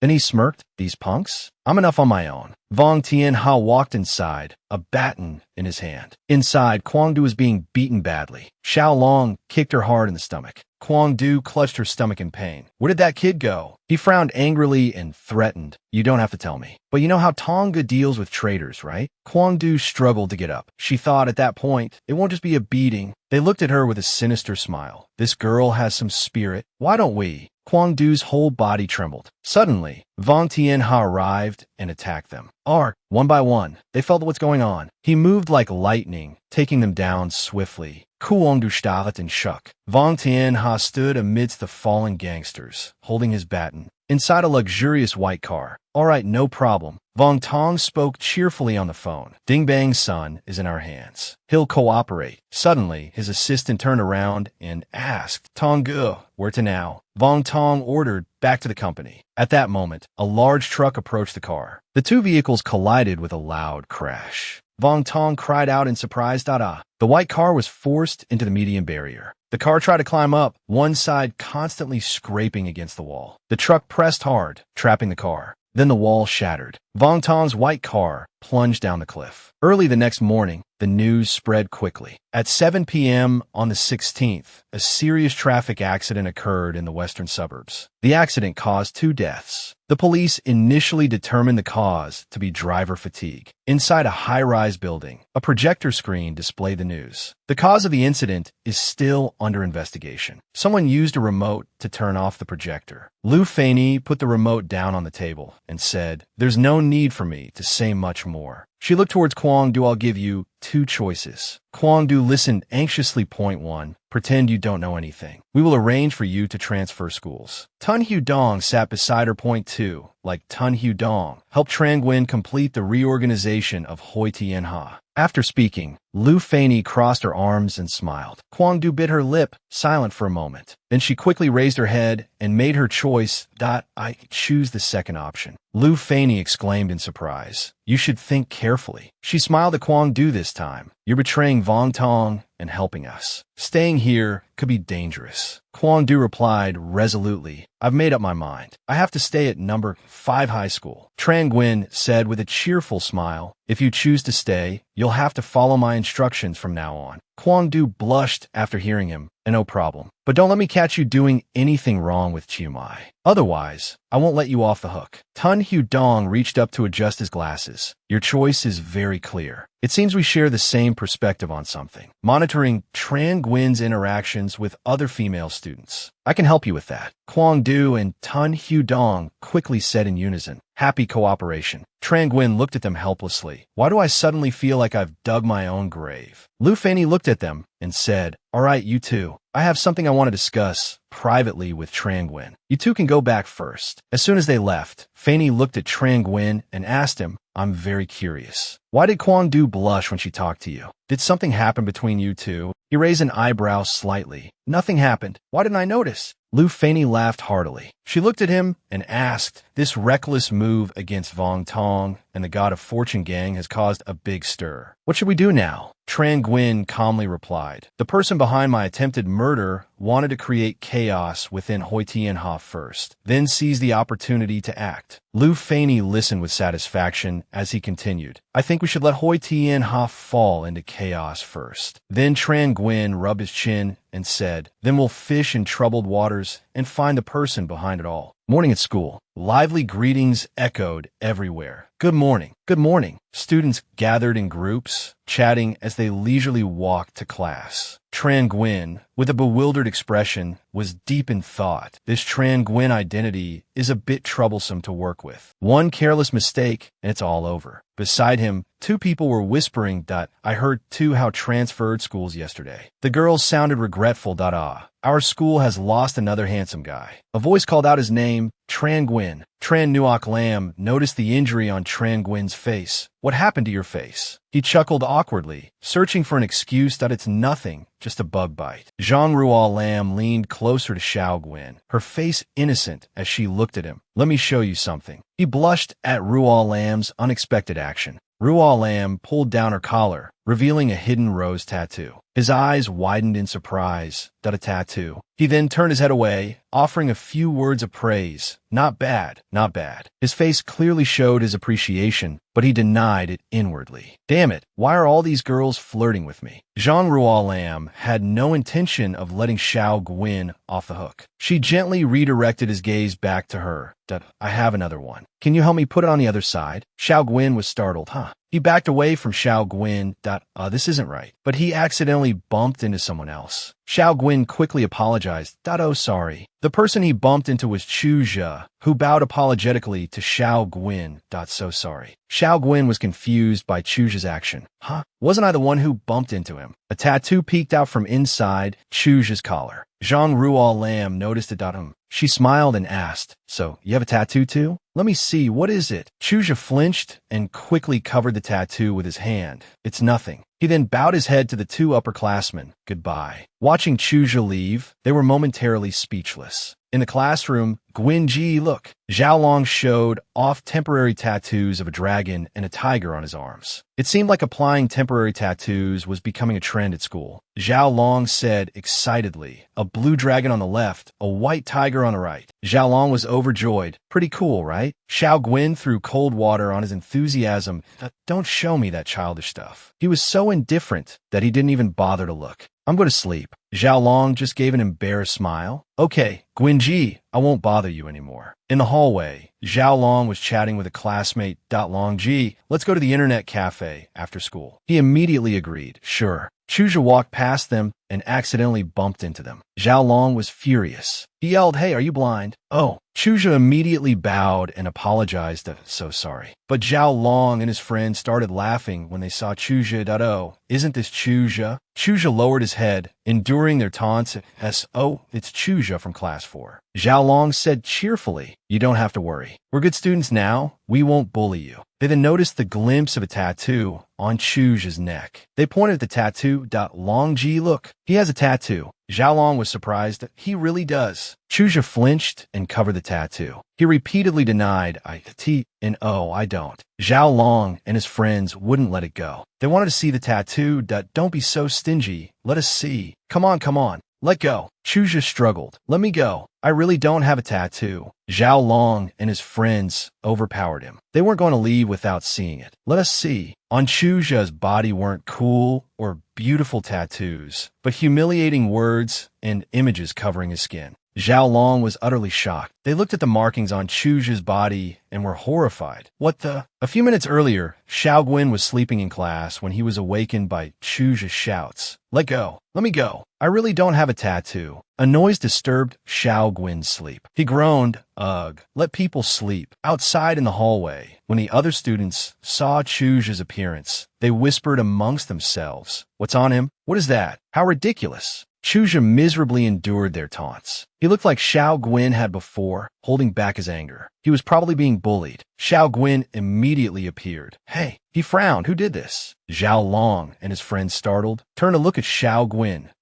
Kvinye, seeing Xiao Guin's anger. They quickly denied, and oh no, it wasn't us. Xiao Guin check Chuja, come with me. These words frightened Chuja. In the bathroom, Chuja stood trembling and shrinking back. Xiao Guin, what are you going to do to me? I didn't make you angry. Xiao Guin got straight to the point. That what's all over you? Chuja made up an excuse. This is something I drew myself. Xiao Guin naturally didn't believe this flimsy excuse. Drew it yourself? He then told Chuja to wipe it off. Even a kid knows this is nonsense. Chuja frantically tried to wipe it off. He clutched his clothes and protested repeatedly. And oh no way. I can't wipe this off. He stammered. If I wipe it off, it will.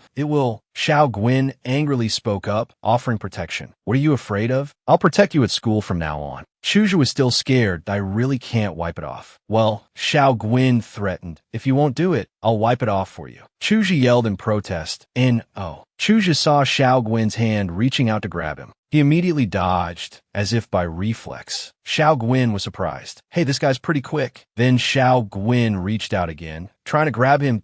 Let's see where you can run. Chuja still managed to avoid his hand. He pleaded while dodging. I really can't wipe it off. After a while, Xiao Guin finally cornered Chuja.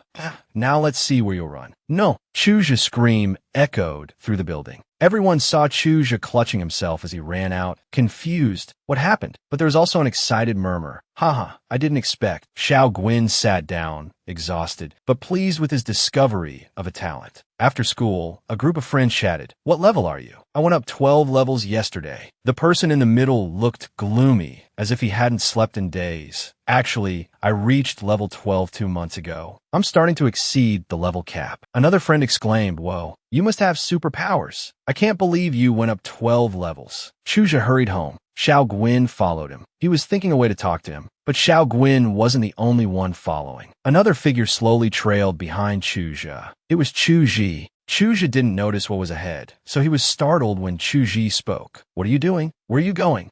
Chuja stammered. Chuji smiled at what's wrong. Not going home. Chuja quickly explained, no, I am. Suddenly, Chuji grabbed Chuja's shirt and yelled, are you trying to avoid me? Chuja didn't dare resist, and oh no, I'm not. Then Chuji noticed that the drawings on Chuja's body were gone. He flew into a rage. You dare to wipe it off. Chuja's face paled, and he hurriedly explained, no, it wasn't me. It was a classmate. Chuji was furious. He threw Chuja to the ground and kicked him repeatedly that I won't let you wipe it off. You're going to keep it on forever, understand? Chuja sat heavily on the ground. That I'm sorry. Chuji became even more excited, saying sorry is enough. I have to make you remember this. He continued to beat Chuja. See if you dare to find me again. Chuja simply endured the beating. Xiao Guin couldn't stand it anymore and stepped in. Stop. Chuji yelled, and who are you? Mind your own business. Xiao Guin smirked, pointing at the scribbles on Chuja. I'm the one who wiped some of it off. Seems like you're not happy about that. Chuji's eyes lit up. No need to look any further for someone to blame. So it was you meddling. Chuji swung his fist at Xiao Guin, intending to hit him hard. But Xiao Guin swiftly kicked him in the stomach, sending Chuji sprawling to the ground in pain. Xiao Guin said calmly, normally, I wouldn't bother with kid stuff. Chuji remained silent. Xiao Guin added, but you're unlucky you ran into me. Chuji chuckled. You really want to get involved in our business, huh? Xiao Guin sensed someone sneaking up behind him. As he turned, he was hit with a brick. His eyes widened in surprise. Whoa, I've been tricked. Xiao Guin thought. I shouldn't have helped him. Chuji would rather be beaten than rescued. Chuji slowly approached Xiao Guin, unknowingly dropping the brick. He trembled and collapsed. I killed him. Chuji reassured him. Relax, he's not dead. He then looked at Chuji with satisfaction. Not bad. Looks like you understand what happens when you don't help me. Chuji was terrified. I just wanted him to leave. Chuji scoffed. Did you think it would be that easy? He pulled out a pen. This guy dared to hit me. Chuji wanted to make Xiao Guin do push-ups. That I'll make him remember the price of meddling. He raised the pen and yelled, die. But Chuji quickly embraced him. Please, don't hurt him. Chuji was furious. Damn it, playing the good guy, huh? He shoved Chuji away. Get lost. Chuji collapsed to the ground. Chuji continued his actions. The pen was about to stab down, seemingly towards Xiao Guin's hand. Chuji had taken the blow for Xiao Guin. He recoiled in pain. Chuji was surprised. You dare stop me? You got guts. Chuji pleaded weakly. He's my classmate. Please don't hurt him. Chuji laughed. Classmate. He mocked Chuji. Such touching friendship. Since you want to protect him, take this for him. Elsewhere, a white car sped down the road. Uncle Chu, we're almost there, reported the driver. Xiao Guin, now known as Vong Tianha, was contemplating Chuji's betrayal. Uncle Chu, who in the Tianxia society can I still trust? He murmured. After the last assassination attempt, Sappy and Vong Tong both betrayed me. He concluded, now, besides Fai Ni and Adin, I don't know who else I can rely on. He decided, it's time to find someone outside the Tianxia society. Back with Chuji, the pen was now covered in syrup. He looked so pleased with himself, it was sickening. Then he threw the pen at Chuji.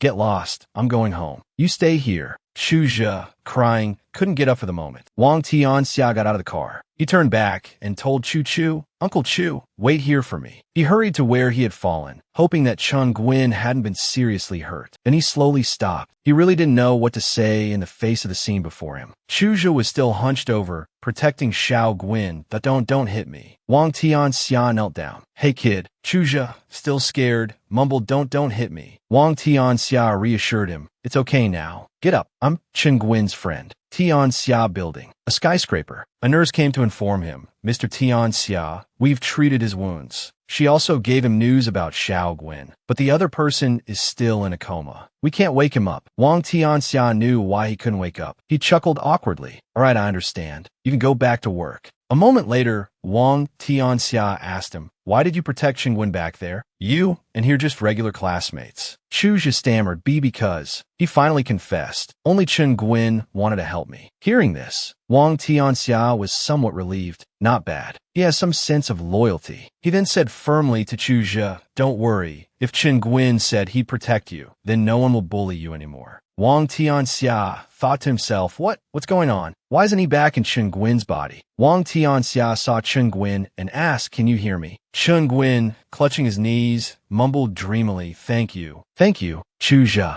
Thank you. Thank you, Chuji. Wang Tianxia thought to himself, this kid's consciousness can perceive the outside world. So, Wang Tianxia asked, are you about to wake up? Chengguin, if he was still conscious, should speak. Chengguin then said, do you want to come back? If you want to come back, I'll give you your body back. Wang Tianxia stammered, I don't know. So, you know what's happening out here, right? You want me to keep using your body? Chengguin trembled, clutching his head and yelling, no, I don't know. Seeing Chengguin like this, Wang Tianxia was extremely worried. He asked Chengguin, what's wrong? Damn it. How can there only be 2 body transfers? Chengguin, if you have any problems, you can tell me. I can try to help you. Kid, since I've borrowed your body, if you don't want to come back and have any wishes, I'll try my best to fulfill them. Trust me. Wang Tianxia reached out to touch Chengguin's head. But Chengguin was gone. Only a blue whirlpool remained. This scene greatly surprised Wang Tianxia. He thought to himself, what's going on? Suddenly, Wang Tianxia appeared in a classroom, completely naked, without a stitch of clothing. He blushed, embarrassed, thinking to himself, damn, what's the situation? Wang Tianxia noticed 3 boys standing at the back of the class. One boy said cheerfully, well, this new PSP game looks pretty good. The other 2 boys looked at the PSP game in their friend's hand and said sadly, I don't have one. I don't have a PSP. Suddenly, a schoolboy ran out. It was Xiao Guin. Holding a handheld game console, he said to the other three boys, Hey, I have a game console here. We can play together. But the other three immediately sneered. Oh, what if you have a game console? Big deal. Yeah, we'd never play with the son of a murderer. One of them said, suggesting, let's just smash his game console so he has nothing to play with. Another boy, hearing this, replied, You're evil, but I like it. Then the three of them ganged up on Xiao Guin and started beating him. While hitting him, they said, Son of a murderer, don't ever show off in front of us again. Xiao Guin was beaten black and blue, his clothes covered in dirt, and his game console smashed to pieces. Wang Tianxia came up to Xiao Guin and placed his hand on the boy's head, trying to sense what Xiao Guin had been through. In class, Xiao Guin was constantly bullied by his classmates. They doodled on his desk, spilled ink on it, knocked his lunchbox to the floor, stepped on it, and then forced Xiao Guin to eat it. Hey, while you're at it, clean my shoes too. They threw basketballs directly at Xiao Guin's face. One classmate sneered, The son of a murderer wants to play basketball with us. Countless insults and hurtful words appeared that you're the son of a murderer. We don't want to play with you. You're a menace. Get away from me, murderer's son. Get lost. Wang Tianxia could feel all the words Xiao Guin had to endure, causing him a splitting headache. He cried out, ah. In the car on the way home, the housekeeper noticed something was wrong with Xiao Guin and asked, Young master, are you all right? Wang Tianxia, currently in Xiao Guin's body, replied, I'm fine. Wang Tianxia thought to himself, are these memories the reason why Cheng Guin doesn't want to wake up? The scene then shifted to a beautiful day. Xiaomai and Cheng Guin were walking to school together. Xiaomai urged Cheng Guin, hurry up. Coming. Wang Tianxia rushed over and said, I'm here. Then he hesitated and asked, Xiaomai, did I ever tell you what my wishes are? Xiaomai asked, referring to his own wishes. You don't even remember? Did you get hit so hard you lost your memory? Wang Tianxia replied sheepishly, I have some vague memories, but I can't quite place them. Xiaomai thought hard and then told Wang Tianxia, you had a lot of wishes when we were little. You wanted the latest game console. You wanted to eat a huge meal. At this point, Xiaomai recalled Cheng Guin's childhood wishes. On Cheng Guin's birthday, he clasped his hands and wished, I wish I had lots of friends. I wish no one would bully me anymore. And I wish Xiaomai wouldn't have to protect me. When I grow up, I'll always protect Xiaomai. Xiaomai teased Cheng Guin back then. Silly, you're not supposed to say your wishes out loud. Cheng Guin just scratched his head and laughed awkwardly. Now, seeing Xiaomai fall silent, Wang Tianxia asked, is there anything else? Xiaomai blushed and said, no. Nothing? It seems like it was just those things. Wang Tianxia, seeing Xiao Mai's reaction, thought to himself, what? A game console? A big meal? This kid's wishes aren't that simple, are they? Wang Tianxia was walking down the hallway at school. Passing by class 1 of 4, he heard the students chattering inside. Hurry up and show us. Yeah. Suddenly, Cheng Guin's memories surfaced in Wang Tianxia's mind. They were the taunts of Cheng Guin's classmates. I heard your dad got arrested by the police. Hey, Cheng Guin, your dad's a criminal. Tell us about it. Wang Tianxia clutched his head, thinking, why am I experiencing Cheng Guin's memories? Unless it's because of Chu Zhe. Wang Tianxia then walked into the classroom and asked loudly, what are you all doing? Hey, Chu Zhe is my friend. None of you are allowed to bully him anymore. The classmates, seeing Cheng Guin, turned to each other and asked, isn't that Cheng Guin from class 3? A girl immediately said, I heard Sun Xiaodong is protecting him. Don't make him angry.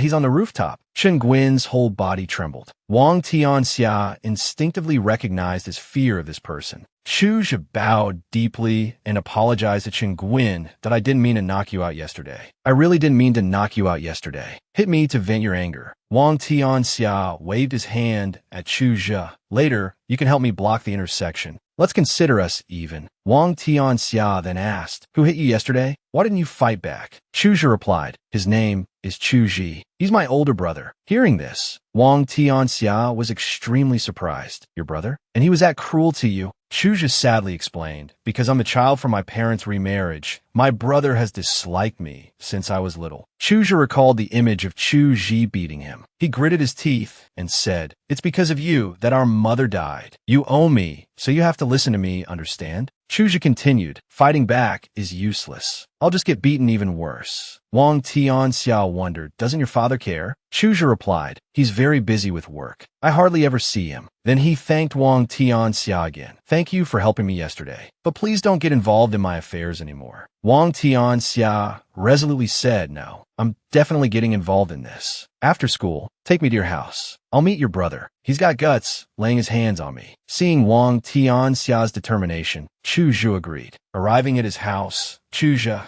worried for Chen Guin, said, Chen Guin, maybe we should forget it. Even if you have a way to deal with my brother, he still has a very scary friend. Wang Tianxia, unafraid, calmly said, scary? They're just kids. How scary can they be? He then reassured Chuzha, don't worry. Once again, the image of young Chen Guin with his wishes appeared that I wish I had lots of friends. I wish no one would bully me anymore. And I wish Xiao Mai didn't have to protect me. When I grow up, I'll always protect Xiao Mai. Wang Tianxia arrived at Chuzha's door and knocked. A voice from inside called out, who is it? Suddenly, Chen Guin's body trembled. Wang Tianxia thought to himself, what's happening? My body is trembling uncontrollably. The person who opened the door was Chuzhi's friend. He had a cigarette dangling from his lips and looked at Chuzha with a sinister smile. So, Chuzha's back. Oh, and he brought a friend. That's rare. Wang Tianxia looked at this person and thought, who is this guy? Why would I be scared? I'm not the one who's afraid. It's Tran Guin. Tran Guin's body is trembling. His instincts are telling him to be afraid of this person. Chu Truck stepped out, looked at Tran Guin, and asked with a laugh, isn't this the kid who likes to stick his nose in other people's business? Chu Truck's friends, seeing Tran Guin, said to Chu Truck with a chuckle, it's rare to see your little brother having a friend over. We won't disturb you any longer. We'll come back another day to see you. Tran Guin replied with a forced smile, okay. The man smoking stepped out of the door, looked at Tran Guin's constantly trembling body, and asked, hey kid, are you sick? Why are you shaking so much? Tran Guin quickly replied, no, I'm fine. After the man left, Tran Guin breathed a sigh of relief. Wang Tianxia thought to himself, damn. Chuzha, standing beside him, asked with concern, are you all right? Wang Tianxia, drenched in sweat, replied, I'm fine. Chu Truck asked Tran Guin arrogantly, hey kid, are you here today to apologize and beg for mercy? Wang Tianxia calmly replied, apologize and beg for mercy. Are you joking? Chu Truck's enraged scream echoed, HHH. His entire body was injured. Chu Truck sat down hard on the floor, furiously yelling at Chuzha,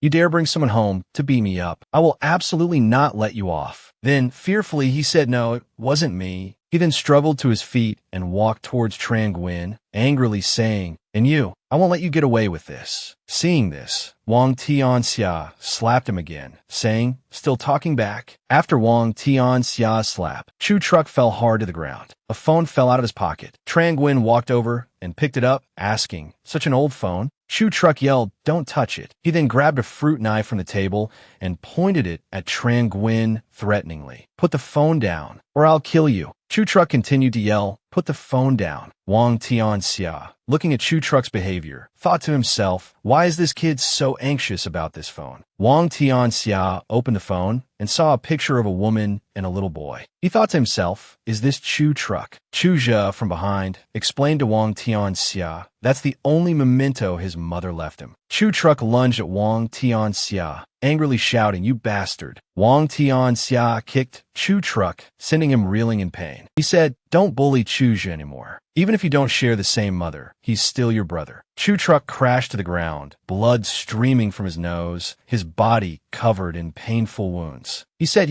what do you understand? If it weren't for him, my mother wouldn't have died. This is what he owes me. He owes me. Chuzha trembled and said, I'm sorry. Then, turning to Wang Tianxia, he said, Tran Guin, please don't hit him anymore. Hearing this, Wang Tianxia said to Chuzha, come with me. Downstairs, Wang Tianxia asked Chuzha, what's wrong with you? Yesterday, he ambushed me, and today you're speaking up for him. Do you like being bullied by him? Chuzha said sadly, because he's not wrong. I owe him. Chuzha recalled that day. Chu Truck's mother and father were having a big argument on the highway. Chu Truck's mother shouted at her husband, I won't give you my son. Chu Truck's father replied, Xiao Truck is my son too. I can give him a better life. Chu Truck's mother angrily yelled, "You abandoned me and my son for that woman. Don't even dream of getting Xiao Truck." Chu Truck's father put his hand on his wife's shoulder and said, "Please, don't be like this." Chu Truck's mother shrugged his hand off her shoulder and angrily yelled, "Get away from me, you bastard." But suddenly, she slipped and fell into the middle of the road. Just then, a car was speeding towards them. It crashed directly into her. Chu Truck had to witness his mother being hit by a car right in front of his eyes. The scene was so shocking that Chu Truck could only call out, "Mom, Mom,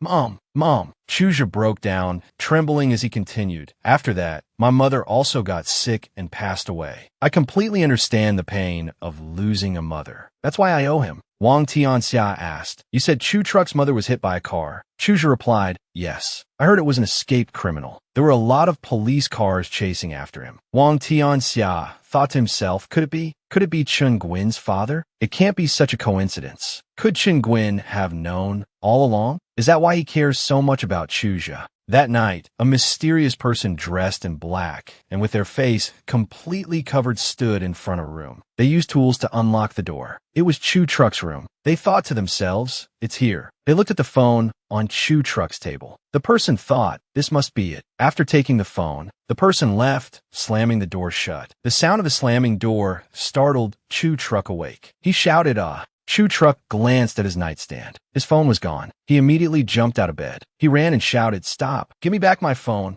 Chu Zhe, who was sleeping in the next room, woke up. He opened his bedroom door and asked Chu Truck what happened. Chu Zhe thought to himself, "The phone, could it be?" Chu Truck chased the person downstairs. He was in such a hurry that he didn't even put on his shoes. He ran barefoot, shouting, "Stop!" He thought to himself, "The phone? Mom's phone." Suddenly, the masked person appeared. Seeing this, Chu Truck said, Give me back my phone." The person held Chu Truck's phone and taunted, "Come and get it yourself." Chu Truck rushed forward, yelling, "Give it back." The person punched Chu Truck hard in the forehead. Chu Truck fell hard to the ground, his whole body trembling. Suddenly, Chu Zhe ran forward and shielded his brother. He yelled at the masked person, "Stop." The person, seeing Chu Zhe, said, "Oh, another little princeling has arrived." Chu Zhe asked the masked person, "Why did you take his phone?" He stammered, If you want money, I'll give it to you. Just return the phone to us." The masked person asked, "Oh, and what if I don't?" Chu Truck, suppressing his pain, shakily stood up and said angrily, "Then don't blame us for being rude." Chu Zhe,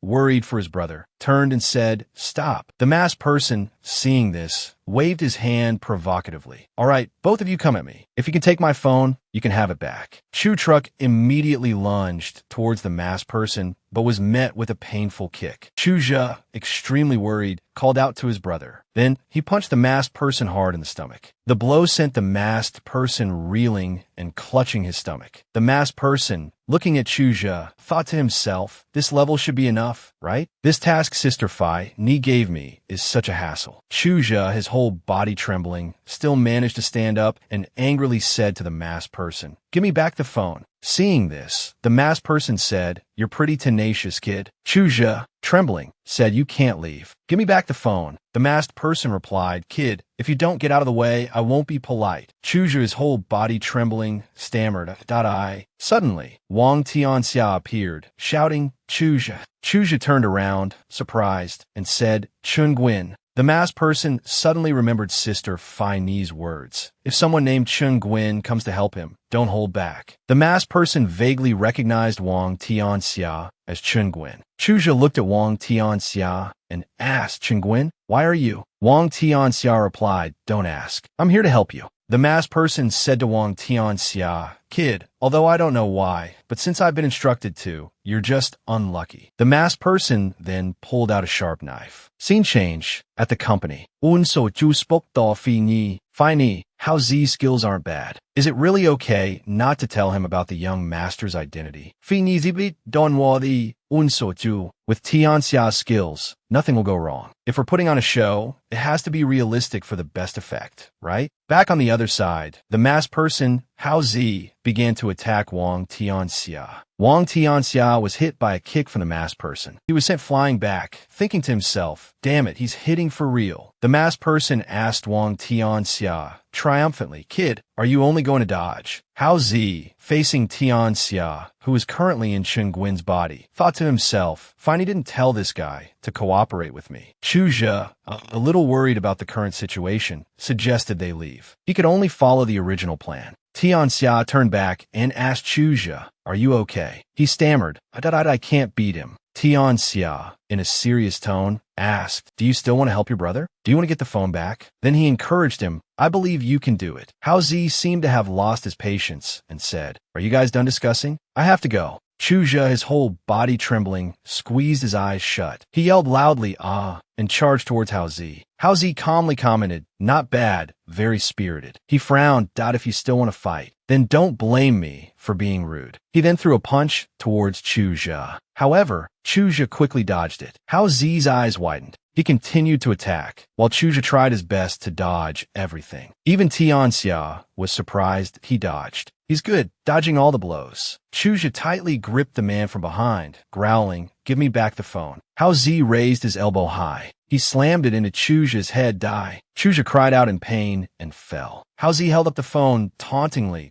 "If you won the phone, come and get it yourself." Wang Tianxia suddenly rushed forward and delivered a blow. He kicked Hao Zi in the back, sending the phone flying. Hao Zi tumbled to the ground. Chu Truck crawled on the ground with difficulty, his voice trembling. "Mom's phone." Chuja quickly ran over and shouted, "I'll get it." Hao Zi thought to himself, "These two are really tough to deal with. Mission accomplished. Time to get out of here." He quickly got up and ran away. Chuja picked up the phone and chuckled. "Thank goodness it's not broken." A taxi sped down the road. The driver inside was nodding off. "So sleepy. Just gotta finish this fare and go home to bed." The car headed straight for Chuja. He startled and turned around. Wang Tianxia's face was filled with panic. He yelled, "Chuja!" The taxi driver jolted awake and shouted, "Shit!" He slammed on the brakes, the tires screeching. Chu Truck's eyes widened. In an instant, Wang Tianxia rushed forward and tackled Chuja, rolling him to the side of the road. "Watch out!" The car whizzed past. The angry driver cursed. "Damn it! Are you trying to get yourselves killed out here in the middle of the night? Guess they're okay. Gotta get out of here." He quickly drove away. Wang Tianxia anxiously asked Chuja, "Are you alright?" Chu Truck ran over to Chuja, looking at his brother. He stammered, Brother. Chuze Angli Sapet Juju." Wang Tianxia snapped, "Hey, what are you doing?" Chu Truck yelled angrily, but his voice was full of worry. "Are you crazy? Why did you go after it? Do you not value your life?" Both Wang Tianxia and Chuja were taken aback. Chuja held out the phone. Inside was a picture of Chu Truck with their mother. He said, "To me, this is really important, isn't it?" Chu Truck's whole body trembled, tears welling up in his eyes. "Yes," he said, "it's very important." After everything calmed down, Chuja thanked Wang Tianxia. "Chen Guin, thank you. Thanks to you, I was able to get the phone back." He casually replied, "It's nothing. I was nearby and just happened to see." His eyes became cautious as he asked, "Chu Truck, there's something I wanted to ask you. That fat guy at your house this afternoon, who was he?" Chu Truck looked blank for a moment. "Fat guy?" Wang Tianxia clarified, "The guy I met at the internet cafe last month." He scratched his head and said, "Actually, I'm not that close to him. I only know his name is Li Hongkun." Hearing this name, Wang Tianxia suddenly froze. He stood silently watching the brothers. Chu Truck and Chuja walked along, concerned for each other. "Brother, are you okay? Should I help you?" No,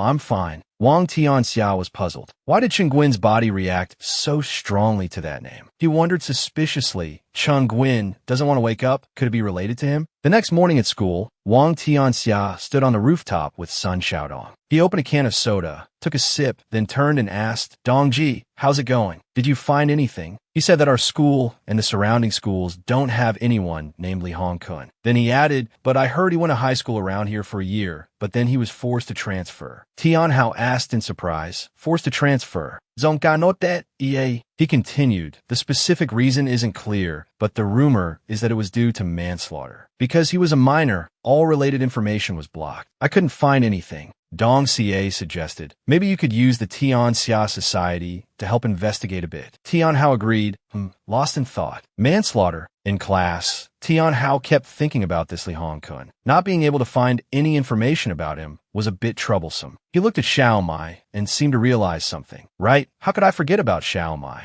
He thought that she and Chuja had always been classmates, so she might know something. During break time, Tian Hao cheerfully approached her to talk. Xiaomai asked, "What's up?" Xiaomai nodded, "Yeah." He asked her directly, "Do you know anyone named Li Hong Kun?" Her expression became worried when she heard the name Li Hong Kun. Xiaomai angrily asked, "Did he come looking for you again?" Many thoughts raced through Tian Hao's mind. Why did Xiaomai react so strongly to this name? It seemed like this wasn't a simple matter. He quickly made an excuse oh no, nothing like that. I just suddenly remembered the name, but I don't remember who it is. If you know, could you tell me who he is? Xiaomai advised Chuja. Xiao Guin, there are some things you don't remember. Maybe it's a good thing for you. So don't ask anymore. Tian Hao was insistent. Xiaomai, this is very important to me. I hope you can tell me. Xiaomai looked at Xiao Guin with some surprise, then agreed to tell Tian Hao, "All right, I'll tell you." A while later, at the soccer field, the players were passionately playing defense. Run. Xiaomai and Tian Hao sat in the stands. She began, "Chuja, actually, after you lost your memory, you changed a lot. Maybe it's because you forgot a lot of unpleasant things from the past." Tian Hao replied, awkwardly, "Yeah, something like that." He immediately got to the main point, "But I still want to know about Li Hong Kun." Xiaomai's eyes lowered. She recounted, at that time, Li Hong Kun was often bullied at school. A Tian Xia dealt with him. The story began 3 years ago at a middle school in Sea City. In the boys' restroom, a group of students were gathered, bullying another student. "Ha ha," one of them said with an incredulous expression. "Damn, I can't believe you're eating in the bathroom." Another one blew cigarette smoke at him. "Hey, fatty," oink like a pig. That student was Li Hong Kun. The guy pinched his cheek hard. "Come on, oink for us," he demanded repeatedly. Li Hong Kun's face was filled with discomfort. He let out a soft groan, ugh. The bully continued pinching and urging him. "Hurry up, oink." Helpless, the pitiful Li Hong Kun could only comply. He let out pig-like oinks. The bully, satisfied, put his arm around him and praised, "Not bad. Your performance today is excellent." His tone turned sinister as he asked, "What should I reward you with now?" Li Hong Kun quickly replied, No need." He was immediately pushed to the ground by the bully. The bully ordered his friends, "Grab him." Li Hong Kun shook his head fearfully, no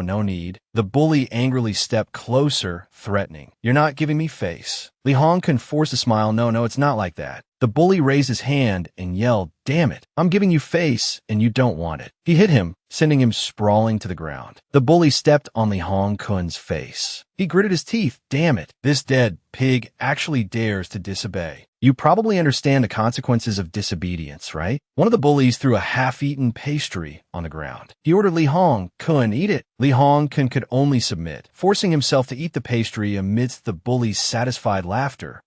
He lay on the floor, struggling. The bully taunted, "Dead pig, eaten your fill, and now you want to sleep?" After they were done playing, they left him there and went to class. Let's go to class. A while later, in the classroom, Li Hong Kun, looking disheveled, walked in amidst the noise of the classroom. A boy looked at him with contempt and said, "Hey, look, the retard is back." The girls in the class joined in. Looks like he got bullied by the ninth graders again. Serves him right for looking like a pig. The whole class directed mocking glances and sarcastic remarks at Li Hong Kun. "Look at him, how disgusting. Let's stay away from him." He stood there, looking at his scratched desk, enduring the insults. Li Hong Kun's appearance and mood were terrible. He tried to erase the ink marks with his hand when a classmate handed him an eraser. "Here, use this. It'll erase faster." Li Hong Kun looked up in surprise. It was none other than Qingwen. Xiaomai recounted, they all said Li Hong Kun wasn't right in the head, that he was mentally challenged. Everyone avoided him, but you went to help him. Later, you became his only friend. Tian Xia asked in surprise, "Me?" Xiaomai nodded. "Yes, but something happened later." She continued, "Plus the thing with your father. From then on, your life changed." The story flashed back to the past at school. Li Hong Kun was being bullied again. "Hey, dead pig, why do you only have this much money today?" He trembled as he replied, I only have this much." The same bastard from before yelled in his face, "Your pig head is getting more and more disobedient." He threatened, "You should know what the consequences are for angering me." Li Hong Kun's voice trembled, I really only have this much." Thud! Li Hong Kun fell to the ground again. The leader ordered his friends, "Grab him." They grabbed his backpack, and a photo fell out. The bully noticed it, He picked up the photo and asked, "What's this?" It was a photo of Chung Gwin and Lee Hong-kun together. The bully sneered, "Dead pig, who is this? And he's wearing our school uniform?" he asked as he stepped on Lee Hong-kun's head. Lee Hong-kun struggled to answer. "He's my friend." The bully laughed, "Haha, a retard like you has a friend. You seem to have a wicked idea, that I have a very interesting idea. Dead pig, do you want us to stop bullying you?" Lee Hong-kun was stunned. Later, the school bell rang, signaling the end of class. Shaomai said goodbye to Chung Gwin. "Gwin, I'm going to my grandma's house today. You go home by yourself, okay?" Chung Gwin nodded in agreement. His face immediately turned gloomy. Going home alone is so boring. Lee Hong-kun walked up to him and called out, "Chung Gwin." He then asked, "Are you busy later? I can take you somewhere interesting. What do you think?" Without a second thought, Chung Gwin happily agreed. Okay. I was just thinking how boring it is to be alone." As dusk settled, Lee Hong-kun led him to an underpass. Chung Gwin asked suspiciously, "What's so fun about this place?" Lee Hong-kun, looking anxious, replied, "We're almost there. Just up ahead." 3 bullies were already waiting. They exclaimed excitedly, "Look, our new toy has arrived." Seeing the school thugs, Chung Gwin anxiously said to Lee Hong-kun, "We should go back." Suddenly, a young man approached from behind and placed his hands on Chung Gwin's shoulders. He taunted, "Little 6th grader, just got here and already want to leave?" As more people approached, Chung Gwin asked in terror, "What do you want?" Exhaling a puff of smoke, the ringleader smirked, "We just want you to play with us for a bit." While they were momentarily distracted, Chung Gwin ran, calling out to his friend, "Lee Hong-kun, run." The enraged thugs cursed and immediately gave chase, yelling to their companions, "Stop him! Don't let him escape." As Chung Gwin ran, he didn't expect Lee Hong-kun, who was ahead of him, to not only not run but to also spread his arms, blocking his path. Chung Gwin was stunned. "Lee Hong-kun, what are you doing?" Lee Hong-kun, looking anxious, avoided Chung Gwin's gaze. He mumbled, sorry." Seeing Lee Hong-kun's reaction, the ringleader said with satisfaction, "Good job, you little snitch." He took another puff of his cigarette and declared, "As we agreed, our punching bag is changing." His cronies laughed. Chung Gwin broke out in a cold sweat as he heard their command. "Do it!" Almost immediately, Lee Hong-kun lunged forward and punched Chung Gwin hard in the face. Caught completely off guard, Chung Gwin fell to the ground. Lee Hong-kun, following orders, hit him. His hand trembled after the blow, and his forehead was covered in sweat from fear. The ringleader and his gang laughed gleefully. Seeing their satisfaction, Lee Hong-kun continued to beat Chung Gwin. The sounds of thudding blows echoed in the underpass as the small Chung Gwin had no strength to fight back against the larger boy. Seemingly remorseful, Lee Hong-kun yelled at Chung Gwin, "I'm sorry. I don't want to be the punching bag anymore. If we're friends, you take my place." The thudding continued to rain down on Chung Gwin, who could only curl up on the ground, his arms protecting his head. Witnessing this, the ringleader was extremely pleased. His eyes widened, and he roared with laughter. Yes, that's it. Don't stop until I say so." Hearing this, Lee Hong-kun continued hitting him, muttering, "I don't want to be the punching bag anymore. I don't want to be bullied anymore." The next day, at the gate of Sea City Middle School, students stared curiously at Chung Gwin. One asked, "Isn't that Chung Gwin? What happened to him?" Another replied, "I heard he was beaten by Lee Hong-kun." The crowd bustled, everyone watching. They heard Chung Gwin had been beaten by the slow-witted Lee Hong-kun. Weren't they best friends? Someone laughed. They laughed at Chung Gwin, his body bruised and covered in bandages. One of them stepped forward to taunt him. "Hey, Chung Gwin, why aren't you hanging out with your best friend?" The crowd gathered around to watch him continue his mockery. "That idiot Lee Hong-kun could actually beat you? You're so easy to bully. Did he bully you like this?" He shoved Chung Gwin hard. Chung Gwin didn't fight back, just gritted his teeth and endured it. The bully, not satisfied with the shove, kicked Chung Gwin. "Did I think it was like this?" he said. The surrounding crowd laughed in satisfaction.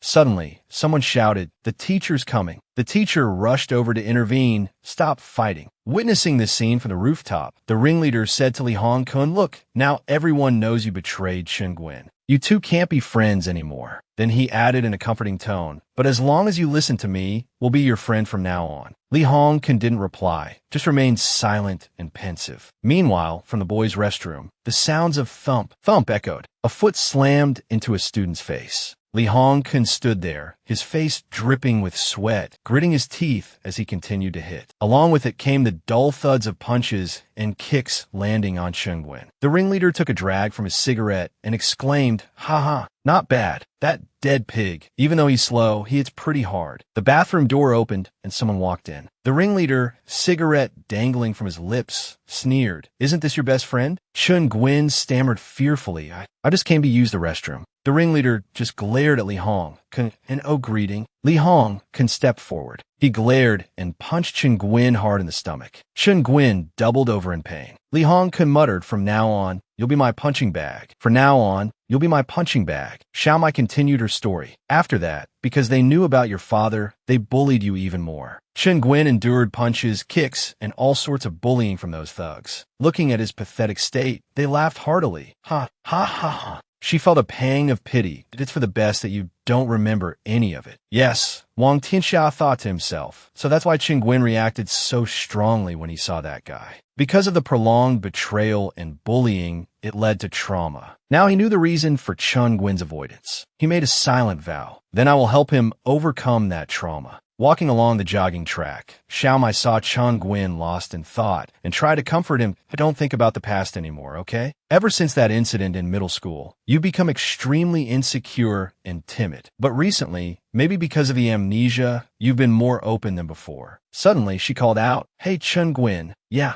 Xiao Mai took his hand and said, "Promise me you'll be the Chen Guin you are now, okay? Don't think about the past and don't fight." Shen Qing blushed, embarrassed point Xiao Mei. Before he could finish, he heard someone call his name. He turned and saw his upperclassman waiting for him. He scratched his cheek and said, "Xiao Mai, my upperclassman is looking for me. You go ahead." Xiao Mai replied cheerfully, "Okay, remember what you promised me." Watching her walk away, Tianxia thought to himself, "This girl seems to really like Chen Guin. Too bad I'm not him." Chen Guin, Tun Hu Dong announced, adjusting his glasses, "I just found someone named Lai Van who might know about Li Hongkon's situation. He's the same age as you, in 4th grade at our school, but he's been out sick for the past few days. I've sent you his address." Arriving at the residential area, Tianxia muttered, "Nam Yin Complex, Building 2. Hoping Tun Hu Dong's information was accurate, Xiao Guin stood before a small apartment, thinking, this must be it. Let's see if anyone's home. Before he could knock, the door clicked open slightly. The girl inside looked surprised to see him. Blushing, she said, "It's you." Xiao Guin, dumbfounded, asked, "You know me?" Tianxia suddenly realized something to your Lai Van. He was inwardly shocked. He hadn't expected a girl. Getting straight to the point, Vong Tianha asked, "I came to ask you something. Do you know someone named Li Hongkon?"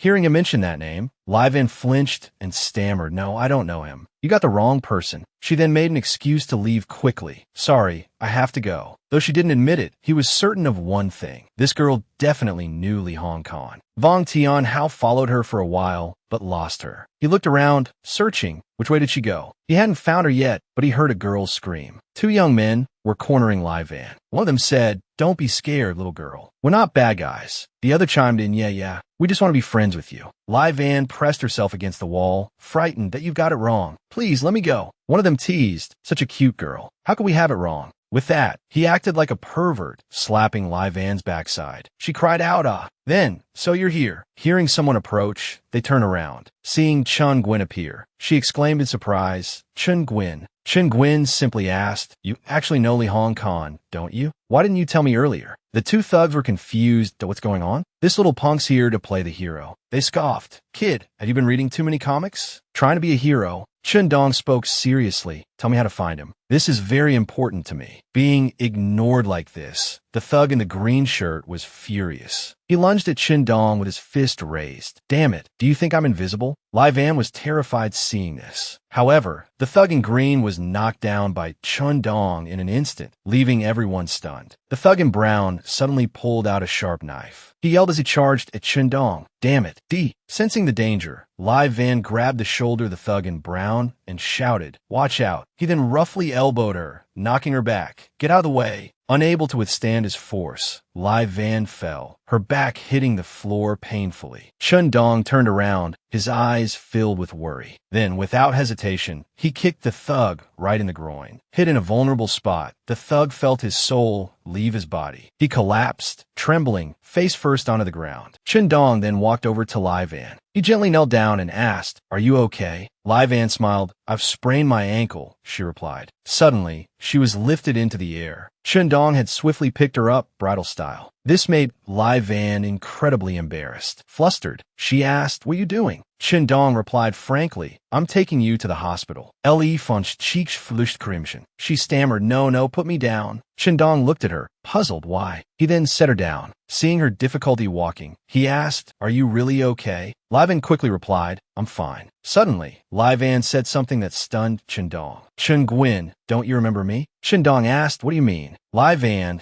then began to act strangely. Chun Dong broke out in a sweat, his face filled with astonishment. First, Lai Van removed her false eyelashes. Then, she took off her wig. Witnessing these actions, Chun Dong could only stand there, dumbfounded. With the wig removed, Lai Van revealed to him that she was, in fact, a boy. "Recognize me now?" he asked. Chun Dong was utterly speechless. As if to be certain, Lai Van then lifted her skirt. Chun Dong looked underneath, bewildered. What he saw there was, indeed, male genitalia. He promptly fainted, simply because the person he thought was a girl was actually a boy. So, the two of them ended up in a park. Chun Dong was still in shock. He immediately turned and asked that, "You're really a boy?" Lai Van replied, "What? You don't believe me?" Chun Dong looked embarrassed, at a loss for words. Seeing this, Lai Van turned and said, "If you don't believe me, you can touch it and see." This statement mortified Chun Dong. Sweat poured down his face. He stammered, no need. Then, Chun Dong said, "Tell me about Li Hong Kong." Lai Van looked at him with disappointment.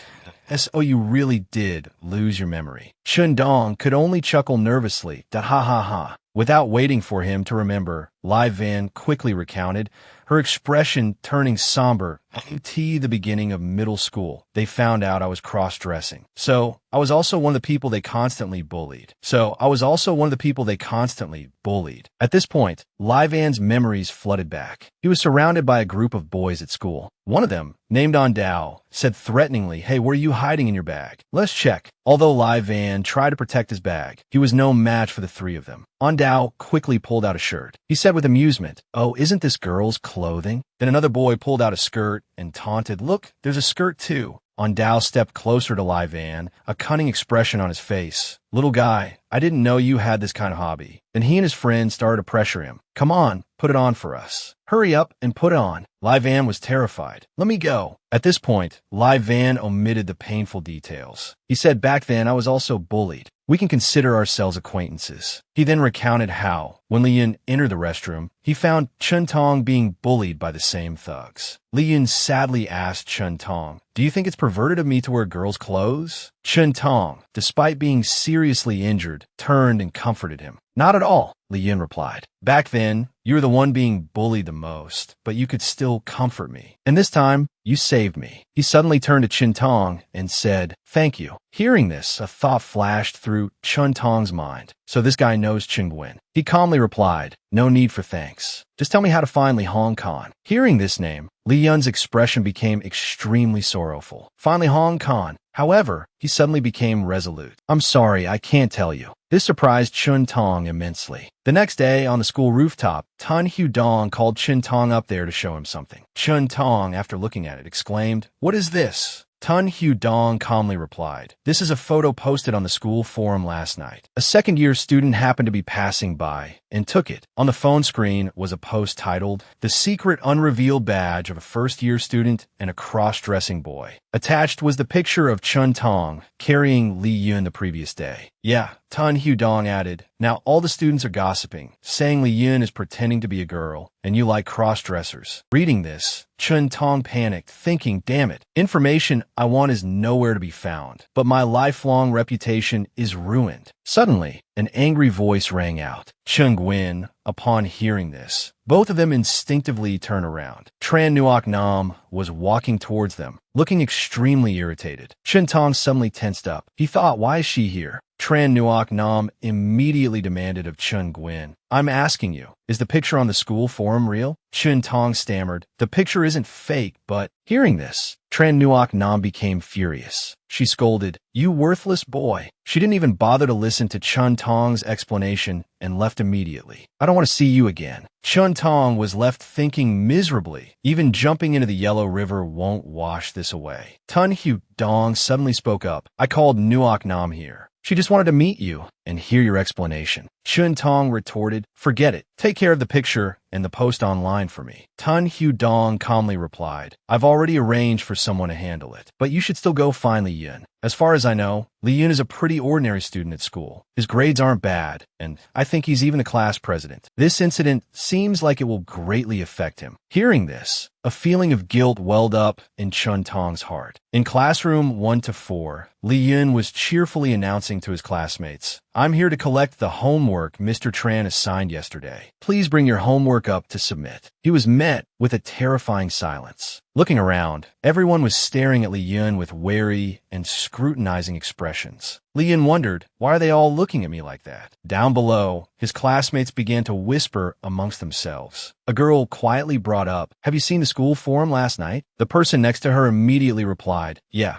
I saw it. I didn't expect Li Yun to have that kind of hobby. The boys also started chiming mockingly. So perverted. 2 others quickly joined in. That's right. He's even the class president. Suddenly, someone slammed their notebook onto the desk. He looked at Li Yun with a mocking expression. This is my homework, Li Yun thought. Then he told No Kwong, okay, let me check it for you. Seeing this, a classmate questioned, No Kwong never turns in his homework. Why is he the first one today? The student across from him replied, beats me. Li Yun opened No Kwong's notebook. What was inside made him freeze. The notebook was blank except for one large, clear line of writing, cross-dressing pervert. Seeing his expression, No Kwong said, hee, class president. Not bad, huh? My homework. Li Yun looked upset. No Kwong smirked and asked, what's wrong? Looks like you don't think I did a good job, class president. He then cheerfully added, but that's okay. I have another gift for you, class president. No Kwong quickly pulled out a skirt and said with a gleeful laugh, you'll definitely like this, class president. Li Yun immediately tensed up. He stammered, no, I don't need it. No Kwong replied, oh, come on, and tossed the skirt at Li Yun. Li Yun yelled, I don't need it. No Kwong scoffed. What are you pretending for? Everyone knows you wear girls' clothes. You sissy cross-dresser. Li Yun thought in a panic. Everyone knows. Whispers about him spread below. Someone like that is our class president. What an embarrassment to class 1 to 4. Someone laughed. Hey, do you think I'll be turned gay by him? The student across from him said in disgust, get out. A barrage of insults and scornful words followed, making Li Yun incredibly uncomfortable. Sissy cross-dresser. Perverted sissy. Disgusting. His voice trembled as he tried to explain, I'm not a sissy. I'm not a pervert. Overwhelmed with anger, Li Yun shouted, you have to believe me. I'm really not. No Kwong held up his phone and taunted, you say you're not? Then tell me, who's this in the picture? Not a pervert? Why are you dressed like this? He showed Li Yun a picture revealing his cross-dressing yesterday. Li Yun was shocked and said, I can't talk about this. Suddenly, Tran Dong's voice rang out, Li Yun. Seeing him, Li Yun thought to himself, Chun Gwyn. No Kwong said excitedly, isn't that the guy who carried Li Yun? He actually came looking for him. Everyone in the class turned their attention to Tran Dong. That I heard a lot of upperclassmen are afraid of Chun Gwyn. I thought he was some tough guy, but he likes guys who dress like girls? What a pervert. Tran Dong was deeply annoyed by these words, but he chose to remain patient. Tran Dong calmly said, come with me. I need to talk to you. No Kwong teased, ooh, the hero arrives. Interesting. He then stepped forward, pushing his bruised face towards Tran Dong. That I hear you're a good fighter. But looking at your soft appearance, how tough can you be? Tran Dong's anger was reaching its peak, but he remained calm. I'm here for Li Yun. Get out of my way. No Kwong smirked a ha-ha. Looking for Li Yun, huh? He then issued a challenge to make things difficult for Tran Dong. That if you carry him like you did last night, I'll let you two talk privately. How about that? Tran Dong sternly warned, you'd better not mention that in front of me. I don't want any trouble right now. No Kwong tilted his head, his voice provocative. So? You dared to carry him last night, but now you don't dare to admit it? Oh, I get it. I prepared girls' clothes for him, but he hasn't put them on yet, so it doesn't turn you on, huh? Hearing this, Li Yun felt extremely ashamed. Suddenly, a voice rang out, silencing everyone. Oh, what if he wears women's clothes? What right do you have to control him? Han Lu spoke with annoyance. As long as he doesn't wear them in school. What he wears outside is his business. The blue-haired friend next to him chimed in. Exactly. Seeing them defend Trandong, someone in the class wondered, hey, who are these three? We have these kinds of people in our school. The friend beside him replied, I heard that's Han Lu from year 2. I heard he's always been like that. Hearing this introduction, the male student chuckled awkwardly. Haha. Trandong was also a little surprised. He thought to himself, I didn't expect kids like this to exist nowadays. Han Lu angrily pointed directly at No Kwang and declared, you bastard. Li Yun is one of us now. Don't bully him, or I won't be polite. Having said that, he put his hands on his hips and let out a humph. No Kwang, upon hearing this threat, looked displeased. He retorted, you should understand that this is my territory. You sissies dare to anger me? Do you want a beating? Han Lu, exasperated, yelled, he dared to call us sissies. Get him. Then, Han Lu's friends immediately resorted to violence. At the same time, Han Lu shouted, you dare call us sissies. Xiao ki, stompim. As No Kwang was being beaten, he yelled, ow. Don't pull my hair. Witnessing this somewhat chaotic scene, Trandong and Li Yun were speechless. No Kwang, being ganged up on, felt frustrated. He started fighting back, knocking Han Lu's friends away. Get lost, you sissies, he roared at Han Lu. Seeing No Kwang's strength, Han Lu exclaimed fearfully, so scary. No Kwang declared loudly, I've studied martial arts. Just you sissies trying to fight me? You're courting death. He then turned to Trandong and asked, hey, are these sissies your backup? Trandong replied indifferently, I don't know them. Hearing this, No Kwang said, I don't care if you know them or not. You angered me today, so you'll get beaten too. As soon as he finished speaking, he raised his fist and charged forward, intending to give Trandong a good beating. However, life wasn't a dream. Against Trandong, No Kwang was small fry. Trandong raised his knee and delivered a blow to No Kwang's stomach. Thud! This blow made No Kwang cry out in pain, his face turning pale. He still managed to say, not bad, you have potential, but you definitely can't beat me. Hearing this, Trandong raised his fist and said, so much talk. Then he punched No Kwang in the head. Seeing No Kwang fall to the ground, Trandong said coldly, such a busybody. Just then, a voice called out, stop. Who allowed you to fight? A moment later, the disciplinary teacher's loud voice echoed from the faculty office. Come with me. You dare to fight in front of your classmates? How audacious. Everyone involved in the fight stood silently in a line in front of Mr. Liu. He sternly asked who started it. Han Lu and his two friends said in unison, No Kwang. No Kwang pointed at Han Lu and said, Han Lu. Trandong said him. Lian also answered, No Kwang. Accused by everyone, No Kwang became incredibly annoyed. You guys.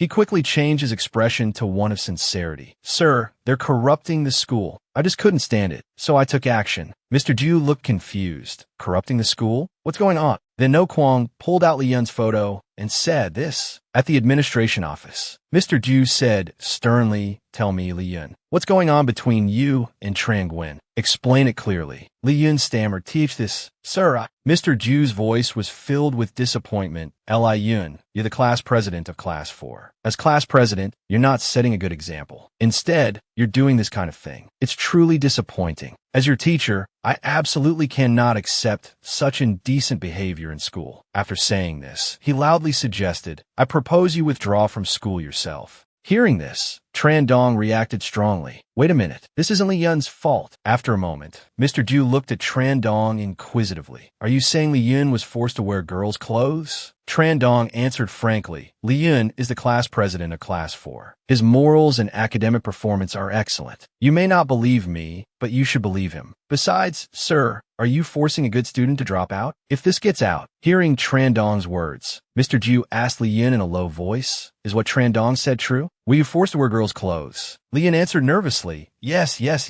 Hearing this, Mr. Ju made a demand. All right, I'll believe you this time, but you have to write me a pledge. If I ever catch you wearing women's clothing again, both you and Trang Nguyen will be expelled. After that incident at school, it quickly grew dark. At Li Yun's apartment, he felt incredibly guilty. He was getting ready, dressed as a girl, standing in front of the mirror, and dejectedly said, Trang Nguyen, I'm sorry. Not long after, Li Yun, dressed in a girl's uniform, went downstairs. As soon as he saw him come out, No Kwang, who had been waiting there for a long time, walked over and shouted, Stop! He started to taunt him. You say you don't like cross-dressing, but your body's pretty honest. Huh? Just got out of school, and you're already in girls' clothes. Seeing No Kwang like this, Li Yun was flustered. What do you want? No Kwang held up his phone and said, "Don't worry. I'm not going to hit you. Just taking a few pictures as a souvenir. I have to see if Tran Nguyen will make excuses for you this time." As soon as he finished speaking, the phone in No Kwang's hand had disappeared. It was now in Tran Dong's hand. He calmly said, "Wasn't getting beaten at school enough?" Seeing him, No Kwang immediately felt irritated. He growled, "Tran Nguyen, at school I was careless. Now I won't be so easy." Tran Dong had been annoyed with No Kwang for a long time. He immediately charged forward, talked too much. He then punched No Kwang in the face. No Kwang quickly fell to the ground. Getting up, he suddenly realized the clear difference in strength.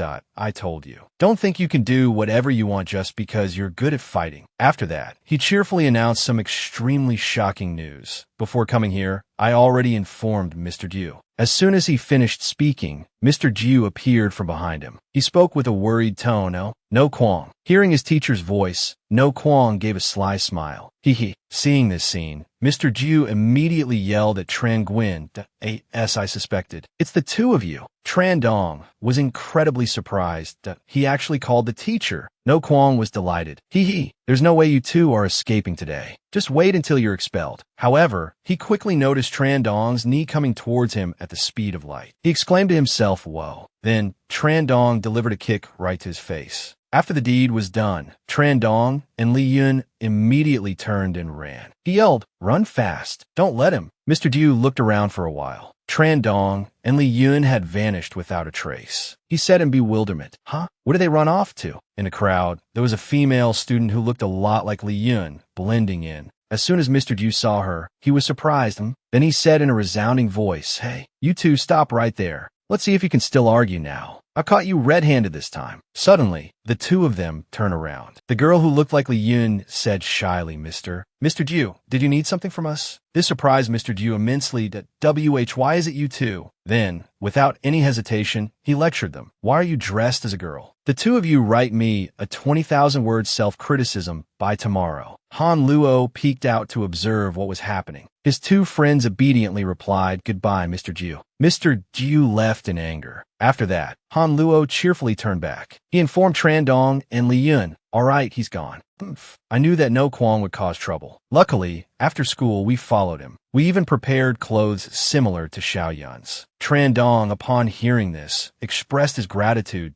"Oh, thanks, guys." Han Luo replied enthusiastically, "No need to thank us. After all, Xiao Yun is like a sister to us. Of course, we had to help." Li Yun responded awkwardly, "Teach I really don't like wearing girls' clothes." Tran Dong immediately asked why. Then he said irritably, "At school, I signed a pledge with you earlier. I almost got caught. What was that all about? You'd better explain it to me clearly." Hearing this, Li Yun remained silent for a long time. Then, he said dejectedly, "Fine, I'll tell you everything about Li Hong Kong." The evening street was bustling with people and vehicles. Li Yun led Tran Dong to the front of a coffee shop. "Here we are," she said. Stepping inside, Li Yun called out, "Duong Hai. Sorry I'm late." Tran Dong's face was full of surprise. "Hello." Duong Hai replied cheerfully, "It's okay. Go get ready." She looked to the side and saw Tran Dong, then quickly asked, "Is this your boyfriend?" Li Yun quickly corrected, No, she's a classmate." Then, he introduced Chen Nguyen. "This is Duong Hai." Chen Dong greeted her, "Hi." Li Yun added, "She's a classmate of Li Hong Kong now." Chen Dong was surprised. A friend of Li Hong Kong? Thinking this, he immediately stepped forward and grabbed Duong Hai's arm roughly. "You know Li Hong Kong?" However, due to his haste, he unintentionally startled Duong Hai, who cried out, "Ah!" She fell back, panicked, and said, "Stay away." Chun Dong was utterly astonished. "What's going on?" A moment later, in the staff break room, Chun Dong's voice rang out. "Androphobia?" Li Yun seriously confirmed, "Yes, it's a psychological fear of men." "So, she dressed as a girl to get close to him?" Chun Dong asked. Li Yun sighed and replied, No, it's not that she wanted to get close to him. She's afraid of men." It's my fault. When they were little, Duong Hai was brought to Li Yun's house to play. Li Yun's mother had instructed, Xiao Hai is visiting our house for the first time. You must take her to play and have fun. Li Yun wadian li, rapia.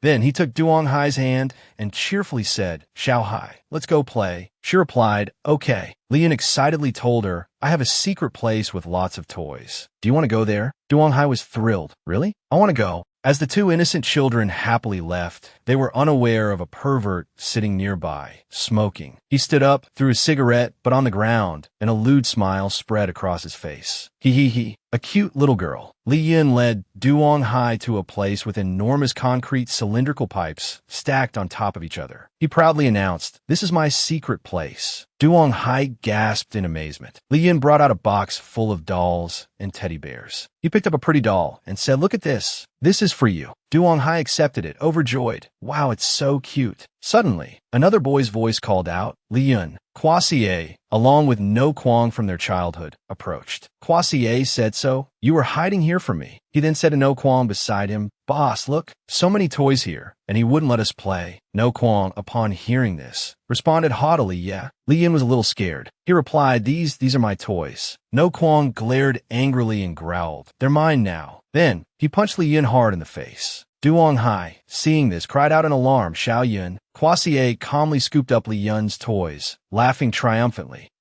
Now these are all ours. Then, the two of them left Li Yun sitting there in pain. Let's go play. Duong Hai was extremely worried. She asked, Xiao Yun, are you okay? Li Yun struggled to his feet. I have to get my toys back. Duong Hai didn't want him to. She cried out in fear, wait, don't go. But Li Yun had already run a short distance. Wait here for me, he called back. Duong Hai burst into tears. Don't leave me. Wah! Seizing this opportunity, a gentle voice spoke up beside her. Little girl, the man asked, no one to play with you. Then, he tried to coax her with sweet words. How about I play with you? I have lots of candy. Sometime later, the police arrived at the park. The officer reprimanded the parents. Why weren't you watching your child more carefully? It's fortunate someone called the police. Otherwise, the child would have been in danger. Duong Hai's mother quickly accepted blame that it's all my fault. It's all my fault. The police officer offered a reminder. The child is quite shaken up. She's extremely distressed. Her family should comfort her. Duong Hai's mother gently approached and called out, too high. Duong Hai was huddled up, her face showing clear signs of panic. She kept repeating, don't hit me. Seeing this, her mother's heart ached. Too high, don't. Duong Hai fearfully cried out, don't hit me. Meanwhile, Li Yun's mother was furious. She scolded him. I told you to look after your sister. You left her unattended. What if something had happened to her? Go apologize to her and comfort her. Li Yun, his face smeared with dirt and sand from the fight, felt incredibly remorseful. He approached Duong Hai. Seeing Li Yun, Duong Hai's face immediately paled. She screamed, don't come here. Don't come here. Li Yun was shocked by her reaction. Too high. Back in the present, Li Yun said sadly to Chen Dong. Too high was so frightened that she developed a fear of men. It's all my fault. If I hadn't left her alone back then, things would be different. Afterward, Too High moved away. A few years later, when we met again, she was already in middle school. She didn't recognize me, so I disguised myself as a girl to get close to her, to become her friend, hoping to help her overcome her phobia. He resolutely stated, that's why, no matter how others see me, I won't give up pretending to be a girl. Only this way can I stay by her side. After Duong Hai finished chatting with Chun Dong, Li Yun asked with concern, Too High, are you alright? Duong Hai replied, anxiously, Tu Hugh called me out here. What's wrong? Li Yun quickly reassured her, don't worry. My friend just has something to ask you. Needs your help. Duong Hai looked at Chen Dong, shyly. WH, what do you want to ask me? Chen Dong began to speak seriously. I know asking you about Li. However, before he could finish, a voice suddenly interrupted. Hi. Isn't this Duong Hai? Li Hong Kong asked, are you working here part-time? Seeing them, Chen Dong felt tense. He thought to himself, Li Hong Kong. On Dao smirked and said, Fatty, this is the little sister you were talking about? The one with the fear of men? She's actually quite cute. Then he said to Li Hong Kong, introduce us to such a pretty girl. Li Hong Kong replied to On Dao, her condition is quite complicated. On Dao put his hand on Li Hong Kong's shoulder and said, aren't you best friends? You won't even help me with this small thing. He quickly replied, all right. Then Li Hong Kong shrugged at Chun Dong and threatened, kid, move out of the way. Chun Dong could only step aside to let him pass. His expression showed fear, but inwardly, Chun Dong cursed. Damn it, my body's not under control again. Li Hongkan called to Duong Hai, come and say hello to On Dao. Seeing this, Li Yun quickly shielded her and said, Duong Hai, go back to the shop first. Duong Hai immediately replied, okay. Li Hongkan said, wait a minute, don't go so fast. Surrounded by the thugs, Li Yun felt a little panicked. He asked, WH, what do you want? On Dao cheerfully replied, we don't want to do anything. We just want to be friends with you too. Meanwhile, Chun Dong was internally fuming. Damn it, I can't move my body. He struggled to speak, trying to force out the word, stop. Finally, after a lot of effort, he managed to yell, stop. Li Hongkan heard him and turned around, nonchalantly asking, huh, what do you want? Best not to stick your nose where it doesn't belong. Chun Dong tried to stand up from where he was, thinking, I still can't move. Trang Nguyen, give me control of my body. Seeing no reaction from Chun Dong, Li Hongkan sneered, coward. Meanwhile, On Dao was approaching Duong Hai, taunting her. I want to see if you're really afraid of men or not. Li Yun, though scared, stammered, don't touch her. On Dao shoved him aside, get lost. I'm not interested in you. Seeing this, Duong Hai cried out in worry, Xiao Hui. Li Yun went sprawling, crying out in pain. Despite the pain, he insisted, don't touch her. Hearing this, one of On Dao's lackeys taunted, wow, On Dao doesn't have a shred of chivalry. He's willing to hit such a cute girl. The other two joined in, yeah, that's right.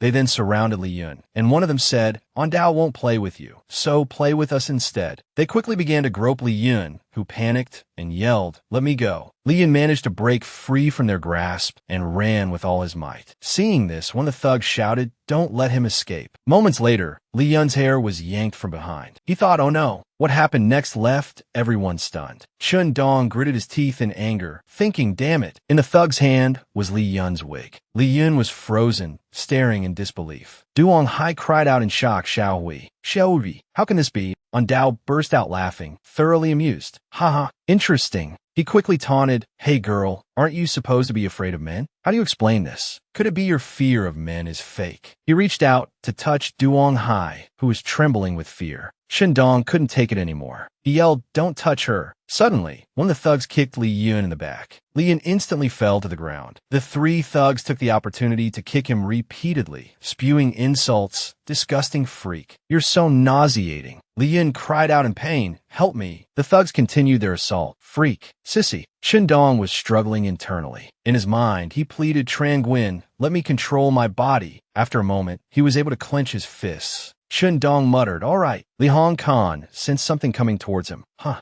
Chun Dong charged forward, yelling stop. Li Hongkan easily blocked his attack. He taunted, why are you so weak? All right, my turn. Chun Dong suddenly tensed up, thinking, damn it, I can't control it again. Li Hongkon Smirka. He raised his fist towards Chun Dong. Chun Dong then took a blow to the face. Li Hongkan said with satisfaction, you little punk, you can't. Chun Dong was knocked to the floor. He got up, thinking to himself, damn it, I can't fully control this body. Suddenly, a resounding voice called out, stop. The man held a sharp kitchen knife. On Dao was a little flustered. Li Yun called out, sir, boss. The owner of the Duong Hai workplace stood there imposingly. He calmly said, you bastards, causing trouble in front of my shop. Do you want to die? Seeing this, On Dao's underling whispered, we're dead. On Dao, what do we do? On Dao quickly replied, are you stupid? Retreat. And then, under the owner's authority, On Dao stammered, we were just joking with her a little. We'll leave immediately. Immediately. Li Hongkan also had to leave. Before leaving, he said, consider yourself lucky, kid. Hearing this, Trang Nguyen's face was filled with terror. Chun Dong felt uneasy. The thugs left cheerfully, On Dao saying, let's go play games. Chun Dong thought to himself, the matter between Trang Nguyen and Li Hongkan needs to be resolved quickly. In the staff break room, the owner of Duong Hai's workplace's voice boomed with anger to Liu. Li Yun,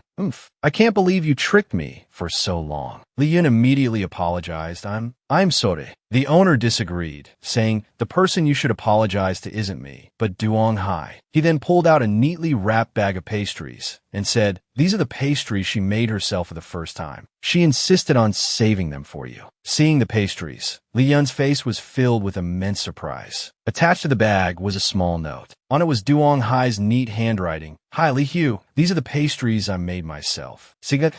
A while later, Chun Dong and Li Yun stood in front of the shop. Chun Dong suggested, "Li Yun, let's go back." Li Yun replied, "No, I have to explain things to Duong Hai." Chun Dong had a different thought. He said, "I think she probably doesn't want to see you right now. It's best to wait until she calms down." Then, from behind them, a female co-worker's hesitant voice rang out. "Li Yun, the owner told me to tell you. Duong Hai has gone home. He said not to wait for her. And also, Duong Hai said she doesn't want to see you again." Hearing this, Li Yun froze. Night had fallen, and the street lights were shining. On a small street, Duong Hai was walking home when Li Yun's voice called out, "Duong Hai, Duong I Felincia." Seeing the person wearing a schoolgirl uniform and short hair, Duong Hai asked, "Li Hu, is that you?" But it wasn't her. True Man Nam appeared, his face utterly despicable. He laughed gleefully, saying, "He, I'm not Li Hu. I finally caught you, Duong Hai." Hearing this, Duong Hai's face turned pale with fear. Her phone slipped from her hand and fell to the ground. Li Yun and Chin Dong were running as fast as they could. Chin Dong asked, "Are you sure she'll take this road home?" Li Yun replied with certainty, "Yes, Duong Hai always takes this road home. If we run fast, we should catch up." Then the two of them ran towards the road. No Kwong happened to be passing by and couldn't help but be curious. He muttered, "Strange. I definitely heard a girl scream just now." Thinking of playing the hero, suddenly he saw a phone on the ground. He picked it up, happily saying, "He found a phone. Not bad luck at all." After examining it for a moment, No Kwong became excited. This phone is the latest model this year. Jackpot. Suddenly, a call came in on the phone screen. No Kwong was surprised. He answered the phone and said, "Hello? Who are you looking for?" "This phone." A voice rang out, both from inside the phone and from behind him. No Kwong immediately turned around. He looked quite startled and said, "Li Yun, Trang Nguyen." Li Yun looked bewildered and asked, "Why is Xiao Hai's phone in your hands?" No Kwong smirked after hearing this. "Xiao Hai? You mean the owner of this phone?" This is the phone I found. It belongs to me now." Li Yun's expression quickly turned worried. "That's not right. Xiao Hai never lets her phone leave her side. Something must have happened." Thinking this, he urgently said, "Quickly, give me back the phone." No Kwong, annoyed, kicked him and sneered, "Get lost, you wimp." Although Li Yun fell to the ground, clutching his stomach, he still resolutely said, "Give me back the phone." No Kwong held up the phone. "I found this. Why should I give back to you?" Shin Dong spoke up coldly, "But that's enough. Give him back the phone." He began to threaten, "Give the phone back to him." Afraid of getting beaten up again, No Kwong quickly said, "Don't come any closer. I'll smash the phone." Hearing this, Li Yun panicked and pleaded, "No, don't break it." No Kwong realized with glee, "Oh, so this phone is very important to you. If you want it back, you have to listen to me." The scene outside shifted to a dark and gloomy sky, punctuated by the bright lights emanating from tall buildings. At the same time, footsteps slowly and cautiously approached. A shadowy figure, face unseen, appeared in a dimly lit room, moving towards the door ahead. Upon reaching the door, he rang the doorbell. Inside, a person wearing a low-cut dress opened the door. Inside, a girl cowered in fear, whimpering and unable to speak. The figure approached, its shadow growing larger. The reason for the girl's silence became clear. She was bound and gagged. The figure was not a woman, but a perverse man with a frightening face. His savage voice spoke, "Xiao Hai, little sister, no one will bother us here." Hearing his sinister words, Xiao Hai grew increasingly terrified, tears welling up in her eyes. She desperately hoped for a glimmer of hope. "Someone help me." Tears mixed with sweat trickled down her cheeks. At that moment, a watch in Xiao Hai's backpack suddenly lit up. It seemed someone was calling. Outside, a few students were gathered, messing around. A boy held a camera and directed a girl who was posing. He smiles, looking off into the distance, appearing very positive. But the truth behind it is completely different. This girl is actually a man, being tortured, beaten, and forced to wear women's clothing. On top of that, he has to obey these thugs, posing for a video. The forced expression is clear. "Hello everyone, I'm Li Yun. I like wearing women's clothes. I'm a cross-dresser. No matter what I do, it's never enough for them. Your movements are too stiff." Trang Nguyen doesn't look satisfied at all. He towers over Li Yun. "Do you know what you're doing?" Li Yun must have his own reasons. So he has to grit his teeth and endure this humiliation. Right now, the phone is more important than her. She must be in danger because Xiao Hai makes me do whatever she wants. Hearing this, No Kwong adds fuel to the fire. a gleeful expression on his face. He holds the phone horizontally. Oh, do anything, huh? A teasing thought comes to him. How about you kiss Trang Nguyen? Trang Nguyen's face grows increasingly annoyed. He glares at No Kwang. Don't push it, kid. Behind them, Lee Yun's face is full of misery, countless bruises marking his face. No Kwang adds another tidbit. Oh, right. I think I just heard a girl scream. I wonder if it was the owner of this phone. Hearing this is enough to make Lee Yun freeze. He seems to be imagining Xiao Hai's dangerous situation. Then he hangs his head dejectedly. Lee Yun hurriedly approaches Trang Nguyen and anxiously says, Trang Nguyen, I'm sorry. Trang Nguyen is a little bewildered by this sudden urgency. What? For Xiao Hai's safety, Lee Yun abandons his pride to follow No Kwang's challenge. Lee Yun closes his eyes and puckers his lips to kiss Trang Nguyen. Trang Nguyen's eyes widen in alarm. He shouts, What the hell are you doing? To resolve this urgent situation, Trang Nguyen continues his charade. He points and yells, Run. The principal's coming. All activity comes to a halt. Hearing this, No Kwang believes him and turns to look. He looks around but sees no sign of the principal. He realizes he's been tricked. Damn it, he tricked me. Immediately, Trang Nguyen throws a sudden punch. The punch lands squarely on the thug's face. In the distance, No Kwang cries out in pain and despair that I'm sorry. Stop hitting me. Don't hit my face. With that thug dealt with for now, the two young men talk S.O. Did you find anything? Trang Nguyen thinks it will be difficult to find any clues like this. I can't handle this alone. So he asks Lee Yun for his opinion. Do you have any other ideas? Lee Yun rests his chin on his hand, thinking hard. He scrolls through his phone and suddenly remembers, right? Xiao Hai has a watch. I don't know if she's wearing it or not. He looks for a moment and finally finds it. Xiao Hai's location is clearly displayed on the map. It's the Tianha Motel. That night, only a few rooms in the motel had their lights on. To be sure, before barging in, Trang Nguyen confirms one more time, Li Yun, are you sure Xiao Hai is here? Yes, Xiao Hai is probably here. There used to be a pervert who always bothered Xiao Hai. I think he's the owner of this place. After piecing together everything that has happened, Lee Yun is certain. What he suspected all this time is completely true. He's definitely the one who kidnapped Xiao Hai. We have to call the police. To avoid tipping him off, they have to act carefully. Wait, don't call the police yet. I'll think of a way to confirm it. From inside the room, a voice echoed, Xiao Hai, don't be afraid. He held a huge syringe, raising it in front of Xiao Hai. Seeing the sharp needle pointed at her, she recoiled in terror, her whole body trembling in helplessness. He gripped the syringe and gave a sinister smile. Injecting this will make you feel very comfortable. It was a dramatic moment for him when suddenly a phone call rang, killing his mood. Who's calling at a time like this? Ruining my fun? Hello. An urgent voice came from the other end. It's Nam. The boss wants a list of all your men's names. He started to feel anxious and restless. What? He wants a list of everyone in the ironclad gang. He furrowed his brow, his face darkening. Could it be that Vong Thien Ha is starting to suspect us? To keep things smooth, just give it to him for now. Lee Yun showed Trang Nguyen a picture on his phone. It's this guy. The one harassing Xiao Hai. It's him. Trang Nguyen carefully studied his features, then turned and asked, Are you sure? Lee Yun assured him, I'm certain. I know this guy's identity. Irong Klodgong, Jiu Nam. Let's go get ready. The two of them proceeded inside. Thinking they would pass through the gate easily, they were stopped by a voice. Hey, you brats. Stop. Two security guards stood in formation. This area is restricted. No unauthorized entry. To avoid suspicion, Lee Yun had disguised himself as a woman with a flowing pink wig. Trang Nguyen cheerfully replied with the excuse he had prepared, We're here for a modeling audition. One guard didn't believe them and raised his voice. What kind of audition is this late at night? The other guard remained calm. Don't worry. You're new here. You don't know the rules yet. That guard stepped forward to resolve the issue. I'll take them to see Mr. Nam. You wait here. The other guard was taken aback but complied. All right. He watched the three of them walk away and muttered, Idiots. Panic and worry were evident in Xiao Hai's eyes. The pervert kept talking and smiling. Xiao Hai, I know you have a fear of men, so I specifically wore an outfit just like yours. So you don't need to be afraid. The phone call ended. He took out the syringe again to threaten her.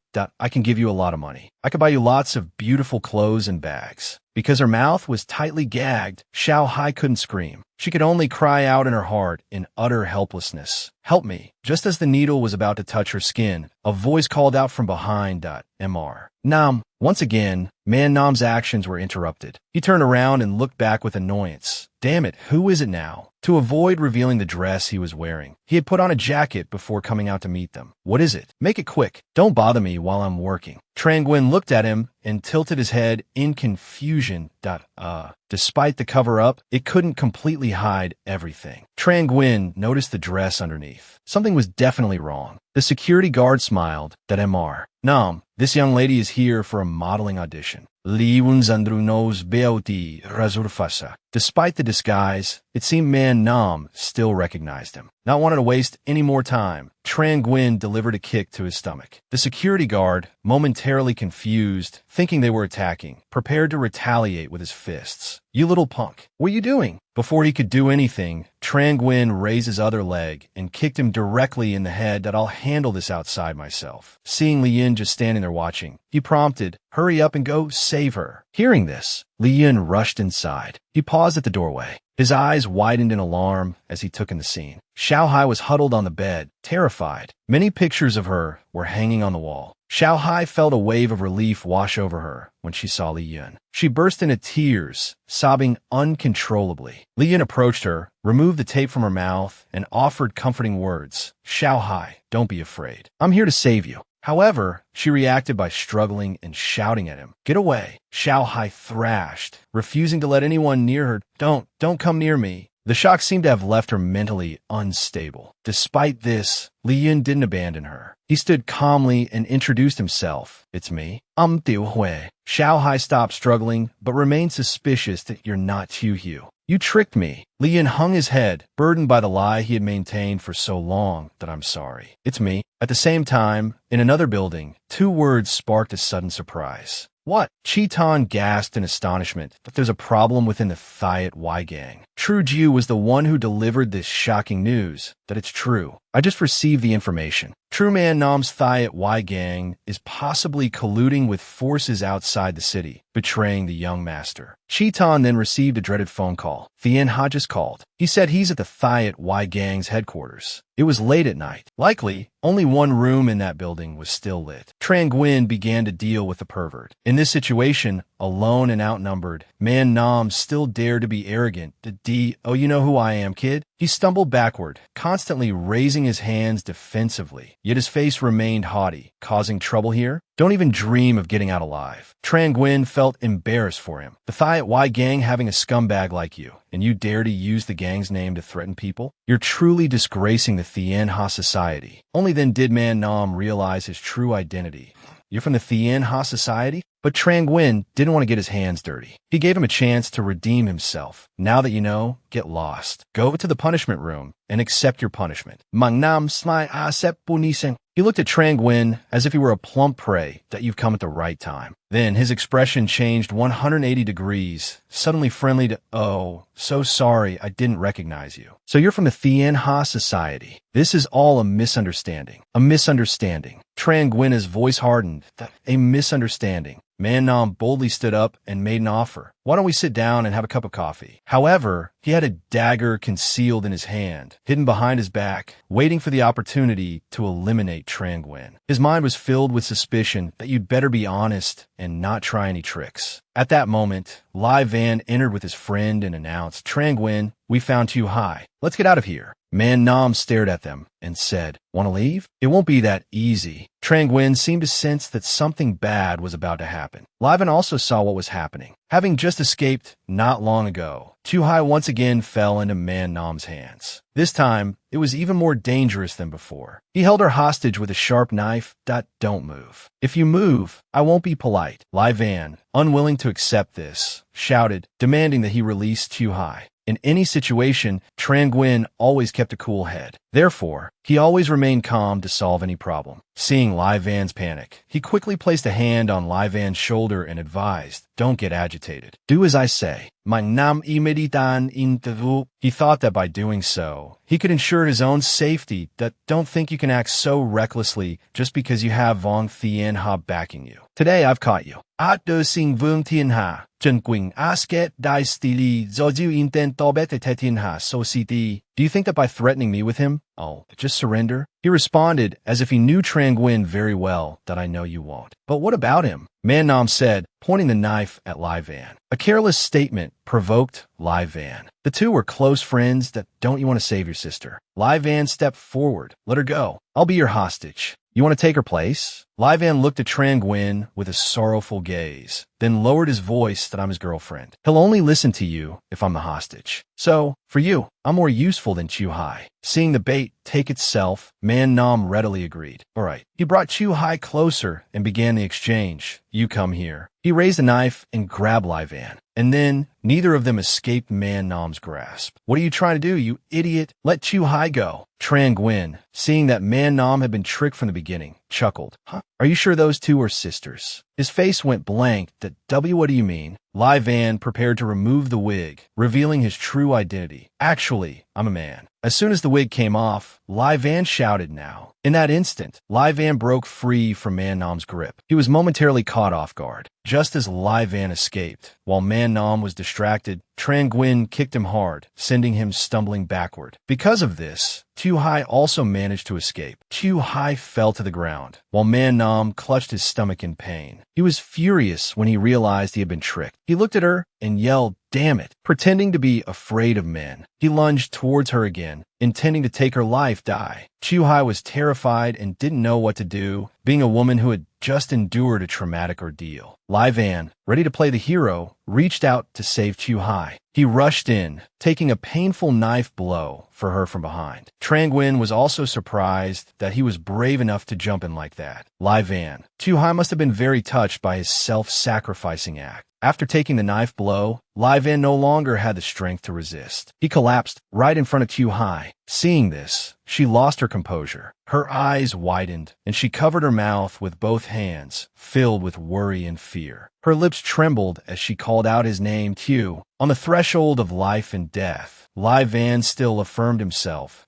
I'm not Chu Hu. I'm Li Van. I'm sorry for deceiving you for so long. Because I love. Before he could finish his sentence, Lai Van no longer had the strength to utter another word. Chu Hai rushed to his side, her heart breaking. Tears streamed down her face as she cried out, Lai Van. A cold-blooded pervert like Man Nam was probably thrilled by situations like this. Hero, let's see how you die. Not letting him have his way, Trang Nguyen continued to attack him with sudden kicks. First, a kick to the face, distorting it. This kick seemed a bit too strong, sending him crashing into the wall with a resounding thud. Trang Nguyen clenched his fists that you're the one who should die. At the same time, a crowd of people rushed in, targeting Trang Nguyen that don't let that kid get away. He tilted his head, watching them, but remained calmer than ever. Man Nam's mouth was dripping with blood, but he was still pleased that his reinforcements had arrived just in time. You brat, you dare to touch me. Don't even think about getting out of here alive today. Seeing the situation getting worse, and not want to drag them down with him, he asked Chu Hai, quickly, take him away. Staying wouldn't help. Chu Hai reluctantly obeyed his arrangement. Before leaving, she turned back and said a few words, be careful. Then, she helped Lai Van slowly out through the other door. Lai Van was still conscious, but the pain and blood loss had drained his strength. He murmured to himself, looking at Trang Nguyen with hopeful eyes, you must be all right. And then, the two of them officially left together. Li Van, Hang In Tia, I'll take you to the hospital. Escaping inside, only to encounter trouble outside. Just a short distance out, another large group of people appeared in front of them, standing still as statues. To protect the woman he loved, Lai Van forced himself to stand up and fight back. Chu Hai run. However, Chu Hai couldn't bear to leave him alone. And no, I have to stay with you. Lu Fai Ni, on the side of evil, stepped forward and said a few words. Little sister, let me ask you something. There's someone named Trang Nguyen inside, right? Inside, Trang Nguyen was still diligently dealing with each attacker. A continuous flurry of kicks sent them tumbling over each other. Many lay scattered on the ground, defeated by him. Man Nam, unable to stand, ordered his subordinates to deal with him. This little devil knows how to fight. Why not join me? Trang Nguyen wiped the sweat drenching his face. Damn, there are too many of them. I'm running out of energy. Then, he taunted Man Nam, his words inadvertently changing his subordinate's view of him. Humph, with a boss who likes to dress like a woman, I'm afraid my ass will hurt. Being made fun of like this, Man Nam flew into a rage. Damn you. He ordered all his subordinates, Get him. I want this guy on his knees begging for mercy. Although tired, Tran Nguyen couldn't give up mid-battle. He had to continue facing more than 10 opponents. A commanding voice boomed, demanding someone kneel and beg for mercy. Lu Fai appeared right behind him. She softly called out the name True Man Nam. He shuddered, turning his head to recognize Lu Fai, also known as Din Bang. Thanks to Lu Fai's appearance, Tran Nguyen's group was temporarily safe. Adin was handling the Thiat Y gang. She personally tended to and cleaned Tran Nguyen's wounds. Feeling safe, he still didn't forget about his two friends. Are Lai Van and Duong Hai all right? He asked. That kid in the girl's clothes lost a lot of blood. He's still unconscious and hasn't passed the critical stage yet. That girl has been constantly by his side. Adin continued. Do he look at Li Van with immense pity? Perhaps after this incident, she had truly given her heart to the hero who bravely sacrificed himself for her, Lai Van. Chu Hai gently kissed Lai Van's hand.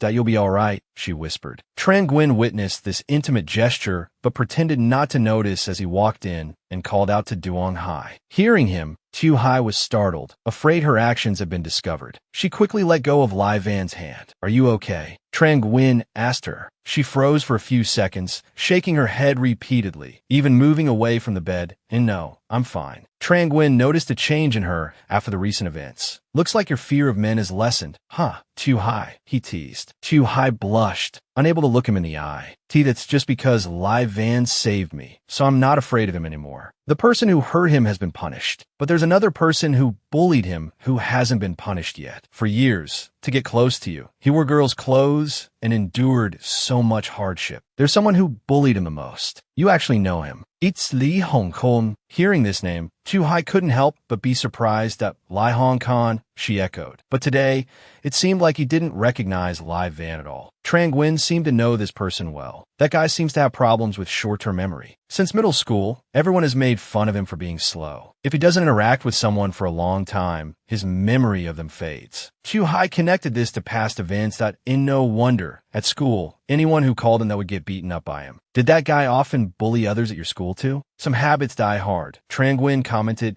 that he hangs out with some older kids, some high schoolers. He's one of the bosses at our school. He's one of the guys you saw. Hearing this, Tran Nguyen became excited. Daha, a boss. I love dealing with these kinds of people. He turned to leave, entrusting Lai Van to Chu Hai. Stay here and take care of Lai Van. I'll need your help with this later. Chu Hai ran after him. Wait, she called, there's something else. Actually, I think that Lai Hong Khan might also be a victim of bullying. I accidentally learned about this a while ago. One day, while Chu Hai was walking, she heard a loud commotion. Curious, she followed the sound and saw a group of people yelling at him. That idiot, Lai Hong Khan, had the nerve to go into the girls' restroom and hit someone. Someone suggested, maybe next time, tell him to go to the faculty room and hit someone. That would be more exciting. Another replied, he's not that stupid. Ondao is here. If he wants to avoid being bullied, he has to listen to us. Someone else cautioned, don't mess around. He's not a bad plaything. Turning a retard into someone everyone fears is quite entertaining, isn't it? Chu Hai recounted everything she knew to Tran Nguyen, so he could easily resolve the issue.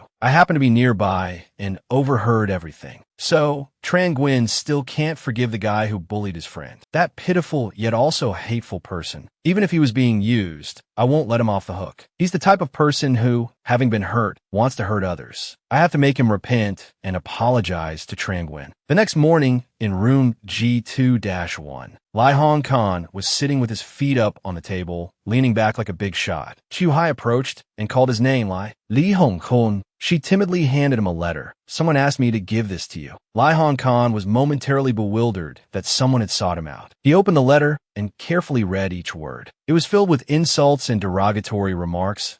Lai Hong Khan, the retard. These words fueled his anger, making him furious. He crumpled the paper with a grimace. Outside, everything seemed normal, but everyone's mood was different. Fuming and speechless, Lai Hong Khan replayed the words in the letter in his mind. If you have the guts, come to the internet cafe at the back gate of the school. Meet after school. He muttered to himself, damn it, which bastard dares to provoke me? At the Fong Van Internet Cafe, a street sweeper handed him another letter. Are you that Lai? Something Khan kid? Someone just told me to give this to you. In a single day, Lai Hong Khan had received multiple handwritten letters. Each time he read one, one, his blood boiled. Bastard, you dare to mess with me. Just then, a panicked scream pierced the air. Help! Help! It was Tran Nguyen in disguise, pretending to be a weak male student. Big brother, help! Help me! A group of people chased after him, shouting, Hey kid, where do you think you're going? So you found yourself a helper.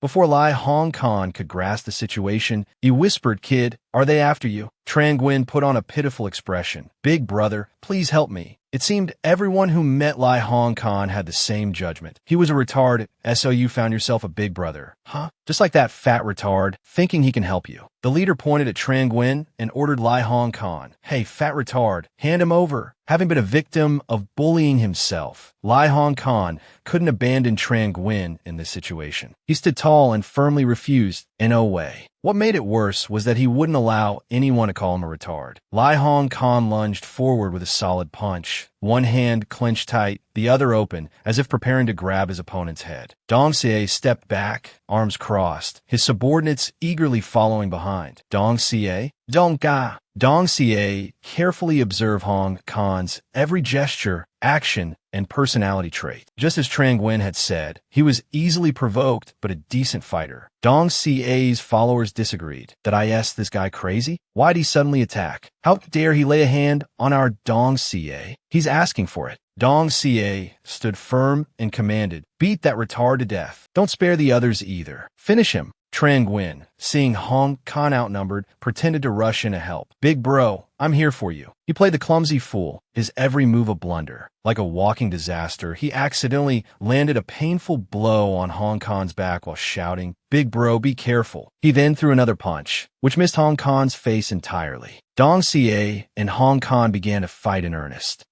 Not wanting the situation to escalate further, Tran Nguyen grabbed Hong Kong's shirt from behind. Big bro, there are too many of them. Let's run. This was Dong Xie's chance. While Hong Kong was distracted, he landed a powerful punch to his face. Hong Kong's cheek immediately swelled and bruised. Tran Nguyen stumbled back in mock panic.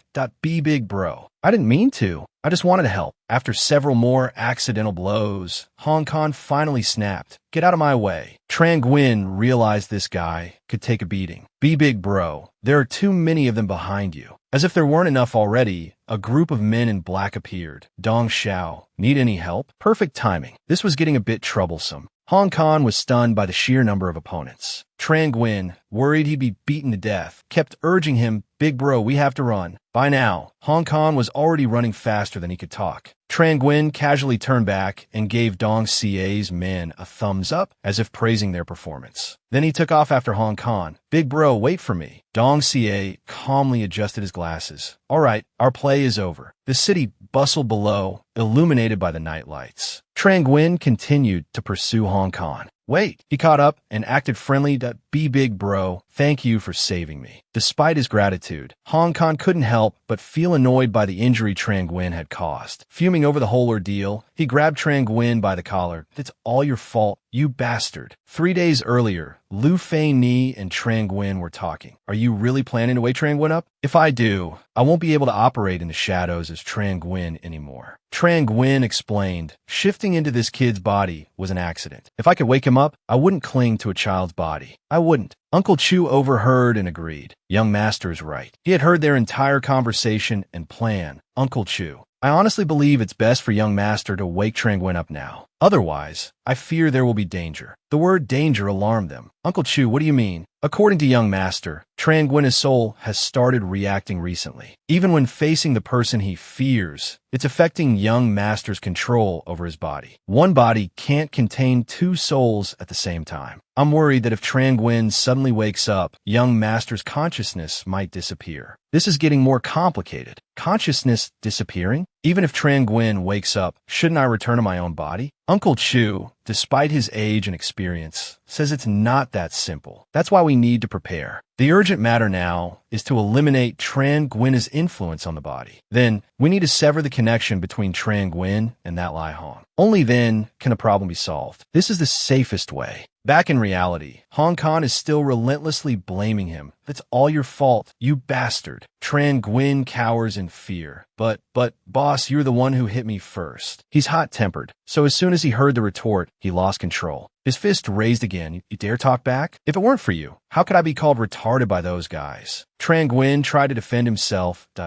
Oh no, boss, you misunderstood. They were calling me retarded. Hearing this, Hong Kong paused. Calling you retarded? Yes, because I'm a bit slow. Everyone laughs at me and bullies me. Remembering his own experiences, Hong Kong didn't want to pursue it further. He waved his hand and said, get lost. However, Tran Nguyen didn't leave. He admired Hong Kong. Boss, you're such a good fighter. Take me as your follower. But Hong Kong gave a blunt reply that I don't have the energy to take you as a follower. Even though he was pushed away, Tran Nguyen was determined to follow him. Let me follow you, boss. I don't want to be bullied anymore. I don't want to be called retarded again. After a moment, he seemed to soften and asked, what's your name? Mi name is Chen Tien Ha. He grinned, thinking hook, line, and sinker. Tran Tien Ha would be the name for this foolish persona. And so, Hong Kong officially took him in. Tien Ha followed him relentlessly. Khan, where are we going? Hong Kong replied frankly, to meet my boss. Being new, Tien Ha was clueless. Meet your boss? What? Hong Kong himself had been in Tien Ha's shoes. His voice lowered as he explained, only by following the boss can you avoid being bullied. In no time, they arrive at Ondao's place that I brought him. This is Tran Tien Ha. Ondao stared at Tien Ha. This kid looks familiar. Tien Ha scratched his head in a friendly manner. Hello, boss. I'm a student from the next school. Maybe we've met on the street. Ondao's cold voice continued. Is that so? I heard from Hong Kong that you took him as a follower. You want to join us? Tien Ha immediately admitted. Yes. I don't want to be bullied anymore, so I want your protection, boss. At that moment, another guy whispered in Ondao's ear, Ondao, taking a retard as a follower? Is this guy also got a problem? Ondao didn't rush to judgment. Who knows just by looking? Whether there's a problem or not, we'll find out. I heard number 5 middle school has been competing with us for recruits lately. Let this kid go with Fatty and see what happens. Doubt go patted him on the shoulder and asked Tran Tien Ha, right? Isn't that so? He then gripped both of Tien Ha's shoulders, chuckling. Joining us isn't that easy. You need to pass a little test. Understand? Tien Ha stammered nervously. A T-test? What kind of test? Tomorrow, you and Hong Kong, your boss, will go collect a protection fee. Do that, and you can join the group. Tien Ha grew increasingly confused. Collect a protection fee? I just don't want to be bullied anymore. Why do I have to collect protection fees? Dao Gu explained, that's the rule of this crew, little brother. If you want to avoid being bullied, you first have to learn how to bully others. Understand? Your Gu joined the same way. And so, Tien Ha followed suit. He truly cornered others, demanding protection money. They were so scared they could barely stand. W, what do you want? Li Jiang, Sai, Dao Gu told us to collect this week's protection fee from you. Seeing Tien Ha's somewhat gentle approach, Hong Kong, standing behind him, chimed in, don't waste your breath on him. If he doesn't pay, hit him. The male student, Lai Zhang, stood his ground defiantly. Lai Hong Kong, I'm not giving you any more money. I have my own protection now. I'm not giving money to a retard like you. Hong Kong's face darkened. He hated the word retard more than anything. He lunged forward, grabbing the student by the collar. You bastard. You dare insult me. Not wanting things to escalate, Tien Ha softly intervened. Kongu, but Hong Kong seemed oblivious to his presence, that I don't care who your backing is. Today, I'm going to beat you to death. Just then, Donggu and his crew, who had clashed with Hong Kong before, appeared. His boss is me. So, I was wondering who was bullying my new recruit. Turns out it's you guys. You got away yesterday, but you won't be so lucky today. Donggu ordered his men to seize them. Tien Ha stood dumbfounded, unsure what to do. Kongu, what do we do? We're surrounded. Let's charge. Run if you can. And so, both sides erupted in a brawl. The thudding sounds of bodies colliding echoed around them. Hong Kong quickly took a punch to the face. From afar, another person approached, wielding a long stick. Donggu, winding up for a powerful blow, aimed for Hong Kong. Seeing this, Tien Ha yelled out a warning. Kongu, look out! Tien Ha jumped in front of Hong Kong, shielding him from the attack. The force of the blow was so strong that the stick snapped in two. Witnessing Tien Ha's selfless act, Hong Kong likely saw him in a new light. Tran Tien Ha, at this point, had truly fallen. Donggu scowled, looking for death. Just then, something seemed to hold Donggu back. Despite his injuries, Tien Ha clung tightly to Dongji's leg, refusing to let go. Kongu, run. Kongu, I'll hold him off. Go find Dao Gu. Donggu, clearly frustrated, yelled, damn it, let go. Hong Kong, Semingili Dao Jet Bi Tien Ha Sa Sacrifice, Simli Sai Jun Tien Ha. So as not to let everyone's efforts go to waste, Hong Kong quickly ran. Before leaving, he gave Tianxia a glimmer of hope. Wait for me. I'll immediately go find someone to save you. Dong Ji's group continued to pursue him relentlessly. Don't let him escape. Run fast, Kangge. Don't worry about me. At worst, they'll just beat me to death. Seeing Hong Kong was quite far away, Dong Chao, who had dropped his act a while ago, but seeing Tianxia still enthusiastically playing along, spoke up to stop him. All right, stop acting. He's already far away. Tianxia adjusted his glasses and stood up normally. He's gone. Let's quickly proceed to the next step. A moment later, Hong Kong returned with reinforcements. Hurry.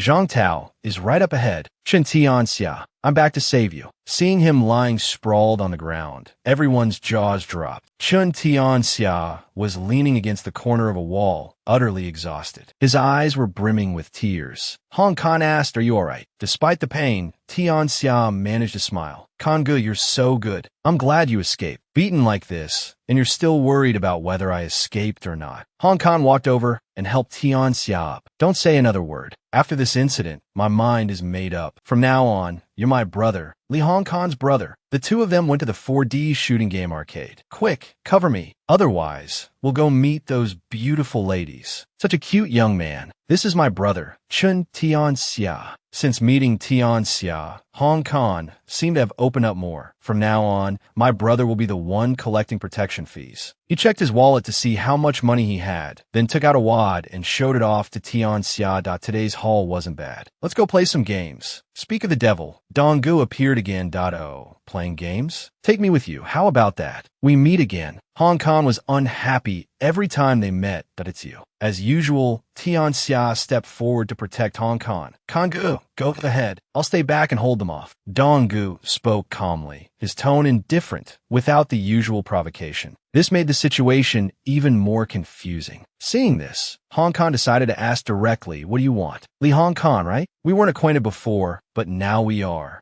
Donggu slowly approached. I heard you're one of Zhang Tao's underlings. I'll be straightforward. Leave Zhang Tao and follow me. What do you say? A serious and firm offer, looking directly into Hong Kong's eyes. Donggu stood alone, making his offer to Hong Kong. Hong Kong was momentarily flustered, unable to come up with a suitable response. Tianxia also hesitated. Kangge, this isn't. Before Hong Kong could answer, Donggu interrupted. Don't be so quick to refuse. I hear you're not too bright. I can give you some time to think it over. Once again, Donggu touched upon Hong Kong's insecurities and temper. He boiled over. Bastard, what did you say? Let me tell you why you should follow me. I know you follow Zhang Tao because he protects you, so no one dares to touch you. But do you really think Zhang Tao considers you on his own? He's just taking advantage of your stupidity. Hong Kong's stubbornness grew to what if Zhang Tao is using me? At least by following him, I don't get bullied by others anymore. He continued to laugh, as if mocking Hong Kong's words. Then, he rewarded him with an unexpected slap.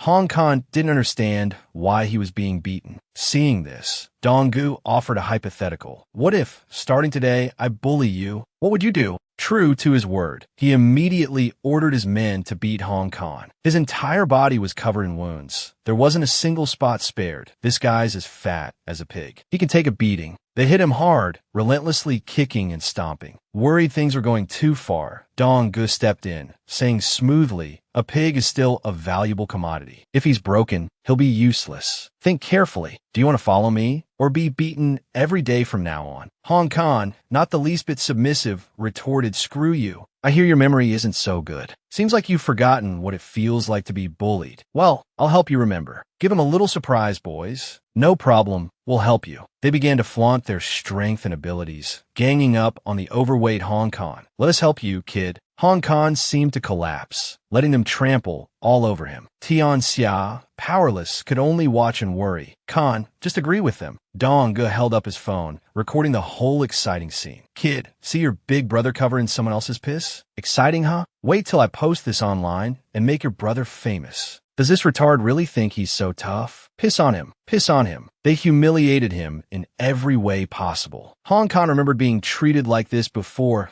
How's my piss taste, retard? Their hateful actions filled them with glee. Those words echoed deep within Hong Kong's mind. Retard, retard. Finally reaching his breaking point, Hong Kong stammered, I don't want to be bullied anymore. The people around him barely heard his voice. Did he just say something? What was it? The pissing's too loud, I can't hear. Seeing this, Hong Kong shouted with all his might, his voice filled with resolve. I don't want to be bullied anymore. Tianxia secretly rejoiced that everything was going according to plan. Very good. Just one last step. The scene shifted to the internet cafe. The rumors had already spread like wildfire. Doubt GE's underlings whispered amongst themselves outside. Did Khan really do that? Better talk to Dao Gu about what happened yesterday. For Hong Kong, as long as he wasn't bullied anymore, he'd do anything. He calmly walked in and addressed Dao Gu as if nothing had happened. Dao Gu, playing a game, asked Hong Kong, did you collect yesterday's protection money? Hong Kong scratched his head and hinted, Dao Gu,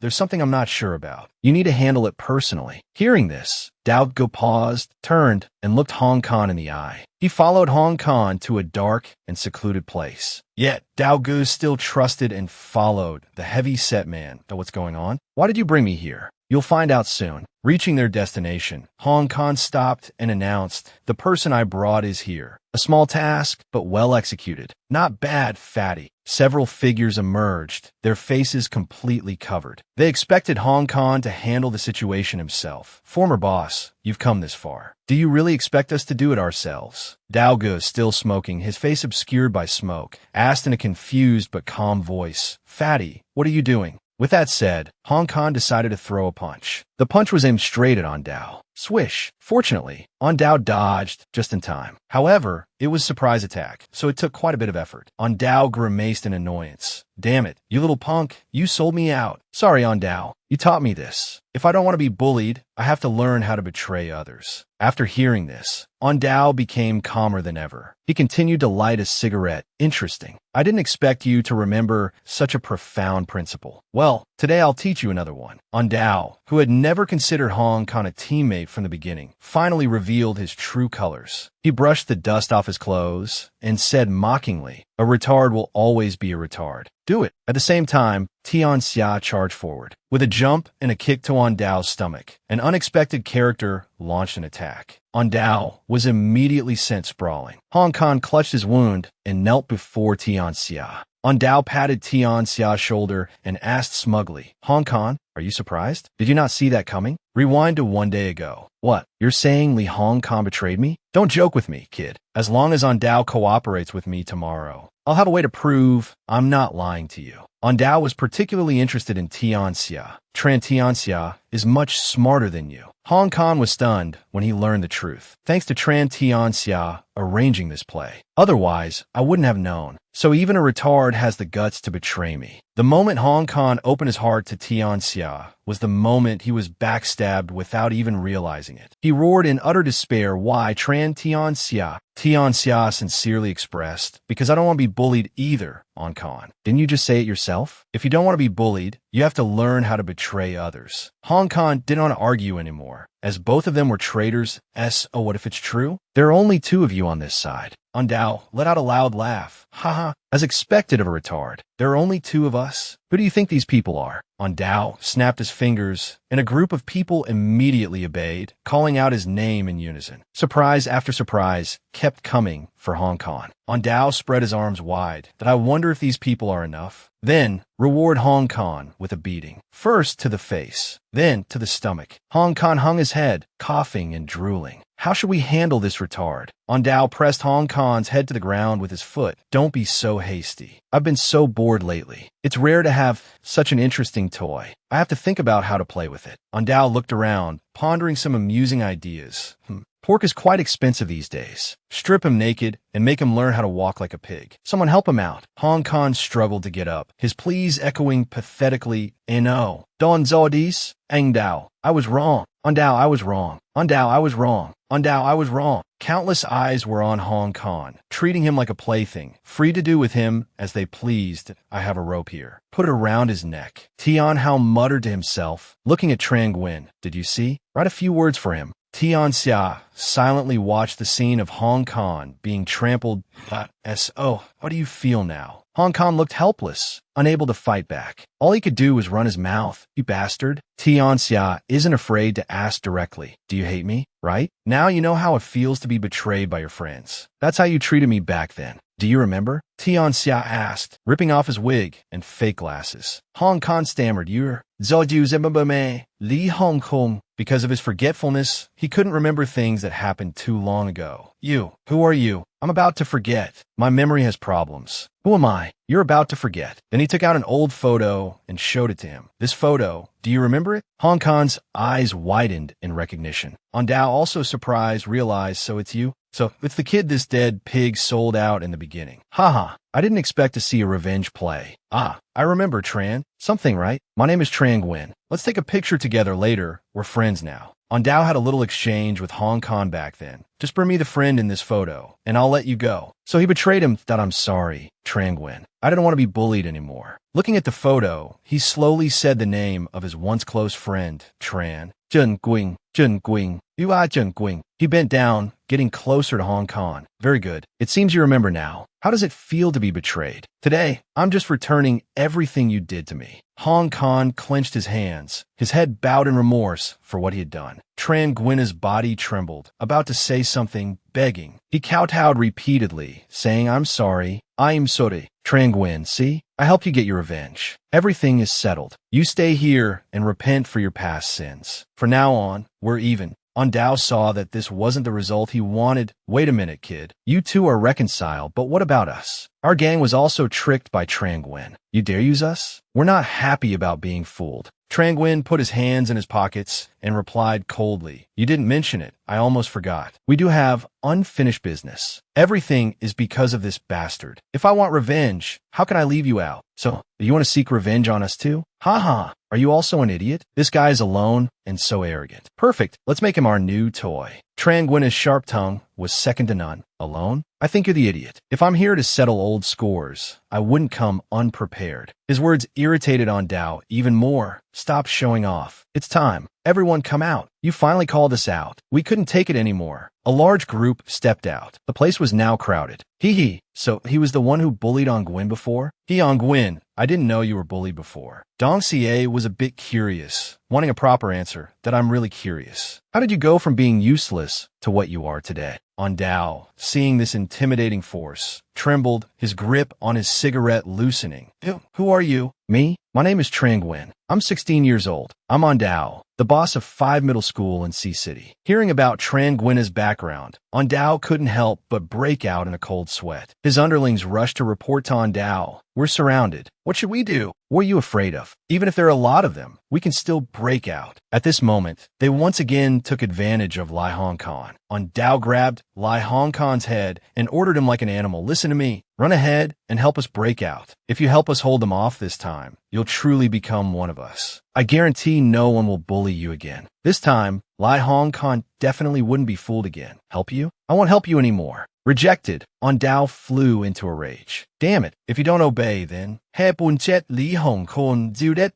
I can't escape today, you won't live peacefully either. You dead pig. This is all your fault. It's all because of you. As Dao spoke, he continued to punch and kick Lai Hong Kong's limb body. Seeing Dao's brutal treatment of Lai Hong Kong, the remaining underlings couldn't believe how cruel their boss could be. Tran Nguyen, fearing a fatality, spoke up, stop. The real Tran Nguyen had returned. Stop hitting him. He looked at his own hands and realized something important. Tran Nguyen, you're awake. I'm awake. This is Uncle Chu. Fearing this incident would affect you, he used hypnosis to build a mental wall. Hangzhou, Tianha. Tran Nguyen, seeing this, quickly asked Tianha for a favor. There's something I need your help with. I can sense what's happening outside. I want you to save Lai Hong Kong. Okay. You want to save him?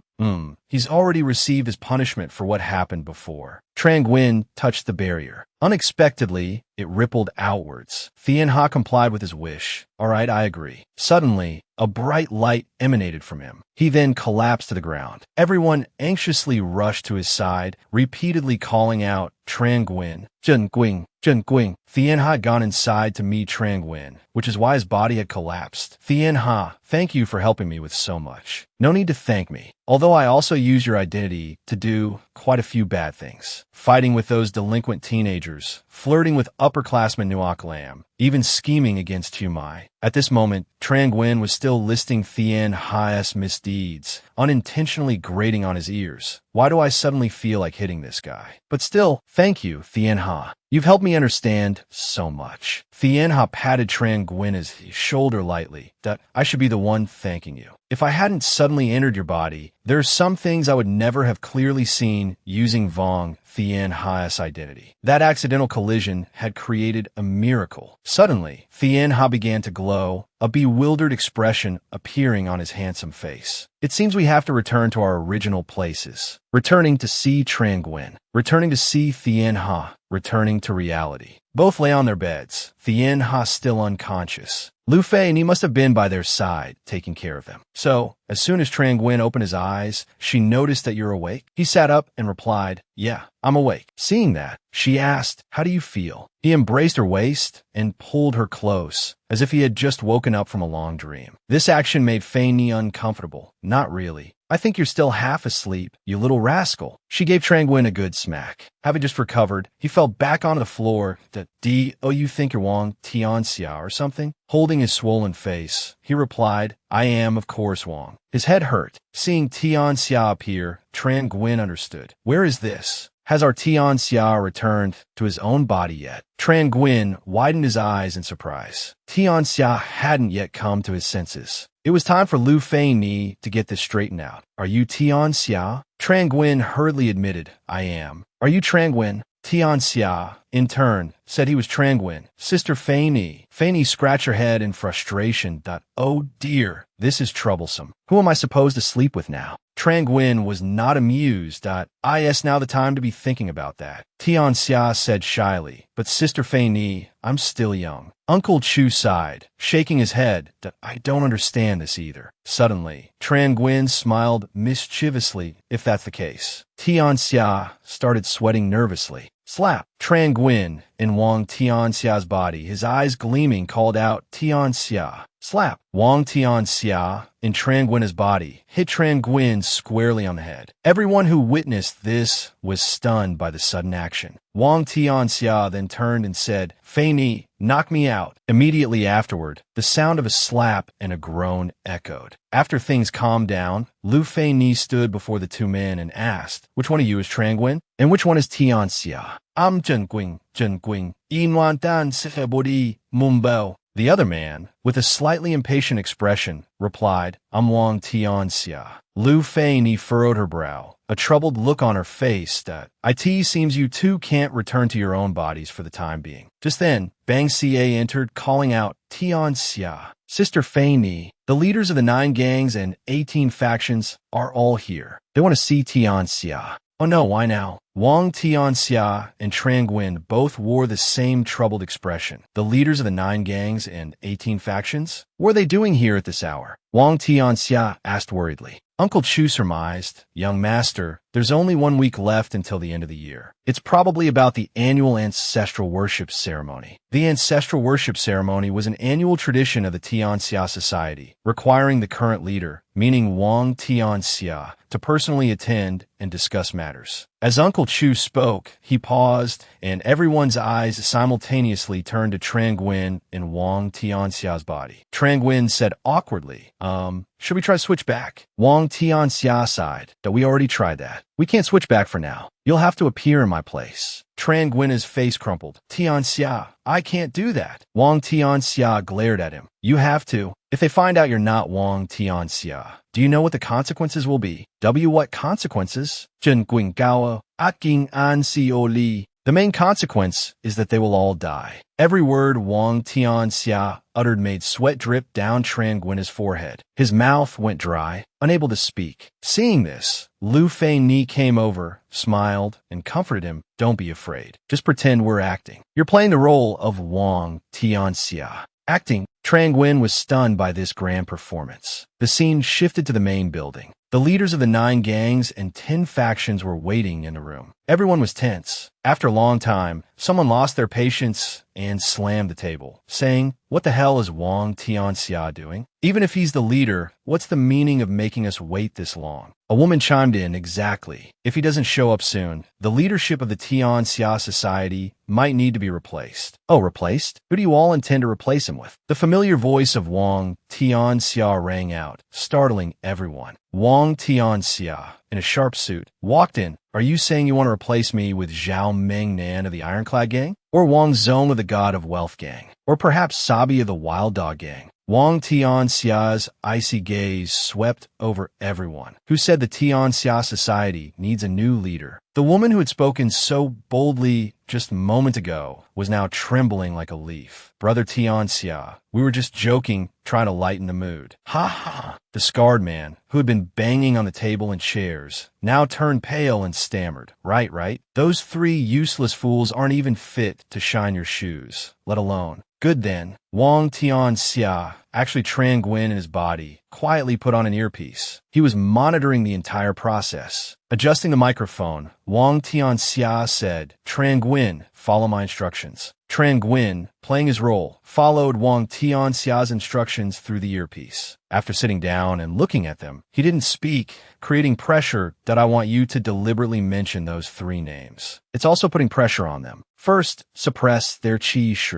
Following Wang Tianxia's words, Tran Nguyen glanced at the group, his hands empty on the table, looking like any ordinary CEO. Even Lu Fei-ni, observing from the side, couldn't help but think, this kid unexpectedly has the potential to be a boss. "Yes." A voice came through the earpiece. "Next, repeat after me." Tran Nguyen echoed Wang Tianxia's words from the earpiece. "Why aren't you saying anything? If you want me to step down, you have to at least show some attitude." The scarred man stammered, "Brother Tianxia, please don't joke. Actually, we came here today to discuss the annual ancestral worship ceremony with you." Tran Nguyen continued the lines. "The annual ancestral worship ceremony isn't our first rodeo. You're all leaders of your respective gangs. Do I really need to teach you how to do this?" The scarred man forced a smile. "And no need to teach us. No need. Brother Tianxia, rest assured, we'll arrange everything properly." Suddenly, someone interrupted the conversation that, of course, "We don't need Brother Tianxia to teach us about the annual ancestral worship ceremony." Qiao Wujia appeared, his eyes dark and unreadable, "But I am very curious, and still need to hear Brother Tianxia's opinion." Tran Nguyen was startled. Wasn't this Qiao Wujia of the Qing Jiao gang? Why was he here? Wasn't he supposed to have withdrawn from the Tianxia society and gone to city A to do business? The scar man whispered to the person next to him that,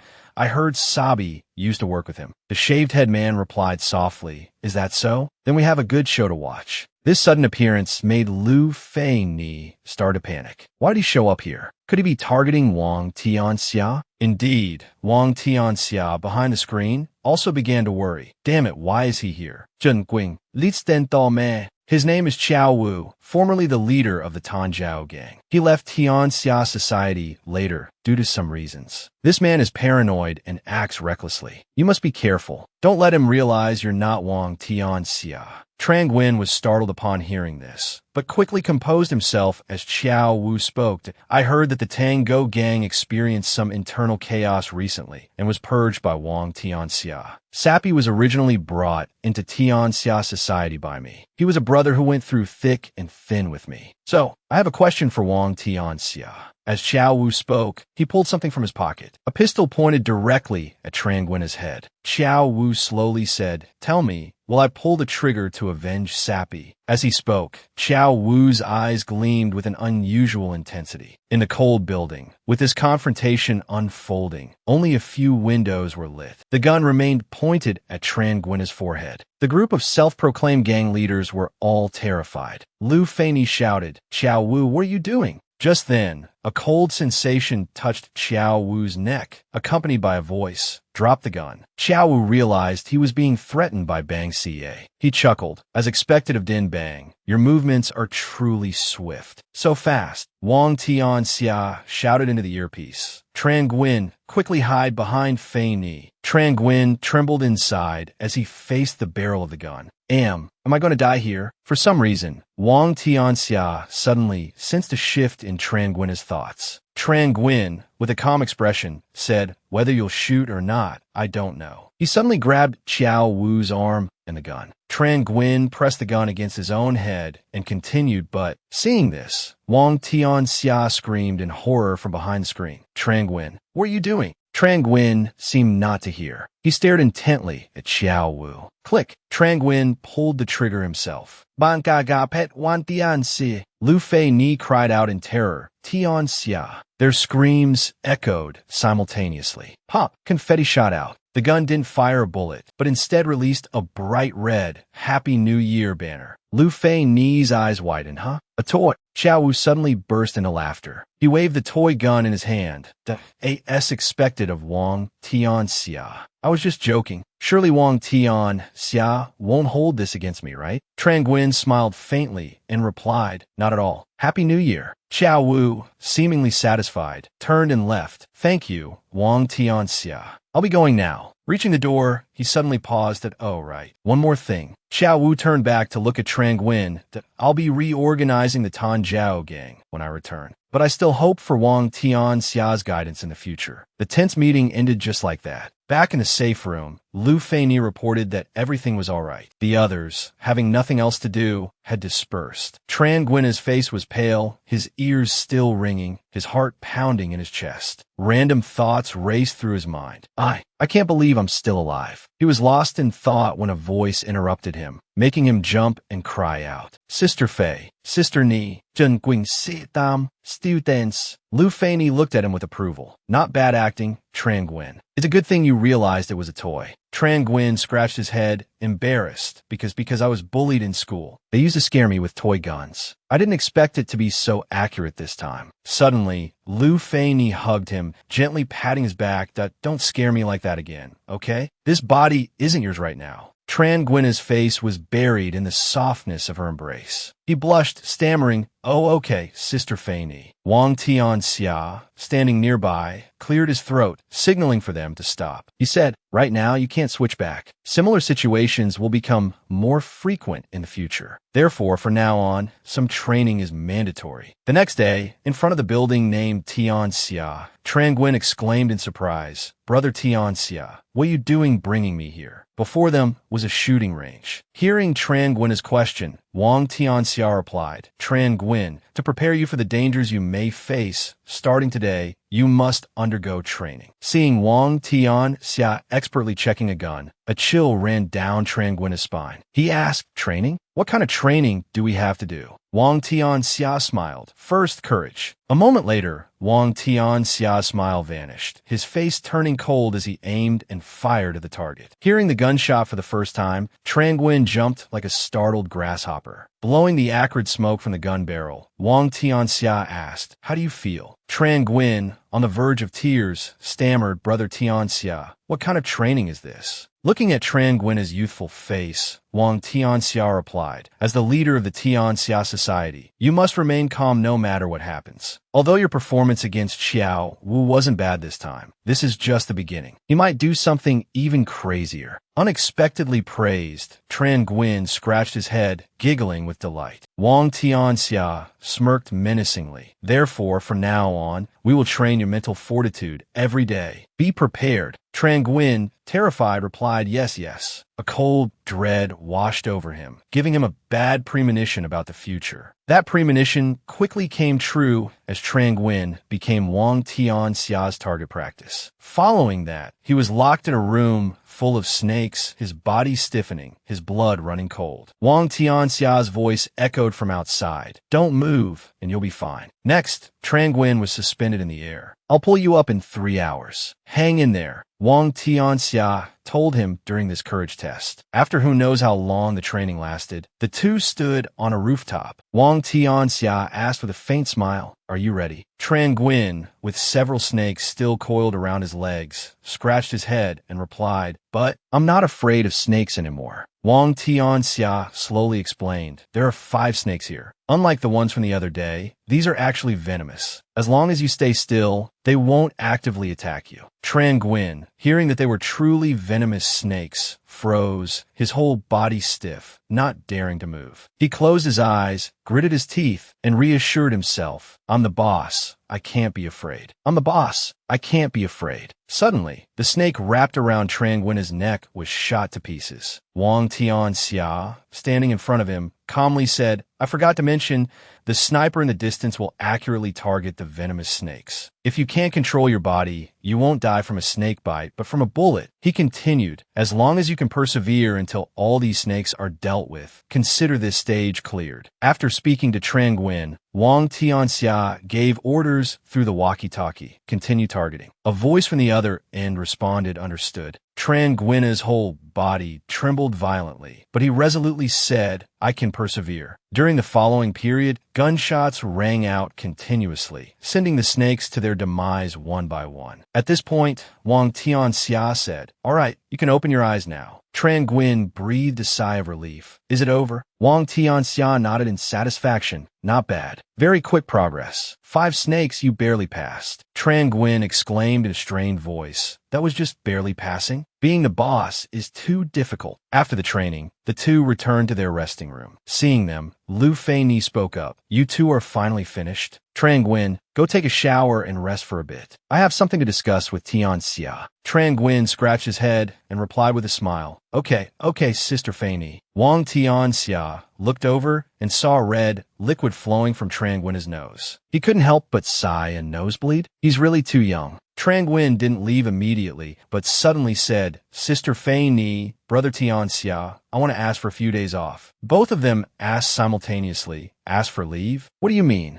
Tran Nguyen replied with a hesitant expression, I want to go see my mother. It's been a long time since I've seen her. Whether Tran Nguyen's leave request was successful or not remains to be seen. Later, Wang Tianxia and Tran Nguyen had to attend an event. Wang Tianxia arrived at the location. Tran Nguyen stepped out, followed by Lu Fei-ni and Bang Xie. At the entrance, 2 lines of beautifully dressed women bowed and greeted in unison, Welcome, Brother Tianxia. A middle-aged woman, dressed elegantly, approached and greeted, Welcome, Brother Tianxia. It's truly an honor to have you at our establishment. The face across from him was incredibly familiar. Tran Nguyen saw his mother and silently called out Mom in his heart, but didn't dare to say it aloud. His mother, Chitan, unaware of his presence, gestured towards the lined-up girls and said, These are the best singers I have here. Brother Tianxia, who would you like to sing with? Tran Nguyen sat stiffly on the chair. In the end, it was Lu Fei-ni who spoke up, I'll stay. Chitan, surprised, pointed at herself and asked me, What's this about? Flustered, she smoothed her hair and looked at the man she thought was Wang Tianxia. Seeing the situation becoming awkward, Lu Fei-ni quickly explained, Brother Tianxia just wants someone to talk to. Have everyone else leave. Hearing this, Tran Nguyen chimed in, That's right. It's too boring being at the Tianha Society all day. Chitan, hearing this, signaled, All of you go outside first. I'll call you if I need anything. Wang Tianxia appeared with Tran Nguyen's face. Chitan was surprised. Chu Nguyen, why are you here? Wang Tianxia shrugged from the doorway, replying, Didn't Mom tell me to come over for dinner? Chitan stammered, but I have something to do now. Seeing this, Tran Nguyen spoke up to ease the awkwardness. Chitan, this is your son. Let him in. Chitan forced a smile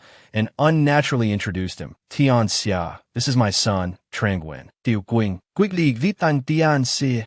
Yes, Tianxia forced himself to act, greeting on Tianxia. Lu Fei-ni, her eyes crinkling with laughter, exclaimed, Ida, this little brother is so cute. Come sit down with me quickly. Wish me a happy new year, and I'll give you a big red envelope. As she spoke, she pinched Wang Tianxia's cheek like he was a real child. Wang Tianxia, with a reluctant expression, said, Hello, Annie. Happy New Year. Lu Fei-ni, still pinching his cheek, cooed, Such a sweet little mouth. Annie will give you 2 red envelopes. Wang Tianxia, annoyed, muttered quietly, signaling her to stop. The 2 of them, one teasing and the other irritated, played with each other. Tran Nguyen sighed and excused himself. I'm going to the restroom for a bit. Tran Nguyen went into the restroom. He smoothed his hair, looking at himself in the mirror, his heart in turmoil. Now, his mother only saw him as Tianxia. He didn't know how to talk to her. If I tell Mom this secret, Tianxia probably won't blame me, right? Suddenly, there's shouting from outside that you still want to run this business or not? A man was grabbing Chi Tan's arm, yelling, "Me asking you to sing with me is already giving you face. How dare you refuse?" A man in a white shirt stepped forward to intervene. "What are you doing?" "Lauha, Chi Tan is with Bang from the Tianxia Society. Do you want to die and drag me down with you?" The man called Lauha, his face flushed, likely drunk, scoffed. "What's the Tianxia Society? What I have is money." Trang Nguyen walked out of the restroom towards them, shouting, "Let her go. Get your filthy hands off her." Lauha looked at Trang Nguyen with contempt. Where did this little punk come from, pretending to be a boss? The man in the white shirt was more perceptive, stammering fearfully.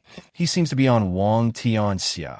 Trang Nguyen lowered his voice, his brow furrowed. "A friend of Wang Tianxia. You dare ask her to sing with you? Do you want me to sing with you?" Each word was emphasized, perfectly mimicking Wang Tianxia.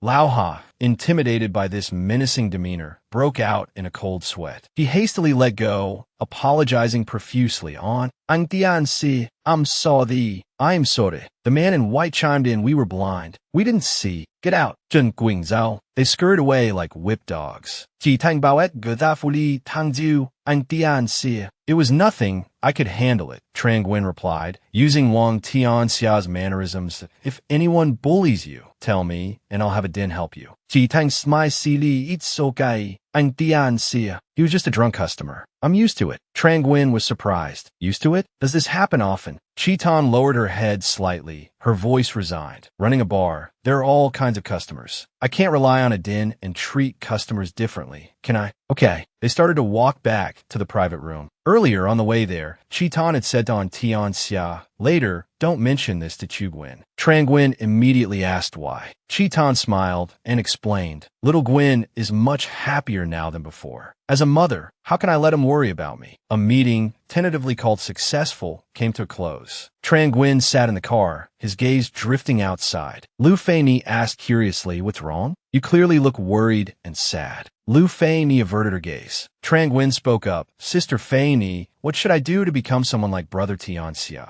Lu Fei-ni asked back in surprise, "Want to become like Tianxia? What?" Trang Nguyen replied with a sad face. "Before, when I was bullied, my mother always taught me to fight back against those who bullied me. She used to say, 'Little Gwyn, next time, fight back. Don't be afraid of what happens. I've got your back.' A boy needs to know how to protect himself outside." Trang Nguyen continued regretfully, "But I never knew.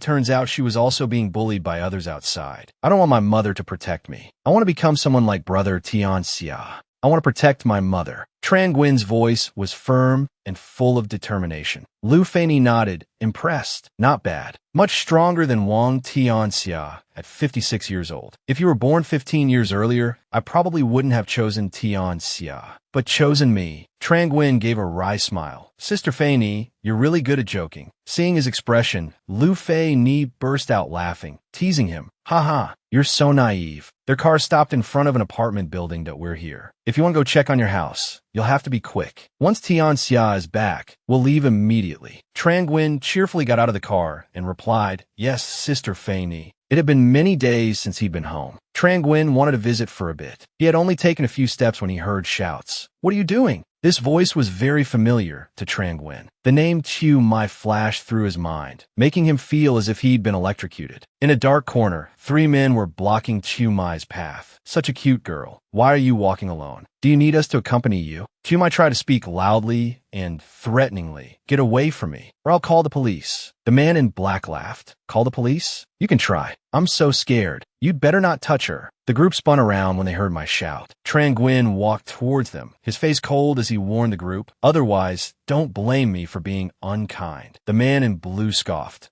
It's this late, and there's still someone sticking their nose in other people's business? Tell me, how are you going to be unkind to us?" The man in black spoke quietly, a little wary. "Brother Lang, this guy doesn't look easy to mess with. We should be careful." The man named Lang sneered. "What are you afraid of? There are 3 of us and only one of him." Trang Nguyen frowned and threatened. "Do you know the consequences of angering Wang Tianxia?" "I'm Wang. Wang Tian Xia, the leader of the Tian Xia Society. Hearing this name, the three loudmouthed men were instantly terrified. Lang suddenly thought, stupid. He says he's Wang Tian Xia, and I believe him? How could Brother Tian Xia appear here? I want to see if you really are Wang Tian Xia. As he spoke, he lunged forward and punched Trang Nguyen directly in the face. Trang Nguyen was knocked to the ground. Lang laughed heartily, pleased with his performance. His two lackeys behind him exclaimed, damn, boss, you're amazing. You even knocked down Wang Tian Xia. Lang sneered. A weakling like him dares to call himself Wang Tian Xia. Later, not seeing Trang Nguyen, Lu Fei Ni called Wang Tian Xia, isn't Trang Nguyen with you? Yes, Wang Tian Xia, who was at home, replied that I'm at his place now, and he's not here either. Hanging up, Wang Tian Xia thought worriedly, where did that kid run off to? It'll be a big problem if the Tian Xia Society finds him. Trang Nguyen was cornered by three thugs. Lang laughed mockingly. Sticking your nose in other people's business is one thing, but daring to impersonate the leader of the Tian Xia Society? Do you think I believe that? The thug in black suddenly had an idea. Boss, the Tanjiao gang is recruiting lately. Wouldn't capturing this kid be considered a meritorious deed? The thug in white nodded in agreement. Exactly. Maybe the Tian Xia Society will take us in. Not a bad idea. Just as Lang finished speaking, a rock hit him in the back. Ouch! Who threw that? It was Chumai bravely stepping forward. Let him go, you bad guys. Lang smirked. Quite the feisty little girl, aren't you? Throw it here, he taunted, pointing at his face. Thwack! A rock flew from somewhere and hit him squarely in the face, causing a sharp pain. Lang collapsed, causing his two lackeys to cry out in alarm. Boss, are you all right? Which bastard dared throw a rock at our boss? Wang Tian Xia's voice rang out, feigning surprise. Strange, didn't he tell you to throw it at his face? I thought that was his New Year's wish. Wang Tian Xia still held another rock in his hand. His sudden appearance changed the situation in an instant. Chumai, now safe, softly called out to Nguyen. Trang Nguyen himself sighed in relief at the sight of his Wang Tian Xia. Wang Tian Xia strode forward and asked Trang Nguyen, hey, can you stand up? Trang Nguyen replied, I'm fine, Tian. Trang Nguyen. Wang Tian Xia then said, help me take Chumai away. Leave this to me. Without another word, Trang Nguyen went over and lifted Chumai into his arms. Chumai gasped, blushing deeply. Wait, Nguyen. Trang Nguyen hurried away. Come quickly. Don't worry. She'll be fine. Lang, getting back on his feet, clutched his aching face and cursed. Damn it. Another busybody. You useless idiot who called himself Wang Tian Xia earlier. Who the hell are you? Wang Tian Xia raised an eyebrow. What if I told you I'm Wang Tian Xia? Would you believe me? Believe my ass. Lang roared, charging forward like a bull. This matter will probably be resolved peacefully. The scene shifts to the Tian Xia building, where Wang Tian Xia's voice is heard scolding, reckless. Do you know how dangerous that was? Trang Nguyen's face was grim as he listened to Wang Tian Xia's reprimand. This time it was Chumai. I can understand. But next time, no matter what happens, you absolutely must not fight with anyone. If you're exposed, do you know how serious the consequences will be? Trang Nguyen's eyes filled with tears as he trembled and replied, yes, Wang Tian Xia. Meanwhile, the three thugs went to report to the Tanjiao gang. Hey, there's someone impersonating Wang Tian Xia of the Tian Xia Society. The man surnamed Lang nodded in confirmation. That's right, the five of us taught that guy a lesson. Consider it saving face for the Tian Xia Society. The three men looked at Xiao Wu pleadingly. Sir, could we follow you? If you think that's not enough, we can find that punk and teach him another lesson. Lang held his phone up to Xiao Wu. Here's his picture. We can definitely find him. Wang Tian Xia's miserable face was displayed on the phone. Xiao Wu tossed the phone back onto the table. Xiao Wu chuckled. Haha, interesting. A moment later, a surprised voice exclaimed from Xiao Wu's room. What? You want us to help you deal with Wang Tian Xia? Xiao Wu nodded that's right. In a few days, it's the Tian Xia Society's annual memorial ceremony. At that time, no matter what I say, all you have to do is support me. The woman in purple laughed heartily. Swirling the wine in her glass, she asked Xiao Wu, you've just returned and you're already giving us orders. What makes you think we'll help you? Xiao Wu replied confidently, because I can easily take care of you and the gang behind you. Is that reason enough? The woman took a sip of wine. Haha, don't try to scare me. Crash. The glass shattered in her hand, wine spraying everywhere. Xiao Wu fired his gun. He chuckled menacingly. I suggest you watch your words. This gun of mine has a hair trigger lately. The woman stammered, her eyes wide with fear. But even if we help you, you can't beat Wang Tianxia. Xiao Wu smiled. Don't worry about that. The Wang Tianxia today is not the same as before. I've learned his secret. The scene shifted to the Zhongyi Ancestral Hall of the Tianxia Society on the southern outskirts of Sea City. Guards stood watch outside. Voices echoed from within. Next, the leader of the Tianxia Society, Wang Tianxia, will offer incense. Tran Guin, impersonating Wang Tianxia, stepped forward, took the incense, and bowed. As he placed the incense in the burner, Uncle Chu, the presider, announced the ceremony is complete. Now for the final part. Will Wang Tianxia continue as leader of the Tianxia Society for the next year? Do any of our brothers have any objections? The crowd shouted in unison, no. Just then, Xiao Wu's voice boomed, I do. He strode forward, a grim expression on his face. Sorry I'm late. Uncle Chu frowned. Xiao Wu, he said disapprovingly, you've just returned and you're already disrupting the proceedings. What are you doing? Xiao Wu raised an eyebrow.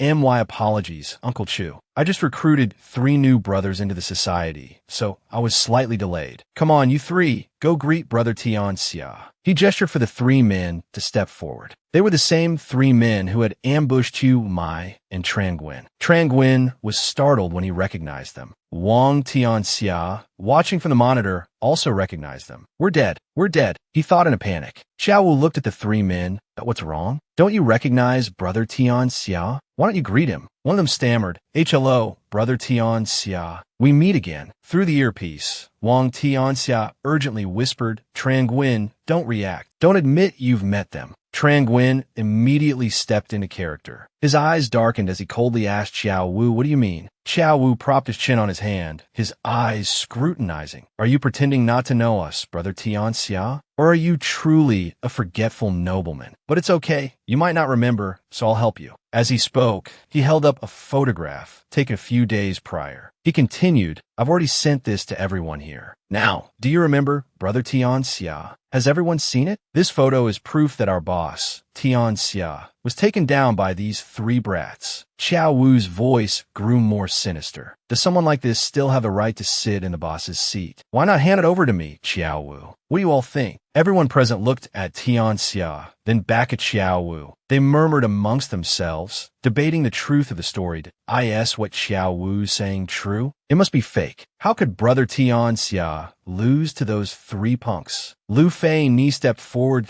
After all this, you just won the Tianxia Society's leadership position. Just forging a photo and finding some thugs to testify. Your methods are truly childish. Xiao Wu let out a mocking laugh. He appeared very confident. It's all right if you don't admit it. I have a way to prove it. Brother Tianxia, do you dare to have a match with this young brother here? If the photo is fake, you won't lose, right? Uncle Chu, unable to stand Xiao Wu's arrogance any longer, immediately roared. You want the leader of Tianxia to fight a thug? Are you insulting the entire Tianxia society? Sensing his opportunity, Xiao Wu took off his jacket as he spoke. Uncle Chu is right. If that's the case, I have another way. I'll exchange a few moves with Brother Tianxia. That should be enough, right? In front of everyone, Xiao was forcing Wang Tianxia to fight him. At this moment, the people he had bribed began to goad Tianxia. Let Xiao Wu see how strong you are. Yeah, we haven't seen you in action for a long time. We really miss it. Xiao Wu joined in the taunting.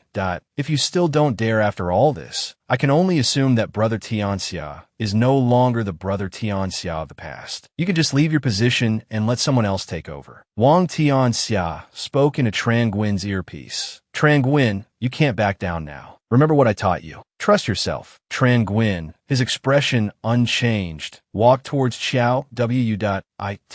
Seems Brother Xiao Wu, having just returned to the society, still refuses to yield to me. If that's the case, then let's exchange a few moves. The 2 of them went out to the courtyard. Everyone else stood on either side, watching. All right, Xiao Wu, likely very confident in his assumptions, immediately took a stance. Ready, Brother Tianxia? I won't hold back. Tran Guin smirked from across the courtyard. Begin. Don't waste your breath. Here I come, Xiao Wu said, stomping his foot and rushing forward. Lu Fei Ni frowned, tense. She didn't know if Tran Guin could hold his own. Tran Guin pursed his lips. watching his opponent charge towards him. A few days prior, Wang Tianxia had cautiously added a few more training sessions to prevent a repeat of the previous night's events. Starting today, you have to learn how to fight. Tran Guin had innocently asked, "Fight? How do you learn to fight?" Wang Tianxia had replied simply, "Step 1 is learning how to take a hit." As soon as he finished speaking, a fist of steel swung towards him. Tran Guin, lacking experience, took the full force of the blow directly to his face. "Today is your practical test, Xiao Wu. Everyone's eyes are glued to you, not blinking. No one knows how the fight will go. We only see Xiao Wu's two henchmen gaping in astonishment as Tran Guin kneels on one knee at your feet, his face expressionless. Xiao Wu scowls. "Are you deliberately submitting to my authority?" Tran Guin smirks, unconcerned. "That's right, you're the boss. I have to show some respect, don't I?" Tran Guin stands up, his eyes looking at his opponent with a mixture of mockery and challenge. "Then I'll let you go first. Let's see if you can take me down."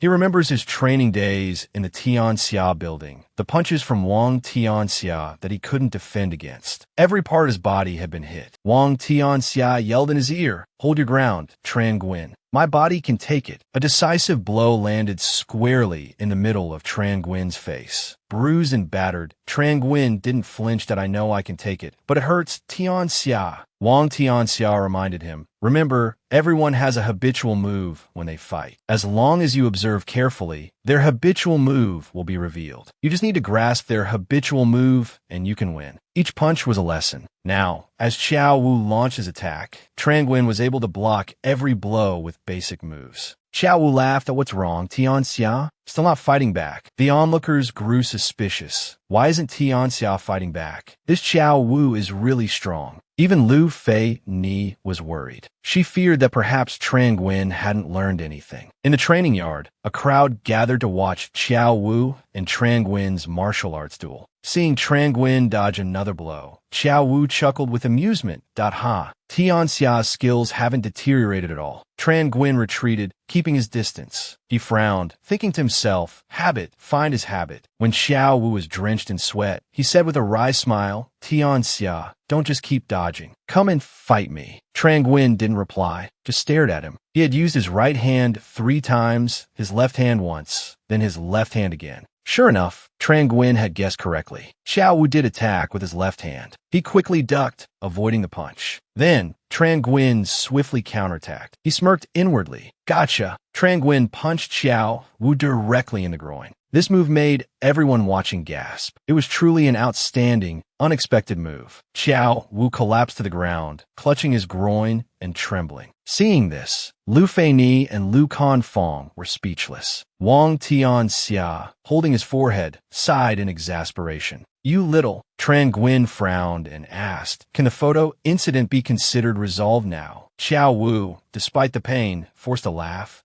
That doesn't matter anymore." He gritted his teeth, his eyes narrowing with cunning.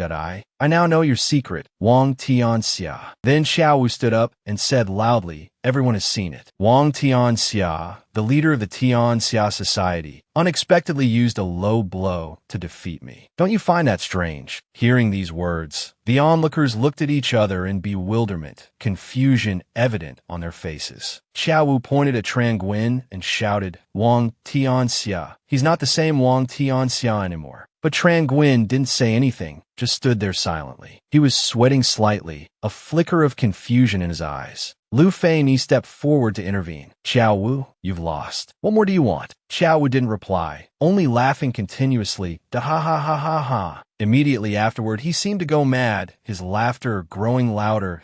Ha ha ha ha ha ha ha ha ha ha. The onlookers were all extremely bewildered. Has Xiao Wu gone crazy? Lu Fei Ni frowned and said, "Xiao Wu, if you're trying to feign madness, cut it out." After his laughter subsided, Xiao Wu calmly replied, "Stop pretending, Lu Fei Ni. You want to deceive the entire Tianxia society." He narrowed his eyes, emphasizing each word. "Today, I will tear away your disguise." Then Xiao Wu began to recount. A few months ago, while conducting a transaction, Wang Tianxia was ambushed and severely injured, falling into a deep coma. Despite several attempts to eliminate the Tango gang, the Shun Kai gang, and the Tai gang, he always arrived hastily, acted swiftly, and then disappeared immediately. Although you tried to hide it, I still found out. These 3 interventions by Wang Tianxia are always connected to an unexpected person. He's a high school student named Trang Nguyen. Hearing this, Lu Feini's expression immediately changed. Adin frowned and asked Xiao Wu, "Do you know what you're doing?" He approached Xiao Wu, his face darkening. "What does this have to do with Trang Nguyen?" Hearing this, Xiao Wu laughed even louder, ha ha ha. Even his stepfather didn't expect this. He doesn't even have the right to know the truth. As soon as this information was revealed, the people present were even more astonished. Adin's eyes were ice cold. He roared, "You can eat carelessly, but you can't speak carelessly." Xiao Wu smirked and began to narrate. The night Sappy had his accident, Lu Feini brought Trang Nguyen to Sappy's house. He patted Adin's shoulder and continued, "Wang Zong of the Shunkai gang wanted to use Trang Nguyen to threaten you. Furthermore, the Tai E gang incident also happened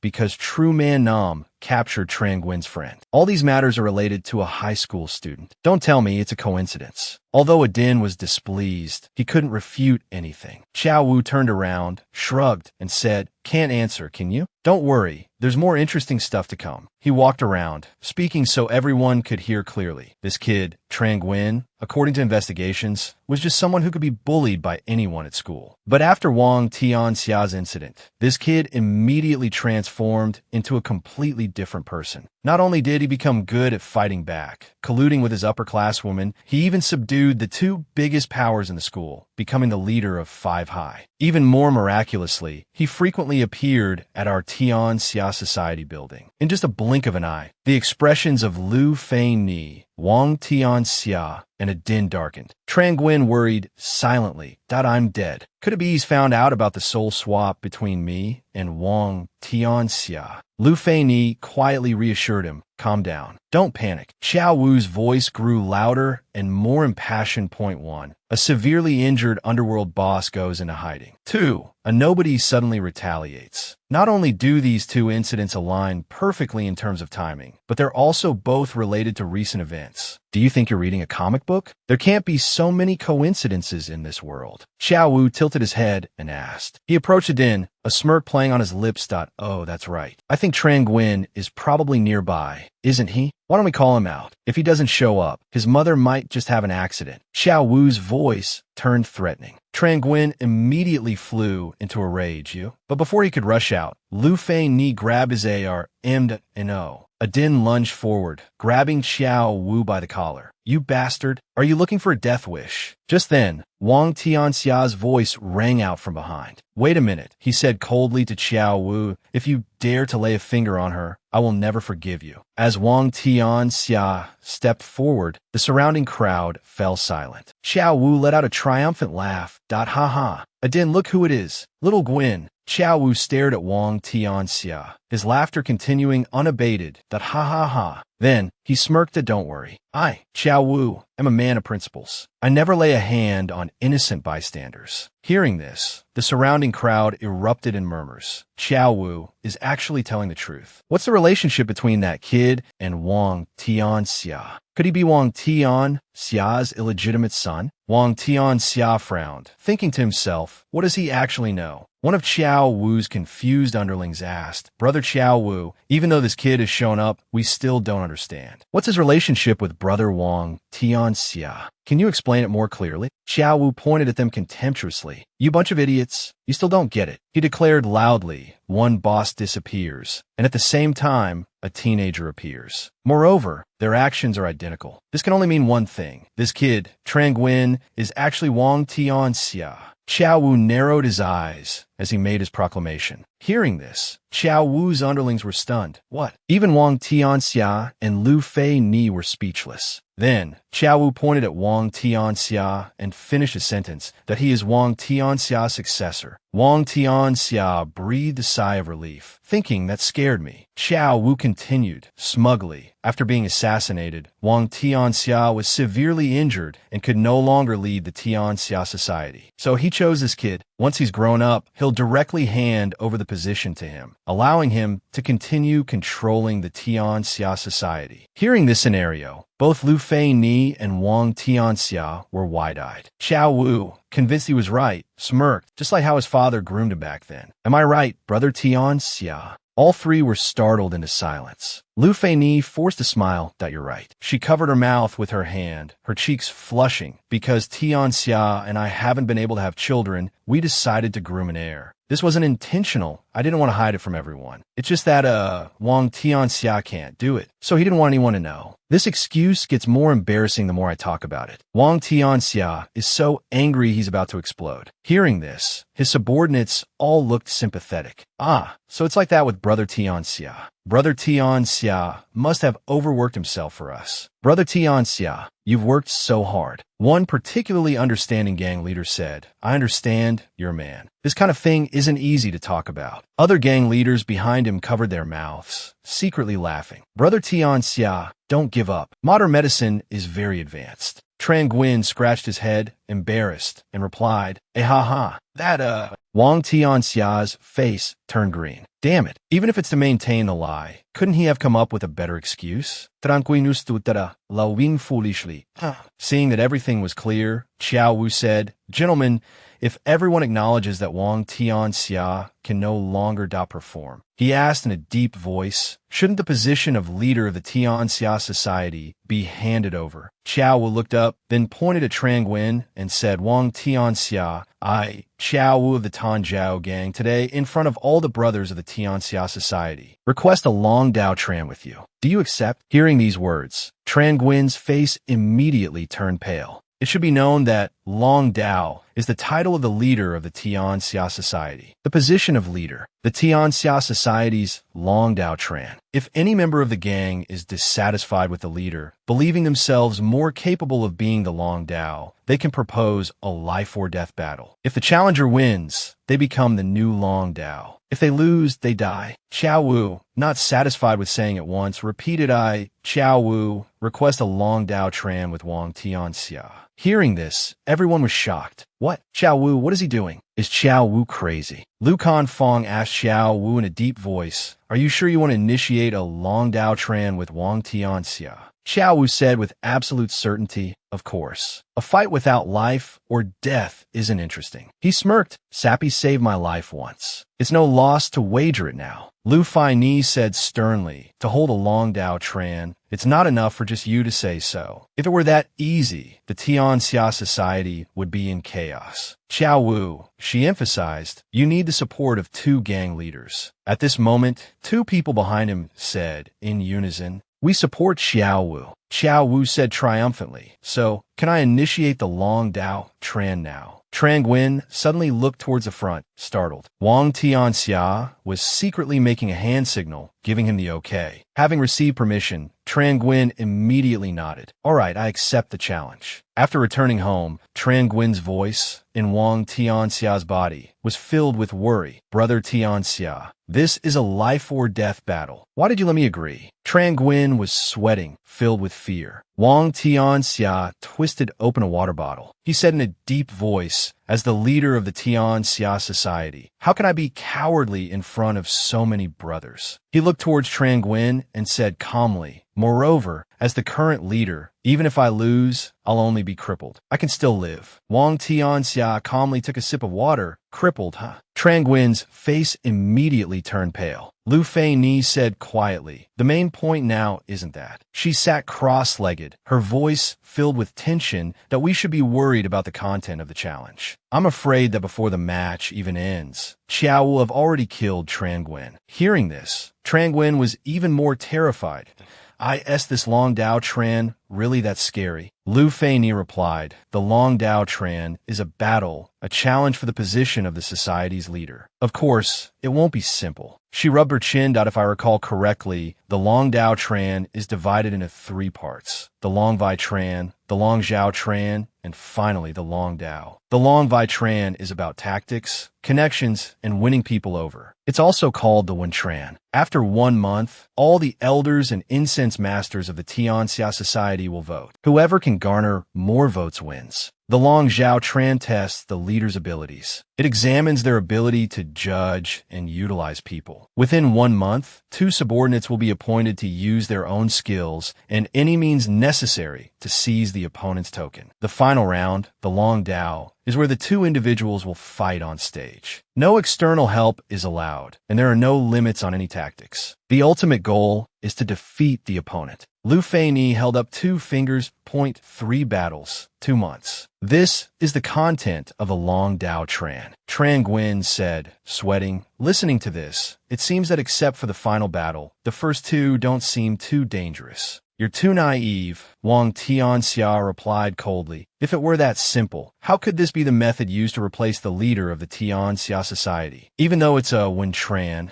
seemingly just about garnering votes, the incense masters of the various factions are not simple people. To get their votes, you have to offer something in return. He turned to ask Tran Guin, your current identity is Wang Tianxia. The matter of soliciting votes requires you to personally make an appearance. If they ask you to kill someone in exchange for their support, what will you do? Hearing this, Tran Guin stammered, kill someone. Wang Tianxia said calmly, this is just an example. I don't know the specific requirements, but for you, it's already dangerous enough. He lowered his head in thought.as for the Long Zhao Tran. According to the rules, we appoint the chosen individuals. With a din, there shouldn't be a big problem. Just then, Lu Feini held up her phone. The photo showed Xiao Wu holding up a picture of Tran Guin. Wait, the Elder Council just sent a message. They've decided to give Xiao Wu the authority to appoint individuals for the Long Zhao Tran. I don't know whether to call this fortunate or unfortunate. The person Xiao Wu appointed is Tran Guin. This is the video Xiao Wu just sent. Both Wang Tianxia and Tran Guin stared at the video, silent for a moment. In the video, Xiao Wu said smugly, if Brother Tianxia has decided to make Tran Guin his successor, then I choose him for the Long Zhao Tran. It just so happens I also want to see what capabilities Brother Tianxia's chosen one has. He leaned back in his chair and sneered. But rest assured, for the sake of fairness, I will arrange a suitable opponent. Xiao Wu brought his face close to the camera, chuckling. Tomorrow, he will come to the school to find you, little brother. Tran Guin, be prepared. Hith. The next morning at school, Wang Tianxia and Tran Guin both widened their eyes in unison. The next morning, bright and early, the schoolyard echoed with cheerful greetings. Good morning. Oh, good morning. Wang Tianxia walked along the road with his backpack, silent and brooding. He looked down at the ground, anxiously thinking, what is that Xiao Wu guy planning to do? Just then, a frightened voice called out from behind him. What do you want? Han Truck was surrounded by 2 male students. They asked loudly, hey girl, you go to this school, right? One of them glared at her and asked, we want to ask, do you know someone named Tran Guin? Han Truck stammered softly, excuse me, I'm a new student. I don't know Tran Guin. Hearing this, the guy raised his fist menacingly and said, don't know him? No problem. We hear he's pretty famous at 5 High. Go get him for us. You hear me? Han Truck's face paled. I really don't know anyone named Tran Guin. At that moment, a voice rang out from behind the bully, hey. Immediately afterward, a shoe slammed into him. The scarred-faced guy was caught off guard and couldn't react in time. He took a kick to the stomach, doubling over in pain. The bully, unable to react, stumbled backward. Reflexively, he grabbed Han Truck's backpack strap.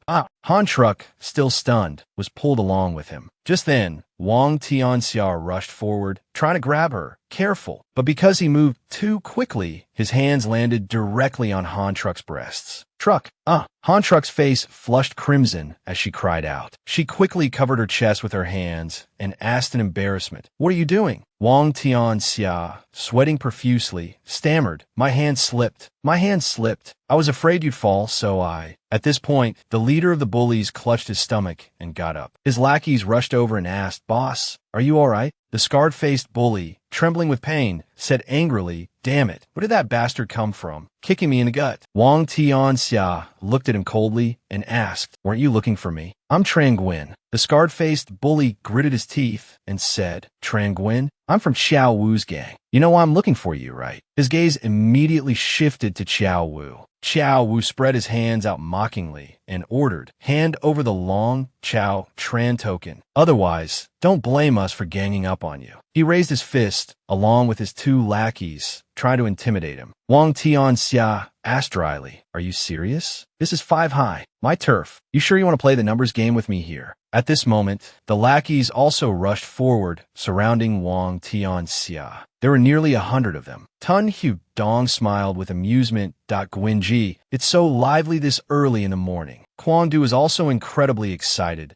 As expected, wherever Guinji is, things are never quiet. Wang Tianxia put his hands in his pockets and smirked. I like to play the numbers game too. Outside the school, students were gathering and heading inside. Wang Tianxia, with an awkward expression, asked me, "We're at school now. Can you let go?" Han Truck, blushing, clung to his arm. He didn't reply, but mumbled, but I'm still a little scared. Wang Tianxia glanced towards two female students huddled together, gossiping about me again. Look at Tran Nguyen flirting with a new student. I heard he has a childhood sweetheart, and he's still trying to pick up upperclassmen. Ha, what a jerk. He sighed and rubbed his face. Tran Nguyen, I apologize for him. Suddenly, a voice called out from behind them. Both Tran Nguyen and Wang Tianxia turned around, startled. Xiao Mai. Xiao Mai looked at him quizzically. Why are you only here now? Then she fell silent, looking at Han Truck clinging to his arm without saying a word. After a long moment, Xiao Mai asked hesitantly, "Who is she?" Wang Tianxia, flustered and blushing, immediately explained, Xiao Mai, you might not believe this, but I really don't know her. Xiao Mai looked down at the two of them, hearing Han Truck's voice beside her. I'm sorry. Her gaze was fixed on Han Truck's arm around Wang Tianxia. Han Truck quickly pulled back, embarrassed, and exclaimed, Are you Tran Nguyen's girlfriend? I'm a new transfer student. She explained softly, I ran into some trouble outside the school just now. This classmate, Tran Nguyen, saved me. Please don't misunderstand. Han Truck clasped her hands together and stammered, I'm not his girlfriend. Xiao Mai waved her hand dismissively. I'm not his girlfriend either. New student, what class are you in? Han Truck smiled and offered, I'm a transfer student to class 1 to 3. My name is Han Truck. Could you show me to my classroom? Both Wang Tianxia and Xiao Mai exclaimed in surprise. Class 1 to 3? A questioning sound followed. He led the two girls to the door of class 1 to 3. Wang Tianxia pushed the door open and announced, We're here. Han Truck immediately cheered. Great. She said excitedly, I can't believe I'm in the same class as Tran Nguyen and Xiao Mai. I'm so lucky. Han Truck smiled brightly and linked arms with Wang Tianxia, urging him, Come on, show me around. Xiao Mai frowned, standing still, and called out, Where's my seat? Her expression was a mix of annoyance and displeasure. Soon after, all the students settled into their seats. Han Truck turned to look at Wang Tianxia in the next row. She called out, Hey, Tran Nguyen, why do they all call you Guinji? She rested her chin on her hand and asked with a smile, You seem pretty influential. Are you the class boss? Han Truck leaned closer and whispered, You have to take care of me from now on, okay? Wang Tianxia, startled, abruptly stood up and shouted, Hey, can you focus on the lecture? Don't bother me. I'm trying to sleep. The surrounding female students immediately began to gossip. Hey, the new transfer student seems pretty close to Tran Nguyen. I heard she even called him Guinji this morning. Their relationship must be something special. I wonder what Xiao Mai thinks about this. Xiao Mai sat down with a dark expression, ignoring the noisy chatter around her. Isn't Xiao Mai angry at all? She seems very calm. She wrote a line in her notebook. After a long while, Wang Tianxia's face darkened. His whole body trembled as he slumped his head on the desk. He heard the sound of people chatting. Han Truck, do you want some snacks? He thought irritably, are they going to let anyone sleep or not? But the voices didn't stop. Han Truck, what games do you usually like? She sat at her desk, surrounded by male students vying for her attention, that if there's anything you don't understand, just ask me. What kind of movies do you like to watch? He raised his head to look at Han Truck, thinking to himself, I didn't expect this girl to be so popular. She laughed and declined their offers. Thank you, but there's no need. Tran Nguyen will help me. Wang Tianxia glanced over, hearing the groans of the male students and saying nothing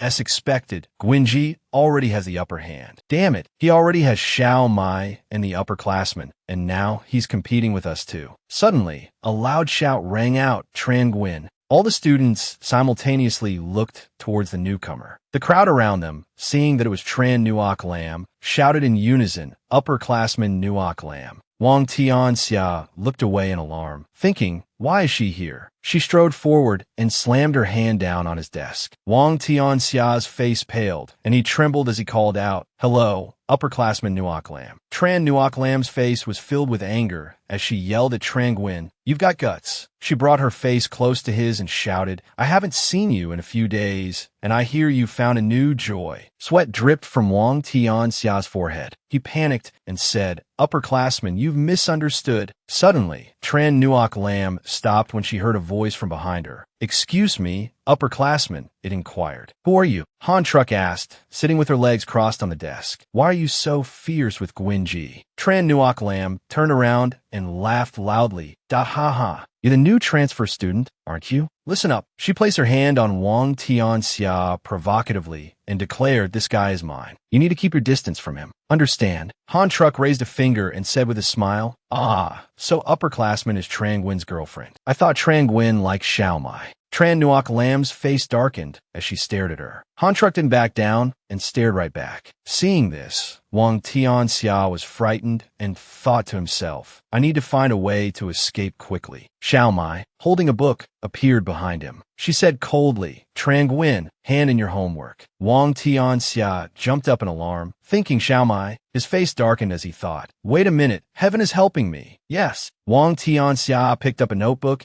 and handed it to Xiao Mai. "Here's my homework," he said. He scratched his head awkwardly and said loudly, "There are just a few questions I don't know how to do. Let's go ask the teacher together." Xiao Mai looked at Wang Tianxia without saying a word. He led the way forward, stiffly calling out, "Let's go. Let's go find the teacher." Tran Nuoc Lam and Han Truck simultaneously turned to look at him. Outside the teacher's office, Wang Tianxia and Xiao Mai each held a book as they walked down the hallway. He glanced at Xiao Mai, wondering suspiciously, "Is she angry?" Xiao Mai glanced back at him. Then she walked a few steps ahead and called out, "Trang Nguyen." Wang Tianxia responded uncertainly, "Uh-huh." Xiao Mai looked at him carefully and asked, "Do you like the upperclassmen or do you like girls like Han Truck?" He was startled and cried out inwardly, "Ah." He thought anxiously, "Wait, why is she suddenly asking this? She's definitely still angry." His face darkened as he insisted, "Wait, why are you suddenly asking this?" He thought anxiously, "She's definitely still angry." Wang Tianxia's face flushed as he said, "I like people who are good at studying. After all, my grades are pretty bad."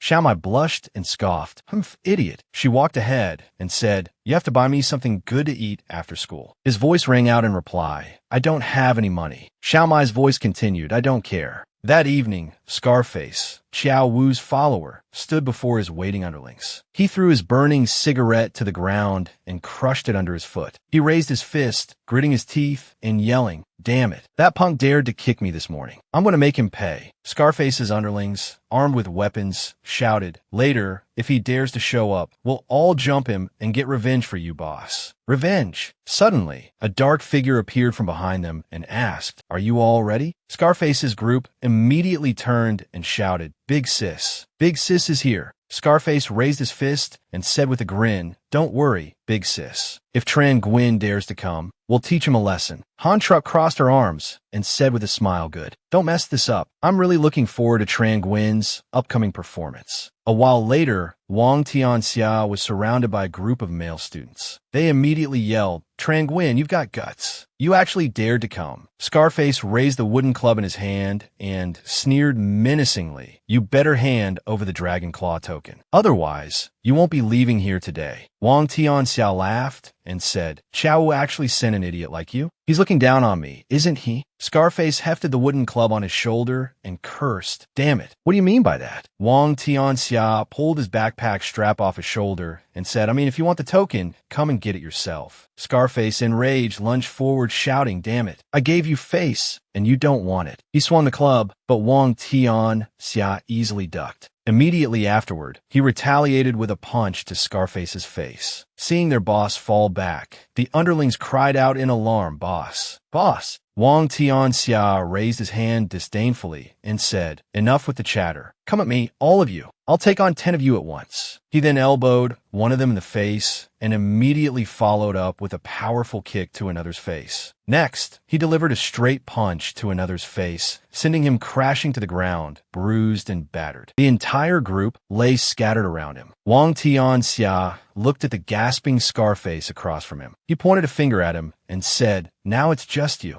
Scarface's whole body trembled as he gritted his teeth and cursed inwardly. Damn it, how does this punk know how to fight like this? From a corner, Han Truck watched as Wang Tianxia took down the entire group. She touched her chin thoughtfully. He's quite formidable, just as fifth uncle said. Not bad at all. Han Truck smiled coldly and thought, it seems it's time for me to make my appearance. Wang Tianxia looked down at Scarface and shouted, hey, go back and tell Xiao Wu to send someone competent next time. Don't send me useless trash. Scarface looked up, gasping for air, as Wang Tianxia's voice rang in his ears. Suddenly, Wang Tianxia turned his head at the sound of a voice calling, Tran Nguyen. Han Truck, her cheeks flushed, looked at the two in front of her and asked, Tran Nguyen, are you guys fighting? Wang Tianxia shouted at Han Truck in disbelief. Immediately after, Scarface ran at full speed towards her. Han Truck stood still, watching him charge towards her. Seeing this, Wang Tianxia broke out in a cold sweat and said, this is bad. Scarface grabbed Han Truck's shoulder and held a knife to her neck, causing a clicking sound. Seeing this, Wang Tianxia roared in anger. What are you doing? Let her go. Scarface grinned and replied, hee hee, what coincidence. This morning you saved her, and now what? Listen to me. According to the rules of the Tianxia Society's Dragon Head Tournament, we can fight amongst ourselves, but we can't involve outsiders. Let her go. Scarface sneered and retorted, what Tianxia Society rules? I don't care. He pressed the sharp blade closer to Han Truck's face and threatened, hand over the token that Xiao Wu needs. Otherwise, I'll slash her face. She cried out in fear, Tran Nguyen, help me. Seeing this, Wang Tianxia gritted his teeth and thought, damn it. Han Truck, held captive, looked at him with a pondering smile. What will Tran Nguyen do next? She gave a cold smile and wondered he wouldn't just stand by and watch his classmate in danger without helping, would he? Han Truck looked at Wang Tianxia's struggling face and thought, even if you were heartless enough to let me die, I still have another plan. He turned to the side and looked when he heard one of the men shout, boss. The man held up a phone towards Wang Tianxia and threatened, kid, hand over the stuff to Brother Chong. I'm recording.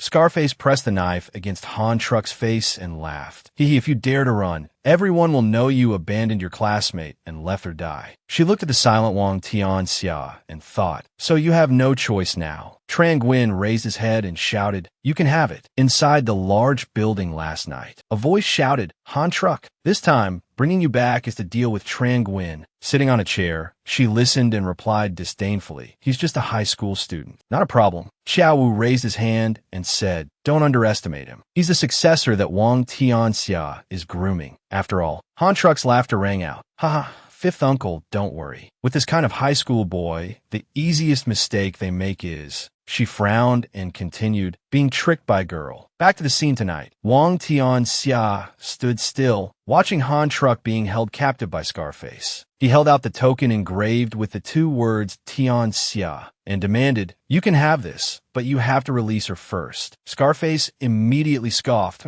Do you think I'm a 3-year-old? Throw it over here first. Wang Tianxia responded coldly, sorry, I don't trust you either. How about this? I throw it in the middle, you release her, and she throws it to you. Okay, Han Truck whispered, get the token first. Scarface frowned and agreed, fine, throw it first. Wang Tianxia immediately threw the token on the ground. He looked at Scarface and called out, your turn. Scarface let go of Han Truck and threatened, go and throw it to me. He raised a knife and warned, try anything funny, and this knife will be in you. She walked step by step toward the token. Han Truck reached out and picked up the token. She took it, laughing inwardly. Fell for it so easily. Han Truck stared in surprise at the character Long on the token. She exclaimed, this is... The words of Fifth Master Qiao flashed through her mind. This is the Dragon Claw Formation token of the Tianxia Society. Each of you will have one. The front has the two characters Tianxia. The one you need to steal, Han Truck. Han Truck turned the token over, muttering, the reverse is Claw. She thought with astonishment, it's fake. Angrily gritting her teeth, she mused, this guy unexpectedly played this trick. Wang Tianxia, arms crossed, called out coldly, Han Truck, throw it to him. Han Truck broke out in a sweat, then calmed herself, thinking, no, right now I'm Han Truck. I shouldn't know this token is fake. She thought frantically, if I throw it to Scarface, Tran Nguyen will seize the opportunity to act. But if I don't throw it, my identity will be exposed. Wang Tianxia said with a smile, Well, quickly throw it to him. You'll be safe. Han Truck lowered her head, realizing he was testing her. She clutched her skirt tightly, remaining silent. A moment later, Han Truck tossed her hair back and laughed loudly. Ha, no need. This token is fake. She looked directly at Wang Tianxia and asked, when did you start suspecting me? He closed his eyes, lowered his head, and sighed. Your acting is too fake. Wang Tianxia looked up and explained that guy, although he held a knife to you, didn't dare use any force. He just put his hand on your shoulder, afraid to hurt you.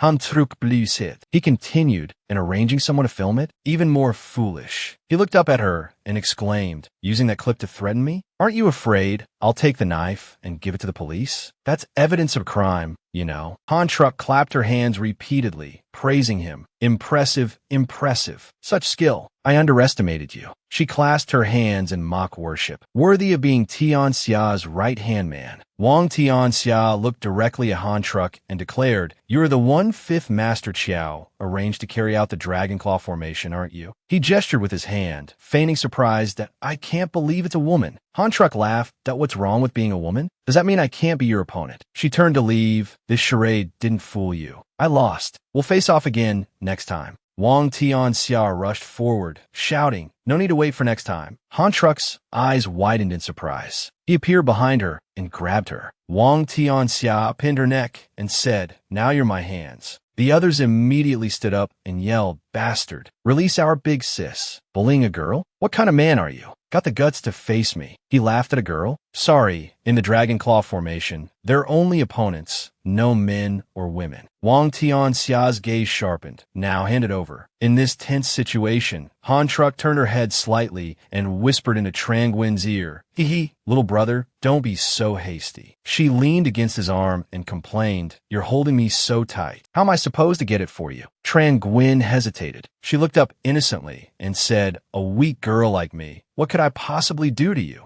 Hearing this, Trang Nguyen immediately lowered his hand. He also warned her, you'd better not try anything funny. Han Truck started to reach for something, saying, such an important item, I always keep it on me. She began unbuttoning her shirt, saying, if you want it. Han Truck now had her collar open. She looked up at Trang Nguyen with innocent eyes, inviting him, take it yourself. It's right here. Trang Nguyen couldn't help but blush. He thought to himself, damn, girls these days are so daring. Pressing her advantage, Han Truck pushed Trang Nguyen back and asked, what? Are you scared? With a calm gaze, she stared at the blushing man in front of her. She whispered, if you don't even dare to do this little thing, how can you become on Thien Hai's successor? But suddenly, he chuckled twice. With a look of disdain, Trang Nguyen said, trying to trick me? He calmly warned her, you'd better give up this charade. Then, Trang Nguyen turned and left. Before leaving, he added, I'll let you off this time. As he walked away, Trang Nguyen waved his hand and said, don't try that again. I won't be so lenient next time. Han Truck remained silent, watching him leave. A moment later, one of her underlings came up and asked, big sis, what should we do next? Han Truck immediately waved them away. This operation was a complete failure. You all go back first. I have some things to attend to. The underlings obediently bowed and replied, yes, big sis. When everyone was gone, Han Truck walked toward a nearby bush. She bent down and fished something out of it. A few moments later, Han Truck held a video camera in her hand. It was in recording mode. Looking at the camera, she chuckled softly and said, Trang Nguyen, I'm becoming more and more interested in you.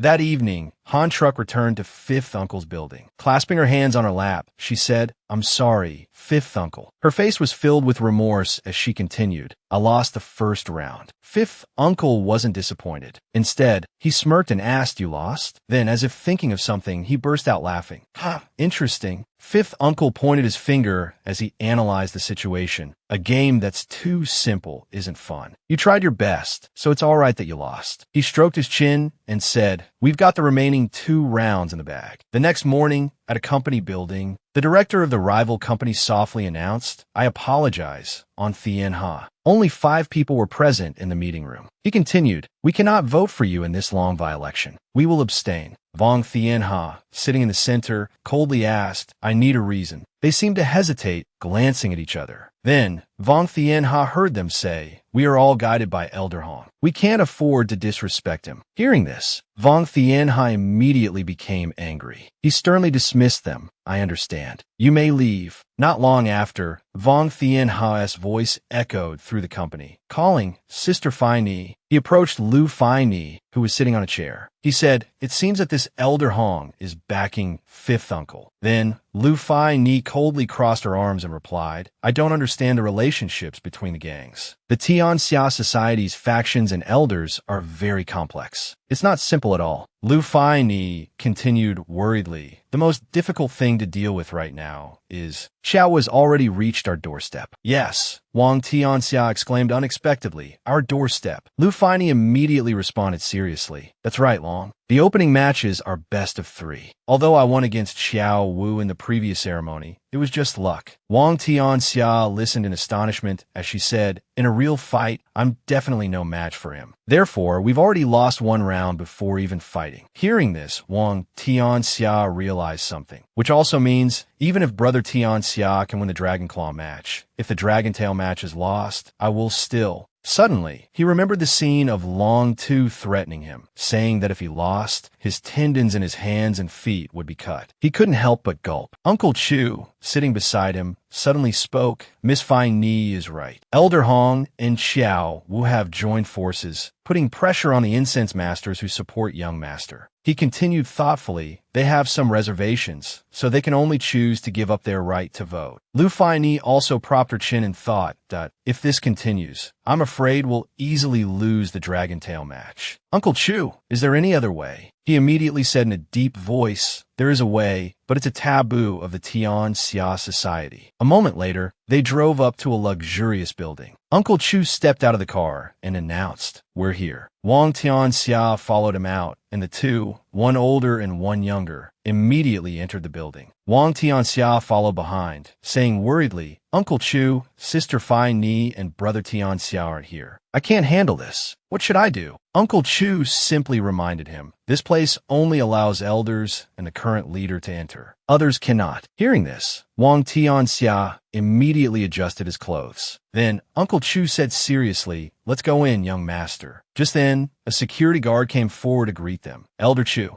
At this time, only the two of them were strolling freely in the large garden. Wang Tianxia couldn't help but ask curiously, "Uncle Chu, where is this place exactly?" Uncle Chu turned his head slightly and replied, "This is the Tianxia Society's retirement home." Wang Tianxia exclaimed in surprise, "A retirement home?" Uncle Chu replied with an extremely serious expression, "That's right. We are a triad. Naturally, it's hard to avoid righteous infiltrators." He recalled a certain figure and said, like the old master back then, when Long Tu established the rules, he stipulated that even if they are righteous infiltrators, as long as they don't break the Tianxia Society's rules, we are not allowed to touch them. Uncle Chu's voice lowered as he continued, "Therefore, this place was renovated to let those infiltrators live out their old age here. We don't bother them, but we can't let them go either." "Yes," Wang Tianxia couldn't help but exclaim, "Isn't this a prison?" He blurted out, "That's too cruel." Uncle Chu, hearing this, couldn't help but ask in astonishment, "Cruel?" He turned sharply and scolded, "If we aren't a little cruel, the brothers of the Tianxia Society will suffer." "Yes," Wang Tianxia innocently said,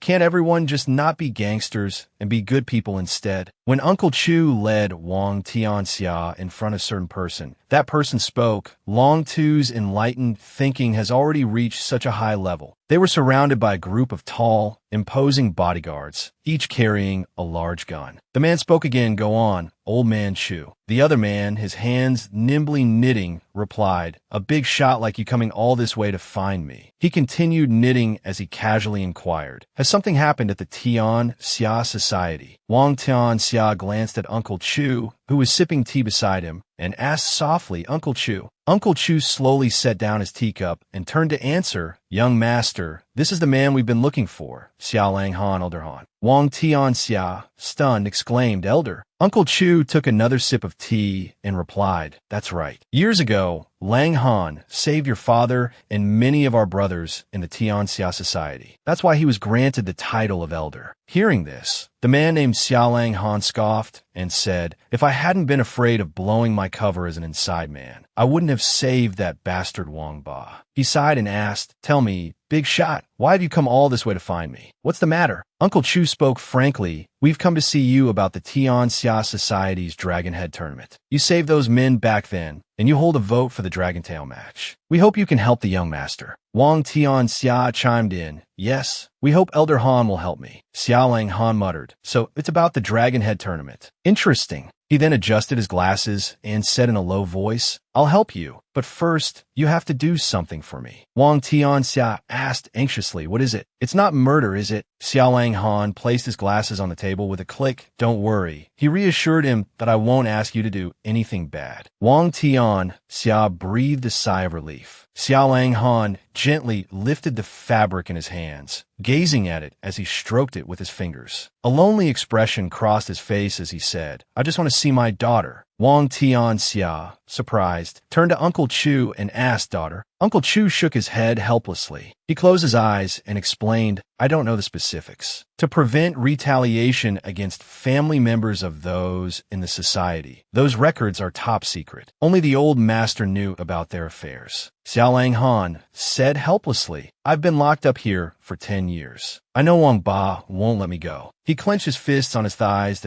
oh now, I only have one wish, to see my daughter. He looked up at Wang Tianxia and promised, if you agree, I'll help you with the Dragon Tail match. Wang Tianxia, taken aback, thought to himself, he hasn't seen his daughter in 15 years. Without further hesitation, he agreed, all right, I agree. Xiaolang Han held a photograph in his hand and said in a low voice, Wang Ba at least had some conscience. All these years, he sent me updates on my daughter at regular intervals. He proudly showed them the picture. This is my daughter. She's in high school in City C now. The photo showed a beautiful girl, full of youthful innocence. He added, you can find her at that school. Right after, the two of them returned to the car and drove back. In the car, Uncle Chu called him, Chung Guin. While driving, he quietly asked, didn't you grow up with Xiao Mai? Don't you know Elder Xia? He turned his head and replied, I only knew Xiao Mai's father was a police officer. Although I often went to her house, I never saw her father there. Chung Guin paused in thought, then recounted, later, I heard her father went missing during a mission. His face still held a look of astonishment as he exclaimed, I never thought he would be imprisoned there by the Tian Xia Society. Meanwhile, at Xiaolang Han's daughter's high school, Han Truck ran up from behind and called out, classmate Xiao Mai. Xiao Mai turned around in surprise, looking at Han Truck, who immediately clasped her hands together and pleaded, excuse me, classmate Xiao Mai, I have a small favor to ask. Could you help me?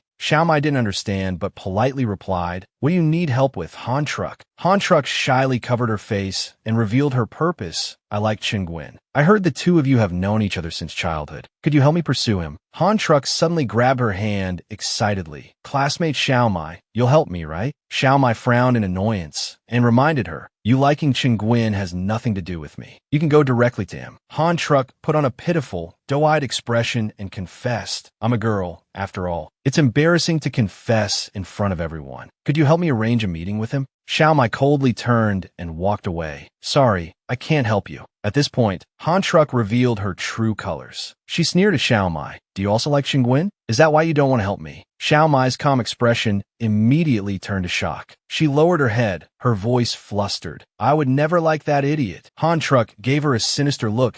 If that's the case, then I'm relieved. At this moment, Wang Tianxia was standing on the rooftop. He suddenly exclaimed while on the phone, what? Tianxia was so surprised his eyes widened. Xiao Mai is Xiaolang Han's daughter. He wondered to himself, it can't be such a coincidence, can it? Shindong on the other end of the line emphasized, it's true, brother Tianxia. Shindong's expression was serious as he revealed, Uncle Xia showed me a picture. He also mentioned the story of their first meeting with Xiao Mai. Back then, you were being bullied by a group of kids. Hey, who said you could play here? Just then, Xiao Mai appeared like a heroine, angrily shouting, stop. She stood in front of the children, her voice sharp as she questioned, aren't you ashamed of yourselves? Bullying him? Xiao Mai spoke continuously, leaving them no time to react. Why father is a police officer. If you keep bullying others. She finished with a final threat that made the bullies pale with fear that I'll tell my dad to arrest you. Though scared, the leader of the bullies made an excuse. Boys don't fight girls. Let's go. Afterward, Xiao Mai and Chung Guin sat on a swing together. She cheerfully asked, are you all right? Chung Guin smiled that I'm fine. Thank you. Xiaomai spoke adorably. I'm Xiaomai. You can call me Xiaomai. What's your name? He shyly told me his name was Tranguin. When they were little, Xiaomai cheerfully promised Tranguin, if you ever get bullied again, just tell me. My dad is a police officer. Back in the present, Tianxia made a decision. Well, that's simple then. Today I'll go find Xiaomai, and this weekend I'll bring her to meet Xia Langhan. But Chindong had a worry. He was afraid Xiaomai wouldn't agree to go with Tianxia, because back when they were still young, a few days later, Xiaomai, for some unknown reason, was knocked down by the same group of brats from before, covered in dust. Because he was weak, Tranguin could only stand there. Xiaomai, Tranguin ran over to comfort her. The leader of the bullies suddenly raised his voice. Hey, didn't you say your dad was a cop? He glared challengingly.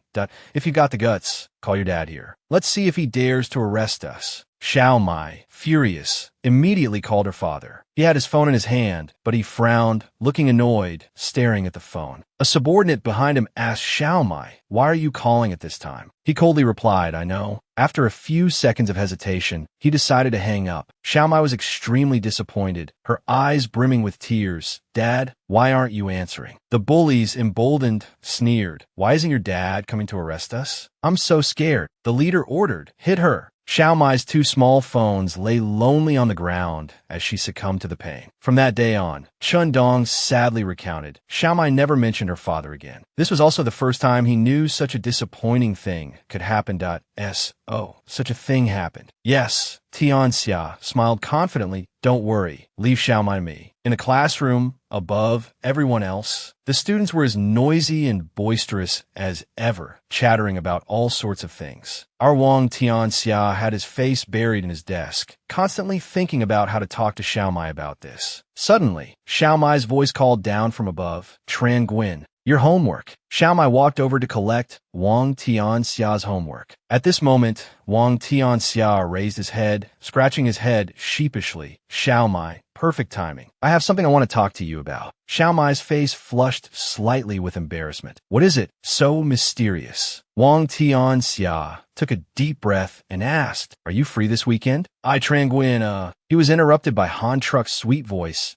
I bought you breakfast. Xiaomai slammed her hand on the desk, angrily replying to Wang Tianxia. I'm not free this weekend. I have extra classes. Don't bother me. Han Truck, grinning, walked in, ignoring Xiaomai's fuming frustration. Good morning, Xiaomai. Wang Tianxia also didn't expect Han Truck to come looking for him. Later, the two left the classroom and went outside. Standing on a rooftop, Wang Tianxia put his hands in his pockets and said indifferently, you've got guts. I didn't expect you to dare to come to school. Did you really think I wouldn't make a move against you? Han Truck dropped her cheerful expression, her face now icy. I'm a student now. Of course I have to come to school. If you want to make a move, you can come directly. As she spoke, she smiled coquettishly, flaunting her curves. Wang Tianxia, for whatever reason, blushed and gulped. A second later, he regained his composure and said coldly, you said it yourself. Then I won't hold back. He waved his hand, signaling to the group waiting at the door. Kwang Du, along with a few other girls, entered. Kuon du grited Wang Tianxia. Wang Tianxia glanced towards Han Truck and gave an order to the newly arrived Kwang Du in her group. She likely has a gold card on her. Retrieve it and you can leave. He cautiously added, don't overdo it. Kwang Du, arms crossed, walked forward and said, are you going to hand it over yourself, or do we need to help you? Han Truck immediately put on a saccharine expression, smiling sweetly and saying, upperclassman, I'm Han Truck. Kwang Du, with a cold expression, extended her hand towards Han Truck and snapped, cut the crap. Hand it over. I need to get back to class. Antrux smila disapperat. She ran a hand through her bangs and her tone turned icy. Right? I need to get back to class too. Guess I have no choice but to give it to you. Prepare for a little surprise. As she spoke, a sinister smile spread across Han Truck's face. Bam! Han Truck punched Kwang Du directly in the stomach. The blow sent Kwang Du sprawling. The other girl screamed, Du Jia. A girl with short hair lunged at Han Truck, throwing a punch and snarling, you want to die? Han Truck immediately grabbed the girl's outstretched arm and yanked it hard. Thud! Han Truck flipped the short-haired girl over her shoulder and slammed her to the ground. A second later, she drove her knee hard into the girl's stomach, leaving her unable to cry out in pain. After some time, Wang Tianxia, standing downstairs, saw Han Truck calmly walking down. Before passing him, Han Truck looked back at Wang Tianxia and said meaningfully, "Next time, find someone a little more capable." She smiled, waved, and said in a sugary voice, "Bye-bye, I'm off to class." Wang Tianxia watched her go, his lips pressed tightly together, but otherwise showing no emotion. Back in the classroom, everything was peaceful during the lesson. No sudden forces appeared to disrupt things. Only Wang Tianxia's mind was restless. He was thinking, what is this girl up to? His gaze fixed on Han Truck beside him. He thought further, if someone like Xiao would trust her, she can't be simple. Hey, are you staring at me because you like me? Han Truck suddenly asked, startling Wang Tianxia and making his eyes widen. He coldly replied, "None of your business. What about the long Treo battle you mentioned? I don't want to waste my time." Han Truck chuckled and replied, "Don't be so hasty. I haven't figured out how to deal with you yet." Wang Tianxia slammed his hand on the desk and stood up, shouting, "I don't care whether you've figured it out or not." Oh, he forgot he was in class. Everyone stared at him, and the teacher yelled, "Chun Gwyn, what are you doing? Sleeping in class is one thing, but now you're shouting? Do you have any respect for your teacher?" Han Truck stood up to defuse the situation. "Teacher," Chun Gwyn had a question he didn't understand. He was asking me. The teacher lowered his voice, but it was still full of anger. After class, Chun Gwyn, come to the faculty office. I'll give you some extra guidance. At the end of class, in the faculty office, Wang Tianxia stood with a bored expression, listening to the teacher scold him. This Chun Gwyn sleeps through every math class. Today, he even dared to slam his desk in class. The teacher turned to Tam Ka and said sternly, "Xiao Tam, you're the homeroom teacher. You need to manage this boy." Tam Ka could only smile wryly and nod. "Yes, Teacher Chow." After scolding him for a while, the teacher finally left. Shun Ka wearily plopped down onto a chair, sighed, and said, "Hey, I'm telling you, Boss Wang, why are teachers coming to complain about you every single day? Can't you be quiet for a bit? I've heard about the recent incidents. Xiao Mai, roll on. Now, there's Han Truck, and at home, there's Lu Fei Er." Shun Ka chuckled as she spoke. "Ha, student Qingguin, your time management for studying isn't bad at all." "Yes," Wang Tianxia replied, his voice feigning calmness. "You don't need to worry about this. I'm currently using Chun Gwyn's body, so I can't cause any trouble. Therefore, this time, I need your help." His tone became serious. Shinkar replied, "Go on. What do you need help with? Murder or arson?" Wang Tianxia frowned. A moment later, he said, "Help me deal with that Han Truck." The conversation ended there. At that moment,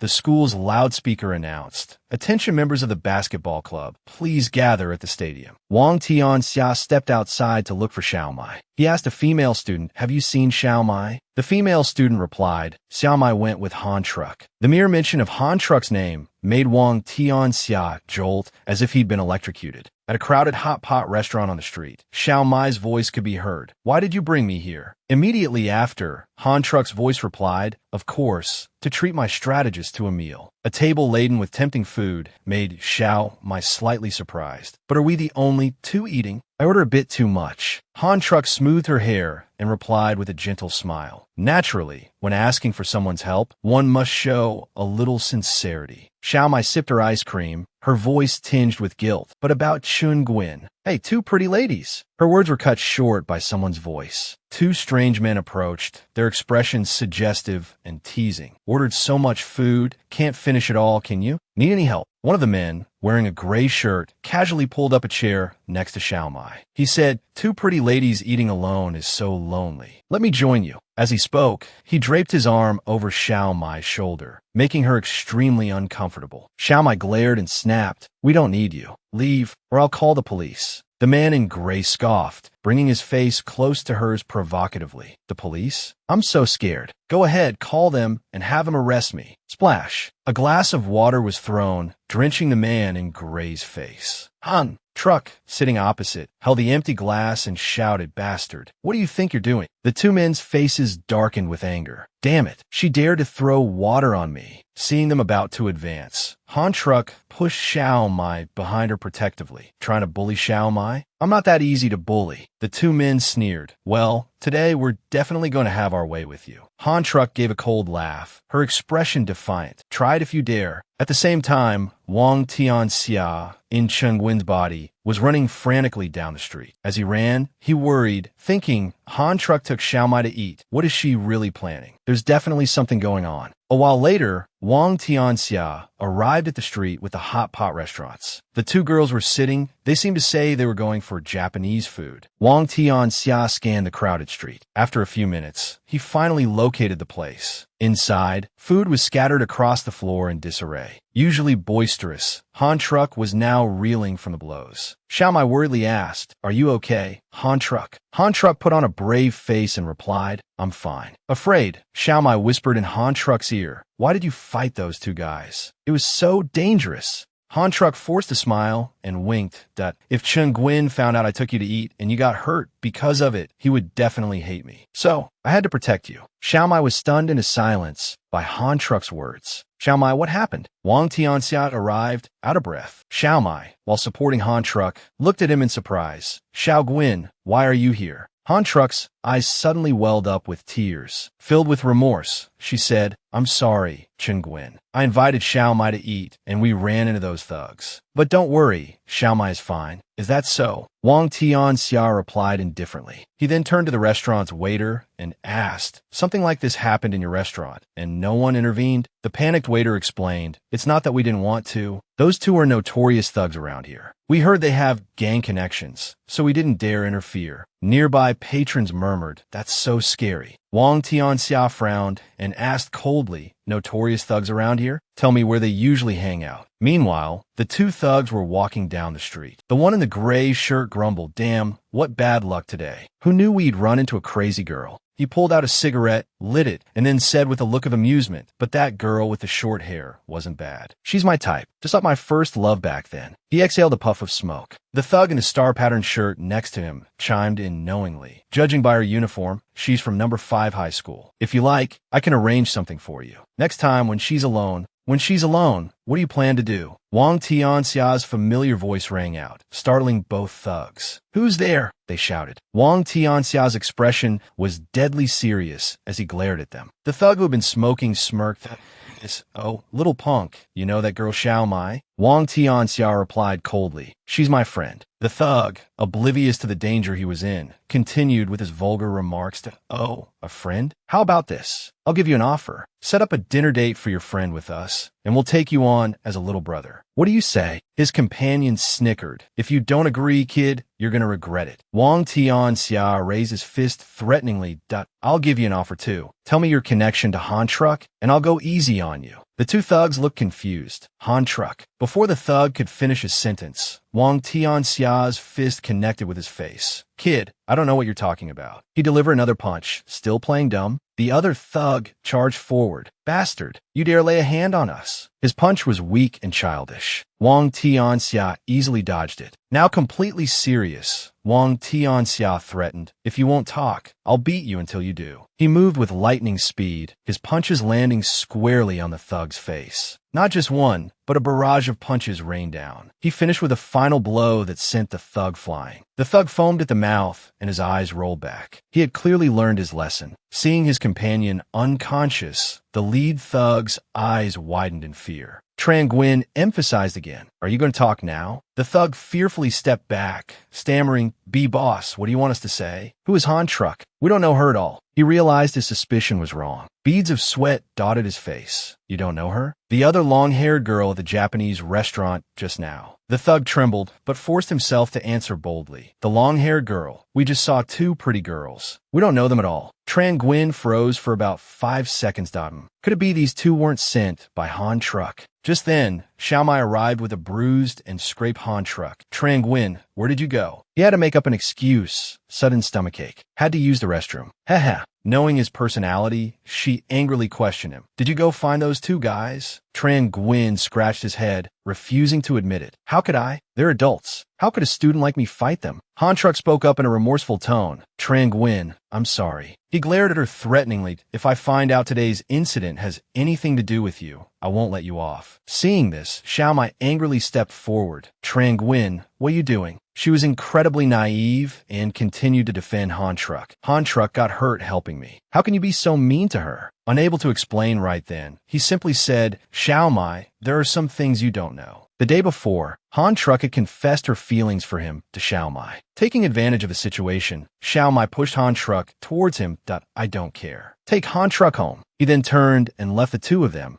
I'm going home. Xiao Mai ran outside alone, sitting forlornly in the night. She had the strongest feelings for Tran Nguyen, so she now blamed herself. Stupid. I'm such an idiot. She lowered her head, feeling conflicted. Why did I push Han Truck towards Tran Nguyen? Suddenly, someone approached her and asked, "Little sister, what's wrong?" In the evening at the park, Thien Ha appeared, smartly dressed with a gentle smile. He softly called out Xiao Mai. Upon seeing Thien Ha, she immediately remembered the moment he had protected and carried her that day. Her cheeks flushed slightly. Seeing her reaction, he was a little surprised and replied, "I didn't expect you to still remember." Then Thien Ha scratched his head shyly and chuckled. "I didn't get to introduce myself last time. Me nim es Vung Tien Ha. You can call me Thien Ha. I'm Tran Nguyen's cousin." Xiao Mai innocently asked, "Cousin, why haven't I heard Tran Nguyen mention you?" Thien Ha made up an excuse to, "Oh, we're distant relatives. We only reconnected in the last 6 months." Hearing this, Xiao Mai stopped questioning. She nodded at I see. "Are you here to see Tran Nguyen?" Her face fell, her voice clearly sad. "Tran Nguyen took someone else home and hasn't come back yet." Thien Ha looked seriously at Xiao Mai and said, "No, I came to see you." She turned to him in surprise. "See me?" she asked curiously. "What is it?" Thien Ha lowered his voice slightly, his demeanor very serious. "Xiao Mai, have you ever thought?" He hesitated slightly, but quickly continued his question. "About meeting your father?" Xiao Mai suddenly looked bewildered. She stammered, "Father?" Wang Tian, Xia emphasized correctly. "You heard Tran Nguyen speak. He hasn't returned to see you in many years. Actually, he has his own hardships. I tried to convince Xiao Mai that he misses her very much. Do you want to go see him?" Xiao Mai lowered her head and answered firmly, "I'm sorry, Tian Xia." Her eyes were a little sad, but her words were extremely resolute. "I don't know how you two met, but I don't want to see him." After saying that, Xiao Mai quickly stood up and said goodbye. "Tian Xia, I'll be going now." Seeing her leave so quickly, Tian Xia also hurriedly stood up. Xiao Mei. While walking, Xiao Mai accidentally tripped on a pebble. She slightly lost her balance. Tian Xia quickly approached cautiously. Xiao Mai reflexively stumbled forward. Somehow, she fell right into Tian Xia's arms. The atmosphere suddenly became awkward. Both of them blushed. Tian Xia stammered, Are you okay?" She quickly replied, No, I'm fine." In the next second, they both quickly let go of each other and looked in opposite directions. Xiao Mai softly said, "I'll be going now, Tian Xia." Tian Xia watched her leave, his heart troubled. Who indeed used his, Tian Xia's, identity to persuade Xiao Mai? He couldn't draw a conclusion. He could only rely on Tian Xia. Time slowly passed. At this time, Tran Nguyen was escorting Han Truck home. He asked her what she was really up to. Then, he lowered his voice and reminded her about tonight. Even if it really had nothing to do with her, what was the meaning of her privately inviting Xiao Mai to dinner? Han Truck cryptically replied, "This is a girl's secret." Then, she cheerfully made a condition. If you want to know, trade the Dragon Claw formation artifact for it. How about that? Tran Nguyen laughed. Haha, do you think I'm stupid? Han Truck was also sharp-tongued. She deliberately asked Tran Nguyen, "Why do you care so much about Xiao Mai?" She gently tucked her hair behind her ear, her tone light but profound, that if you have been chosen by Tian Xia as a successor, you will enter the Tian Xia society. You and Xiao Mai will just be people from two different worlds. After saying that, Han Truck, without a trace of embarrassment, immediately reached out and hugged Tran Nguyen, acting coquettishly. "Why not stay with me?" Han Truck also said, just like Tian Xia needs Fine. She wasn't shy at all. Her face was innocent, but her eyes clearly revealed her scheming nature. Her words were also extremely suggestive. "You also need someone like me." Tran Nguyen decisively pushed Han Truck away. He patted her shoulder and softly said, "You're overthinking it. We are rivals." Not only did he refuse, but he also gave her a condition. "I'll give you one more night to think about the Dragon Claw formation. I don't want to waste any more time. If you don't come up with a solution tomorrow, don't blame me for being unkind." Han Truck didn't know what to say in this situation. She just pursed her lips and looked at Tran Nguyen. Hearing this, Han Truck smiled dangerously, twirling a strand of hair around her finger. Her lips uttered, "No need to wait until tomorrow." She tilted her head slightly and looked at Tran Nguyen. "We can settle it now." Let's make a bet. Tran Nguyen immediately asked without hesitation. Bet on what? Antruk sufriutarad. Bet on Xiaomai. Tran Nguyen felt as if he had been struck by lightning. Bet on Xiaomai. He still didn't understand Han Truck's meaning, so he asked again, what do you mean, bet on Xiaomai? Then he continued automatically, Dragon Claw formation. Don't involve unrelated people. Have you forgotten this rule? If you dare drag Xiaomai into this. Han Truck smiled reassuringly and said calmly, I know the rules of the Tianxia Society, of course. I want to make a bet with you. I tilted my head slightly, my gaze expectant. I continued my interrupted thought. Will Xiaomai confess to you or not? Tran Nguyen's face was blank. Confess to me? I looked at him and smiled, continuing, that's right, Xiaomai likes you. You've noticed, haven't you? Without waiting for his agreement, I set the terms.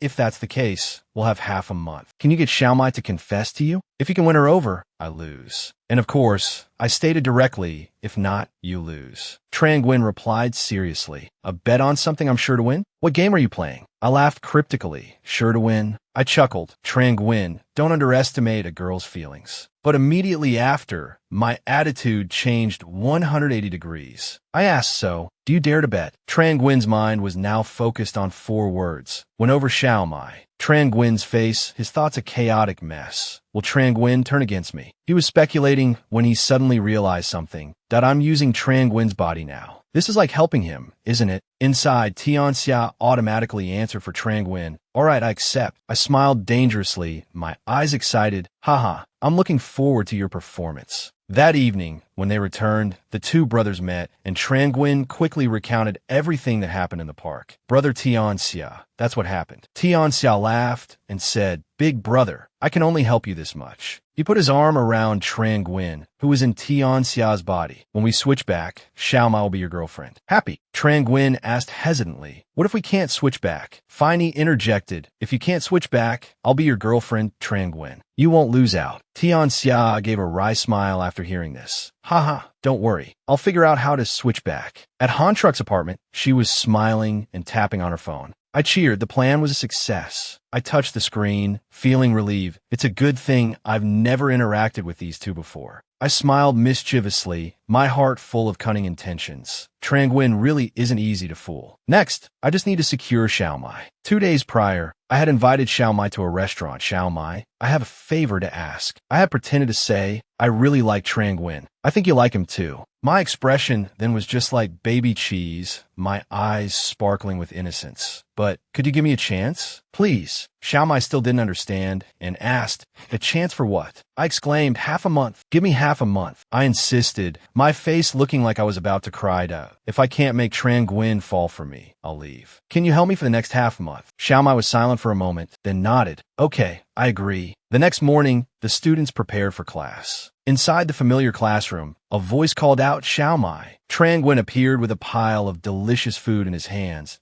I bought you breakfast. So much delicious food and drink laid out in front of us. Sponge cake, pastries with all sorts of flavors. Tran Nguyen grinned, his eyes crinkling, and said to Xiaomai, pick whatever you want. The other students were shocked by his actions. What's wrong with Tran Nguyen? He's acting so strange. He's never bought anything for Xiaomai before. Why is he acting so weird today? Could it be that Nguyen CA is finally making a move on Xiaomai? Xiaomai gently declined. I've already had breakfast. Tran Nguyen wasn't embarrassed at all. On the contrary, his smile widened. It's okay. I also have snacks. A girl quickly reached out. Ooh, spicy sticks? Hunju. She winked flirtatiously at him. Tran Nguyen CA, I love these. Can I have them? He growled, staring directly at the interrupting Han Truck. I bought these for Xiaomai. You'd better put them down. Seeing how tense he was, combined with how Han Truck had tricked her earlier, Xiaomai waved her hand dismissively and said with a forced smile, give them to Han Truck. I don't like snacks. Han Truck beamed and walked over, patting Xiaomai's shoulder from behind. Thanks, Xiaomai. You're the best. Xiaomai cleared her throat and lowered her voice. No problem. I agree with you. Han Truck said triumphantly. Tran Nguyen trying to win a girl over by buying her food? That trick is so outdated. Tran Nguyen, however, with a knowing look, thought, I knew she would pull something like this. The two locked eyes, tension in the air, and said in unison, just you wait and see. With the path to her stomach temporarily blocked, Tran Nguyen sought another approach. He shyly suggested, Tumai, let's walk home together after school. However, Han Truck wasn't about to let him have his way. She quickly interjected, Tumai, let's go home together. Tran Nguyen still didn't give up. The next day, he gave Tumai a pair of tickets and asked, Tumai, want to go see a movie this weekend? Han Truck, seemingly appearing out of nowhere, exclaimed, yes, let's all go see a movie. Inside the theater, Han Truck sat happily between the two of them, munching on popcorn. Tran Nguyen's face fell, and he glared at her. He thought, I have to think of something to get rid of this Han Truck. Han Truck's acting was truly promising. I feel so sick. I think I'm coming down with something. At Tran Nguyen's apartment, Thien Ha sat on the sofa and asked Phi Ni, it's almost been a week. Thien Ha, hen tiu mai ta. Seeing him hesitate, Phi Ni quickly prompted, what is it? A smile played on her lips. Are you worried about Tumai? Thien Ha quickly denied, I'm worried about how I'll act around Tumai when we switch back. Phi Ni stretched her neck and reassured him, don't worry, your Thien Ha won't get Tumai. To further ease his mind, she added, don't let the fact that he's the leader of the Thien Ha society and has lots of girls around him fool you. When it comes to romance, he's clueless. Thien Ha looks, get the goal, Hiu. Really? Then what about you and Thien Ha? Phi Ni, understanding his question, chuckled. She sighed and then confessed, I was the one who made the first move. Thien Ha blushed, nodding in understanding. The movie ended. Tran Nguyen walked dejectedly behind Han Truck and Tumai, who were chatting and laughing cheerfully. Han Truck, as always, was the most talkative. That movie was so funny. Tran Nguyen trailed behind them, his lips pursed in annoyance. Why had Tumai become so close to her? She always seemed to be tagging along. Han Truck glanced at Tumai and said softly, thank you, Tumai. You've been joining me and Tran Nguyen every day. No, Tumai replied flustered, it's nothing. I agreed to it for half a month. Han Truck cut her off, afraid of being exposed. Well, as agreed. Then she said something that startled Tumai. Next week, start avoiding Tran Nguyen. And it seemed Tumai was doing exactly as Han Truck instructed. Despite Tran Nguyen calling out, wait for me, and running after her, panting, Tumai, wait. Tumai vi mai si lin. He asked bewildered, why didn't you wait for me today? You just left. But Tumai didn't even look at him, coldly saying, don't worry about me. His face fell, a mixture of embarrassment and sadness. Tumai continued walking ahead, her gaze fixed forward. Tran Nguyen wondered in confusion. What's going on? Tumai has been acting very strange lately. Up on the rooftop, Tran Nguyen had enlisted Kwang Du's help. Tumai has been acting very strange lately, he said. She pressed him for details. Strange how? Tran Nguyen began to explain, well, lately I've been actively trying to be friendly with her, but she keeps avoiding me. He started listing her actions, thus she stopped nagging me about homework and tutoring me in the evenings. She then advised him, don't think that just because a girl likes you, you can easily win her over. Tran Nguyen stared at her. Isn't that how it works? Kwang Du corrected him seriously, that you're so naive. You underestimate girls. I don't understand, Tumai. They must be blind to like you. She turned to leave, that you'll have to figure this out yourself. I can't help. Good luck, boss. Back at school, Tran Nguyen walked, pondering. None of those guys are any help. Someone stopped in front of him and said loudly, Tran Nguyen. It was Nuoc Lam. She asked pointedly, where have you been lately? He chuckled nervously, Nuoc Lam, senior. He suddenly remembered what Kwang Du had said. Even with Nuoc Lam, if you started pursuing her, she'd immediately reject you. That's how reserved girls are, understand? Remembering those words, Tran Nguyen suddenly felt a pang of sympathy. Could Kwang Du be right? He decided to test it out. Tran Nguyen suddenly moved closer, narrowing the distance between their faces. He softly called, Nuoc Lam, senior. She stepped back, startled. What are you doing? He took her wrist. Are you free this weekend? How about we go to the hot springs? She blushed and refused. Hot springs? No need. Tran Nguyen immediately felt Kwang Du's words were validated. Indeed, a girl's reservation. However, Nuoc Lam then suggested, or come to my house. My grandfather won't be home this weekend. Her response left Tran Nguyen dumbfounded. Reserve my foot. There's definitely something wrong with Tumai.